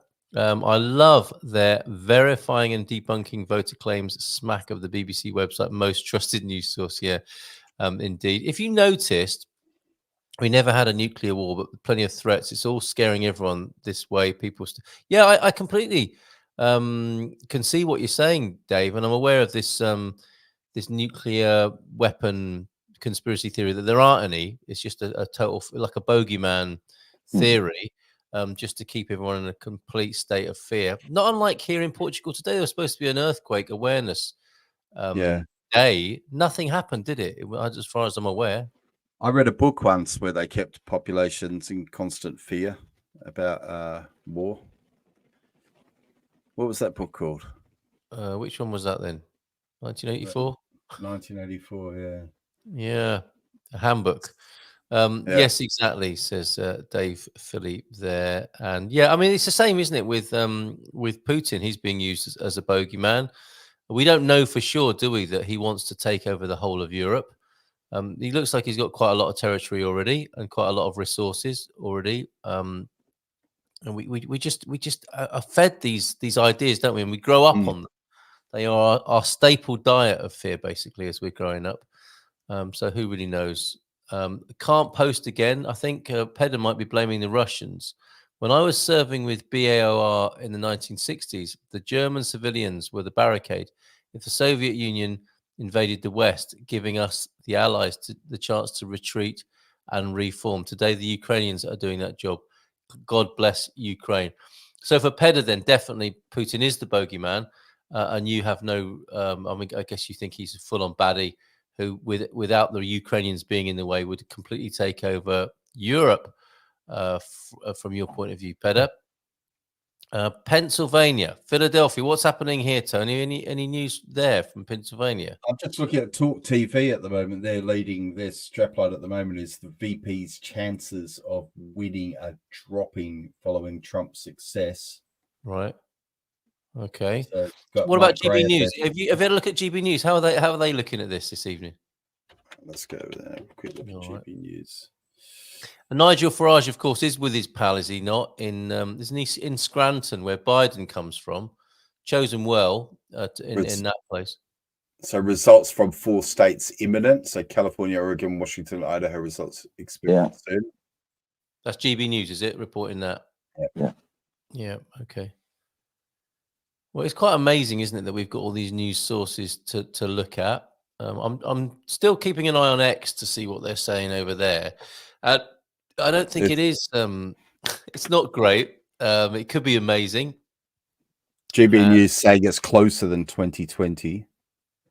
Oh, really? Right. Okay. Yeah. Got a celebrity. Brian Cox, not that one. This is not a man that should be president of the United States, says actor Brian Cox about Donald Trump. It's the most crucial election there has been in my lifetime. It's a good point John Heimbach made. I mean, who cares what Brian Cox thinks about it? Yeah. Either of the Brian Coxes, not interested really in what they have to say about it.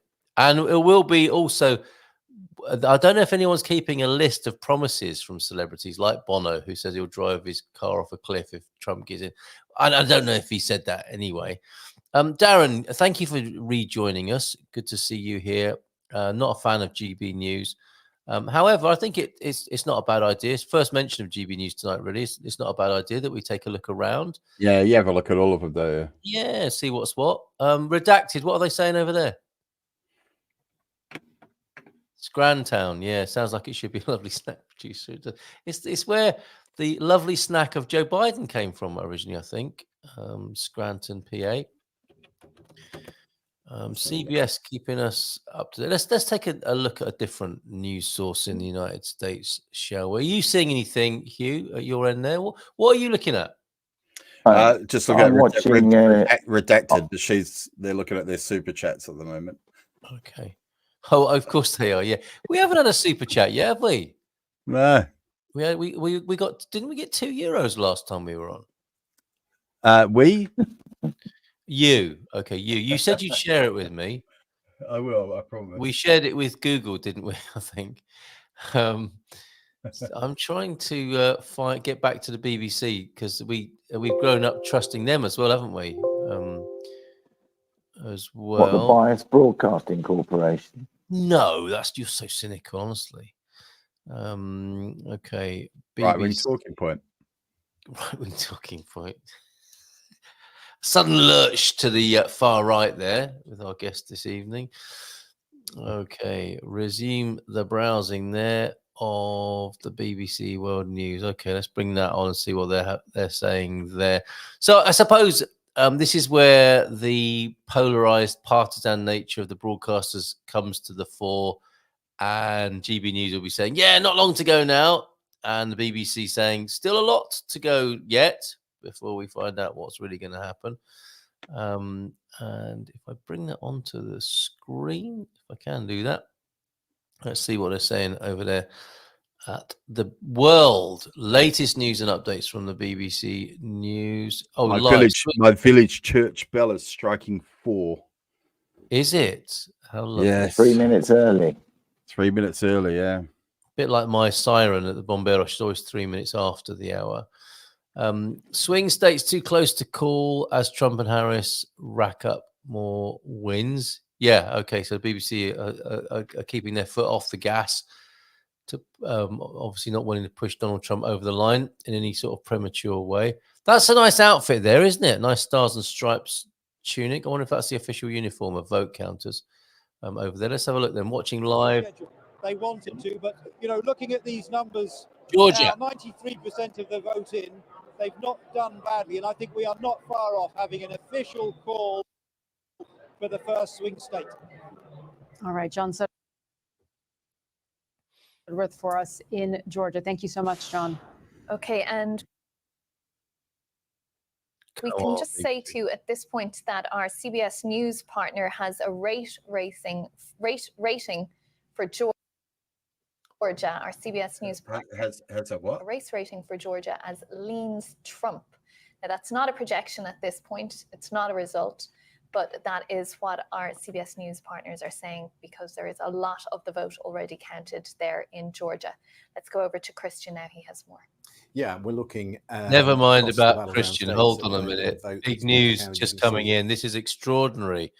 Never seen anything like this. Amazing scenes here at Munson and the Geeza, as Dream of a Hive has given us £20 as a snack fund, but it's not prepared to fund bee pollen, just wasting it on bee-related drugs. There. But promise, okay, we will not spend that on bee pollen. Thank you. That is very generous and very kind of you, Dream of a Hive. Very touched by that. Wow. Thank you so much. Snack fund right there. Okay, wonderful. Thank you very much indeed. A lot of red on this board at the moment.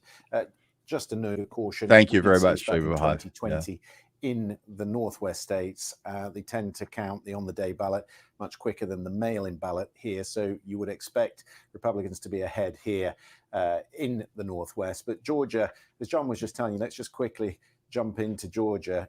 Around 90% of it counted. And he was saying that actually the paths are narrow. And if you just look at how much of the vote is counted around the Atlanta suburbs area, you can see we're up to 90% now in these suburbs. I mean, he said that she was doing well with the black vote. That's a really good example. Clayton here, that's 70% black. You see the margin is huge in Clayton County. But it's really what I was telling you earlier, that she's not getting enough out of these rural counties. And Donald Trump, as he has done in previous elections, he runs up the vote in these blue-collar, conservative, small rural areas. He's getting more out of it tonight in Georgia. Let's quickly jump ahead to Arizona. Our first look at Arizona tonight. State of the Grand Canyon and of John McCain, a Republican who, of course, himself was a presidential nominee back in 2008. Right, what you got? Yeah, so California has just come in, and she, as expected, she's had a real boost now. So we've got Trump on 214 and Harris on 179. So that's brought the margin down to what, 30 35.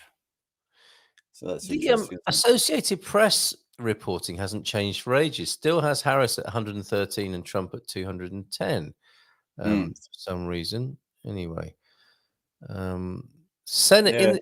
There are these other distinctions as well: the president, the Senate, and the House.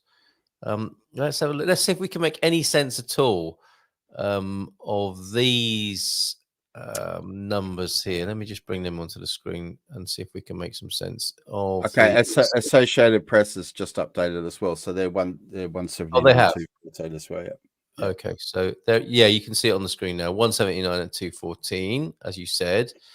The next tab along on that is the Senate, which puts the GOP in the lead, 48 versus 39. In the House, that's the House of Representatives, isn't it? GOP 155 as opposed to 104 Democrats.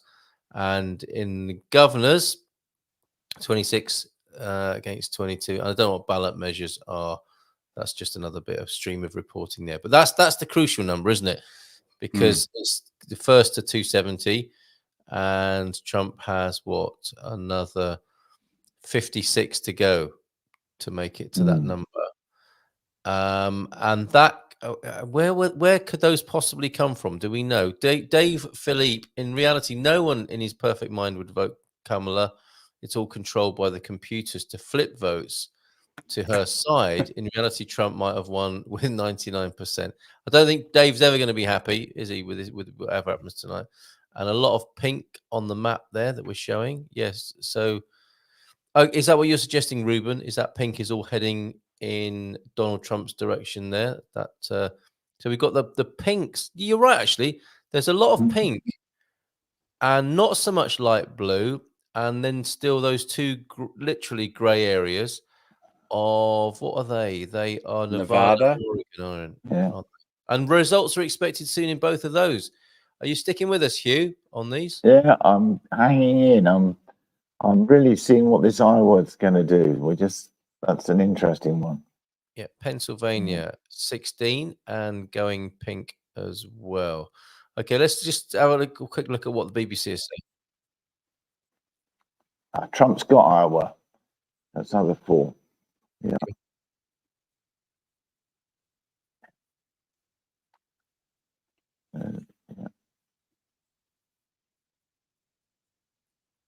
New York Times 88%. Is Really? the teenager. They're very we are approaching the top of the hour, and another key race alert to come to us now. Another set of polls closing, another one of these moments where the candidates are anxiously waiting results, projections, polls. Look at that. We should have done that. We should have done that, Carl. As closely as we are. Next time. Let's see what lies ahead. Oh, it's that BBC. Boom, boom, boom. All right, it is 11 p.m. here in Washington, 4 a.m. in London. Another big moment for you. Polls just closing in the states of California, Idaho, Oregon, and Washington. And together, these states make up 78 electoral votes. There we go. Another reminder for you, that magic number is 270 votes to win the White House. Now, these are, of course, some of the West Coast states that the Democrats have been waiting to see come in.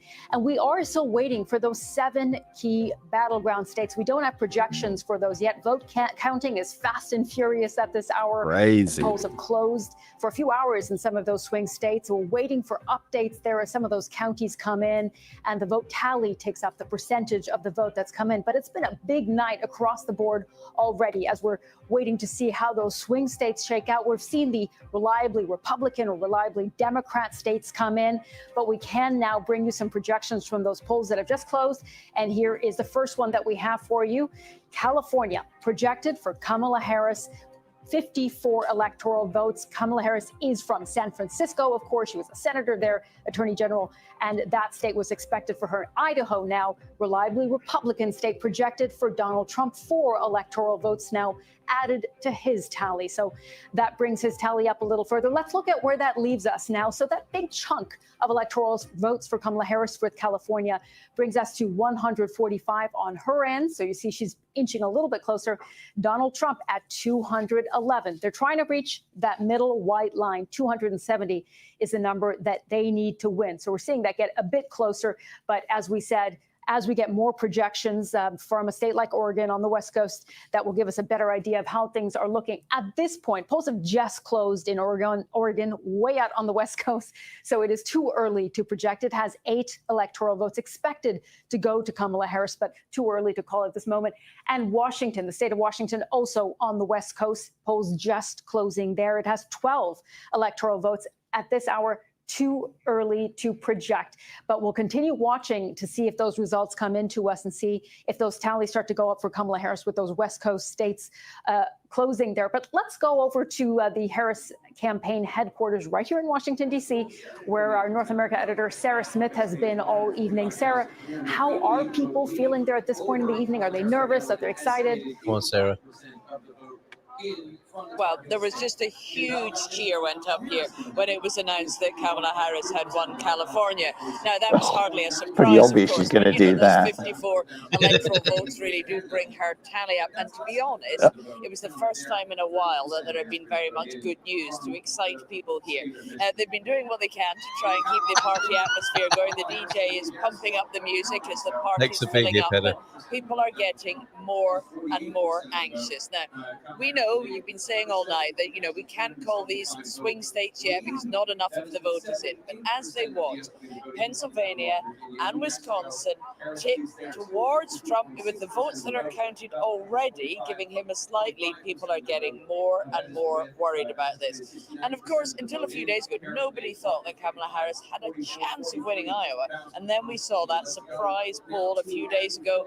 They made it sound as though Iowa was competitive. So when she didn't take Iowa as well, hearts sank here. And I would say over the last couple of hours, people are getting more and more worried about just how tight this is. There is still a path to victory for Kamala Harris. People are clinging on to that hope, but you can feel the anxiety level rising here. She's clinging. All right, thank you, Sarah. And let's go right to Gary O'Donoghue, who is at Trump headquarters, campaign headquarters tonight in West Palm Beach. And Gary, we heard from Sarah, there are people getting ever more anxious at Harris headquarters. What is it like right now in that room? Yay! Well, it's the converse here because people are getting increasingly excited. They're seeing the numbers on screen. Obviously, in those 7 key swing states, we've got no projections at the moment, but they're seeing the way the numbers are breaking in places like Georgia. They're seeing the closeness of the race in places like Virginia.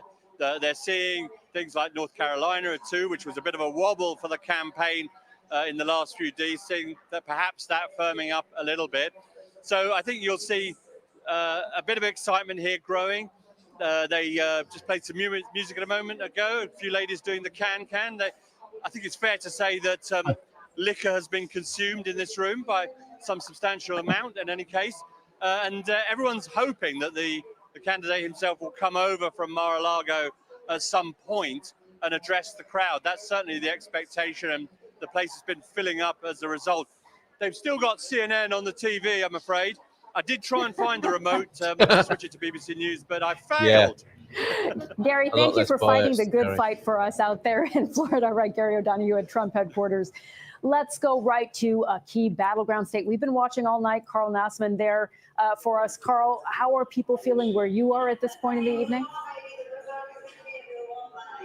Well, the energy in the room has picked up a bit. Supporters and volunteers for Tammy Baldwin and Democrats here in Madison, Wisconsin. They're coming in now. They've been watching some of the results coming in on television. A big cheer going up when Dane County flashed on the screen. That's where we are.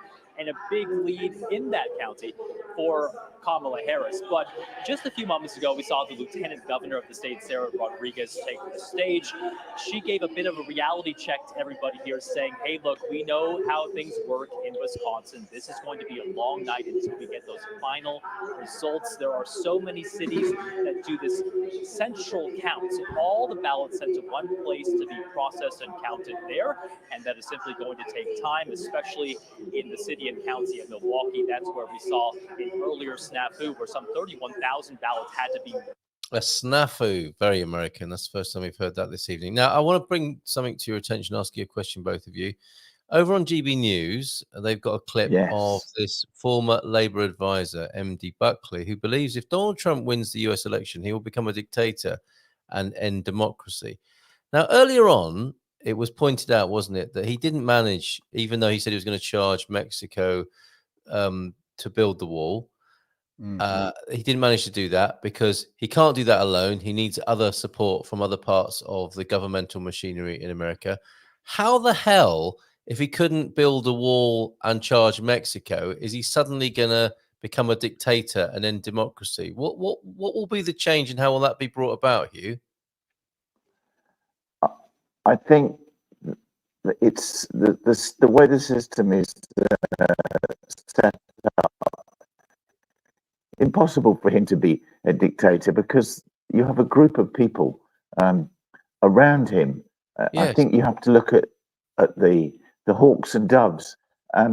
Okay, he has a major say, but there are controlling influences. I think, you know, I don't know if you saw the thing about China building a huge car or proposing to build a huge car complex in Mexico. And he announced basically that if you're going to build that, we're going to charge you a 200% or 100% import tax. And there was a dramatic about turn, apparently. Why not build the car manufacturing in America and we'll support you? And you're employing American people. But a lot of things. It doesn't work. Doesn't seem to work both ways, does it? It's like, oh, he's a useless twat. He couldn't get a wall built and charge the Mexicans. But oh my God, no, he's going to become a dictator and end democracy. How? Yeah. It's so. I don't know. I'm not saying it couldn't happen, but I'm just wondering how there is that inconsistency. You hear things like this all the time, though. I mean, I remember once watching the BBC, and I can't remember which of the talking heads was saying it, but in the same breath they told us that we just need to give Ukraine more money and they can defeat Russia, and if we don't defeat Russia, then Russia's got to take Europe. Yes. So the same Russia that can be defeated by Ukraine would be able to defeat the whole of Europe. Yes. If Ukraine, do you know what I mean? These two things don't make sense. No. A Russia that can be defeated by Ukraine wouldn't be able to defeat the whole of Europe, right? Right. Absolutely. Yeah. Absolutely. So that's an example of the same thing. So yes. Trump can become a dictator of the most powerful country in the world. Yes. But he can't get a wall built. Yes. Or many other things that he said he was going to do and didn't. So on the one hand, you can undermine him by saying he was pathetic and couldn't do that. And yet there's a terrible fear about this dictatorship and the end of democracy there. And he's stupid. He's stupid. He's thick. Yeah. You can smell non-bias from the BBC. Did you call them the British biased? But the biased broadcasting company earlier on. Broadcasting corporation, yeah. Right. Okay. Let's go back to them then. For further comment. They used to be probably one of the most trustworthy news sources. I mean, I certainly thought you could. I've always thought you could go to the BBC, and they would reliably be unbiased. Yeah, but you also used to put a tooth under your pillow, didn't you, and get £1 in the morning and think the fairy had been. Is that right? Yeah. There was money there. Yeah, that was a little bit more reliable, wasn't it? Okay, here we go. Nicholas Stephanopoulos is here with a little bit more. Recent development, I think, was that bomb threats were apparently called in to polling places, numerous polling places in Georgia and in Pennsylvania. This may have been the work of Russian operatives, and so it's always disturbing to see any allegations of foreign interference in American elections. But in those affected locations, voting was just halted for a few minutes while they confirmed there was no bomb. And so it doesn't appear that any substantial number of people were prevented from voting. The vote counting might take a little bit longer in some of those locations. But again, nothing too drastic. And Margaret, you wear your journalist hat most of the time. You're also in Syracuse University, though, in the institute there, where you are looking at democracy. What Nicholas is talking about there, and that foreign interference and those bomb threats, this had sort of been maybe not expected, but anticipated ahead of today. I think we've been looking at a cycle where misinformation, deep fakes, all of those sort of intrusions into the election space by other countries, as well as by sort of bad behavior in the US, has been a real concern and has been happening. And it does two things. I think to some extent it has the potential to intimidate voters. If you heard that there was a bomb threat, would you want to stick around and figure out if it was real or not? Also, then you'd know there'd be a longer line, or you're like, I don't have time to do this. I got to pick up my kids. And so it has a deterrent effect to some extent. I mean, it's hard to know how much. And they're trying. They're filling time, are they? I think over there. Fear tactics. The fear tactics. Yeah. It's fascinating looking at the two different camps. You know, they're all smiling and jovial in the Trump camp, but they look very down in the mouth in Washington. They're not. There's no smiles and excitement at all. They look very concerned. We need to FOIA those. Oh, freedom of information. I don't know what the A stands for. Those bomb threat calls to see if they have Russian accents. Yeah, it sounds like, imagine like Russian teenagers or something being paid a few quid to buy cider to call up. It just seems really quite desperate, that, doesn't it? And to go straight there is also fascinating as well. Russian interference as a go-to. Right. I'm looking for other interesting news. So we haven't looked anywhere else beyond America. Is there a Hong Kong news website, Tony, that we might look? TVB, maybe? TVB. Okay, let me just have a look at that then, because it'll be interesting to get some.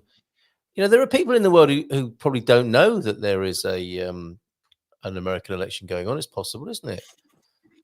As well. Why is it TVB? Is that something you set up, TV Bryant, over there in Hong Kong? TV. I don't know what it says, but there's. I can't see any coverage. Basically, soap operas, cooking show. Some nice looking dim sum there as well. Can't see anything on TVB about that. Is there an African news channel we could look at? I wonder. It'd be really interesting to see what's going on around the world, if people can be bothered at 4:20 in the morning around the world to report on what's going on in the United States. I might go back to RTP, or actually go to RTP3 for the first time. That was recommended by our friend Ruben Antunes earlier this morning. Let's see what's happening over there. Oh, okay, yeah, very good. Here is some Portuguese, at least some numbers. Okay, let me bring that onto the screen. This is RTP3 or Trish, RTP3 here on there. A bit of advertising. Here we go. Oh, and we have to watch a Portuguese advert. Is an insight into the Portuguese culture, where there are still dinosaurs roaming the streets of the major cities. Okay, a friendly-looking fella. Or is this more fear porn, maybe? Another thing to be afraid of. Is that Trump? Oh, they've made friends. Talvez isso seja relativamente surpreendente em relação a.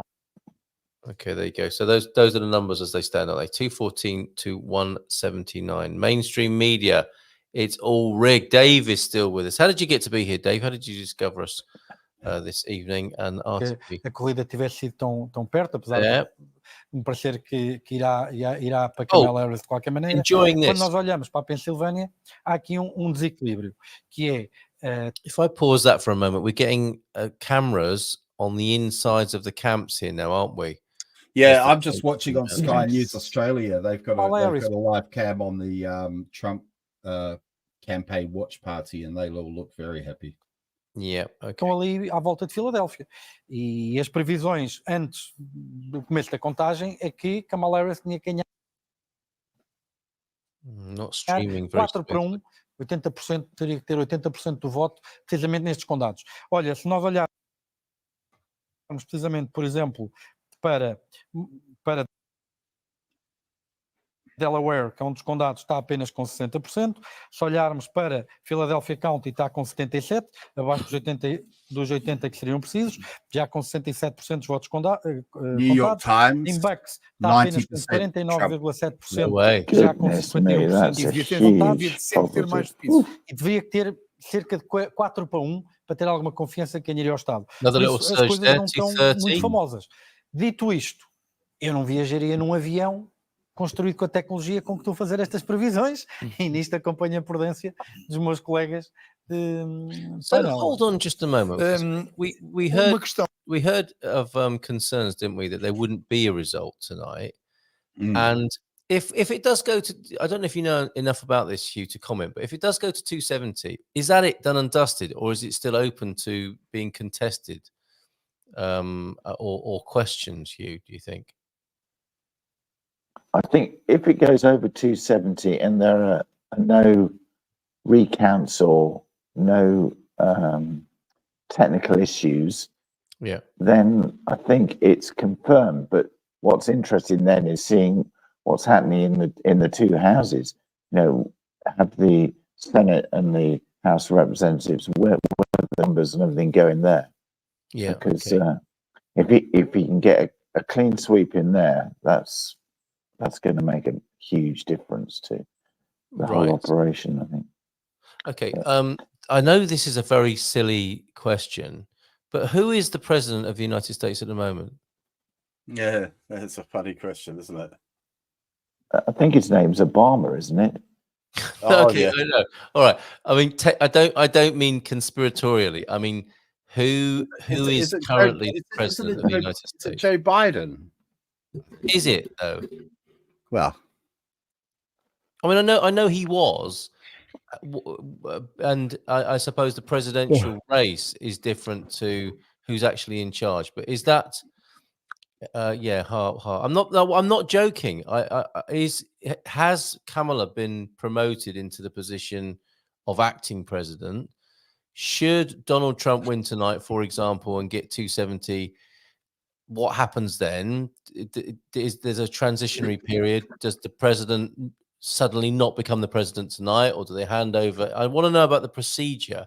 Okay, so Ruben, thank you. Till January, it is Biden, but Biden's not in, says Andy Man can. Where is Joe Biden? If he is the president, where is he? What is going on? And what does that tell you about if no one is actually running the country and the country is still running, who is running it? And then why do you even need a president if that is the case? Yeah. That's a very good question, isn't it? Yeah. Okay, so Trump. Yeah, who has access to the button now? It's a big question. Yes. Is it Biden's not in, as in what, the lights are on, but nobody's home not in? I'm not sure what you mean there, Andy Man can. Good to see you. First comment from you this evening. So seriously, who is the president of the United States at the moment? And whoever hits 270 wins. Thanks, Michael. Thank you for staying up with us tonight. And why would it not be? Is it dissolved? Yes. Okay. A good question. Similar question to mine, I think. How is the country being run at the moment? Is it in suspension? Does it have a president at the moment? Let us know. If you do know, I've got a feeling nobody really knows, do they? Biden is in bed. Biden doesn't know. The cheeky might suggest there's no point asking him. Jill Biden's running it, isn't she? Yeah. All right, let's go back to 91%. 91%. O desafio vai permanecer aí para os próximos 10 ou 20 ou 30 anos. E nessa medida, se Trump ganhar, provavelmente acelerará essa necessidade de reflexão. Mas está mais do que na altura de nós, como europeus e portugueses, enfim, dentro do nosso regime. All right, fellas, does that mean that North Carolina has been won now by Trump? What are the numbers on that? 211, 153. So she's spiked a little bit there, isn't she? From, if I go back to the BBC coverage. Tony, what results can you tell me about at the moment? What have you got? What are you looking at?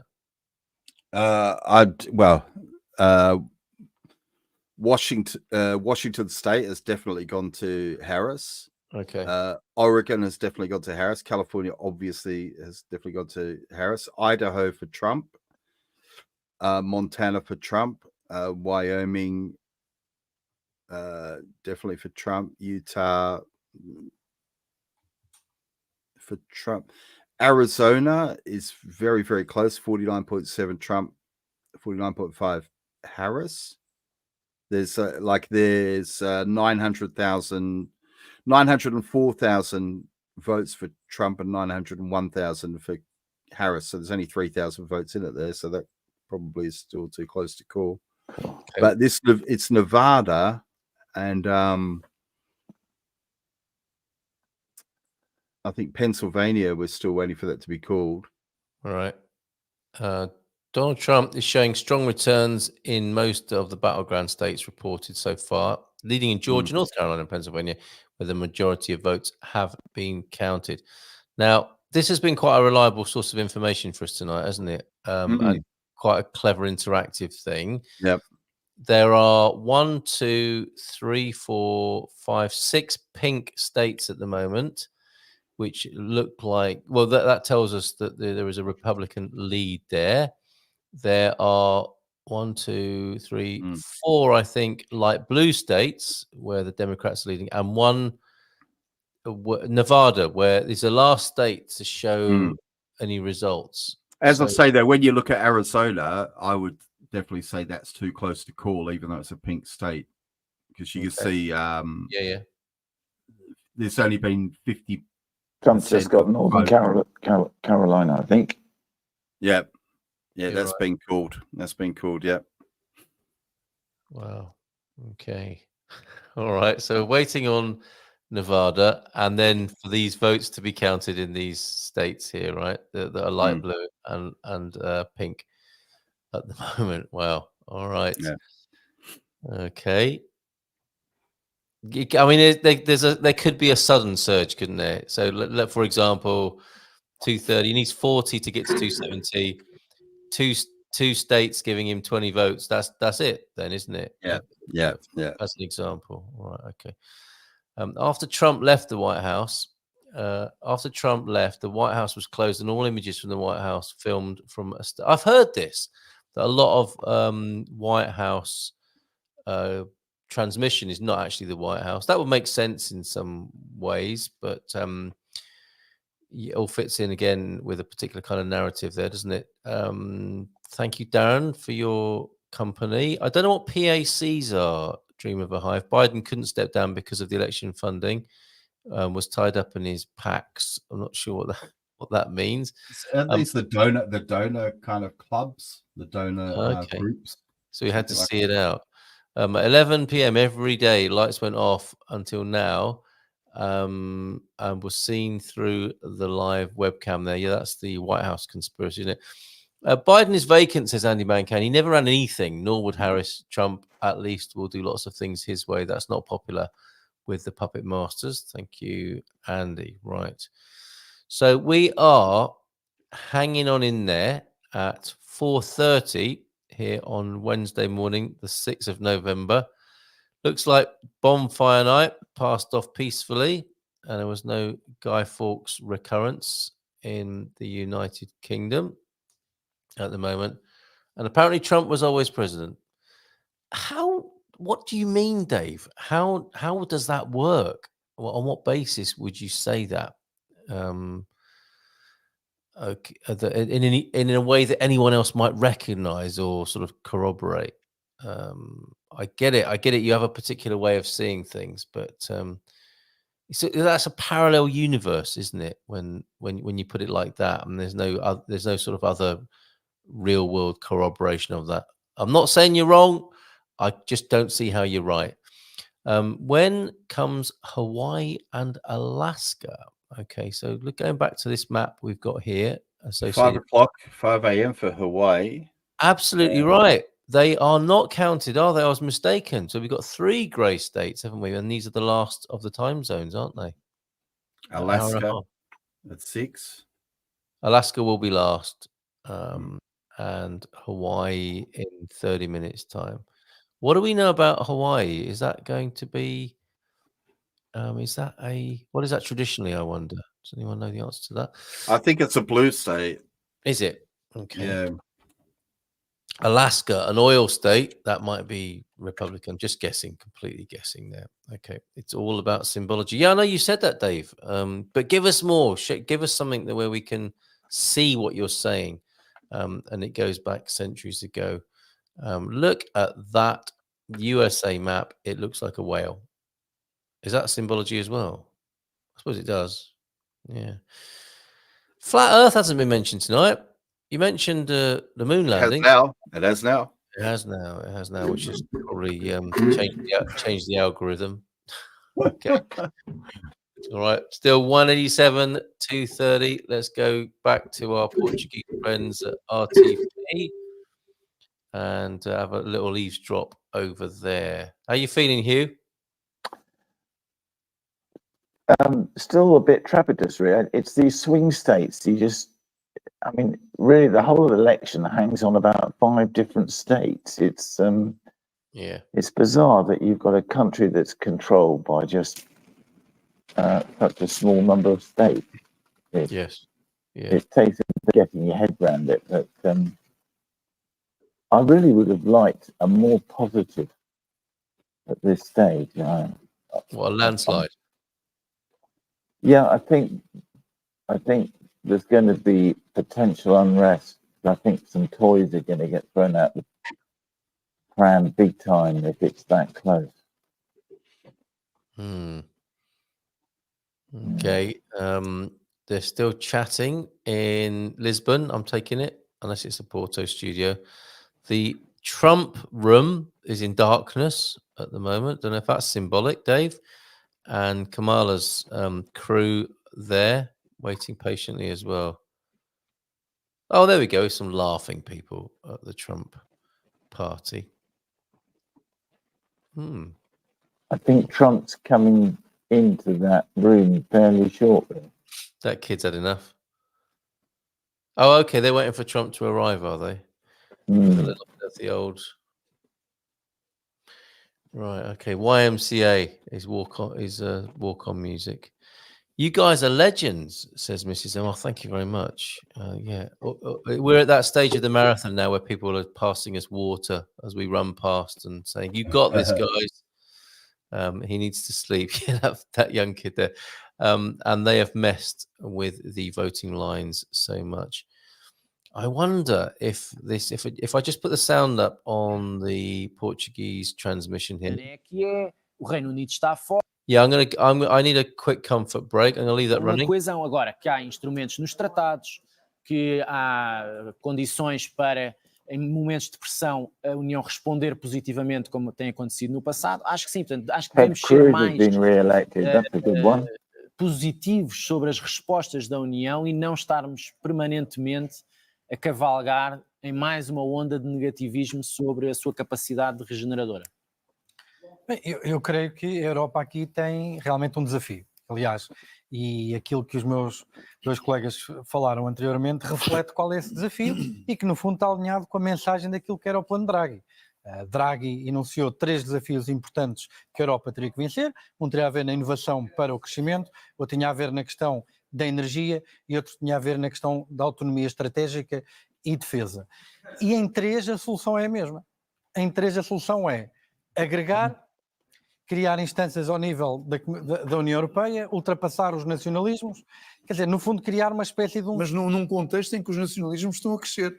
Exatamente, e por isso é que isso vai ser a minha conclusão. Ou seja, criar uma espécie de proto-Estados Unidos da Europa, um sistema federal quase, não é? A questão da emissão da dívida conjunta, e eu concordo com o Bernardo quando ele faz referência de facto que a Europa se uniu à volta de uma pandemia. Mas, quer dizer, a pandemia anterior tinha sido em 1914, não é? Por isso, não sei se vai haver um 19. momento...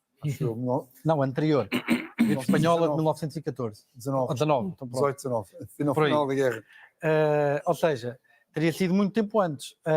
Por isso, eu não sei se a Europa terá essas condições políticas, precisamente como disse E muito bem, a Europa vive neste momento um estado de alguma desintegração política, algum desalinhamento de países como a Polónia, como a Hungria. Quer dizer, e eu não sei se a Europa tem condições políticas neste momento para responder de forma afirmativa a esses esforços de reforçar aquilo que são as instâncias europeias de decisão e sacrificar alguma autonomia nacional, quer porque não há coesão política para esse nível, quer porque de facto a história não tem sido boa para com esses exemplos, com exceção feita precisamente. So still waiting on a couple of key results which could do it for Trump, that is. Excuse me, just bear with. Yeah, I'm trying to get I'm trying to get a handle on exactly how this works now, because she's on 192, so she needs 78, right, to get that 270 threshold. Presumably you actually need to go over the 270, so you need to go to 271. So what I'm wondering is 270 to win. Yeah, 270 to win. So dead on 270. So for example, obviously Pennsylvania and Georgia haven't actually been called, right? So is it the case that as soon as they're called, they will get so for example, if I look on the AP site, I can see that Pennsylvania has what is it, 6, 12, 19, and Georgia has 8, so it's 27, 30, 33, 35. So Georgia and Pennsylvania have 35. That would take him to 65, so he would need 5 more 5 more electoral yeah. So then if we went to say Michigan, which it looks like he's got as well, I mean Michigan's straight away has got 15, so that would take him over the line. Georgia, Pennsylvania and Michigan would take him over the line. Now in Michigan, it's 51.6 Trump, 46.7 Harris. Pennsylvania is 51.3, 47. Georgia is 51-48. Georgia's closer, but 91% of the votes have been counted. So yeah, it's very difficult to see how he can't make it to the 270. I mean, am I missing something? Can I share my screen? There's no talk of that kind, is there, that we're seeing? But maybe that's part of the anti-Trump rhetoric. Let me just share my screen, and I'll just show you what I'm talking about. If I go to this one, AP News, yeah. If I could just show you what I mean. Yeah, sure. Let me just bring that on. Yeah. There you go, mate. Right. So Trump's on 230, okay, and Kamala's on 192. So looking at Pennsylvania here, what I'm saying is there's 19 votes here, 19, yeah. And then in Georgia there's 8, 14, 16 plus 9 is 35, and then you've got Michigan. I mean, he's got more than enough in these 4. Arizona's way too close. Yeah, I think. Let's not even talk about that. But just Pennsylvania, Georgia, and either Michigan or Wisconsin comfortably takes him over the line, doesn't it? It does. It does. Yeah. Yeah. So I don't see how he hasn't got it now, to be honest. Okay. Well, we'll go to MSNBC in just a moment and see what they're saying. Unless I'm misunderstanding it, but I don't think I am. I think because Pennsylvania and Georgia and Michigan and Wisconsin haven't been called yet, then those votes haven't been added to his tally. if that makes sense. Yeah. That makes sense to me. I don't know absolutely that's correct, but it does make sense. Mm.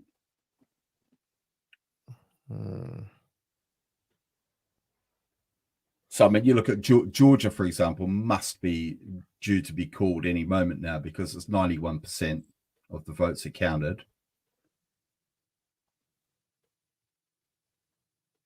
So it depends if there are any gremlins in there.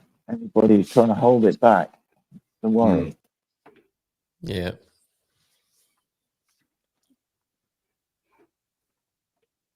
Yeah, he's won North Carolina. That's 16 college votes. Projected winner then for MSNBC is Trump at the moment.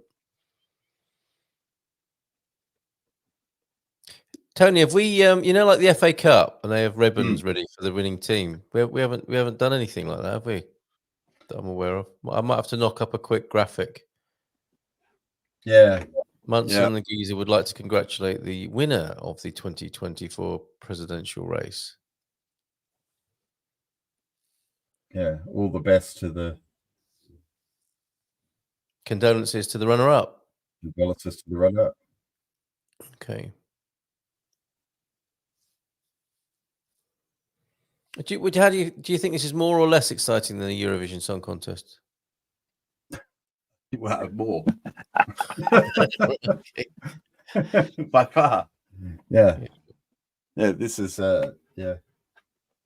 Yeah, because you haven't got Israel and Australia as part of the competing, have you, in the US presidential? So it's more exciting. Thanks, Ruben. It's more exciting. Yeah. In our poll of our audience tonight, at least 50% of you thought that this was more exciting than the Eurovision Song Contest. Thank you for taking part in that survey. Projected winner. This is so tight, isn't it? This is Brexit stuff. It really is. It seems to be the way of most political competitions these days, isn't it? For some reason, the processes are splitting people in half. Well, like I said before, the problem is the choices are binary also. Do you know what I mean? Yeah. Yeah. So and they're different enough that that's what happens. Well, what I find interesting as well is when they show the pictures, like they've been shown some graphics where they show the cities, and you can see the cities are usually blue, and the outer suburbs are red, and then the countryside is. Do you know what I mean? It's quite interesting how that works, I think. Okay. Miguel has very kindly rejoined us. I don't know if he's had any sleep or not, if he's been watching elsewhere. Can you give us a thumbs up, Miguel, if you'd like to join us on the screen? Good. Okay. Yep. Thank you for coming back. Good to see you. How's your I was going to say evening. It's not really. It's a morning. How's your morning going? Fine. I've been watching all this time. Yep. Carefully optimistic. Yes. Okay. More or less exciting than the Eurovision Song Contest? I wouldn't know. I don't watch that. Okay, it's a good answer. Very good. You haven't missed anything. Didn't incriminate yourself in any way there. Well, Jackie had a power snooze. Was that a nan nap? Was that you, Jackie, that called it a nan nap? A nan nap. You barely noticed. Is she asleep or not? Well done, Jackie, says. And Dream of a Hive has stayed awake with us as well, as far as I'm aware, without a power snooze. Yeah, well, so what do you make of it, Miguel? You're quietly optimistic. And we do have two very clear Trump supporters on the screen here this evening. Miguel, meet Hugh. Hugh, meet Miguel. And Darren, Miguel. 205 versus 230. So look at this. That's a bit of a catch-up there for Kamala Harris. Oh, yeah, 205 to 230 now, yeah. Interesting, isn't it, how Trump seems to have stalled at 230 for some time now. But then again, the Wisconsin, Michigan, Pennsylvania, Georgia, and Arizona results yet to come in, which could just suddenly change the game. The Georgia one, they were saying 2 hours ago, should have been called. His lead seems to be insurmountable. So Georgia and North Carolina should have been called at the same time. Okay. The big question is the rust belt. Georgia is 91% counted. So yeah, I don't know. And it has 16 electoral votes. But you are aware of the New York Times prediction? Yep. Yep. So 89. It's now 90%. So yeah. Wowzers. Okay, my power snoozes are 8 hours long. Yes, that's quite the snooze there. Dream of a hive.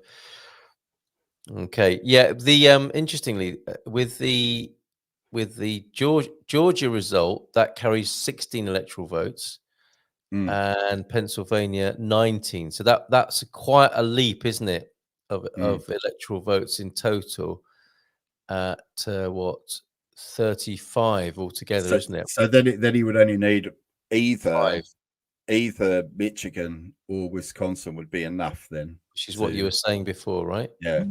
Yeah. Okay. Yeah. Or it could be.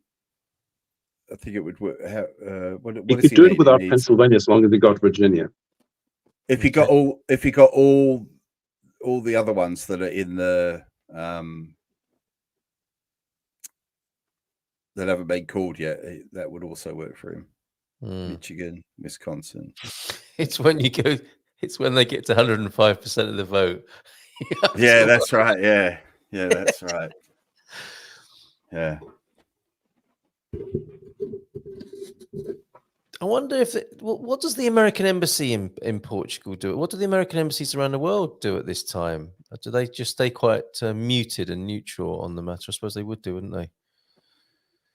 They focus on the consular section, on making sure that the citizens are able to vote. And by the way, I don't know if you've noticed, but throughout the past few weeks, on my phone, on my social media, I've had so many ads advising Americans that they can vote abroad anywhere they are. So I had never seen anything like that in previous elections. They were really, I mean, which is a good thing, but they were seriously strongly advertising for Americans to basically to go vote, because they know that the Americans abroad tend to vote Democrat. Yes, I think you're absolutely right. That's my sort of straw poll or anecdotal experience of Americans abroad. Yeah, they tend to be encouraging each other to vote, and they are Democrats. Trump wins North Carolina. We're hearing from Andy Man Can here. I wanted to ask you, Miguel, with your working knowledge of the EU and the machinery at the Commission and so on, what might that be like tomorrow morning? What do you think is going to be happening? Will there be lots of sort of somewhat hushed conversations and people figuring out how they can make the best political capital of the re-election result in the US? I suppose. I think there will be two types. There will be the types who will think it's time to change the narrative. It's time to adapt. And if we have to get Trump for 4 years, then we have to basically accept it.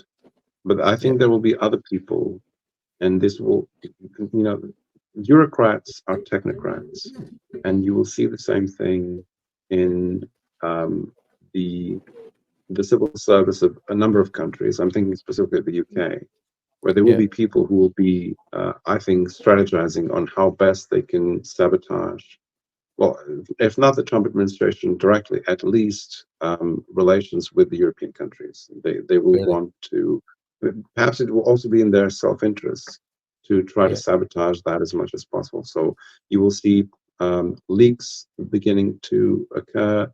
And if you remember, the Russiagate hoax was made with the help, a considerable help, of Anglosphere diplomats and British people. The British establishment is very, very, very much anti-Trump, especially. I think in a number of European countries they'll just adapt, but in the UK they are very, very, very anti-Trump. Didn't know that. For those of us who are somewhat skeptical of the enormous power wielding European Union, European Commission, I'm not sure quite how to refer to it, but who are your heroes over there inside that machinery, the people you could look to for inspiration and who are making a bit of a stand against what's going on over there? Are there any at the moment?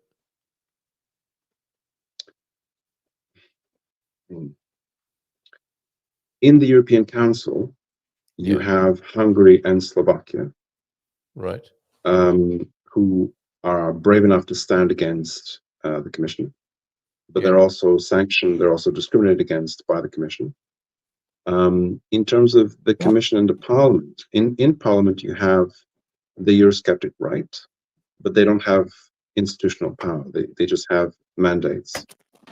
In the Commission, you do have, I can't give you any names, but if you look at the Eastern Europeans, not just Hungarians, but say Poles and Czechs that work in the institutions, it's a good bet that at least a third of them are Eurosceptic. They just stay silent. And I've met some of these people. They may be anti-EU or at least Eurosceptic, but for professional reasons, they don't speak out. But they will be a minority, because most of the people that go to work in the institutions from Southern and Western Europe, they go because of professional reasons and financial reasons, but they also go for ideological conviction. Yeah. So overwhelmingly, just to give you an example, even in the Parliament, where you have proportional representation of political forces, where you have a big critical mass of Eurosceptics, the European Parliament staff, the permanent staff, they have tried to, for example, approve neutral pronouns and forbidden offensive words from being used in official European Parliament documents. They didn't succeed because it became an outrage, it became a scandal, but they tried to approve those guidelines. So the majority of the Parliament is leftist and anti-Trump, and the overwhelming majority of the staff, the civil servants of the European Parliament, are woke, apparently. Woke, yeah, okay. Very interesting insight. You know it better than most people. Not sure what's happening here. Has anyone got a clue what's happening? Is this a too close to call situation where more there's recounting or MSNBC? He's pointing through the window for some reason. Is that the Rachel Maddow right there? Rachel Madcow. Madcow. No. So Ireland, yes, that Claire Daly, is it? She seems to make quite a stand, doesn't she? In the EU, But she's no longer an MEP. Is she not? Oh, okay. I don't think so. Right. A sterling effort, Dream of a Hive. You've been amazing for us tonight. Right, what's happening now then? Okay, this is maybe something interesting happening. Still too close to call. A difference of 120,000, nearly 121,000 there. I was checking it. I'm sure you saw it as well, that Trump got 45% of the Latino vote. It's the highest percentage ever for a Republican. And apparently he won the Latino vote and the youth vote in Michigan.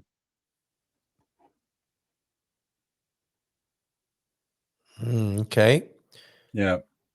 I think people are getting tired of being told something. It's kind of anecdotal, but I've seen a lot of kind of vox pops on YouTube where they've interviewed Black people and Hispanic people and women, and they've said they're just sick of being told who to vote for because of, because of their ethnicity or the color of their skin or their gender. They're told, oh, it was Biden, if you don't vote for me, you ain't black. Can you imagine? Mm. It's just outrageous, really. I remember him saying that and thinking, what the, you probably lost quite a lot of the black vote just with that comment, right? Who wanted to be able to decide for themselves, maybe. Yeah. Doug's back. I'm calling this for Donald Trump. All this too close to call stuff is now a load of tosh. Yeah. I'm 100% convinced he's got it, says Dougie there. The woke agenda, says Andy Man can. And big question from Dream of a Hive. Will Rachel Maddow cry again if Trump wins? Oh, hopefully. Oh, stop it. Because I don't like her. Yeah, we don't want to see I her heard cry. that CBC, the Canadian broadcasting service, CBC, were already comparing Trump to Hitler. They're in complete meltdown. Right. Okay. Oh, it's just that's disappointing, isn't it? Okay. I was going to go to them. I thought that was a recommendation, but oh dear. Yeah, we were asking that question earlier, Miguel. If the guy couldn't manage to build a wall and charge the Mexicans, how the hell is he going to become a fascist dictator? It's so silly. Right. It's so silly, but some people buy into it. That's the problem. Yeah. Oh, Dougie's got 1,000. He's got $1,000 on Trump, by the way. What do you stand? What odds did you get, Doug, on that? Do let me know. Did you ring your turf accountant just recently and place a bet? You know I'm good for it, old chap. Very interesting. Okay. Yeah. What are your odds? Let us know. And not falling for the too close to call nonsense there, Dougie. That is. Who's given us? Oh yeah, let's go back to the BBC, shall we, and see what they've got to say about the progress here in the United States. Okay, it's coming up to 5 o'clock, so that doesn't necessarily mean anything's going to happen. But the oh, what's that? Is that someone's cat? It's Kit Kat. He's wanting more food. Okay. Yes.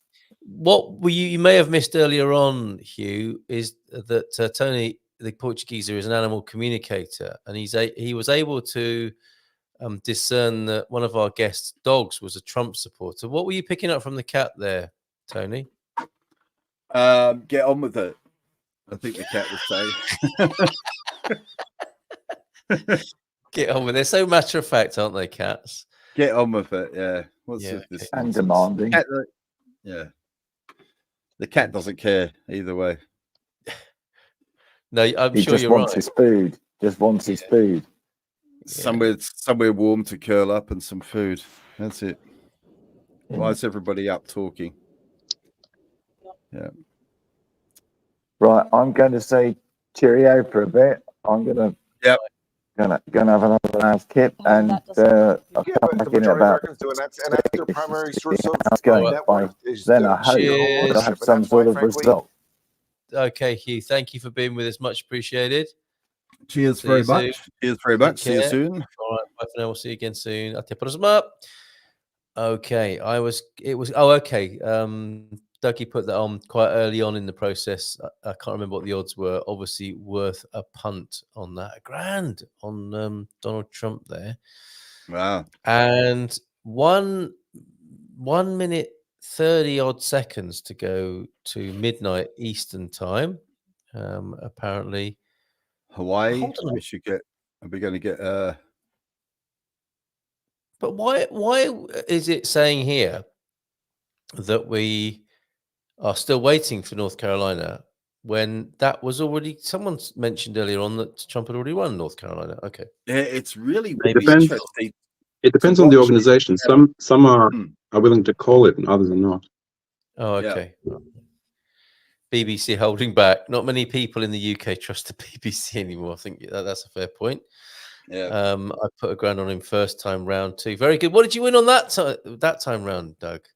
If you don't mind me being nosy and asking on that. So Nick's poll to close shortly. That's the is that Alaskan or Hawaiian? Look what's happening. What is happening? You're getting a phone call. That's my alarm. Oh, that's normally the time you'd get up. Yeah. Well, how do you feel right now? Well, it's time to get up. It's time to wake Okay, up. so you're just suddenly fine. Okay. Yeah, no.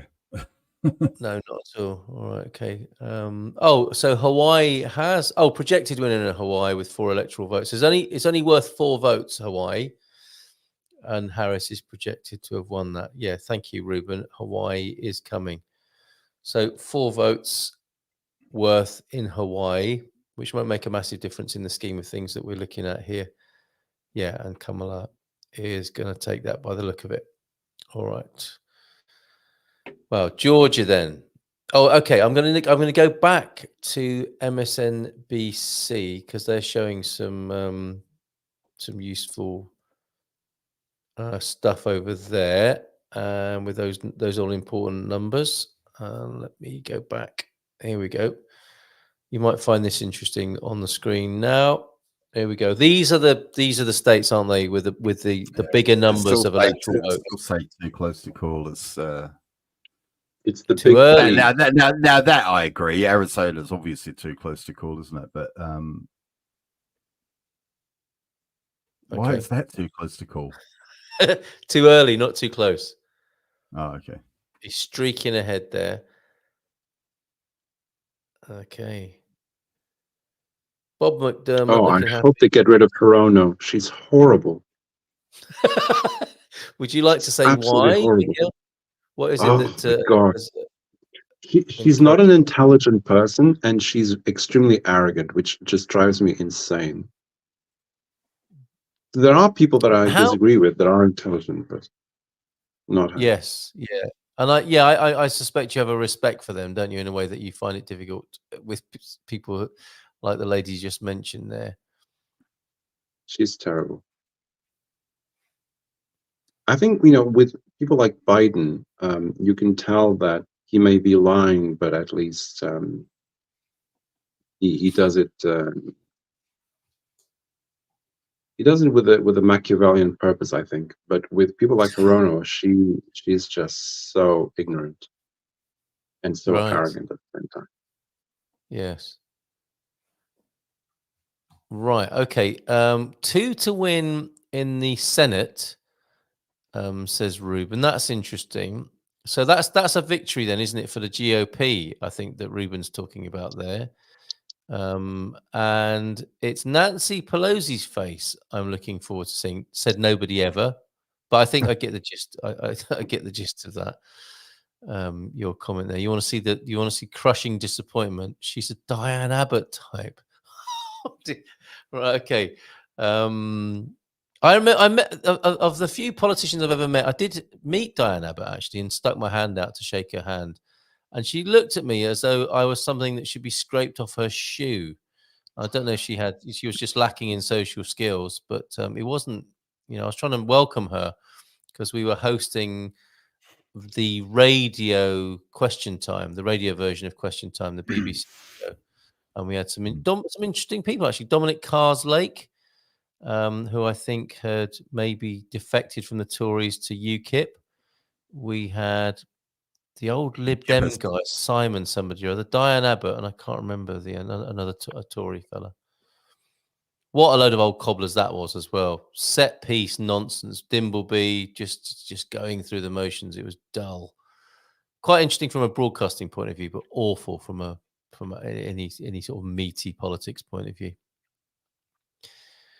Right, too close to call still. Look at this. This is what it's all about now, isn't it? The battleground states. So, no, they've shifted it already, but too early and too close. This is what they talk about, though. It's like basketball.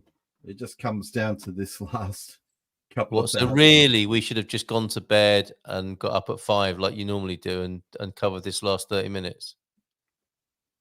Yeah, the thing is, what you'd do that and you'd get up and it would have happened an hour ago, wouldn't it? And you wouldn't have earned 20 quid, to be fair. It's all about the clicks. Cheers. Was that quid or euros? It was a quid. It was quids. Oh, actually, blimey. British pounds, which you can change. Have you opened a Spot and Effects account yet? You can change it. I haven't. They might want something maybe a little bit bigger than 20. Yeah. Which is no disrespect to you, Dream of a Hive. Very grateful, I'm sure Tony is. Yeah, okay. They might want something bigger than a 20. Any of the 8 people who are still watching. Right. Elon Musk is saying America is a nation of builders. Soon you will be free to build. So Elon is sounding quite confident. Trump victory. Nate Silver just called it. 54% Trump, 46% Harris, 90% Republicans win the Senate, and the House is 52-48 for the Republicans. Last time Nate Silver called a Trump win was 2016, and he did that on voting day live. Oh, there's old footage of, I don't know if those are the numbers from 2016 or if he's calling that for tonight, frankly. GB News is saying we've seen this pattern before, and I'd warn everyone watching, doesn't it feel a little bit like 2020? Says a 12-year-old looking chap in a suit over there on GB News America. As Utah is declared for Donald Trump, Tom breaks down the state-by-state results so far. Thank you, Pittsburgh, says Donald J. Trump. Pittsburgh, Pennsylvania, I will end inflation. I will stop the invasion of criminals coming across our border. I will strengthen our military. I will restore peace in the world, and I will rescue the American dream. Pedder, where are you?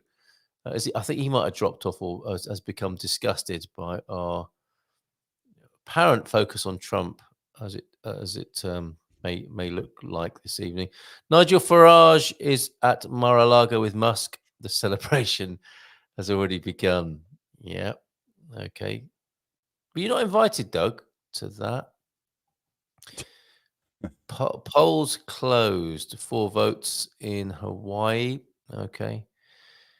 Oh, okay. If I take that off the screen, here they are. These are the 2 close and 2 earlies. Arizona and Nevada 2 early. And, it's gone again. Okay. Maine with just 4 electoral votes. And which has Harris ahead. She seems to be leading on some of these smaller electoral vote propositions at the moment. However, has 189 to Trump's 230. It seems to have stalled at 230. Have you noticed that AP map doesn't load anymore? Have we broken it? Yeah, I think we've broken it. I've been clicking it about 20 times per minute for the last 5 hours. So yeah, I think it's probably my fault. Oh, I've got it again. 209 to 230. 209 to 230. Well, there's 2. There's the Google one that's got like the solid, but then there's the AP one that shows how many votes are in each state. That's the one I can't get to come up anymore. Okay. You know the one I mean? I think so. Let me just see if I can bring that onto the screen for you. Only because from that we could calculate quite easily what Kamala's path is, if she has one. There you go. Is that what you're talking about? It's not this one. It's the other one. There's another one. Looks similar, but when you hover your mouse over, it shows you how many votes are available in each. That's it, isn't it? Am I not doing that now?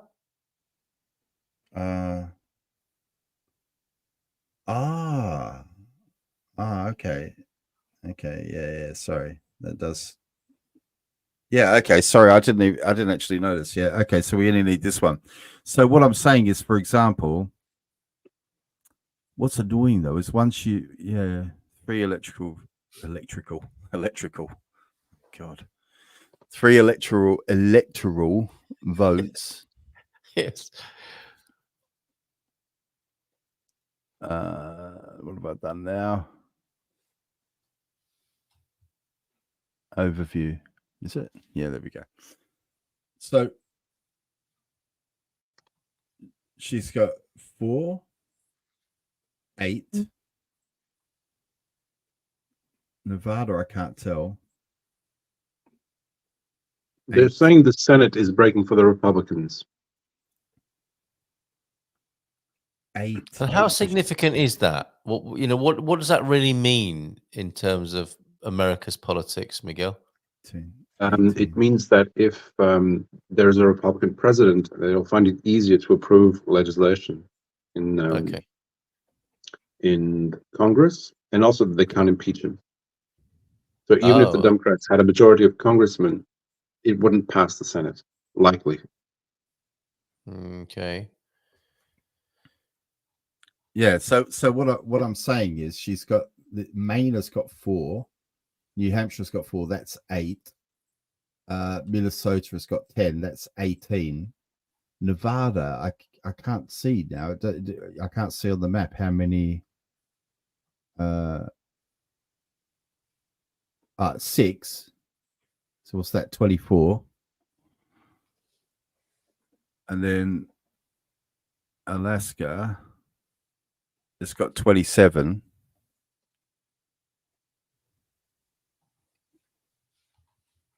Uh, 27. That would take her to 237. So even if she carries Alaska, Nevada, Minnesota, Maine, and New Hampshire, that wouldn't get her over the line. Arizona is 11. It's very, very tight, actually. It's very, very tight. It's really very, very tight. It's very, very tight. Let me do it. It's tighter than yeah. Do you know what I'm talking about? There's like if you look at what I'm saying is like this, right? If you go to Alaska has 3, right? And then if we go definitely get the gist. Definitely get the gist. Yeah, Nevada has 6.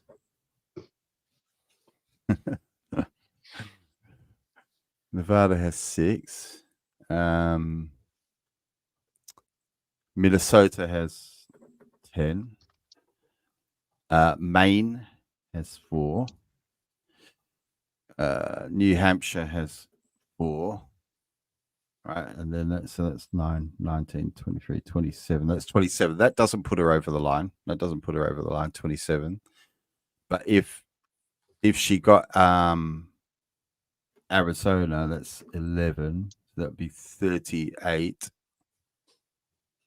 It still doesn't put her over the line. 248. I don't see how she can win. I don't understand what the You can't be the only one though thinking that, right? Because I'm sure, no disrespect, but the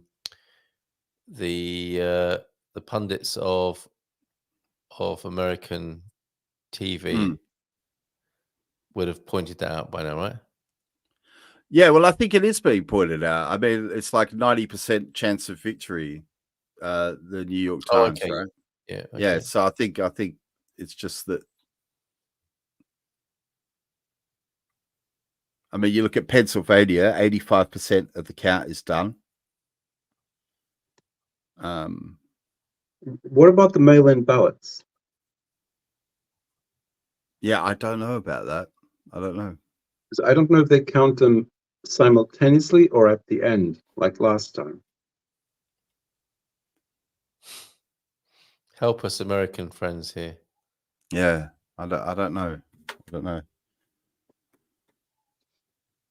It also seems weird how they managed to count, like in the first 5 minutes, they seem to count, 3 million votes, and now there's just 5 left, and it's taken 6 hours.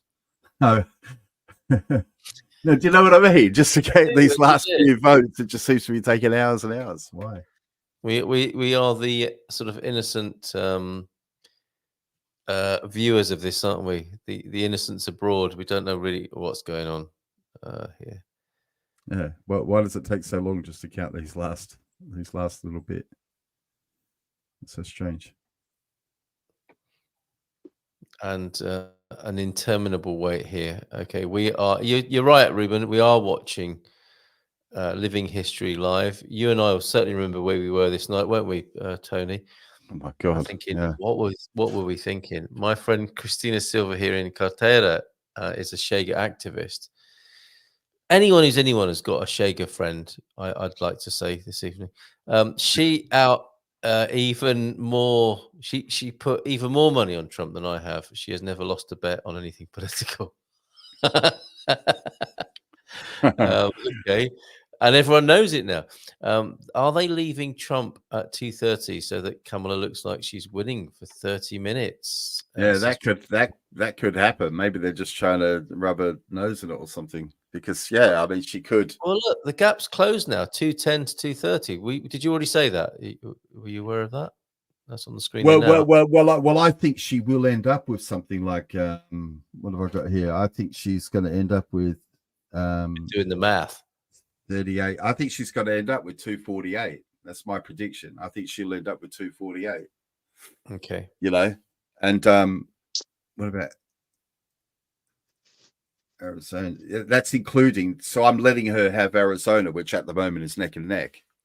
You sound like king of the world for a moment there. Yeah. So that's giving her Arizona, which she might not get either. So she could in a minute show 248 with Trump at 230, and I'm still even then. I think even then I know Trump will win. Okay. Yeah. Because Trump would have to somehow lose Georgia, Pennsylvania, Michigan. He's not going to lose Michigan. He's not going to lose Wisconsin. I guess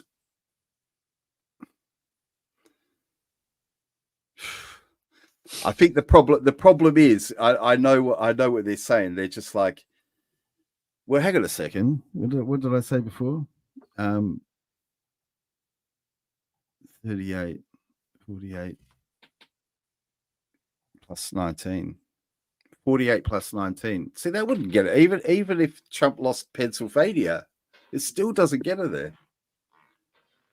And he's not going to lose it. It still doesn't get her there. So I don't understand why they're not calling it.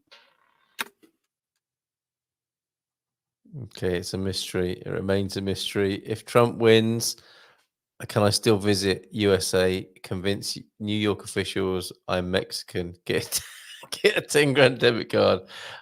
This is all just culture war stuff, isn't it, Jackie? It doesn't really happen, does it? Free hotel for a few days with shopping at Macy's and breakfast at Tiffany's too. I think those last couple of things probably don't happen. Maybe the first two do. Lol, Jackie says, dream of a hive. Chega party here is what's happening. So there's an Algarve Chega parties there. Not too late, Miguel, to get on a maybe an Uber down to the Algarve and join them for a bit of fun down there. We have an airfield in Cascais. That might be closer. Okay, excellent. Dreams of a hive. That's my Easter holiday plan. I'm Welsh and sound Mexican to the untrained. Yeah, an uncanny resemblance actually between Mexican and Welsh. And what do Geordies sound like? Thinking I would join you, haha, as well. Yeah, there's probably not a massive gap between Geordies and Mexicans as well. I'm ready with the victory graphics, Portuguesa. I don't want to put them on the screen just yet in case we get. Yeah, well, as you say, there must be a reason why nobody's calling it. Yeah, I mean, maybe it's like with it being a media event. Do you remember the last time? There were a couple of states that were not called for weeks. They remained yellow. It took weeks. So it's but not. Did it matter? It's not, did it matter to the result? It didn't matter to the result, did it? Because they got to 270 anyway. Yeah. Okay. We not get all the results tonight. That's all. but we own. But that doesn't mean it's inconclusive, does it? If the 270 is reached, it doesn't matter about they're academic, aren't they? Those further results. Okay, still 210, 230. Looking on our screen at the moment. Crikey. Okay. Alaska, a result expected in 40 minutes. Hawaii that's already in, isn't it? But still to be called. Oh, what have I done there? Okay, I think we've broken AP again. Show all state. Oh, there we go, back on there. And Nevada results expected soon as well. And still a lot of pink here, isn't there? Oh, there's a little bit of Michigan. Oh, I see they have a bit of Michigan on the other side of the lake. Okay. We've learned a bit about American geography and culture tonight, I think, haven't we? If nothing else, we have learned a few things. And still waiting for that result to come in. Let's have a coffee top up here.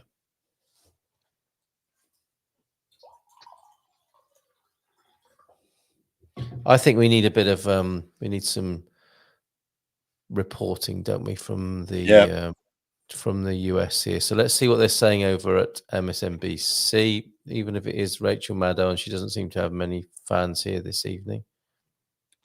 Richard Maddow? Right. I didn't say Richard. I'm not going into those sort of rumors now, if you don't mind, Miguel. Rachel I see what you did there. Right. Okay. Let's turn their. I'll turn their volume. Or do.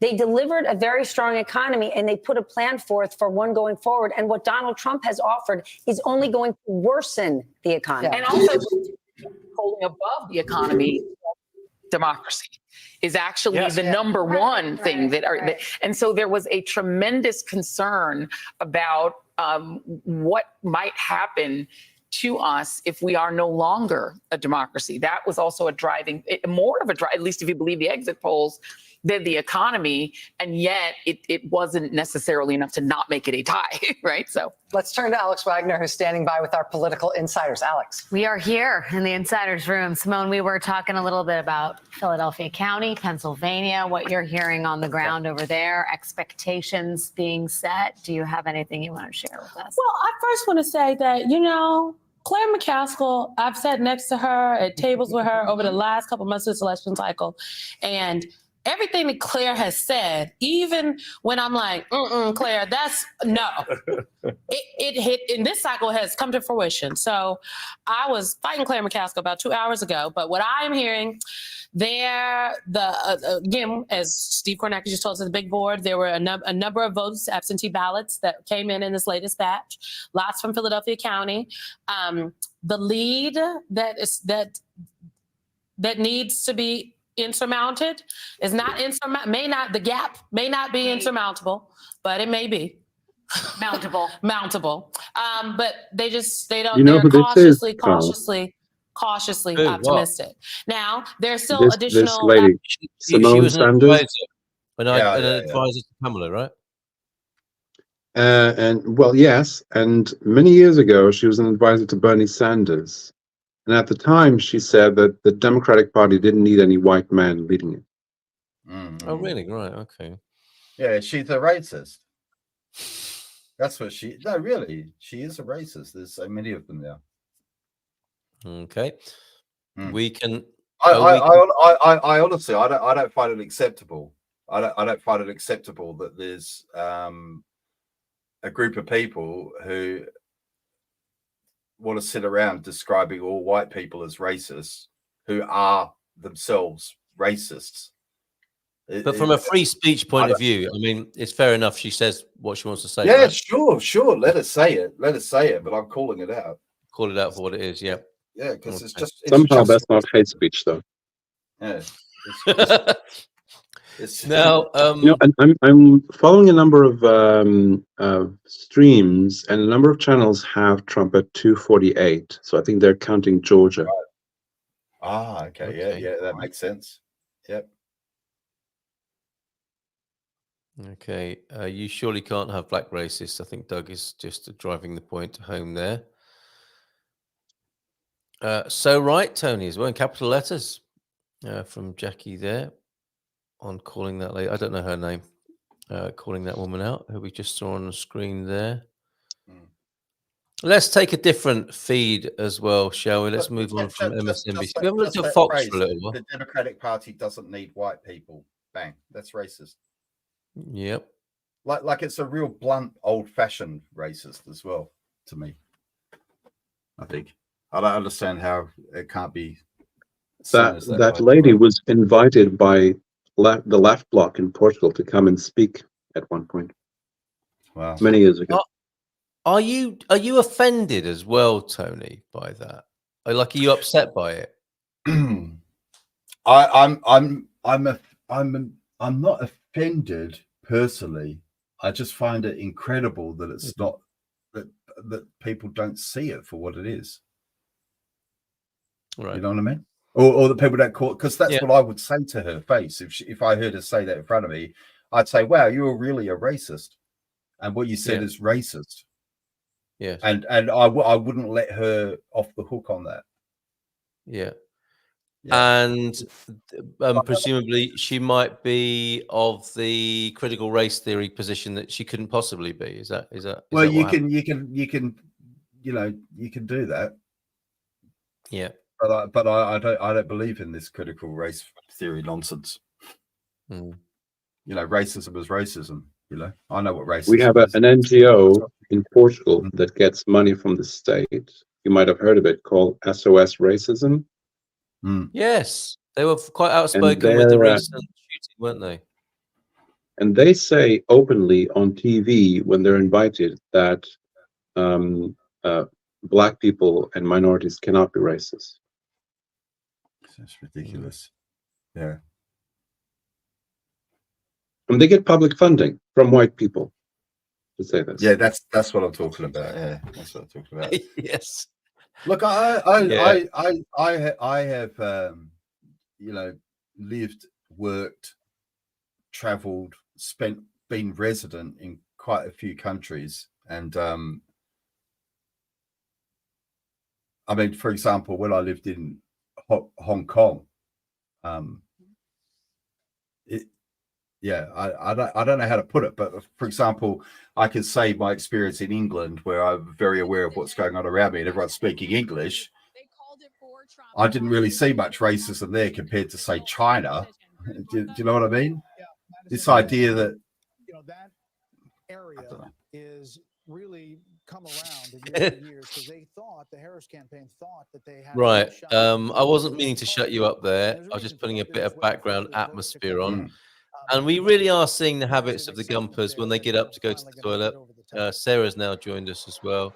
OMG, you really are still here. Good morning. Good morning to you, Sarah. We have been here all night. A black person never called me racist. It's always white apologists, interestingly, from Doug and Ruben.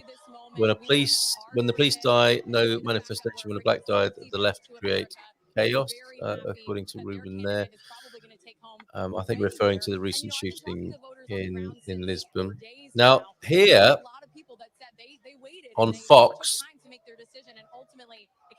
sounding pretty rowdy in the background. Let's turn this up and see what they're saying over there. Are they calling it? In this room, we're at the GOP watch party. Obviously, they're quite excited. Yeah. All right, Madison, thank you so much. By the way, there hasn't been a lot of count in Georgia in the last 45 minutes or so. So we'll see where that stands. We'll get a look at that and see where that's going. But what about Tennessee, which we called a really long time ago? I know everyone's wondering what is happening in Tennessee, but Pete Hegseth can answer that question for us because he is in Nashville. Did you hear, Pete, that we called Tennessee? A while ago. With 0% of precincts reporting, yes, which I very much appreciate. And so did the crowd here. My kind of state. But I'm telling you, we're having a lot of fun. We're at Kid Rock's in downtown Nashville on Broadway. And behind me, I've got a lot of intelligent, independent women behind me who are really fired up about the outcome tonight. I mean, you guys are like John Madden and Pat Summerall calling a football game. Every call you make, this crowd erupts. And when they erupt, it is based on a call you're making. And it's been fascinating to watch the energy in the room increase as the odds have moved in favor of Trump winning. And we've been talking to voters all night. This is what I love about election night. You guys know this. You've got pundits, you've got polls, and on election night, the people speak. And the people here are watching this may be a bright red state where their vote doesn't necessarily matter in the Electoral College, but they're watching their fellow Americans cast ballots on behalf of a candidate they believe in. So a lot of energy, and I think represents a lot of living rooms where maybe families of 4 or 5 are chanting USA as you guys are bringing in the returns. A lot of hope that the former president will be 47. I'm really glad to see that living rooms are being represented as well. I have felt that living rooms are underrepresented, generally speaking, in these sorts of events. So well done, Fox News. Tennessee. Oh, I see. That the whole idea was a Tennessee. Product placement, very nicely done there. Watertight. A little bit of product placement there. Let's go back to Fox then. And this will be the unfortunate editing for us, won't it? A few things. We haven't really talked about fracking in Pennsylvania as we do wait on results to continue to come in there. Views on fracking. This is obviously key in this state, and we know that Kamala Harris flip-flopped on this issue. And so we're looking at how voters responded to that. 62% of Pennsylvania voters say that they favor expanding fracking in that state. Those voters backed Trump by more than 2 to 1. That was important to those voters. We'll see how that turns out. Another big difference, Michigan union voters, that vote is looking about the same with our Fox News voter analysis when we compare it to 2020. What might make the difference for Donald Trump in Michigan? White Catholics. Really interesting. He is at 61% of the vote with white Catholics right. versus at 37%. Have we seen Marjorie Trump Taylor won Greene white tonight? Catholics She by cuts a 13 dash, didn't points she? in 2020. He has run that up to 24-point You know, margin. his first administration was also full of Catholics. There are many Italian Americans and Irish Americans in his administration. You may be wondering that tonight he showed up and gave his speech, and he has had a lot of support, mostly based on the pro-life issue. And RFK Jr. was cutting ads for the Catholic vote in particular in battleground states. As far as I was just going to say, I think, when you look at the margins, at least at this moment in Wisconsin and Michigan, I think somewhere in Florida, RFK Jr. may be breathing a sigh of relief because he could have been a spoiler in those, but it looks, at least at this point, like the margin is big enough. I do think we have to bring up the youth vote again. I mean, what a difference we are seeing from 4 years ago. Those voters under the age of 30 going for Harris over Trump by 8 points. 4 years ago, they favored Biden by 25 points. I mean, this is a huge difference. And we dive in at the state level, you are seeing what a difference that makes where he is outperforming what we saw earlier leading into this in the polls. And how crazy is that the younger candidate, there was a lot of talk that a younger candidate would draw younger voters, but Joe Biden drew them in a larger numbers than she appears to have. Carl, you've been on the back end of nights like this. You have been digging into the numbers. I have. What board do you have for us now? Oh. There you go. Where we Same began. one. It all comes down to Pennsylvania. Pennsylvania that goes for Trump will settle the contest. It'll be mathematically impossible for her. Look at him with this little whiteboard. As And you I'm looked at here tonight, with my what did you poster. see as it unfolded? As it unfolded, a little bit of change. Earlier in the evening, it looked like he was doing slightly better in the big city urban areas. And in some suburbs, like in Georgia, he was not doing as well. But tonight in Pennsylvania, for example, he's doing better in all 4 of the southeastern suburban counties, as well as doing better in the rural parts of the state. And it is an unusual coalition. It's inner city ethnics, it's Catholics who have been for decades the principal swing vote in America. Increasingly Hispanic voters among them, and he's knit together that coalition tonight, along with working class people and small towns and rural parts of the country. If I could just add one data point from our FNVA on Pennsylvania on the white Catholics, it looks like Trump is running about 1 point, almost exactly the same as 2020. In fact, Trump's actually down 1 point with the white Catholics in Pennsylvania. So that's about the same. But union voters, up with the he's also Catholics and seeing down with the a down white arrow there, Catholics. about 3 points. He's running Crazy. down below his 2020 levels. So there's still hope for the blue wall for the Harris campaign. What are you hearing? That there's still hope. Obviously, I didn't love to see the go take a nap and we'll get back to you in the morning about all of this, but we do have to keep in mind that the race in 2020 wasn't called for days, that Biden won Pennsylvania on Friday of that week and Wisconsin on Thursday, I think that it was. So we'll see. I think it's close, that there's vote coming in. There was, some conversation over how much of remaining vote in Philadelphia existed, and there was an extra 120,000-ish votes that were out there that could go into Harris's column. Two things, though, that I've been thinking about. One, and Dana knows this well, how much I love to throw out a good door-knocking stat, right? So 2,000 door knocks a minute for the Harris campaign. Does any of that stuff matter anymore? And we'll see how this pans out. She could win with the simple route through. She already, getting Nebraska second. But the Harris campaign ran a conventional campaign, right, where raising money, souls to the polls, that kind of stuff matters. Will that be the path going forward? The second thing is, if this night doesn't end up going in Harris's direction, and barring some big change, she will have underperformed Biden in 2020 in every single demographic except college-educated women. And even with college-educated women, it wasn't the overwhelming win that we thought it was going to be, or that was projected in some of these very prominent surveys. And when you think about the fact that there were some people, I didn't think we were going to win Iowa, but that we had seen surveys where he was only up 5 in Kansas or up 3 in Ohio.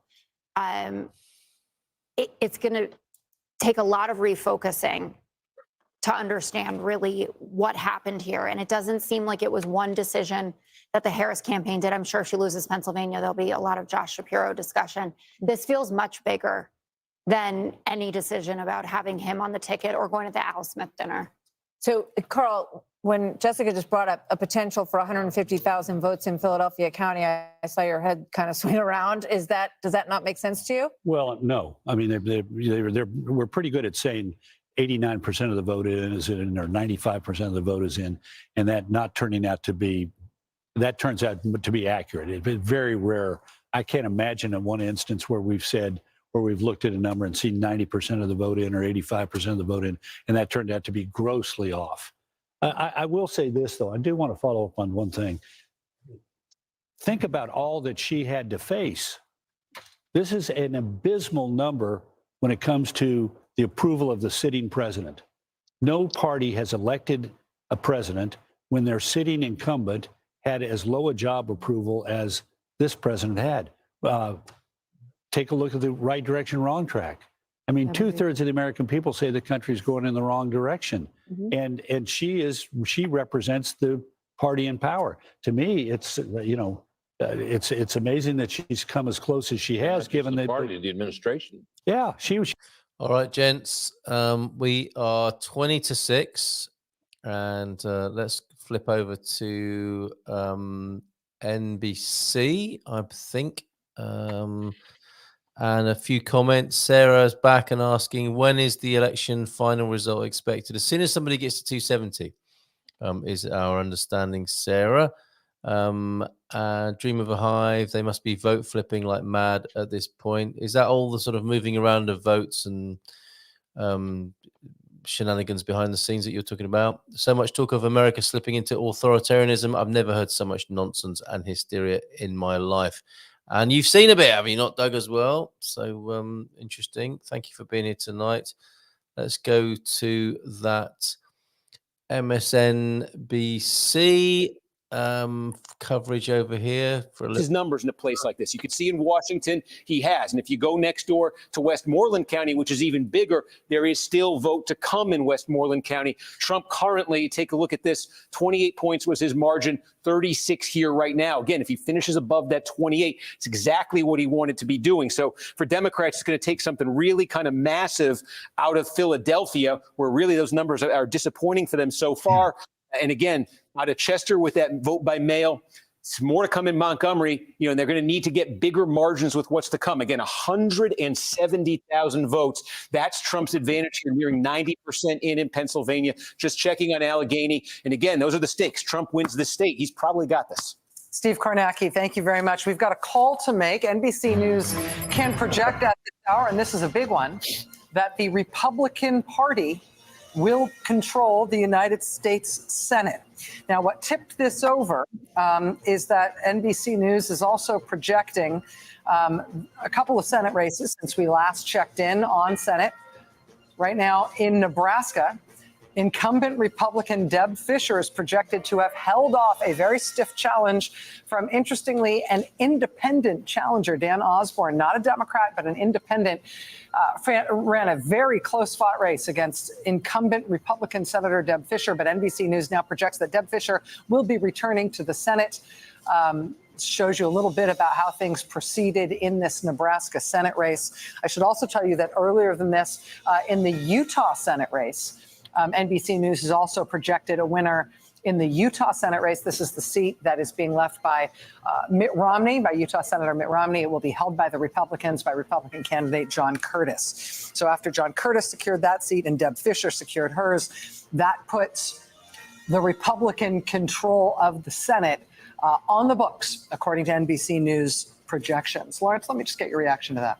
And this is huge because in the event of a Harris presidency, she probably would not be able to get any federal judges confirmed. I mean, any, like not any district court, not any appeals court, not any Supreme Court for an entire 4 years. What do we think is happening now? Tony, Miguel, what's happening? Are they just filling in time? And in the back of their mind, they're thinking this is not going to be figured out for days now. Maybe. I think this is what they call a lame. Isn't this what they call a lame duck president? So even if what they're saying is even if Harris won now, she would not be able to get anything done because both the Senate and the House would be Republican controlled. Yeah. I think that's what they call a lame duck. They might have corporate interests in common, but yeah, point taken. Miguel, what do you make of this? I just had an interesting analysis to read. So even in the states that Trump lost, take New York, it used to be a plus Democrat 23, Democrat plus 23 state. It became a Democrat plus 12 state. New Jersey used to be a Democrat plus 16 state. It's now plus 4. And it's this way across the board. Connecticut used to be Democrat plus 20. It's now plus 8. So Trump lost, but there were many people who went to the polls regardless, specifically to vote for Trump. Hey, who's this guy? Who's this guy? Harris campaign co-chair addresses supporters. What's he going to say? Some volume on this? Okay. Good evening, HU. I want to say good evening to all of the Harris campaign, the campaign family. Thank you for all that you have done. Thank you for being here. Thank you for believing in the promise of America. We still have votes to count. We still have states that have not been called yet. We will continue overnight to fight to make sure that every vote is counted, that every voice has spoken. So you won't hear from the vice president tonight, but you will hear from her tomorrow. She will be back here tomorrow to address not only the HU family, not only to address her supporters, but to address the nation. So thank you. We believe in you. May God bless you. May God keep you. And go HU and go Harris. Thank you all. What's that about? Richmond, the Harris campaign co-chair, speaking to what is still a considerable They crowd. want to make sure at that people Howard don't University. leave. That would look bad. Well, they are. So, someone on Twitter said Trump is on path to declare victory within an hour. Okay. But that's Alex Jones, and he said that an hour ago. You rascal. Okay. They did, but they did turn the frogs gay. They did turn the frogs gay, yes. All right. And let's go to on extremes and self-righteous individuals. Let's have a listen to James O'Brien here. Oh, hold on. Let me bring it. Oh, James O'Brien. God, please.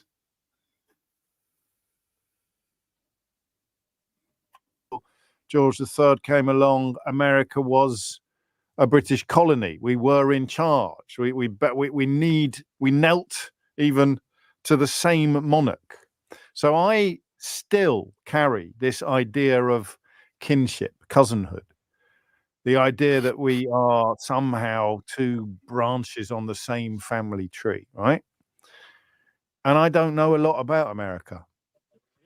And I think that is one of the reasons why I have struggled so much with the willingness of half of America to support an adjudicated rapist, a serial, a self-confessed sex offender. You can make the list yourself. When, like me, you feel abject befuddlement, let alone despair, but you feel abject befuddlement about the fact that half the country is prepared to support him, when half the country doesn't see it as clearly as Sally in Horton-on-the-Hill sees it and goes, when given a choice between a rapist and a non-rapist, for me, it will always be the non-rapist. You can't quite get your head around the fact that we're still having the conversations that we're having. What is it about America that Brits like me don't understand? James O'Brien, who literally supports the rights of a man who machetes 3 little girls to death at a Taylor Swift dance-off, as opposed to some protesters who threw some rocks at police. That's who he is for me. I can't. He's got no credibility with me at all. Sorry. No. I can answer his question though. Oh, go on. I know why he doesn't understand the world. It's because he doesn't live in it. If he lived in reality, he might understand it. Trump was never convicted of rape. And besides, wasn't it the left who told us that politicians' private lives don't matter? Yeah. What about redemption? What about, it's just, they're not real people. I swear, sometimes I find it really disorienting. Sometimes I've used that word twice now in a week, but sometimes it's apt to use that word because they're all arguing against a caricature. Yes, yeah, it's not reality. That's they set the caricature up, didn't they? And then it's like it's proper straw man stuff, isn't it? It's create the caricature and then criticize it. And then do you know this channel called Stephen Crowder? Oh yeah, I've heard of Stephen Crowder. Yeah. Crowder made a very insightful video a few weeks back. The video was called "Every Republican is Hitler," and he traced back even to Eisenhower. They were calling every single Republican candidate Hitler. Yeah, someone mentioned that earlier on this evening. Yeah, but all of them were Hitler. All of them. It was unbelievable. Yeah. Nixon was Hitler, and Romney was Hitler, and everyone was Hitler. Yes. And so the same thing happened to Trump. Even a former Democrat supporting donor is now Hitler. Yeah. My little flaming of James O'Brien, I quite like. I just feel like I'm quite impotent in his within his blast across us all, and his sort of his own sense of pristine worldview and how we've all got it wrong. It's always like this. It's always got this name. It's like smugma levels are off the scale, aren't they?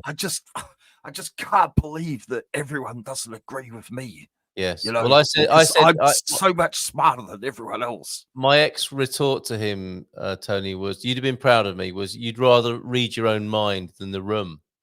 Yeah. And I just he doesn't read the room. He has a few people who he knows will agree with him and love him for what he's saying, who are in a similar sort of reality there. They swallowed their own lies. Okay. Well, I did share that with you. A view of a notable, if not wholly liked, broadcaster here this evening. That's James O'Brien on LBC, who've done their utmost best to spoil any support for Trump in their own way. Nigel Farage was on there, and one of their best broadcasters, Majid Nawaz, who was quite the voice during the pandemic. They fired him as well, so they've got quite an interesting collection at the moment, with O'Brien leading them. It would appear. Oh, and Nick Ferrari as well over on LBC. Anyway, that's nothing to do with what's going on in the United States of America, where there's a little bit of movement. We have now 6 more electoral votes for Trump. So let's bring that back onto the screen. I think Fox have got that on their screen at the moment. Oh, 248 now, I think, possibly. Is that right? Is that what you're seeing on the screen there? 216, 248. They finally added Georgia. Okay, so there we go. 216, 248 on the screen at the moment there. Yeah, right there. The scorecard of this epic battle coming up to 6 in the morning now. Is it light yet where you are, Tony? The mornings are lighter, aren't they? Not yet. No, I don't think so. Okay. Associated Press are lagging behind. They're still at 210 and 230. Interestingly, Trudeau, not seen much of him. 95% chance of victory. New York Times. Okay. All right. And Jackie can't wait to see what Trump makes of Trudeau, or Turdo, as some people call him. Castro. Wow. Right. Castrodo. Justin Yes. Castro. Where's Dave gone? Dave would have been all over that if Dave Philippe had still been here. He was with us for a little while this evening. Some interesting characters have joined us throughout the evening, probably mainly because of the Portuguese, actually, to be fair. And hopefully we'll have a few more viewers of our regular Munson and the Geeza show. That's a Tuesday night at 7 o'clock. I think Miguel, we'll have to get Miguel back, won't we, for that Munson and the Geeza slot from time to time, Tony. 216, 248 still. That's what we're seeing. That's the scorecard. Congratulations, Carl, and your guests for staying the course. Very impressive. Only 3 hours to GMP. We've got this. I think Tony's right. If there's a result, we can have a break. And I will be back at 9, but there's no point just sticking around, let's say, for 2 hours. Well, showing one of these two. Don't get carried away. It's not like the BBC coverage of the demolition of WT7. These are the slides that I've made.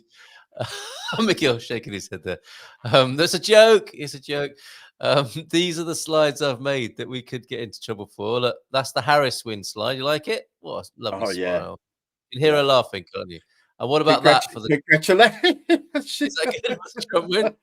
What do you think? It's not the same when it doesn't include her cackling laugh.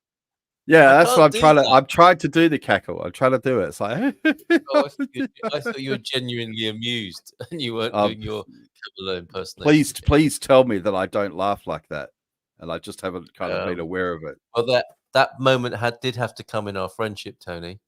It might as well be now. Yeah. Sorry to let you know that your laugh is pretty reminiscent of Kamala It Harris. really is. Yeah. I was trying to put my finger on it, and now I know. Okay. Right. Okay. This seems like an interminable wait now, doesn't it? What's the hold up? Come on. This is the age of AI, isn't it? We're supposed to be afraid of robots at the moment. We have the most incredible technology that is, with all sorts of fears we might have about technology.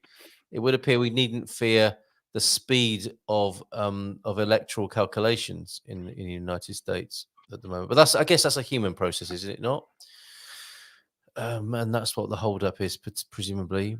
MSNBC right now live are still accusing Trump of threatening Liz Cheney with firing squad right now. Yep.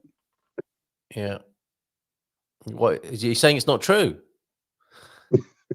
Kidding. No, that's what he's saying about Trump. He's saying he's saying all of them. He's just in a row going. A man who said he was going to be a dictator from day one. A man who said he was going to put Liz Cheney in front of a firing squad. Which, by the way, some would say, not me, of course, but some not would say. You, Tony. Yeah.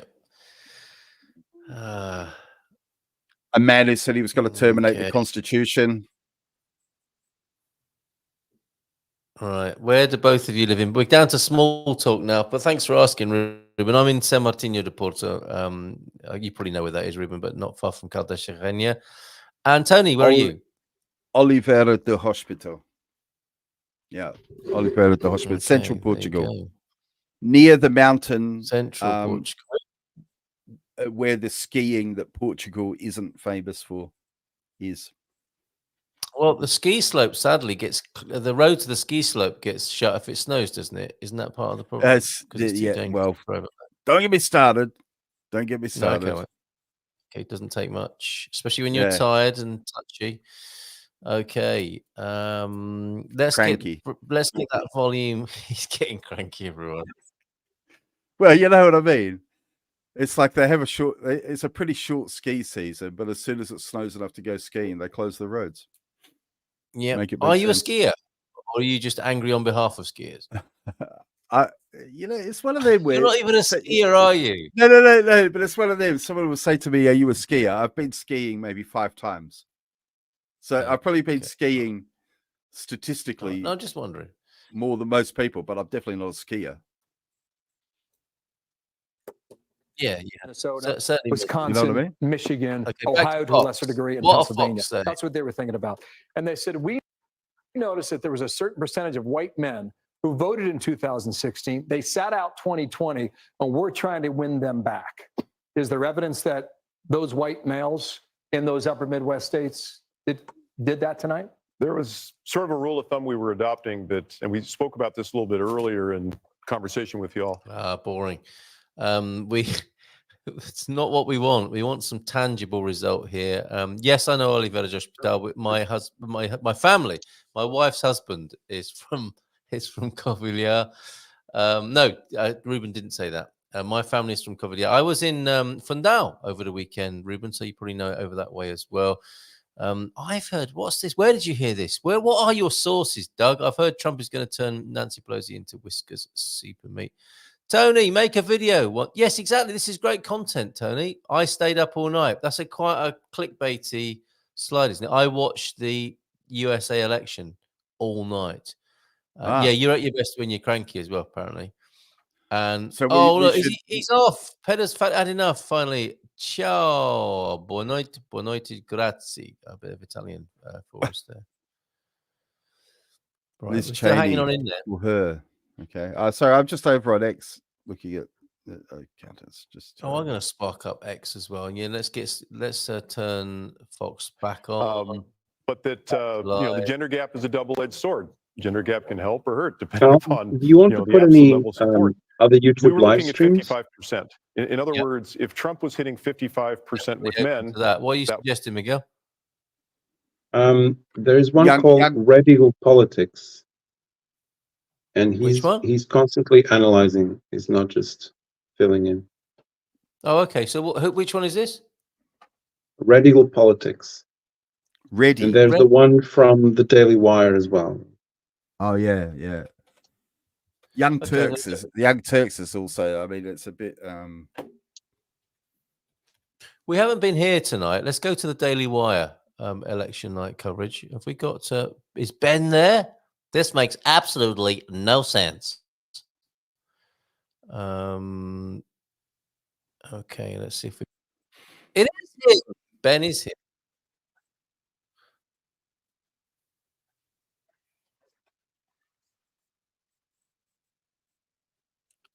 This is as well.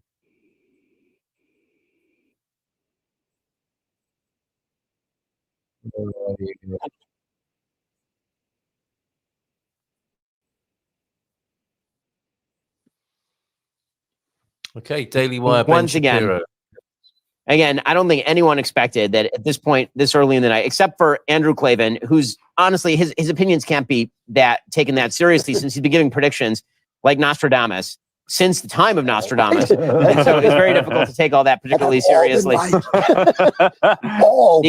only negative aspect of this whole evening is what happened?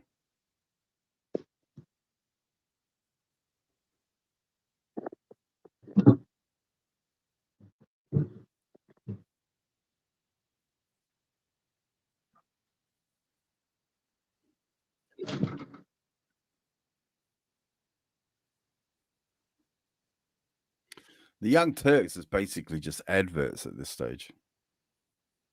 And they're asking for money.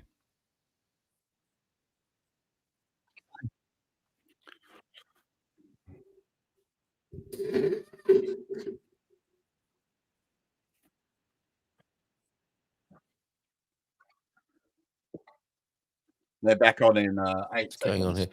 The Young Turks.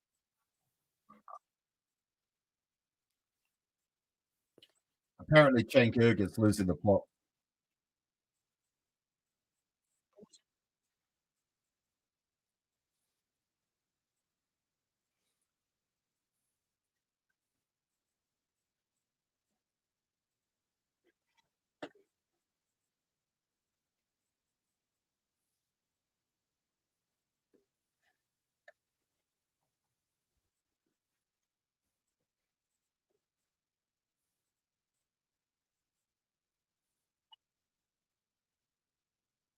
Oh, look, bless you, team of a hive.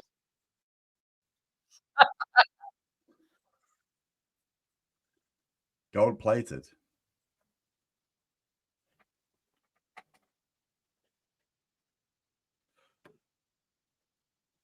Thank you very much. Thank you very much. So that's one matchstick each.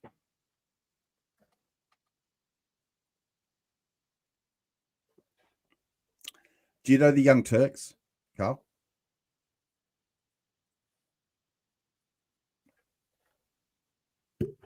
Is my microphone still working? Sorry, man. Just turn Ben. Daily Wire's feed is very hot audio-wise. What did you want to share there? Well, it doesn't seem to have come back on. The Young Turks. Oh, okay. Do you want me to? Yeah, go ahead and share it on your end, and we'll have a listen to them. All right, here we go. Portuguese is sharing the Young Turks. counting is expected to go beyond election night, and we know that. But you need the ballots. You need the votes. You got to find a way to find them, and she's got to find over 200,000 in 2 states and over 100,000 in another. She's only down 13,000 in Arizona, but Arizona alone and Nevada. So we're finally seeing some numbers in Nevada, and Trump is up by about 35,000 votes there. But everything has to go right now, and nothing has gone right tonight for the vice president. So doesn't mean it can't.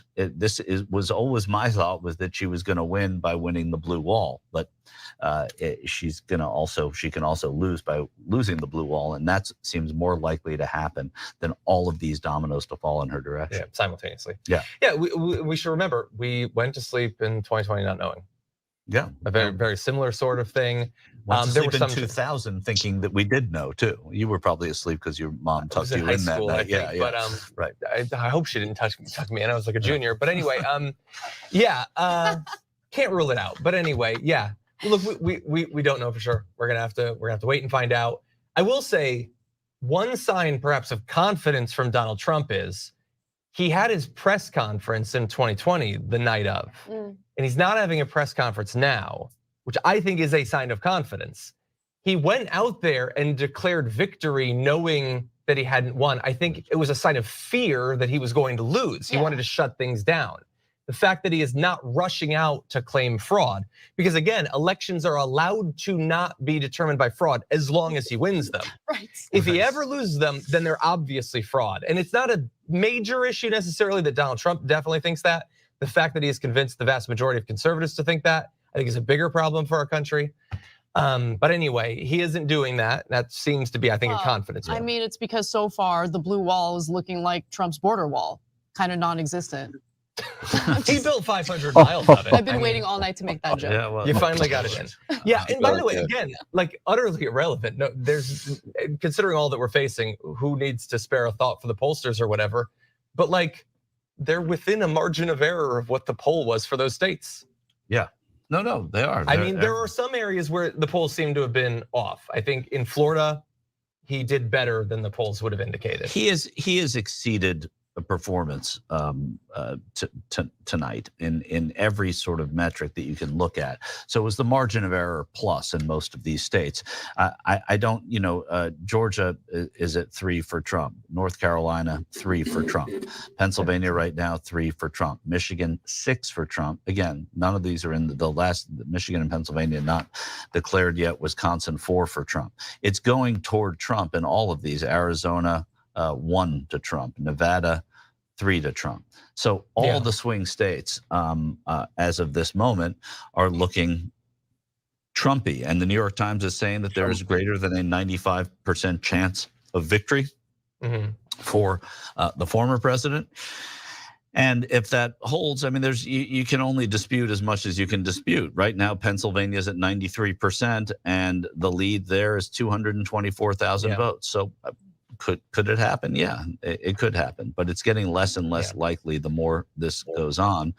And one thing that I am bullish on is, in realistically so, is control of the House going to the Democrats.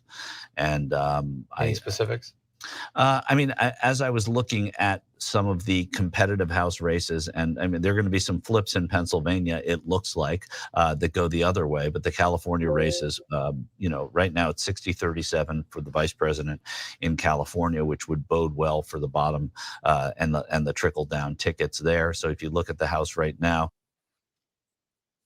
Okay, we've had some pretty good and broad coverage tonight. That was the Young Turks and a little bit of the Daily Wire. Elon Musk, it seems to be continuing in his quite confident way as well. He's just posted this on Twitter, reminiscent of when he took over. Well, when he took over X and Twitter. Oh, yeah. Let that sink in. To the in. White House on this occasion here. So he's still looking buoyant. But I guess, like we said before, he's kind of shit or bust, isn't he? He may as well be confident to the very bitter end. Here, Owen, good to see you, and John's back as well. Owen's got some scores for us at 210, 246. I'm seeing at AP, the Associated Press, it's 210, 247 now.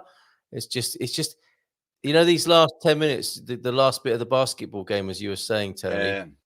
The increments seem to be slowing down and getting smaller as well, don't they? Even though we're getting a little bit closer to 270, the amounts that we're stepping there in are getting smaller, it would seem. Joao Ernesto, John H, BBC reports Trump wins both key swing states, North Carolina and Georgia at the moment. Let's have a little bit of more fun over at Twitter then, or X, I should say. We're streaming over there. Thank you if you've been watching us at all on X. There's Musk. And he's let that sink in meme. My husband said to me, this is Channel 4 in the UK, I hope you and Trump are happy together. Trump supporter Valerie tells Francis Reid that her loyalty to the candidate caused her divorce. Wow. Christine Anderson, announcement at the Harris HQ. Harris will not address the crowd tonight and has apparently left the building. Guys, is this it? Oh my God. If real Donald Trump actually pulled this one off, that would make this day the happiest day I had in quite some time. The people rule, says Christine Anderson there. And is she the MEP? She is, isn't she? The people rule once again. Hallelujah, says Christine Anderson there. Wow, okay. That's the sort of thing you were complaining about, I think, about X. No way. I don't think we need to see Camilla Cabello flashing at the moment. Let's go to something that's trending. Don't think I want to see Keir Starmer either. Let's go to the trends then and see what's happening on the Portugal trends.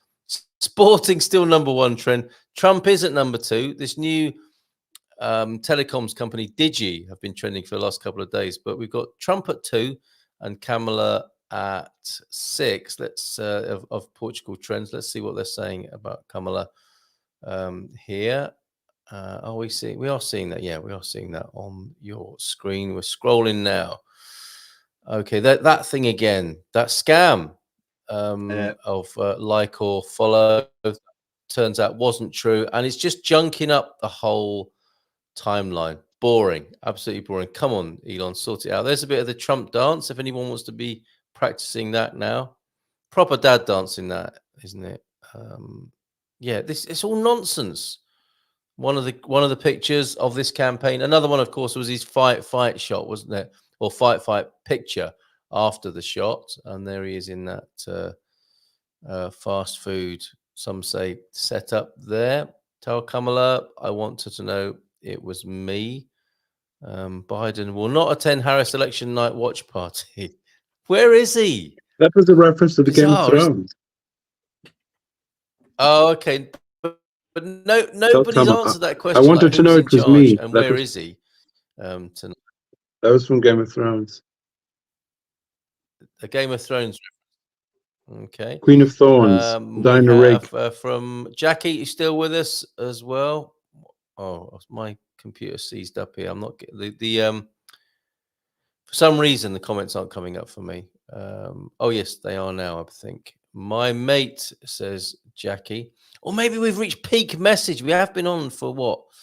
11 hours now, Tony. I'm just looking at this guy. My mate is going to have a wobbly when he finds out Trump is in. It's not a given yet. I'm going to take Matt Wallace. It's looking more and more likely as the night goes on that Liz Cheney will be facing a firing squad. MSNBC. Funny. Okay. Kamala Harris supporters are crying there on Europe invasion. That's what you might expect them to say over there. Is that the woman you were talking about earlier on? I think it might have been. Right. Scrolling through, Kamala, not seeing anything. I saw a tweet that said especially interesting or funny. So a tweet that said it seems that Liz Cheney won't be Secretary of Defense after all. Okay. And Biden is in bed when Tony should have some time ago. And it really seems to be seizing up a bit now at my end here. Trump is going to release the Epstein files.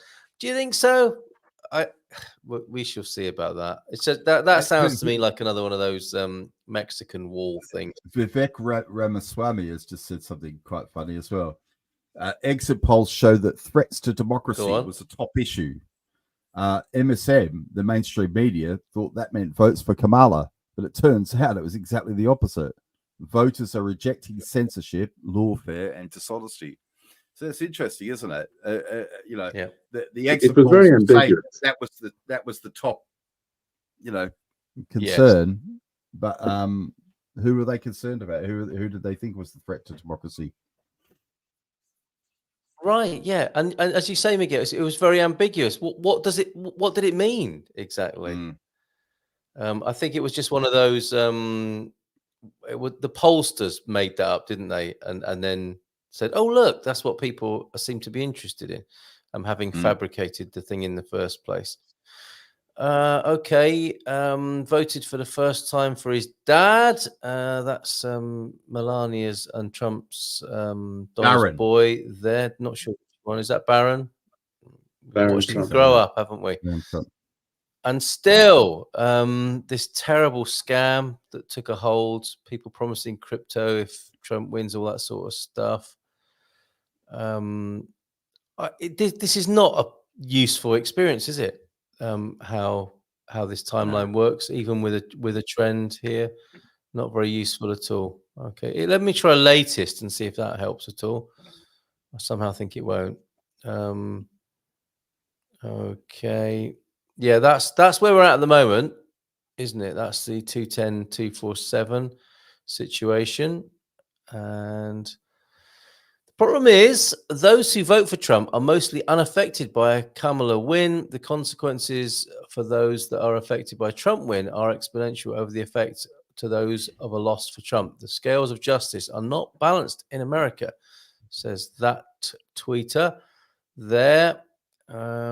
I'm not seeing anything especially interesting. That's not a very nice word to use. A heroinchi with Elon just trying to add a little bit of levity there with these let that sink in. Trump wins already. I think we're going to see a lot of this, aren't we? That was 12 seconds ago. Unless they know something we don't, I think that's just a bit of wishful thinking. Has something happened that caused that person to post that gif up there? I'm going to take that off for the time being and go back to a bit more courage. Nothing. Still nothing. Okay. AP still showing 210 to 247. Let's go back to the Daily Wire, who seem to be all looking into the. Oh, they've got their cigars ready at the Daily Wire. Oh, really? Let's bring them. Yes, maybe they know something we don't. So I'm going to bring the Daily Wire guys back onto the screen. Who do we want to climax with, as it were? Have you any? Oh, are you putting your hat on especially as well, Tony? Just in case. What are these chaps saying over the Daily Wire? Just in case. A different candy now. And I warned you, M&Ms, forewarned. Cigars, I need an update from Pennsylvania as I glory in this trade. Okay, so really Mars Wrigley has failed us. M&Ms are made in Hershey, Pennsylvania. Done. It's performing exactly like it.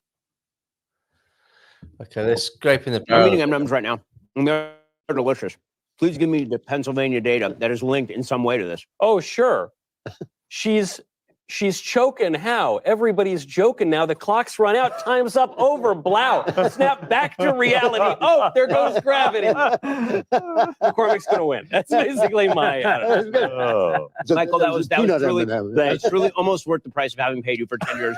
Absolutely not. Brett, I'm going to go back to you since you have data. So what's the story in Pennsylvania? Why are we waiting to declare it? Yes. How long do we have to stay up with this? Yeah. What's the story? I have no clue why we're waiting. Right now, Philly. Harris. Wow. And a flat turnout. So this goes back to what we've been talking about. Democrat counties are turning out at 2020 levels. Republican counties are turning out above 2020 levels.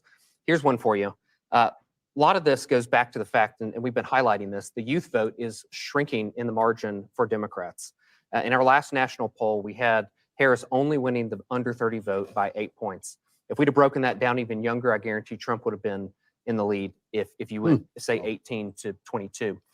So Center County, Pennsylvania, which is the home of Pennsylvania State University, Biden won it by 4 in 2020. Trump is currently up by 4.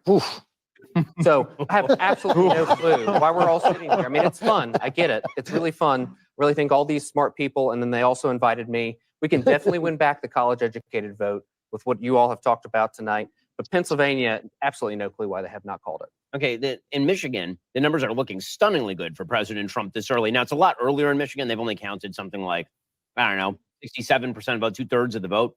But Trump's up like 6% in that vote right now. I assume it's going to come down. I assume it'll be a little bit closer. But what that does mean is that Mike Rogers, who is widely expected to be trailing in that Senate race, is running really strong against Alyssa Slotkin right now. And if you had to put money on it, you say Republicans maybe get 55 Senate seats out of this thing. They could potentially. And it's one of the really interesting stories of this cycle where for pretty much all the Senate races, the Republican Senate candidate was polling 4, 5, 6, 7 points behind Donald Trump in the margin. And it really looks like as people went to go vote, they looked at the blue and the red jersey and said, I have to pick one. And I'm going to pick the red jersey across the board, especially in these Rust Belt states. So Dave Sunday, the Republican nominee for Attorney General in Pennsylvania, declared the winner there. I think that is a harbinger of what we're going to see also coming out of Pennsylvania. But if you look specifically at Michigan, so there's a county, Oakland County outside of Detroit, suburban area. Biden won it by 14. It is almost fully reported, and currently Harris is only up by 10. So not only are these returns in Michigan flat on turnout from these Democrat-leaning counties, she's not even getting the margin that Biden was getting. So this kind of goes back to what we were talking about with the union vote and how she was definitely going to underperform Uncle Joe with the union vote. Another county that we talked about earlier, Eaton, which Biden won by, Biden won by 1 in 2020. Trump won it by 5. And that was before we were at like 80% reporting when we were talking about Eaton a couple hours ago. It's fully reported, and it still is Trump plus 5. Montcalm County, which I didn't know was a thing before tonight, Trump plus 38 in 2020, now Trump plus 39, and a 7% increase in turnout. So it keeps going back to the story. Democrats flat at 20, Republicans overperforming 20, and this is how we're getting the map of potentially a Trump sweep of every single swing state. Wow. It is amazing, amazing stuff. And I do have Mike and Ike's on the table, so prepare yourself for that one, Brent. But next we come to you. Our election map coverage this evening is made possible by our sponsors over at Lumen. Hack your metabolism with one simple device. Understand your body. Oh, please. That's live streaming like it's a sponsored video, isn't it? Yeah. Okay. There they are. They seem fairly certain, don't they? That there's going to be a Trump win announced quite soon. Jasmine's joined us. Please win, Trump, says Jasmine McPherson, who also says Trump is winning at the moment. Oh, and okay, that's their camera on the Trump gathering. Okay, I'm going to turn them back up again. Over. We are, I mean, I think it's not impossible that you even get a concession phone call tonight. Okay, so Donald Trump's new name is the glass ceiling. Because Donald Trump has not just stopped one, but 2 women from becoming the first female president of the United States. And he now has the opportunity to do the funniest thing ever. And at the very end of his presidency, declare himself female and become the first female president of the United States. Even the New York Times has taken Pennsylvania to very likely Trump.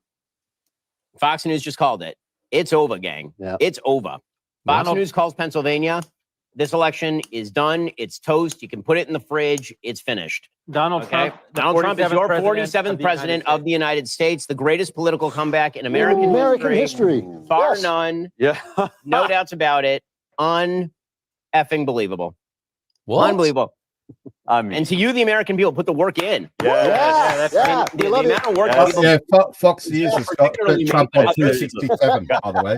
It's just, if you go to the foxnews.com, they've got it on 267. All right, let's. So they seem happy and certain over there, don't they? The Daily Wire, which they're lighting their cigars.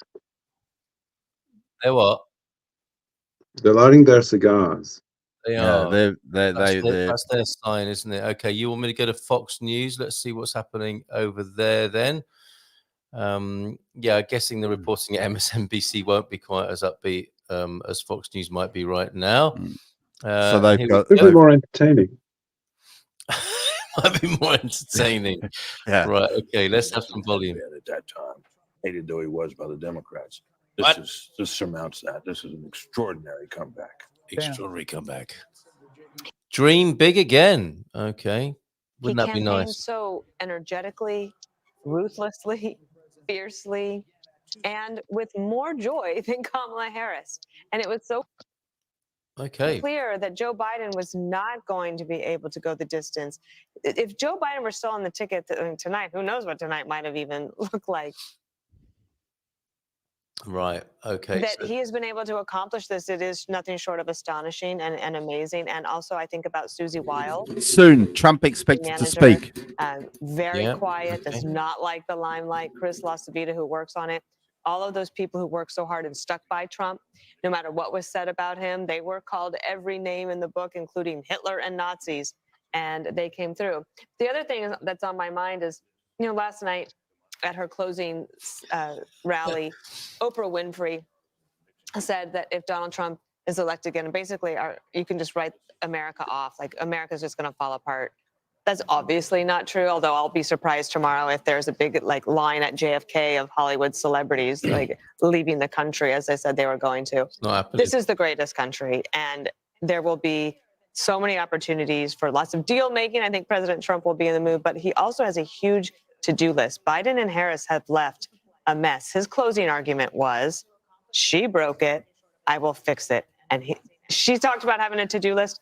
He's got a big to-do list, but he thrives on it. And you saw that through the whole campaign. He is, I think, enthusiastic about doing the job of being President Harold. And it is just an absolutely remarkable. I think if you wrote this as a movie script, people would say, this could never happen in the United States of America. He's a single, I've said this before, he's the single greatest political athlete I've ever seen. Out at the, and tonight he proved why. There were moments in the campaign where I thought he said some things and did some things that I didn't quite understand, that I thought maybe detracted from that. But tonight obviously proves that too. He also ran a traditional I'm going to put that lower down in the background. Can we get a stream from Trump HQ? Because everybody's got their phones out. So maybe I don't know where to find that, but we can give our own commentary here. I think I'll put that a bit clearer on the. So this isn't an official result. They are just claiming it, right? That's what we're seeing in front of our very eyes. No, it is official because, well, Fox News called it, so that's it. Okay, so that's it. It's fact checked to your satisfaction. I just sent you a link to the stream from. All right, let me see if I can find that in time. So this is quite at the moment, isn't it, in history, whichever way you look at it. Thank you, Mr. Tony, for sending me that. Understand how some in the mainstream media are going to take this, because it was so over the top one way that they thought it was done. There was a landslide prediction from a lot in the media that he's going to have the landslide. It looks like he's going to have the landslide tonight. Yeah, it's truly remarkable. Okay, let me see if I can go over quickly. I'm going to shut all the browsers down so we get a nice clean stream of this. So you're thinking this is the moment, Tony, yeah? That what you sent me here, Trump HQ or the rolls on. And this is not just a victory for the White House tonight, but also this is the end of the old Republican Party, which of course Donald Trump took on. That was the first thing that he did, the very first thing that he did in 2015. Oh, they're playing Fox News out, are they? The Republican Party is no longer. Oh, really? So we've gone to watch them watching what we were watching. Yeah, we're hearing the sound of it, but we're getting better pictures. A far more practical party, I think probably a far more durable party. Well done, Tony. Thank you, Miguel, for joining us, sandwiching us. It's been quite the night, isn't it? Thank you, Dream of a Hive. Thanks to Jackie. I think we lost Peter. That was inevitable in many ways from what you were saying earlier on. Thank you for your gifts, Dream of a Hive. Owen and John are back, I think. But it is truly extraordinary, and it is all. Thank you. One guy. Don't go yet, though, Miguel. Let's just see this, because I guess we should hear this speech, right? Accept anything, all of the experts counting him out, and he just kept on fighting. So, have we called it then? Do we put our slide up? Do we officially call it? But when you think about it, he came back from a series of them. I mean, would you like to his do the party honours, lost Tony? And lost in the midterm. I don't know what's happening. Is he going to come? I don't know what's happening. That didn't stop us calling anything They before. had a major disappointment in 2022, which, one might have thought after all that the party wouldn't turn to him again. And yet, in the face of that, plus all the things that Martha enumerated, the indictments, all the other troubles that he had. For him to There we come go. back How to about that? is That's really better. quite And think about how toxic he was after, say, January 6th. And then you're looking at races now in states where Donald Trump very well may drag Republicans, and he's overperforming in a lot of places fellow Republicans. It really does. I think there are parallels to 1980, Mark Penn. When you look at Jimmy Carter, we had hostages in Iran, we have hostages in Gaza right now, very high inflation and a malaise in many ways in the country that I think these people who have been called a lot of names have had enough of. What is your impression of what this means tonight? Well, I think this means a lot to a lot of people. I think the working class are looking for a renewal of American jobs. I think people are looking for a border that is sane and an immigration system that works. I think a lot of people over in the Middle East are looking for Iran to pull back in the face of a president whom they fear. And, look, I think it's going to be incumbent on the Democratic Party to understand that the people have spoken and to dissemble and dismantle this lawfare system that they have built up here, which is going to raise a whole series of questions that are going to have to be answered now. But they cannot say that they are better than Donald Trump and recreate a system that does not recognize that he won and the people have spoken and he is going to be the 47th president. We haven't talked about foreign policy a lot, but imagine the Saudis, making a normalization Sounds like something's occurring then, with isn't it? Israel in the face of a new president here. I'm going there tomorrow night. Imagine a Ukraine deal that Donald Trump talks about. Kevin O'Leary, what is the market going to do? You're going to love this. What's happened here is the system self-corrected. When you try and break the American model, it fixes itself. And I think people should give credit within the Democratic Party. Donald Trump saved them tonight too, because they're going to have to take a spatula to these policies and bring it back to the center over the next 4 years. And in a way, reset. We talked about this earlier, but he saved entrepreneurship. He saved the entire model of the S&P 500 because taxing 20% higher was a really bad idea. He saved the world. Capital, and this is why you know what I mean? I intentionally. Well, now you mention it, I guess I did. Go to Abu Dhabi, go to Riyadh, and say it's 21% corporate taxes, 100% not going to change. That is very important for people like me that bring capital back to this country. It fixed itself. It fixed itself. And I think that's why America works. It has worked for 200 years. When it gets too crazy, it fixes itself. And whether you love Trump or you hate him, every Democrat owes him a thank you very much, Mr. President. By the way, as the markets, the power market, and all those elections. Every Democrat, oh my goodness. Exponentially. Thank you very much, Mr. President. Right. So you're buying later. Speaking of Bitcoin, I'm also struck What? by just calling Pennsylvania here. I mean, we Dana. were speaking of Bitcoin, weren't Trump we? embraced Elon Musk in an enormous way. A lot of stories were written that said that he was going to blow it in Pennsylvania, that the people who were working on his outreach teams didn't know what they were doing. He's going to. And he got a lot of criticism. Remember, Well, my alarm's just gone up. For registered Oh, gone off voters. 6:30. Selena Zito, who's somebody that we follow and we've had on the show many times, and she knows that area very well. She said the people of that region love somebody who is a big thinker, who wants to create jobs, who is like looking into the future, and they can get behind that. And they love somebody who can really lead. And leadership takes courage. And you have to be willing to make decisions where you are going to be criticized. I think this is one of the problems that Kamala Harris has always had. She doesn't want to take a position on anything. We haven't even talked about how in California, the law to basically make shoplifting illegal again passed overwhelmingly. Is that a good acronym? Gascon, Make shoplifting illegal our again. friend, the DA in Los Angeles, lost by 22 votes. I mean, this is in California, so it was everywhere. And 2 days before, 22 points, thank you.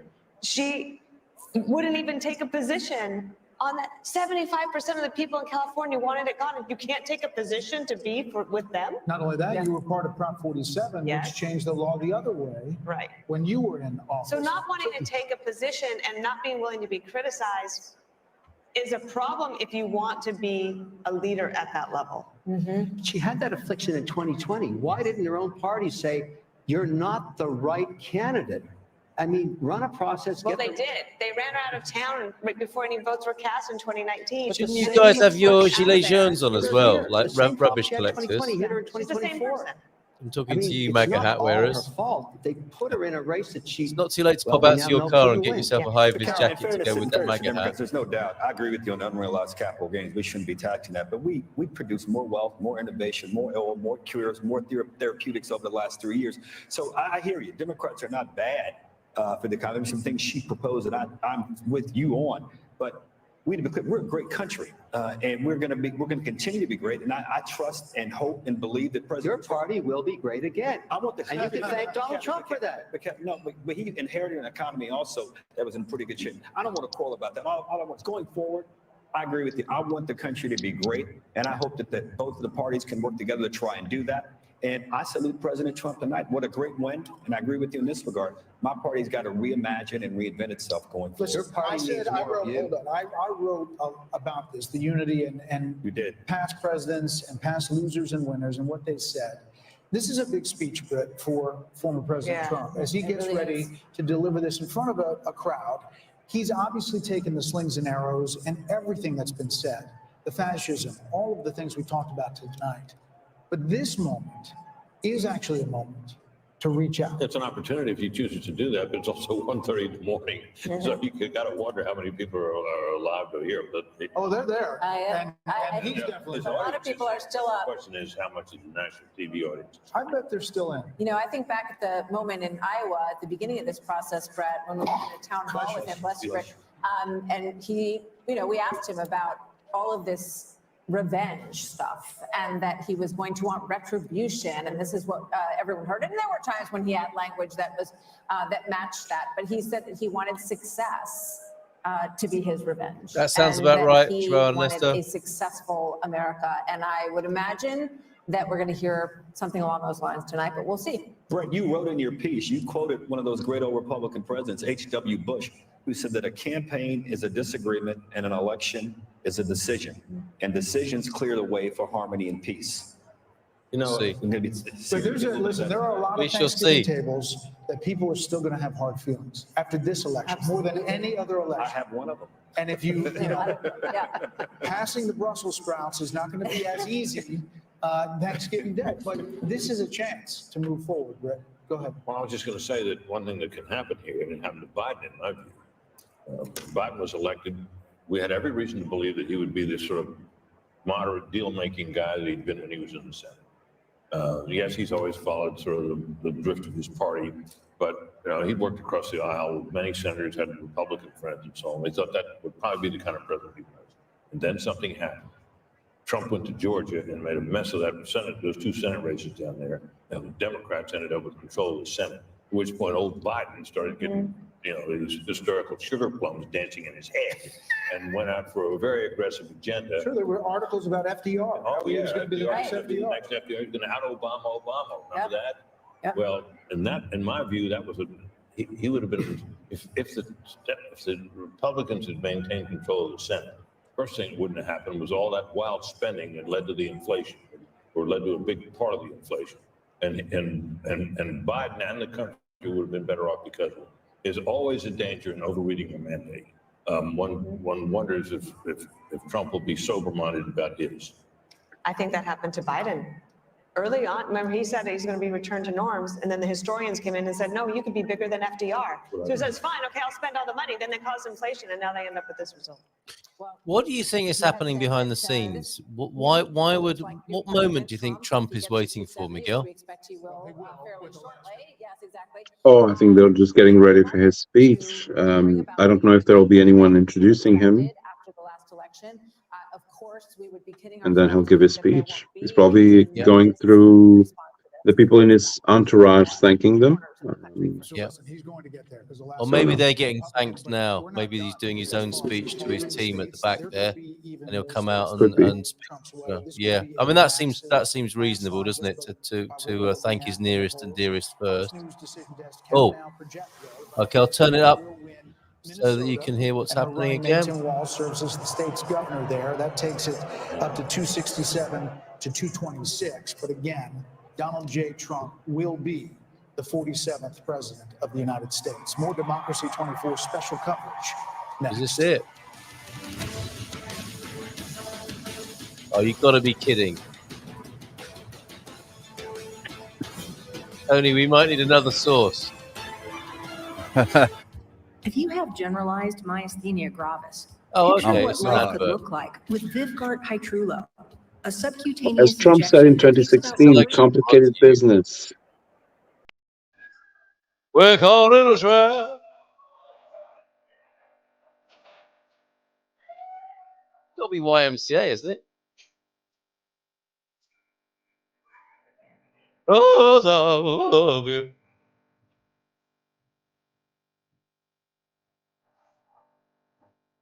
Oh, why can't you see?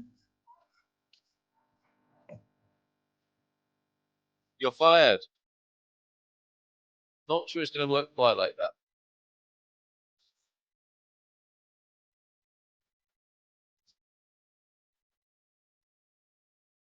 I need to pee. I wonder if I should go now or not.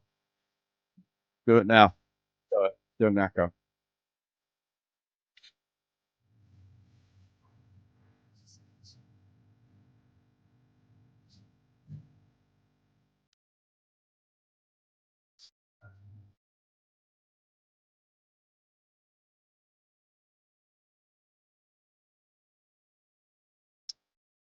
I guess when you're the president, you can keep people waiting.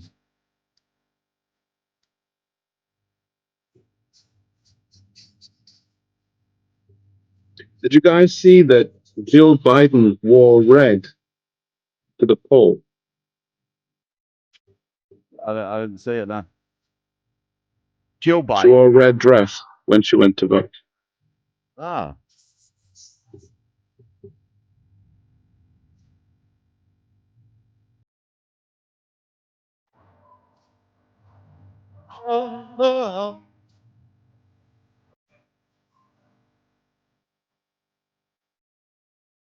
Okay. Yeah, it's interesting. I wonder if she was trying to be a smartass, you know what I mean? Well, that's how people interpreted it. Yeah.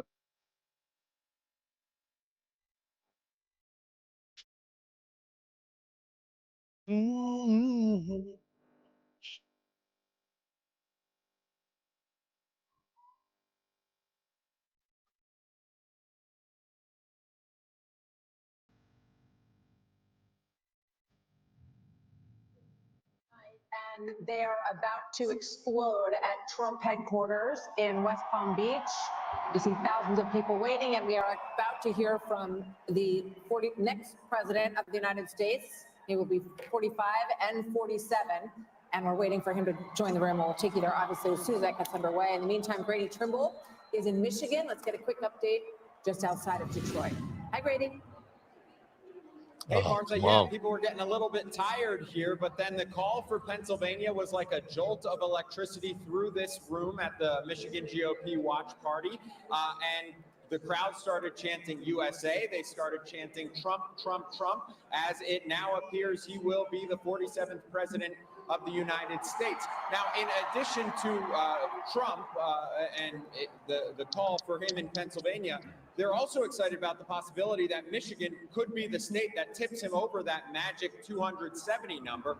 We're also following a very close Senate race here in Michigan, and they're feeling very confident about that as well. Republican candidate Mike Rogers looks like he could cruise to victory with the help of former President Trump.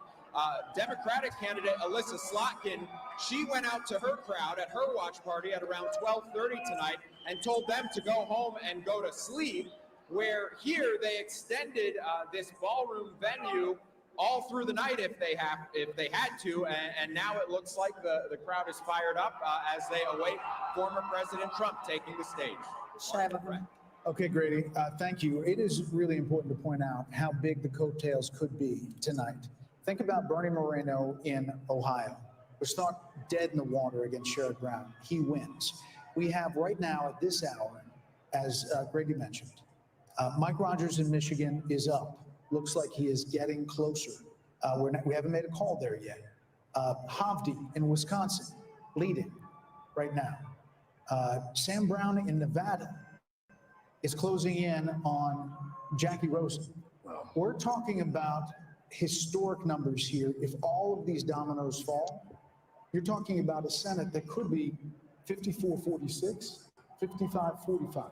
So these are the mandates for power. Wasn't in the cards. That wasn't on anybody's bingo card when you came into election night. But these candidates have all fought really strong races, and they have all closed in a very strong way. And in fact, many of them were sort of pulling into +5, +6 in just over the last 3 weeks. So it's a fascinating part of the story. Hopefully we'll be able to call some more of those soon. Former House Speaker Kevin McCarthy says with these coattails, you could see the House going Republican as well, and that would be a part of this story as well. Let's go back out to Trace Gallagher on the West Coast with his panel. Hey, Trace. Brett, thank you. Martha, thank you as well. We've got our panel: Steve Hilton, Jody Armour, Kaylee McGee-White, and John O'Connell. Maybe Joe Biden voted for Trump, yeah. You just don't know. That's how it should be, right? McGee-White was struck by the whole concept that, again, Trump was undercounted. This is the third if you want to do a selfie at home in front of a screen and send it to us, feel free to do that now. Why do they keep getting it wrong? And at this point, it is a choice. Back in 2016, you could argue that you were blindsided. You didn't expect it. You cannot say that anymore. This was predictable from the very start. And I think the reason they keep getting it wrong is because they still don't understand the average Trump voter. They cannot wrap their heads around why so many people support him. And it's because for a long time, actually for the past decade or so, Democrats in power didn't think they needed to. And even worse, they didn't want to. They didn't want to have to stoop down to understand the concerns over immigration, over the economy. And guess what? The American people sent a very We're not going to need this, are we? That you better start paying attention, and you better start paying attention soon. We heard a lot of words, demographic. I don't know how many times we heard it, Steve Hilton, but Gianna, you talk about black voters, black male voters especially. We heard it again and again tonight, and you think it's worth talking about. I think this is a historic night. Black men will now, those who voted for Trump will be counted as those who helped save America from further decline.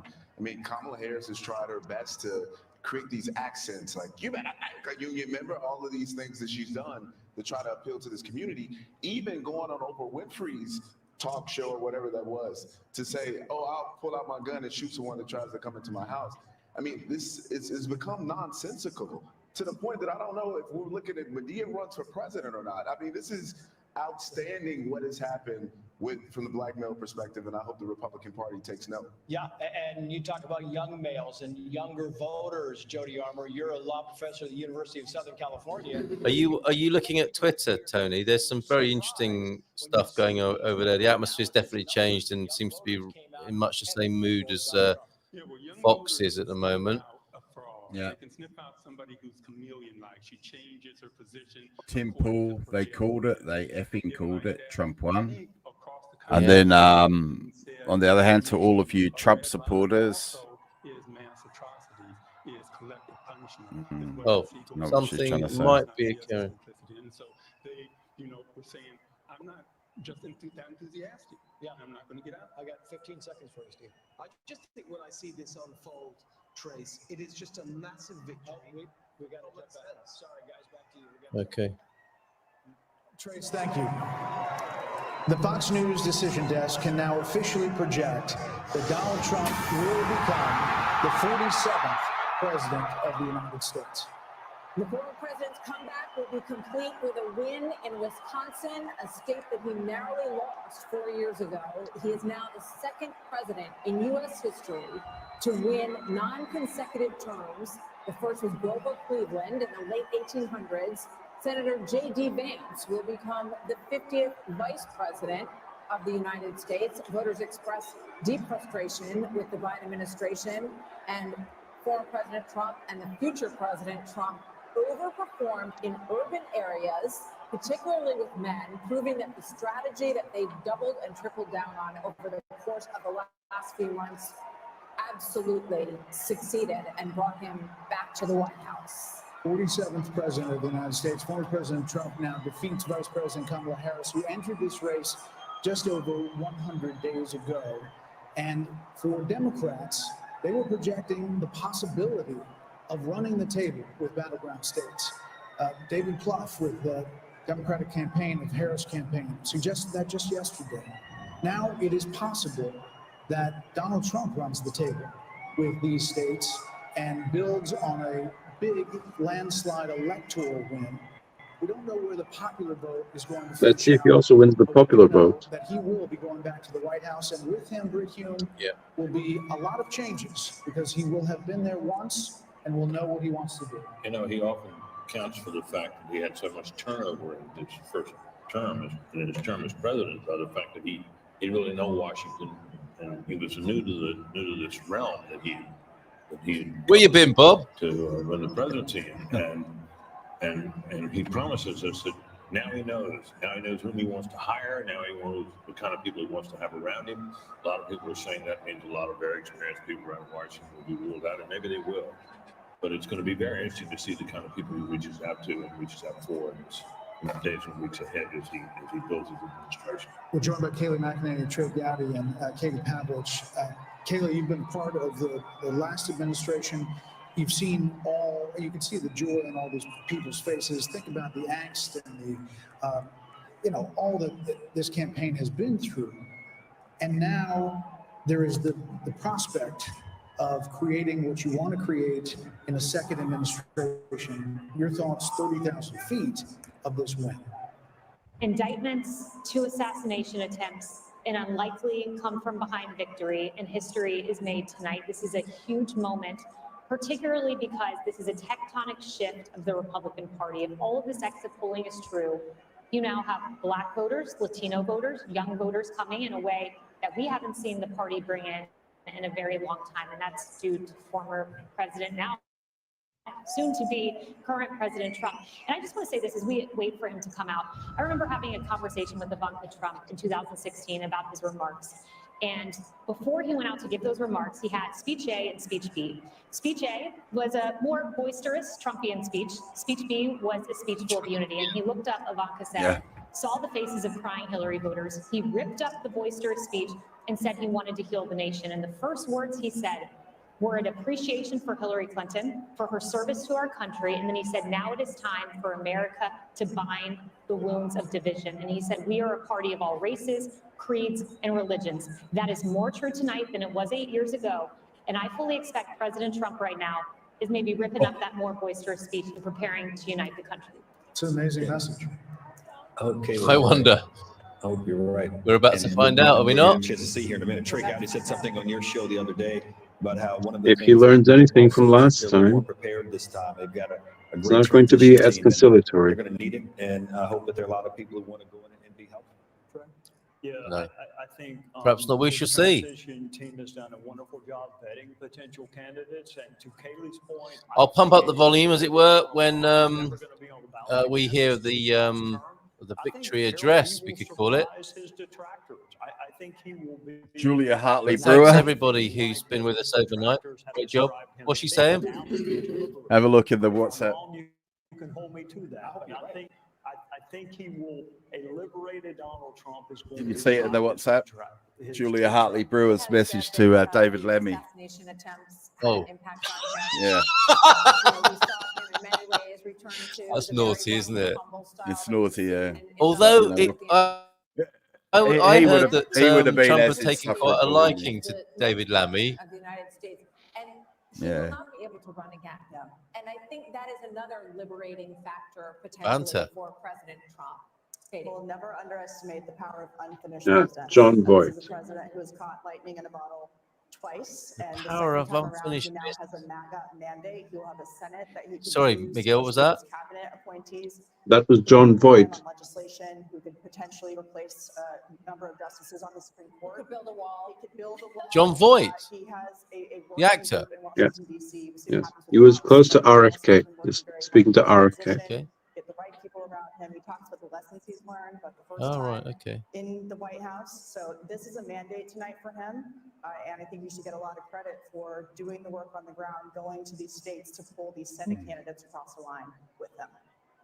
What do you think the analysis is going to be? There's going to be a lot of time to digest all of this. We'll focus now on what the incoming president is going to say. What do you think the analysis is going to be on the Democratic Party and what went wrong? I think it's going to be agonizing. I think it's going to take a little while for consensus to form about what the party needs to do next, what it did wrong this time, and it'll be grudging at first. One can certainly imagine that if the party was smart and shrewd political voices were heated, that there'd be some. Lots of people on Twitter saying they're feeling unburdened by what has been. That they tried to run on against this man that failed. They need to reconsider all of it. Dear. I think it'll take a while. Now, our colleague and friend Mark Halperin, who's been very astute this particular cycle, he thinks there's going to be blood in the streets. People are going to. It's Marco Rubio. I hope it could happen. Little Marco.